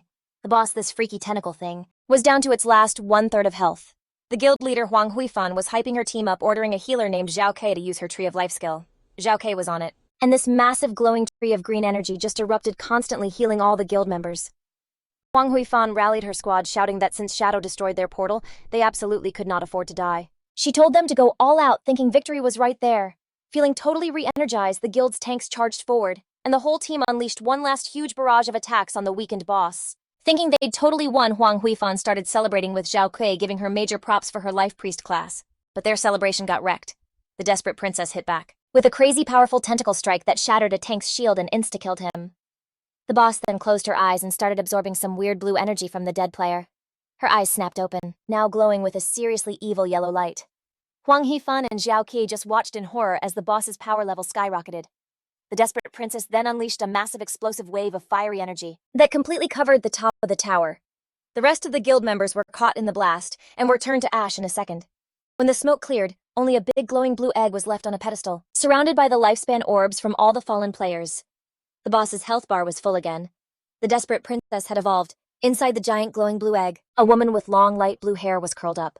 A system window ID'd this new form as the desperate egg, a level 30 Jade grade boss with a wild 10 million health points. Meanwhile, over at the fake heavy industry guild hideout, the defeated members all respawned. Wang's king, Huang Huifan's son, ran to his mom in a total panic, asking what happened and if they won. Huang Huifan explained that they had the boss down to a tiny sliver of health, but it suddenly healed all the way back up and turned into an egg, and then blasted them with a gnarly attack that wiped them all out. Totally shaken, Huang Huifan realized a full heal only happens when a boss evolves. Her mind flashed back to her run-in with Shadow. Remembering his offer and his warning that her strategy was going to fail, the truth hit her like a truck. Shadow knew from the very beginning that the boss would evolve. He predicted their Zerg rush. Tactic would blow up in their faces because it would just power up the boss's transformation. She understood a platinum boss evolving into a Jade Grade 1 was way out of her guild's league. With a sigh, she knew her only option was to ask Shadow for help. Back at the silent peak of the magic-leaning tower, Shadow's invisible form faded back into view in front of the big blue egg. Shadow checked out the desperate egg, identifying it as a Jade Grade boss but thinking its transformation was super weird. He knew a normal evolution shouldn't change its form that drastically. He noticed the egg had 0 offensive abilities and wondered if it was just a middle stage before an even crazier boss hatched. Deciding to make a move, Shadow leapt up and yeeted a dagger charged with dark energy at the egg. The blade hit, dealing over 28,000 points of damage. But that barely even put a dent in the boss's massive health bar. In his ghost form, Shadow noted its 10 million health. The points were totally on par with an epic grade boss. He got a weird vibe from the egg and knew he couldn't just let it sit there and hatch. He figured that even with its insane health, the game plan to beat it was actually super simple. He knew the egg couldn't see through his invisibility, which meant it was totally clueless he was even there. His plan: just keep spamming his skills to power up his ultimate finisher. The second his ultimate was charged, he let the scarlet blade rip again. A huge wave of red energy just crashed into the egg, doing over 100,000 damage and making these massive cracks spiderweb all over it. Shadow was just chilling there, super confident, surrounded by the busted egg pieces. I mean, beating a target that can't move or see you is basically a done deal. But then something totally caught his eye. After wrecking the desperate egg, Shadow was seriously shocked by what he saw. It wasn't another monster. It was a girl with long light blue hair passed out on the ground. A system pop-up called her the Desperate Princess, but she was only level 1 with like 10 measly health points. Shadow appeared next to her, totally confused. He was like, wait, this has to be the princess's real form. It totally confirmed that old legend he'd heard about a princess cursed by a white dragon. Seeing she only had 10 HP, he wondered if he actually had to take out this defenseless girl to officially beat the boss. He pulled out his dagger to finish the fight, but then he paused, thinking about how weird this whole situation was. That hesitation was a huge deal. All of a sudden, this dark, swirling vortex with crazy blue lightning just appeared in the sky above him. He was completely shocked when a giant skeleton dragon busted out of the portal. A system window popped up confirming the new threat, the cursed white dragon. 8, a freaking level 100 mythical grade monster. So right after the desperate egg broke this massive skeleton dragon, the cursed white dragon 8 comes out of a portal in the sky and launches a massive attack right at Shadow. Shadow was totally floored, like, why did a mythical grade boss just show up out of nowhere? Then the dragon let out this insane roar and it hit him. This was a hidden boss. That whole legend about the princess and the white dragon was for real. Down on the ground, the desperate princess back in her human form started to wake up. Shadow just watched as the princess got up and started floating towards the giant skeleton dragon's head. She flew right up to the monster, but instead of fighting it, she just hugged its face. She was crying and holding on, her body started to burn away, revealing this bright red heart inside her chest. In a flash of light, the princess totally disintegrated right on the dragon's face, and the light just exploded to cover the whole beast. The cursed white dragon skeleton started falling apart, leaving Shadow completely confused as a glowing red heart was left just floating in the air. As the heart drifted over to him, the system told him he'd stopped the revival of some ancient god named Cthulhu and that he'd gotten the heart of the curse. The item gave him 2 choices. Use it and become a servant of Cthulhu by eating people's lifespans, or destroy it and get a mythical grade item. Faced with the choice, Shadow had to think it over. He figured using the heart could give him some insane new skills, but the description basically said it was a parasitic curse that could end with him getting eaten by Cthulhu. He decided it just wasn't worth the risk and chose to smash the heart right then and there. The second he crushed the pulsing thing, it blew up in a crazy flash of light. Shadow was caught off guard by how huge the explosion was. It totally swallowed him up. When the light died down, he realized he'd been teleported. He was still on top of the magical leaning tower, but something felt off. He looked down and saw armored hands. He was in the body of some knight with horns. He was like, did I just trigger some kind of quest or a memory flashback? And right then, a young princess with long greenish hair ran up and sweetly called him a toss. He saw another young guy with white hair and horns just chilling on the wall. The princess asked if he was heading out again. Atase gave her a sorry smile and explained that an enemy summoned a monster to attack the harbor, and since he was a guardian of the kingdom, he had to go help out. The young princess got super mad, calling him a liar and reminding him he promised to teach her how to ride the wind that day. She argued that it's a 7-day trip to the coast, so there was no way he'd be back today. She was so upset he was lying to her just like her dad always did.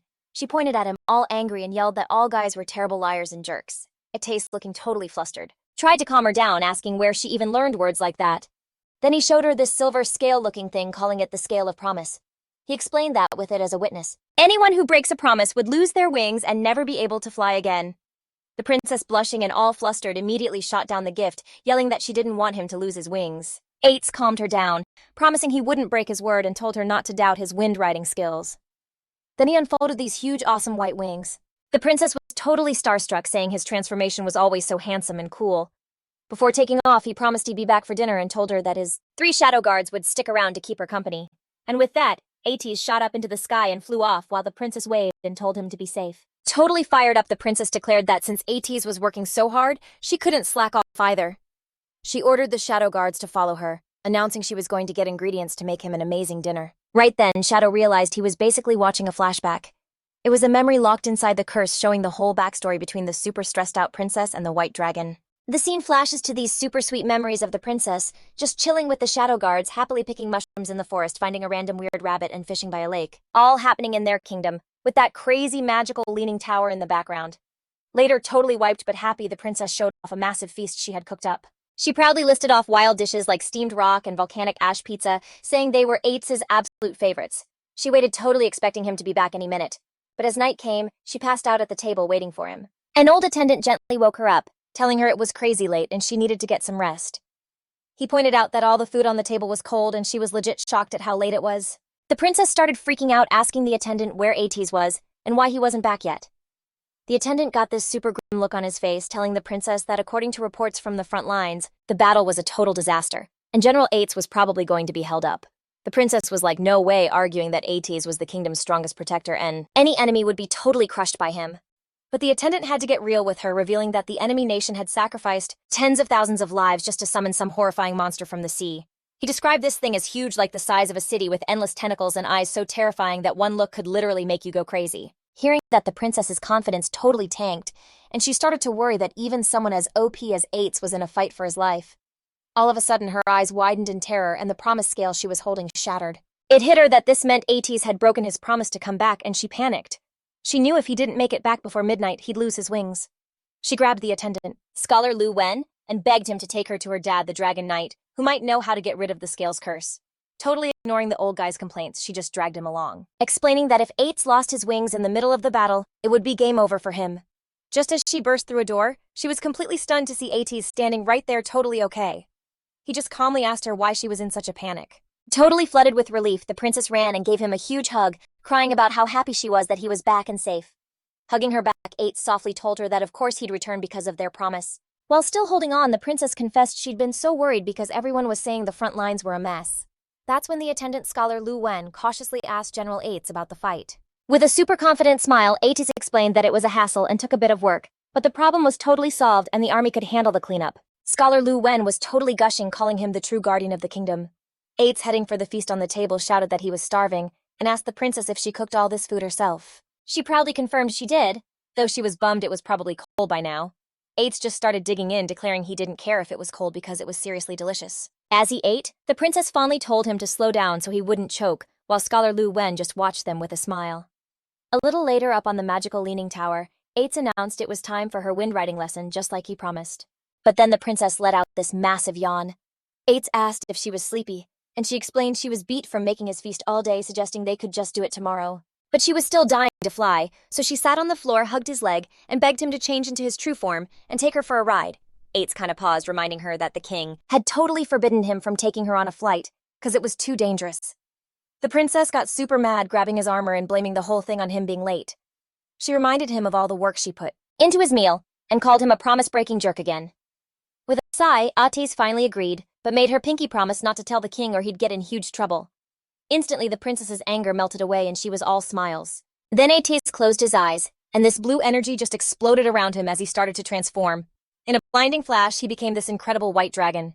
The princess just stared, completely amazed by his awesome dragon form. She walked up to the huge white dragon and gently touched his snout, sweetly telling him to be careful. Then some green energy lifted the totally hyped-up princess into the air, settling her right on Ates' head.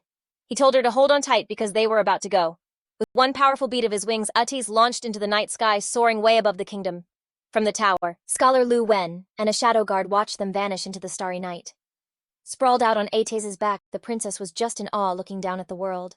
She couldn't believe this was the beautiful world Ates saw from up here. Ates asked if she thought it was beautiful, and she was like, "It's beyond beautiful." As they flew past this huge ringing bell tower, the princess asked if he would protect this place forever. After a second, he got all serious and promised he would. By now, she was peacefully asleep on his back and whispered a tiny thank you. The flashback continues with Ates gently tucking the sleeping princess into her bed with a teddy bear. After she's all cozy, he quietly slips out of her room, glancing back one last time before closing the door. The next thing you see is Eights talking to the king. The king looked super worried seeing how beat up Eights was and was like, was that monster seriously that tough? Even though he was exhausted, Eights cracked a smile and told the king not to stress. He said his injuries were nothing life-threatening, and he just needed to chill for a bit to heal up. Plus, he'd already torched the monster with his dragonfire. But the king still looked seriously grim. He dropped a bomb saying he thinks the enemy empire is messing with some seriously dark magic, and he can feel this awful vibe about to wash over the whole continent. He warned Ates that they all had to get ready, because not even a dragon like him was going to be safe from what's coming. Eight stood there looking all determined against the moody sky and swore he'd stick by the king and follow his plan. Then like the scene fast forwards. It shows the magic leaning tower all peaceful under the stars, but the vibe totally flips when the next shot is just busted pieces of Ates' armor and blood everywhere, hinting that a massive fight went down. There's Eights on all fours, his armor totally wrecked, and his body covered in cuts just hacking in pain. He's grabbing his chest where this freaky pulsing red thing is stuck in him with dark veins crawling out from it. Flash forward 5 years and everything's gone full-on nightmare mode. The kingdom is stuck in this awful war, getting hammered 24/7 by a totally terrifying army. Both soldiers and regular people were freaking out, screaming that some enemy nation had rolled up with an army of these messed up, inhuman things. People were running for their lives, yelling for help as the invaders just steamrolled them. The whole city was swarming with these wild red, skinless monsters just tearing up the streets. From way up on a balcony, the king just watched the chaos as the creatures flooded his city. He looked down all grim at the insane number of them, saying the Moringa Empire had officially lost its mind. He figured their enemy was trying to drag the whole world down with them as their creepy flag went up over the battlefield. In the middle of all this madness, the princess was running around totally desperate. She was screaming Ates' name, yelling that the enemy was inside the city walls. She finally found Ates just chilling on a high wall with his 2 shadow guards next to him. Looking down at the total destruction, she ran up to him, begging him to do something, telling him the enemy's army was full of these non-human monsters that their soldiers couldn't handle. She was like, "Why haven't you done anything?" pleading that the kingdom needed him right now. Ates just calmly turned to the freaked-out princess and said he was actually just about to go find her. He told her to hide out in the magical leaning tower, promising it was safe and that she shouldn't leave. The princess was like, okay, but then pushed him to hurry up and take out the enemy army. But Ates was like, nope, saying he was staying right there to protect her. Totally confused and pissed, the princess asked what the heck he was talking about. She had to remind him of his job, telling him he was the kingdom's guardian and was supposed to protect everyone, not just her. She pointed frantically down at the city where their soldiers were getting totally wrecked, yelling that the capital was about to be overrun and its people were getting wiped out. She insisted he needed to go dragon mode and just torch their enemies. The princess told him she'd be fine with just his shadow guards like he always set up before. Ates just looked down and didn't say anything. Then he started to explain the whole backstory of how their enemy got so powerful. He told her that 5 years back they found out the Mora Empire was doing this sketchy ritual called Forsaken by the Gods. The whole thing was actually pretty simple. You could basically trade years of your life to summon these inhuman things. The more life you gave up, the scarier the monster you got. Ates explained it was some ancient magic, cause like who in their right mind would trade their own life for a monster? But he went on. For the Moringa Empire, this crazy ritual was their last shot. He pulled out a map to explain. The Moringa Empire was this inland group of islands that had tons of this super rare magic plant called the blood flower. This plant, which you could only find there, gave off this intense magic that let their people live for like an average of 700 years. So thousands of years ago, drama started spreading from their country all over the continent. To stop the constant fighting, the Moringa Empire sent out these super powerful envoys like Ates to other nations. These envoys were locked into contracts to help out whatever kingdom they were sent to. By helping the underdog in any fight, they could keep things balanced and basically force everyone to chill out. But the king of Mora admitted grimly, they totally underestimated how shady people could be. When the envoys showed up, it made the other nations realize something seriously terrifying, that the super long-living people of the Moraga Empire were the biggest threat out there. So all the other leaders secretly got together and agreed on one thing. The people of the Moraga Empire had to be completely taken out. What happened next was just a total nightmare for the Moraga Empire. They got hit with curses, plagues, and everyone started turning on each other. Even their own envoys were flipped to be used against them. The other nations just kept raiding Moraga's land over and over until the blood flower finally started to die out. Without that flower, the whole power balance was wrecked, and the Moraga Empire wasn't useful to anyone anymore. When the very last blood flower petal died, it kicked off a total catastrophe. The Moraga Empire got invaded, and its people were just wiped out by the same people who used to be their allies. And the only reason over this whole mess was pure greed. The other nations just couldn't handle the Moraga Empire having something they didn't. So in the dark, the last dying people of Moraga held on to one last, desperate hope. That hope was a ritual forbidden by the gods. As this terrifying purple energy surged through a chamber of bones, the ritual kicked off.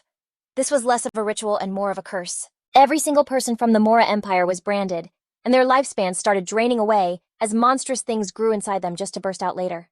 These monsters had only one goal: to destroy humanity. Finishing his story, Ates turned back to the princess, his face all twisted with pain, about to tell her the consequences of the curse. As the princess listened, Ates showed her his face, which was now covered in these grotesque bloody growths. He explained with a super sad look that he couldn't turn into a dragon anymore. From now on, he would only be a monster. The princess stared back, completely shocked and horrified, stuttering his name and asking why this was happening. Ates kept going, dropping a major secret.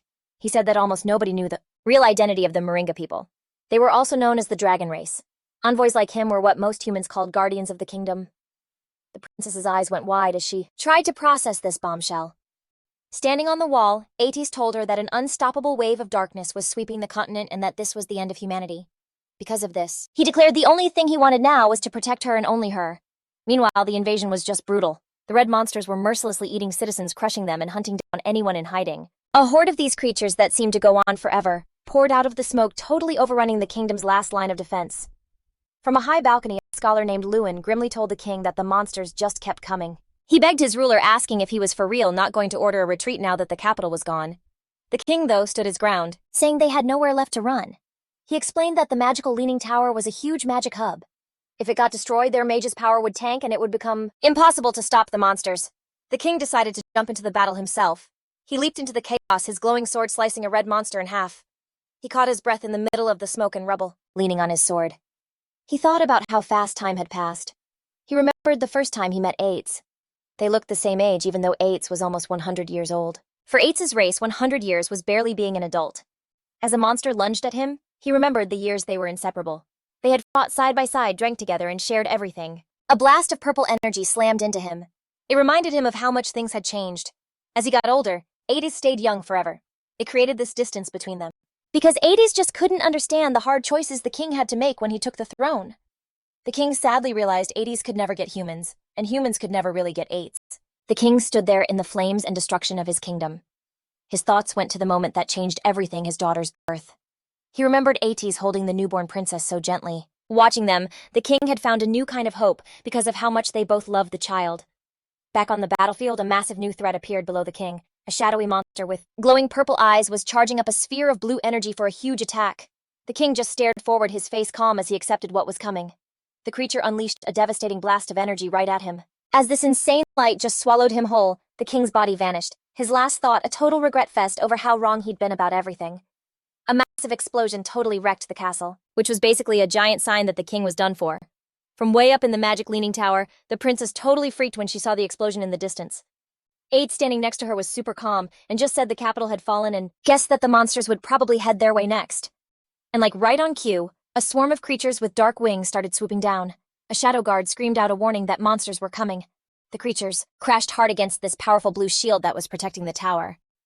Ates told the princess to chill, saying the tower's barrier was super strong, making it pretty much impossible for any monster to break through. Then all of a sudden, a messed up-looking scholar named Lewin popped up on the tower wall. The princess spun around, totally surprised, yelling his name. Leaning on his staff, the scholar told Ates he was there on the king's orders to get the princess to safety. The princess couldn't believe how badly hurt he was. Ates was cool with the plan, saying he'd use his wind magic to get them to a specific spot, and asked if their contacts were all set. Scholar Lewin confirmed that everything was ready to go, but the princess totally cut in. With a heavy heart and a confused look, Scholar Lewin delivered the news. Her father, the king, was gone. The princess was in total shock. He explained that the king had arranged for her to escape to a neighboring country to keep her safe. The princess, freaking out, asked if Ates was coming with them. Ates turned to her with this sad smile, asking where a guy like him could even go. He told her that the monsters down below were actually his own people, the Moringa.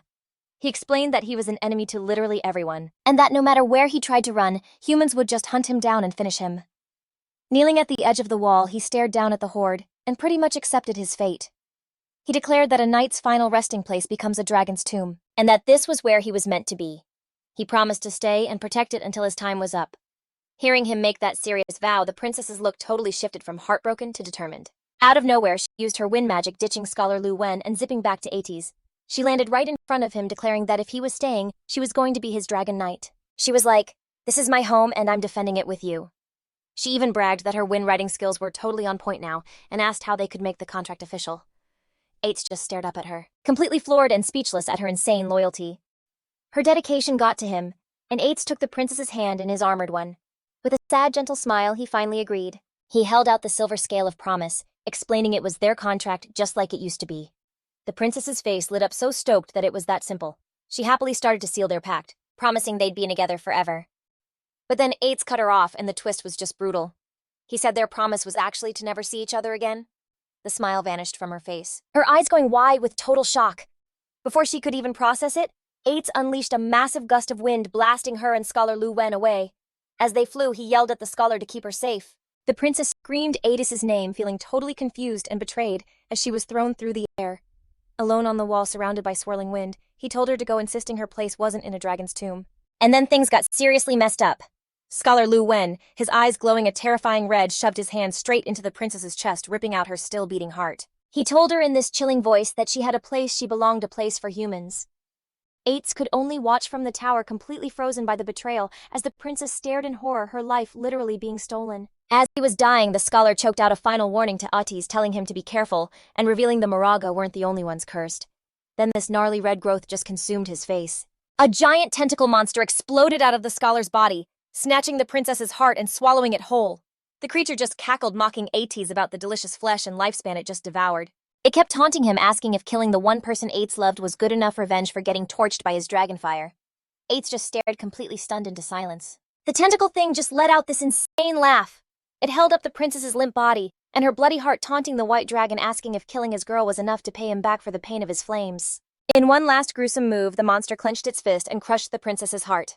Totally enraged, Ates and his two loyal shadow guards faced the creature, their eyes glowing with pure vengeance. One guard, the Shadow of Sorrow, became a swirling vortex of dark energy and shot forward to catch the princess's falling body, while the other guard went straight for the monster, viciously hacking its tentacles to pieces. The monster just brushed off the attack like it was nothing. The Shadow of Sorrow knelt, holding the princess's body in a protective glowing blue aura. A single tear slipped from behind the guard's helmet. In her final moments, the princess weakly whispered Ates' name before she was gone. Even with its host body all chopped up, the monster kept running its mouth, taunting Ates.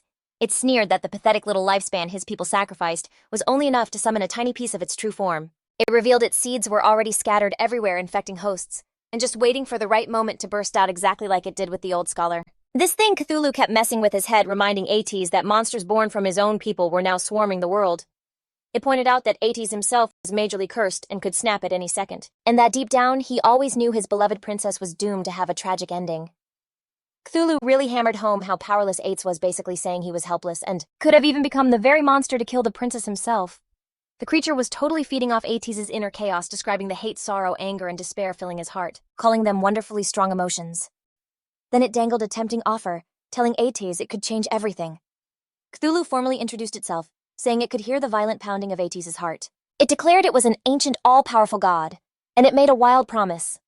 Not only could it help Ates take down the monsters and save the kingdom, but it could also bring back the princess so they could really be together forever. It explained all this could happen with one simple trade.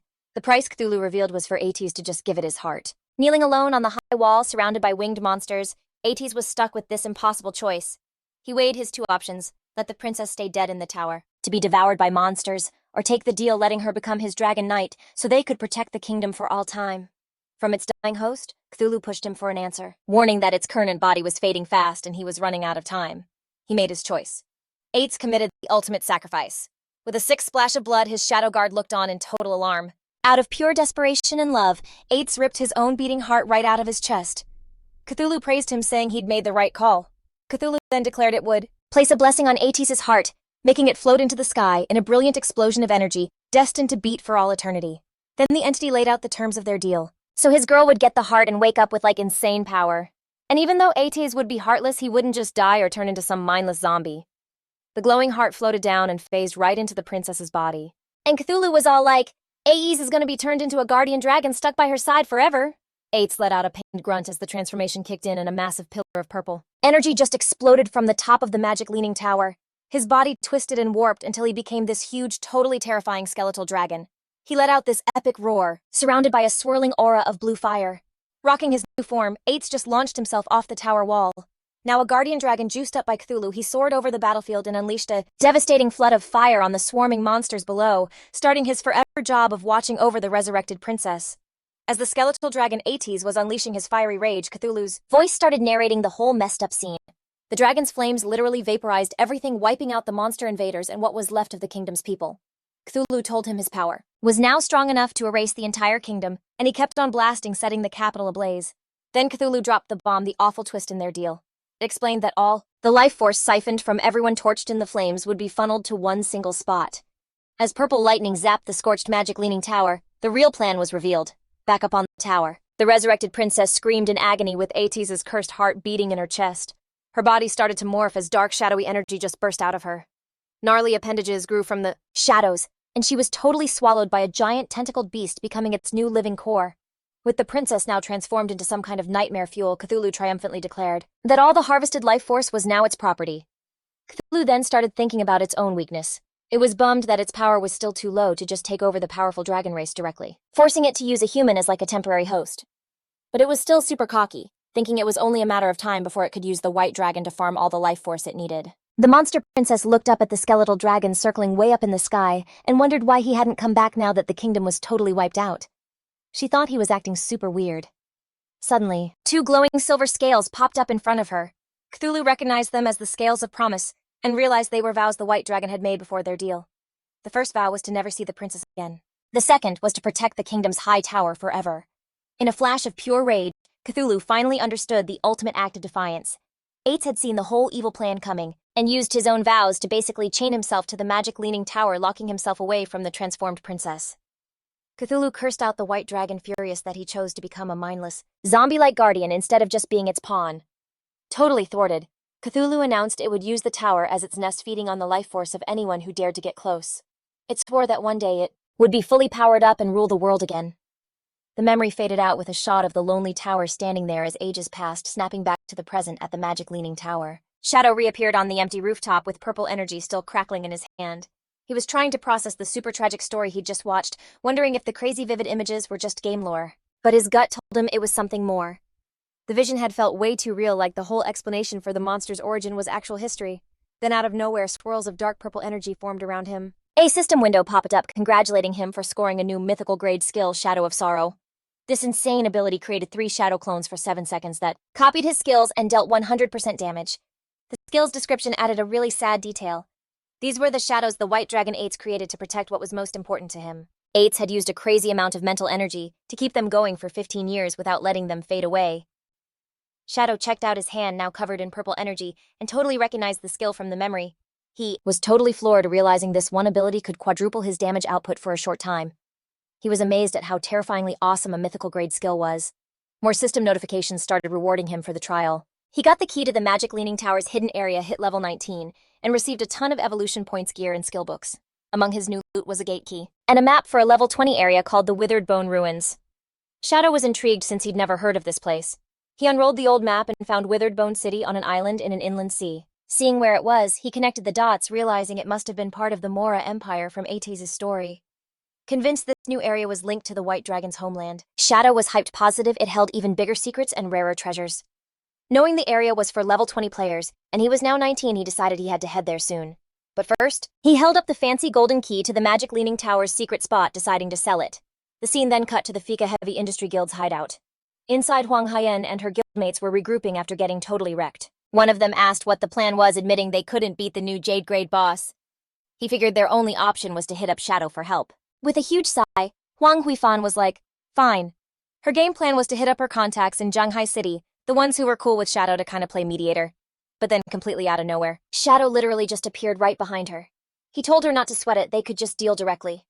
The rest of the guild, especially Huang Ziqing, totally freaked at how he just popped up without a sound. They all screamed his name, totally panicked. Huang Ziqing flipped out, calling him a creep and demanding to know what he wanted.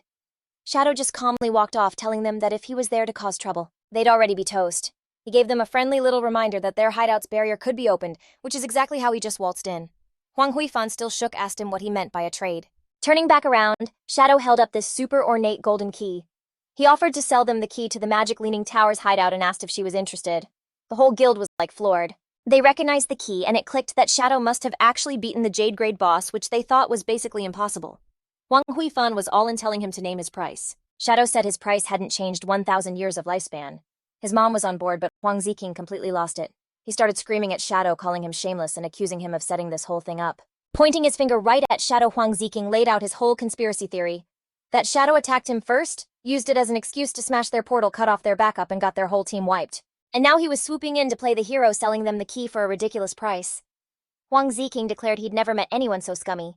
Huang Huifan told her son to shut it, but he just kept going, trying to convince his mom they were getting played. He argued the key should have been theirs anyway, and they couldn't let Shadow get rich off the guild's screw-up. Totally unfazed by the meltdown, Shadow just calmly asked him what he wanted to do about it. With a greedy smirk, Huang Ziking made a totally insane demand. Shadow had to give back the key and pay the guild 1,800 years of lifespan. Shadow gave Huang Huifan a sarcastic look like, "You've got a real winner for a son." Then to Huang Ziking's shock, he agreed.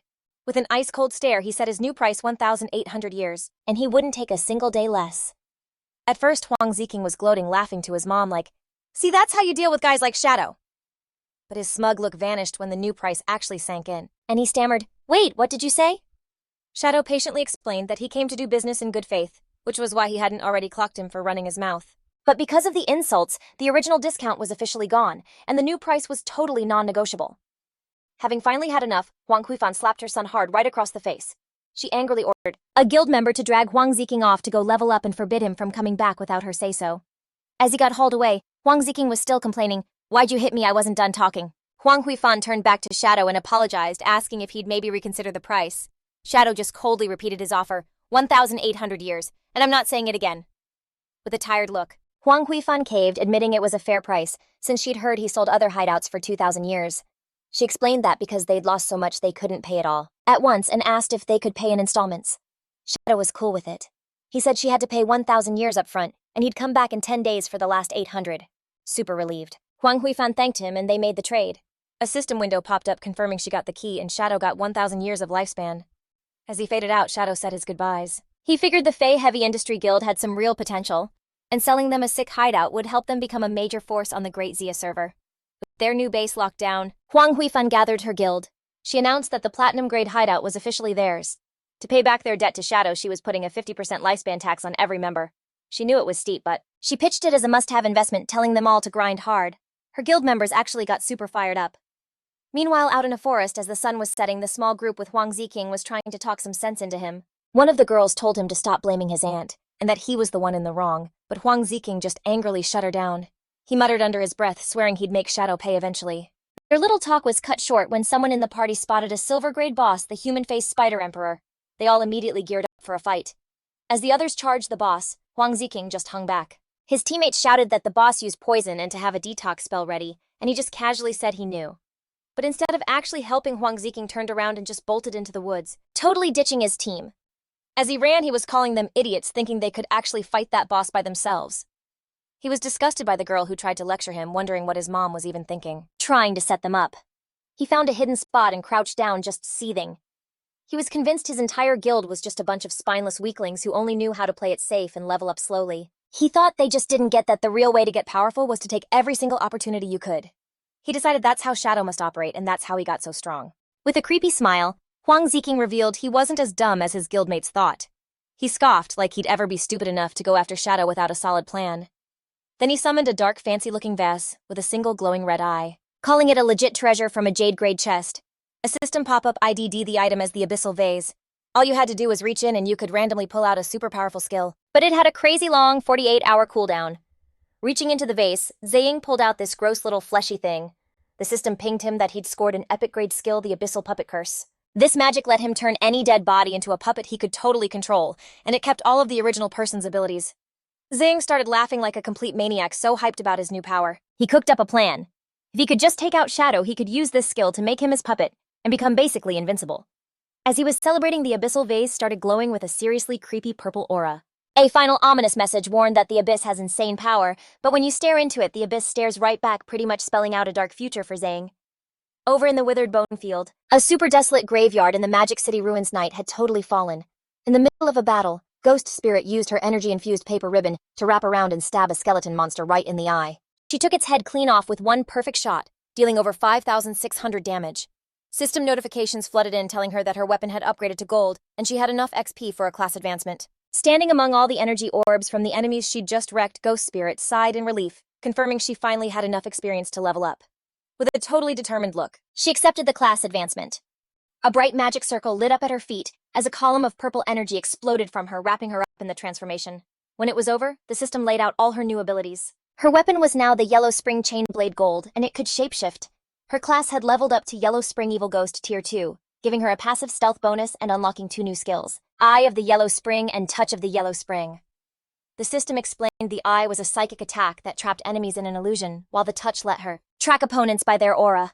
Transformed and glowing with a blue aura, Ghost Spirit was now rocking her weapon as a sick-looking scythe.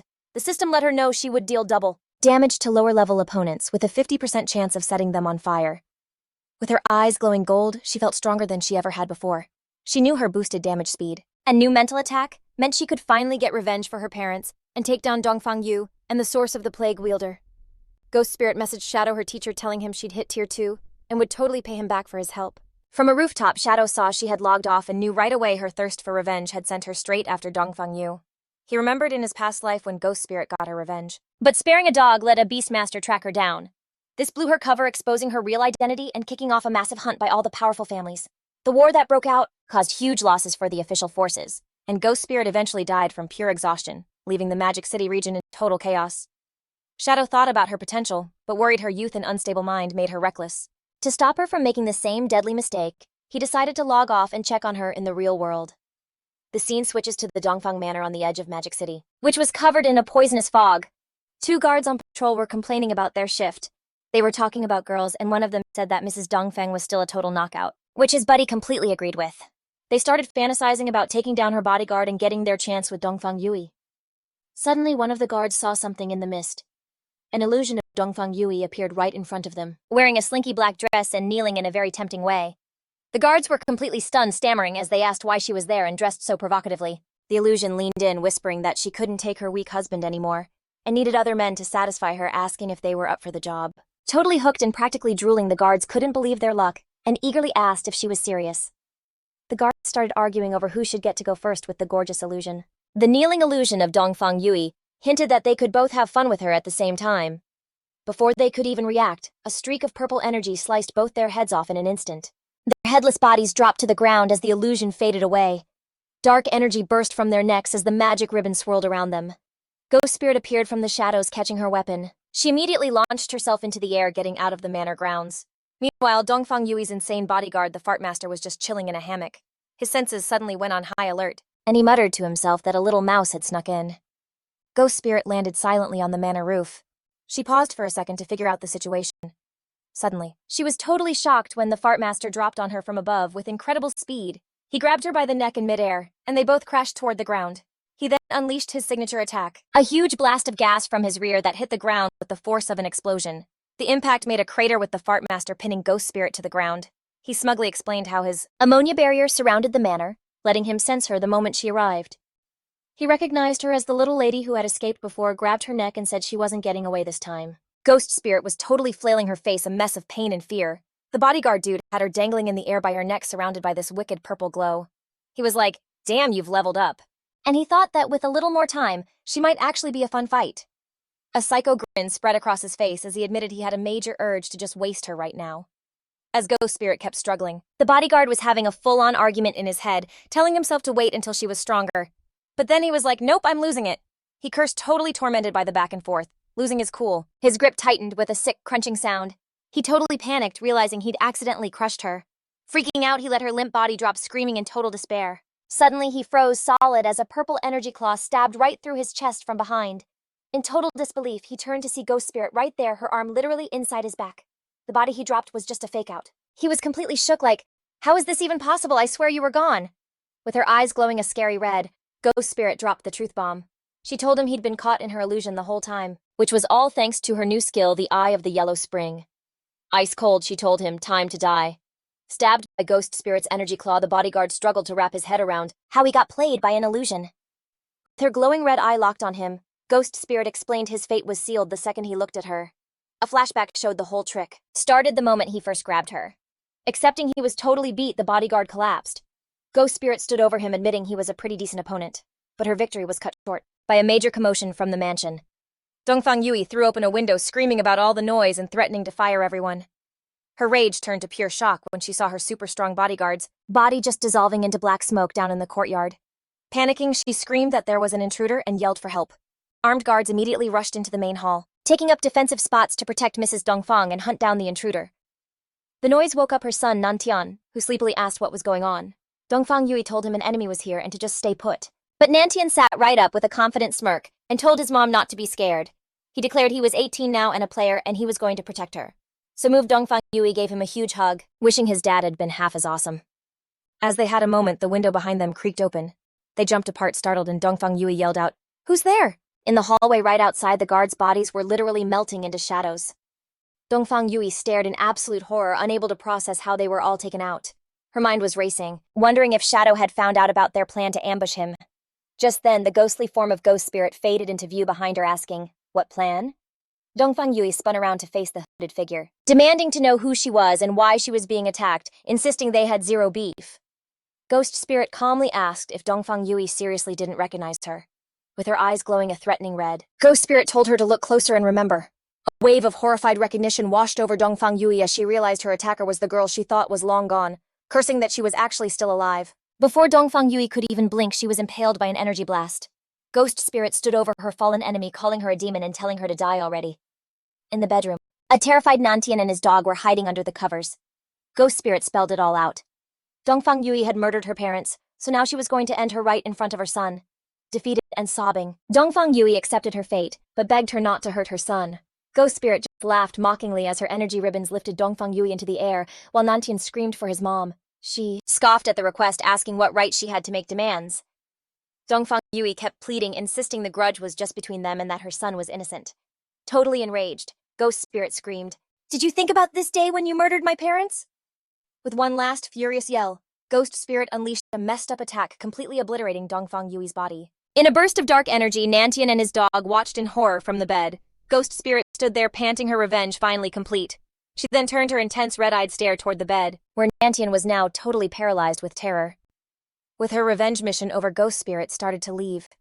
She walked out of the bedroom, leaving Dongfang Yui's remains on the floor as the terrified Nantian and his dog watched. But as she vanished, Nantian's scared face twisted into a seriously sinister grin. He revealed he was so over his mom's control and was actually grateful. Ghost Spirit took her out. His little dog's eyes also started glowing red, like it was ready to snack on the girl's flesh. Before Ghost Spirit got far, she sensed she wasn't alone and stopped dead in her tracks, her whole body tensing up. She nervously spun around to see several shadowy figures floating in the air surrounding her. Back in the bedroom, Nantian pointed from under his blanket, a nasty smile on his face. He revealed his true power as a corpse necromancer and ordered his undead crew to capture her alive. The shadowy figures were reanimated bodies, all powered up by him, and they still had all their old abilities. They started moving in on the trapped Ghost Spirit. Suddenly, a huge explosion blew out the side of the mansion. Ghost Spirit was sent flying out of the building, screaming her lungs out in agony. Outside, the zombie-like bodies were swarming her as she lay there totally helpless. The one-handed shooter was about to unleash a killer energy blast right in her face. Just as he shot it, some gnarly black spikes shot out and blocked the attack, saving her skin. The force of that counter-move knocked all the undead goons flat. Ghost Spirit looked up, completely baffled by what just happened. In the bedroom, Nantian, who'd been hiding like a coward, was now being held up by his head, screaming in total terror. A figure loomed over him, holding his actual severed head while crushing his demon dog under his foot. It was Kinfang. He stared right at Ghost Spirit through the busted-up wall and dropped some ice-cold advice. Going easy on your enemies is basically just being cruel to yourself. Ghost Spirit was still on the ground, staring up at Kinfang and the shattered window. Not having a clue who saved her, she asked who he was. From the shadows, Kinfang told her that you should never ever show an enemy mercy. He then used his freaky blooming curse power on Nantian's headless body, making red spider lilies sprout right out of his neck. Realizing this guy was her savior and had let her get her ultimate revenge, Ghost Spirit blushed and thanked him, calling him master.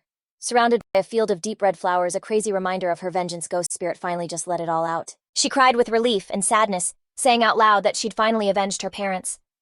As the flowers started soaking up life force, a system alert popped up saying that 788 years of tradable lifespan had just been absorbed. Kinfang walked over and asked her what she was going to do now that her revenge was done. With no purpose left, Ghost Spirit admitted she had no idea, and even thought about dying just to see her parents again. Kinfang got super stern, telling her revenge just leaves you feeling empty, and she should have been ready for that. He warned her that if she was just going to give up and be miserable, then he had nothing else to say to her. But there was something she had to know. He showed her a vision of the game world, explaining that this messed-up game had endless secrets, and somewhere in there might even be a way to bring people back from the dead. He told her that as long as someone keeps pushing forward, they'll find like infinite possibilities. But if revenge was her only goal, his words were pointless. Turning his back, he gave her an ultimatum. If she wanted to move on with her life, she had to follow him. The choice was all hers. After thinking for a second, a new fire in her eyes, Ghost Spirit scrambled to her feet and ran to follow Kinfang through the moonlit field. The scene zips over to Magic City in the real world. At Kinfang's hideout, the soul-cleansing land. They found themselves in this huge, trippy water-like space. Ghost Spirit asked where they were, and Kinfang explained it was his secret spot in the real world.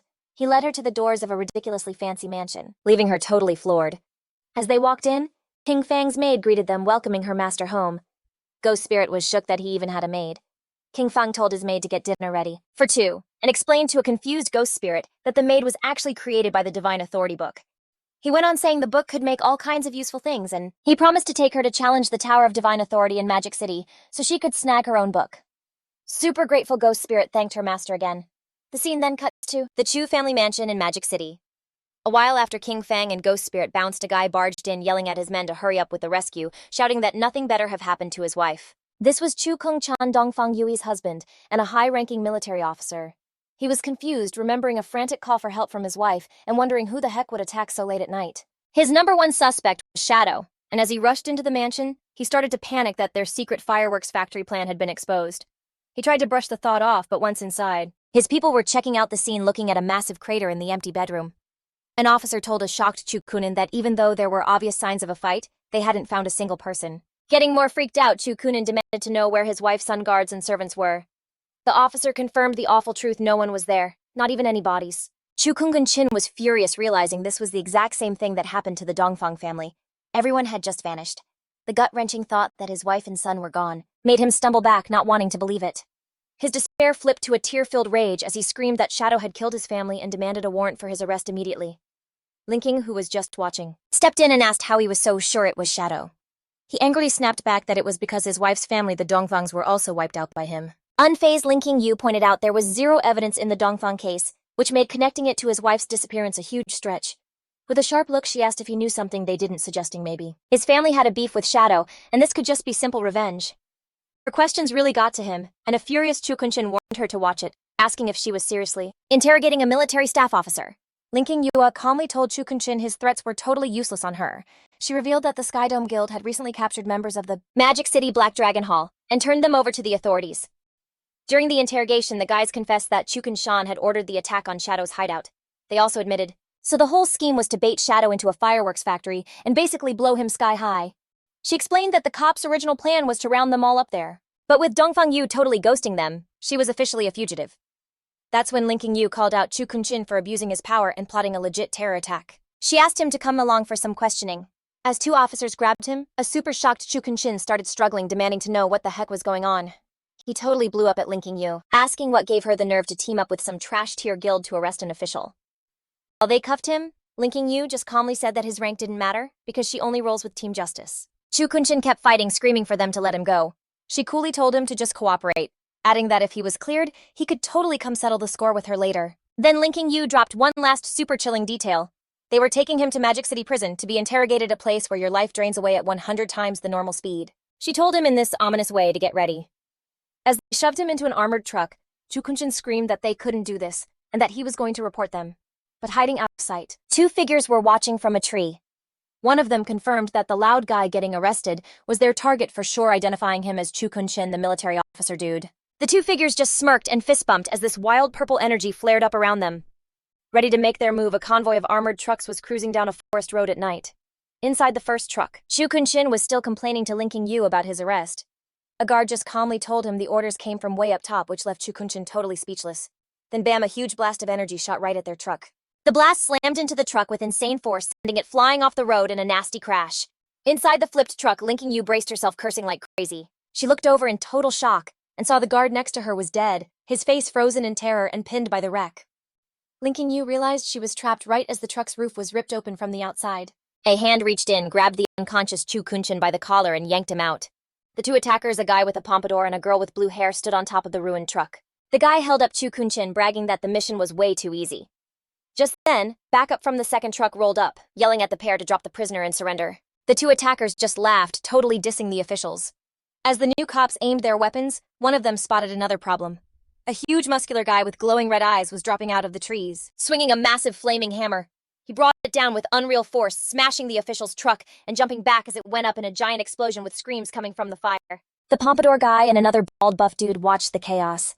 The guy with the pompadour was like, "Whoa, that was some serious power," saying some dude named Mr. Theodore definitely wasn't lying. The hammer guy landed in the middle of the fiery mess as orbs of lifespan floated up from the dead officers. He started laughing like a complete maniac, just soaking in the power of his attack and the thrill of wiping out the official dogs of Great Zaya. The buff guy with the hammer stood in the flames gloating over a glowing card he was holding. He bragged that the card from Mr. Theodore had multiplied his stats by 5, giving him the power of a level 50 player even though he was only level 10. Then he complained that the cops they killed barely dropped any lifespan. The guy with the pompadour just brushed off the loot, reminding him their real prize from Mr. Theodore was going to be 1,000 years of lifespan. Back in the wrecked truck, a beat-up and crying Kin Xiou peeked out.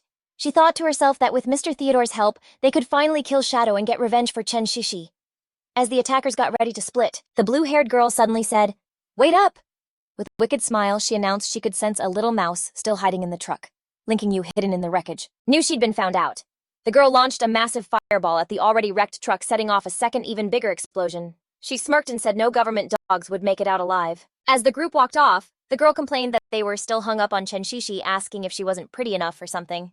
The guy with the pompadour just laughed. He explained that even though she was cute, Chen Shishi was an old teammate, and it was their code to help get her revenge. With that, they disappeared into the night, hiding behind a tree. A totally wrecked Kin Xiou, her clothes in tatters, watched them go. She figured out the attackers were the last members of the Alice Guild. Her passive skill-killing intent perception confirmed they were sent by a guy named Theodore to grab Chu Kunshin. Realizing her whole squad had been wiped out, she knew she had to report this ASAP. After leaving the real world, Shadow had taken Ghost Spirit to the Tower of Divine Authority, which was located in the ruins of Magic City. He explained to a totally shocked Ghost Spirit that the NPC guarding the tower was called Old Mom, but her real name was Queen Veer of the Waning Moon. Shadow then laid out her tragic backstory. Veer had watched her own son and daughter get brutally murdered right in front of her. The trauma made her totally snap, and now she's living in her own little fantasy world. That her kids were still alive, so she'd hand out these impossible quests. But he spilled the tea on a major glitch in her system. Turns out if a guy and a girl walked into the tower together, they would totally mistake them for her long-lost children. This hack made the whole challenge way easier and jacked up the rewards. So Shadow told a totally freaked-out Ghost Spirit that as soon as they got inside, she had to call the NPC Mom right away, explaining that's literally how she got her nickname. He was like, "You just focus on that, I got the rest." Ghost Spirit was kind of nervous, but was like, "Okay, fine." And so they walked up to the tower's massive glowing doors. Inside, this lit-up path took them straight to Vei, who just appeared in this starry, dreamlike space.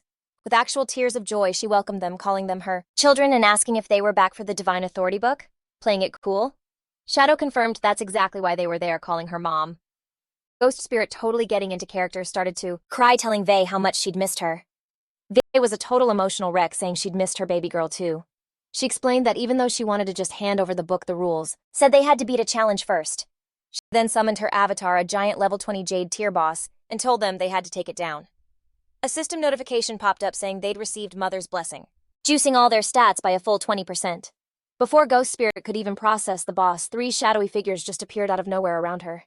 Yo, these were the clones from Shadow's Shadow. A trail of red energy swirled in like a split second. The clones unleashed this devastating flurry of slashes, dealing hundreds of thousands of points of damage and just completely obliterating the avatar in a single moment. The system announced the challenge was successfully completed, leaving Ghost Spirit totally shook. She was freaking out like, no way, an insta-kill, and where did 3 shadows even come from? The whole fight was over in a blinding flash. Ghost Spirit was just standing there behind Kinfang, completely mind-blown by his technique, summoning 3 clones for an instant takedown, and was just wondering how OP he really was. Queen Vei floated down from the sky, still completely lost in her delusion. She looked down at them all, gently calling them Alan and Anna, and praising how strong they were. She drifted over to Ghost Spirit and handed her a whole stack of glowing blue books, calling her Little Anna. VA offered her all 9 of the divine gift books she had. Ghost Spirit just went with it, hugging the NPC and crying as she thanked her mom. Kinfang just watched with this heavy look on his face. He knew Vei gave everything to her kids. In the past, a bunch of players had totally exploited this demanding items, until she literally used up her own lifespan to create them and died. Vei then turned to Kinfang, asking if he wanted anything. Kinfang requested the divine book of the communication bracelet. Vei looked kinda sorry, admitting she didn't have one, but she immediately offered to use her own life force to make one. As the book materialized, a system window popped up showing Kinfang had gotten it, but it cost him 150 days of his lifespan. Vei smiled warmly, totally touched that her son had given her his lifespan, instead of letting her drain her own. Kinfang told her to keep the lifespan and turned to leave. Vei wished them a safe trip, telling Anna that if she ever got into trouble, she should stick close to her brother for protection. Hearing that, Ghost Spirit looked over at Kinfang and started blushing, thinking he was like the perfect age to be her older brother. She ran to catch up and playfully asked if she should call him master or brother from now on. Kinfang stopped dead and turned with this terrifying glare. His eyes were literally glowing. He told her in this ice-cold voice she could call him anything except brother. Ghost Spirit was completely shocked by his harsh reaction. As he walked away, she awkwardly agreed, wondering why he had shut that down so hard, and if he had some tragic backstory connected to the word. Just then, Captain Anu hit up Shadow on voice chat, asking to share his friends list. Shadow was confused, so Anu laid it all out.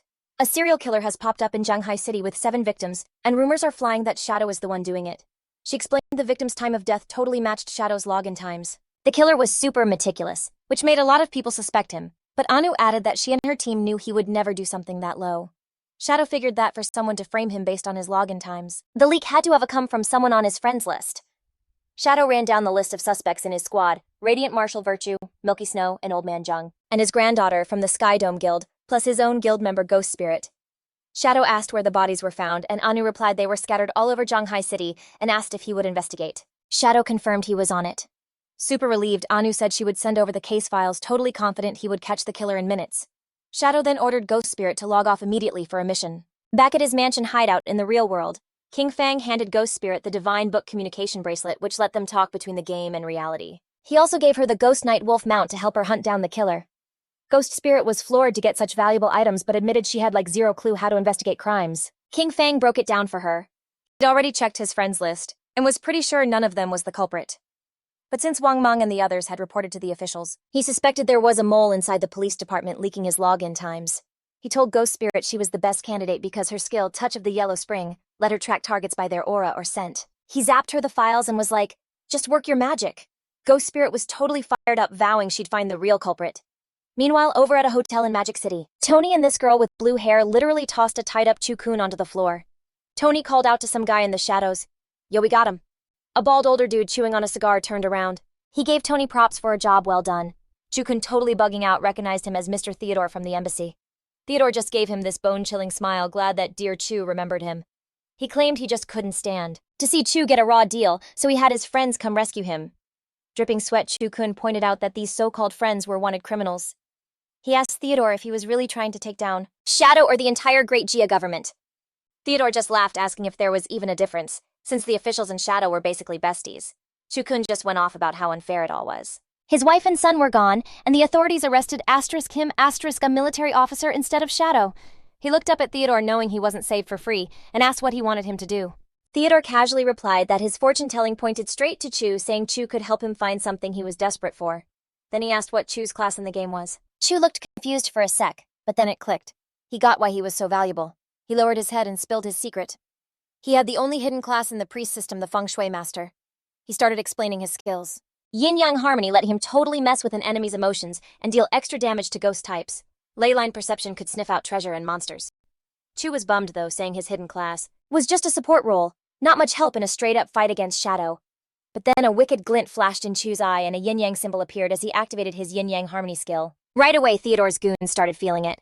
Tony and the big bald dude started arguing like crazy. The argument blew up into a full-on savage brawl in like 2 seconds. Chu watched with a stone-cold expression, explaining that under his skill's influence, they'd fight to the death, though it was useless against anyone more than 5 levels higher. Theodore just watched, all amused, laughing and clapping. He hyped Chu up, saying finding him was totally the right move. Then he whipped out this magic tarot card glowing with blue flames and ordered his men to cut it out, remarking that team killing was bad form. Theodore threw the card, casting a spell called Moon God's Purification. A massive beam of blue light shot down from a ghostly moon, completely covering the 2 guys who were brawling. The light just washed over them instantly, wiping away all the negative vibes from Chu's skill. Tony and the bald guy just collapsed out cold. The blue-haired girl Mi Jing laughed, commenting on how intense Mr. Chu's skill was. Theodore told her to heal them up. Chu-kun just watched, drenched in a cold sweat and totally terrified. He was shocked because his powerful skills shouldn't be cancelled by some basic purification spell. He stared at Theodore in total fear, wondering what his class could possibly be. Theodore spread his arms wide, officially welcoming Chu to the crew as he sat there surrounded by magical energy. It was revealed that Theodore also had a one-of-a-kind hidden class in the priest system, the Diver. His class let him pull different cards to do divination buffs, purification, and even teleportation. And he could even give his cards to other people for a one-time use. Back on the streets of Jonai City, Ghost Spirit was crouched low using her skill touch of the yellow spring. A red aura was glowing from her fingertips as she locked onto a trail. She announced that she'd found the killer's aura. The trail stretched out into the distance, and Ghost Spirit pointed the way for her ride, the Ghost Night Wolf. She told the wolf to roll out, jumping on its back, as they tore through the empty city streets hot on the Crimson Trail. The scene then flips to a high-rise apartment, Kinfang's old place, where someone was knocking. Inside, Zhao Yu opened the door with a huge hopeful smile, greeting the visitor as Mom. Standing in the doorway were a middle-aged woman in a suit and a tall, white-haired guy who was also in a suit. Zhao Yu got super excited, asking if the guy was there to buy the house, praising the woman for finding a buyer so fast. But the woman just looked apologetic and set her straight. She explained he wasn't a buyer, but a diver she'd hired to help find Zhao Yu's brother. The white-haired man adjusted his tie and introduced himself as Diver Renew. Zhao Yu's happy expression just vanished. She asked why they needed to use divination to find her brother. The woman sadly revealed she was moving away in a couple of days and couldn't relax, leaving Zhao Yu all by herself. Totally shocked, Zhao Yu asked why she was suddenly leaving. The woman explained that the Zhanhai city officials had secured a platinum-grade hideout, the church sanctuary, and had invited the Mangsha River Guild to move in for safety. The woman pointed to Renu, trying to convince Zhao Yu to accept his help, saying his predictions were super accurate. Renu stepped forward, agreeing. He tried to talk Zhao Yu into it, saying that Kinfang was a good guy, and if she just asked him the right way, he would definitely help her. Zhao Yu just crossed her arms and shot the idea down hard. She thanked the woman for trying to help, but said she didn't need it. She said bitterly that after 19 years, if he said he didn't want her, then that was that. She asked what the point of even finding him was. On the inside, though, Zhao Yu was thinking about how she was literally guarding Shadow's hideout and saw him all the time. She was convinced Shadow would find out who she was eventually. Her good points and let her into his guild. The woman just sighed, totally giving up on how stubborn Xiao was being. She told Xiao to just try the divination anyway, then dipped out to go pack. After she left, Renu was still there. He asked Xiao if she had any stuff her brother used for his divinations. Xiao totally snapped at him, telling him again that she so did not need him to predict anything for her. Renu just blew her off and walked right into the apartment. Glancing around, he mentioned he'd heard the siblings lived together, so he figured the whole house was a good enough link. Xiao stormed in after him, demanding to know who the heck let him in. Renu flashed this super charming smile and said he felt like it was destiny, so he'd do the reading for free. Without even waiting for an okay, Renu held up a card that started glowing with this sick blue magic. He told her she could just check out the result. If she liked it, cool. If not, whatever. A holographic tarot card just materialized in the air. Renu fired up the divination card and a vision started playing. It showed some dark figure just lying in the deep sea. He broke it down for Xiao with this super sad look on his face, telling her that her brother had been burned alive and his body had sunk to the bottom of the ocean. Xiao was completely shook. The messed up part? While the real Kinfang was actually just chilling on a couch in his hideout, Xiao was exploding with rage. She was furiously thinking he was total trash for checking out so easily. 'Cause he was supposed to wait until she was strong enough to completely crush him. To her face, Renu just offered his lame condolences. Then he switched gears, saying he heard she'd been talking to Shadow. He claimed his little magic trick had pinpointed Shadow's location, and asked if she wanted to roll with him. Holding up a gold card, he explained he could zap her there instantly. He totally played her, suggesting that yeah, her brother was gone, but if she just thought of Shadow as her new bro, everyone would be happy. Xiao eagerly ate it up. In her head, though, she scoffed that Kinfang got off way too easy by dying, but then decided it didn't matter, 'cause Shadow would for sure protect her. The second she said yes, Renu lit up a blue magic circle under them, and they were teleported away. They reappeared in this sketchy dark room that looked like some abandoned lab.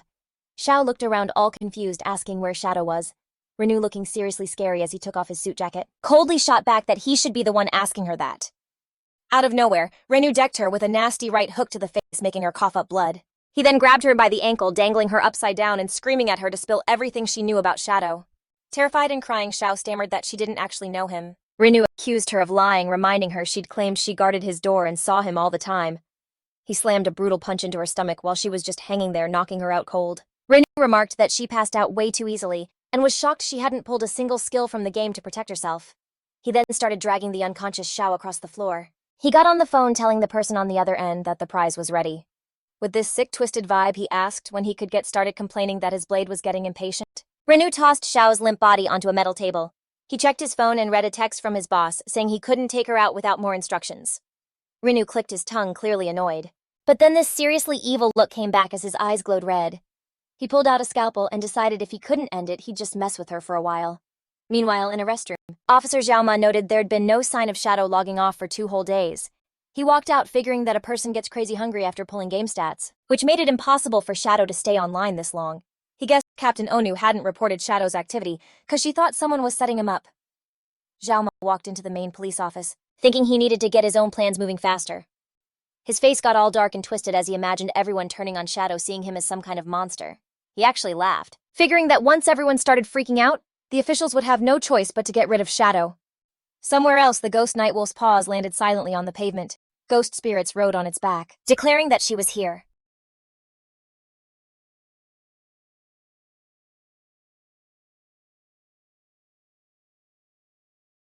Leaped down, hitting her shadow sneak ability to blend in. She landed without a sound on a window ledge. She peeked through the glass, at first smiling like, "Awesome, found the creep."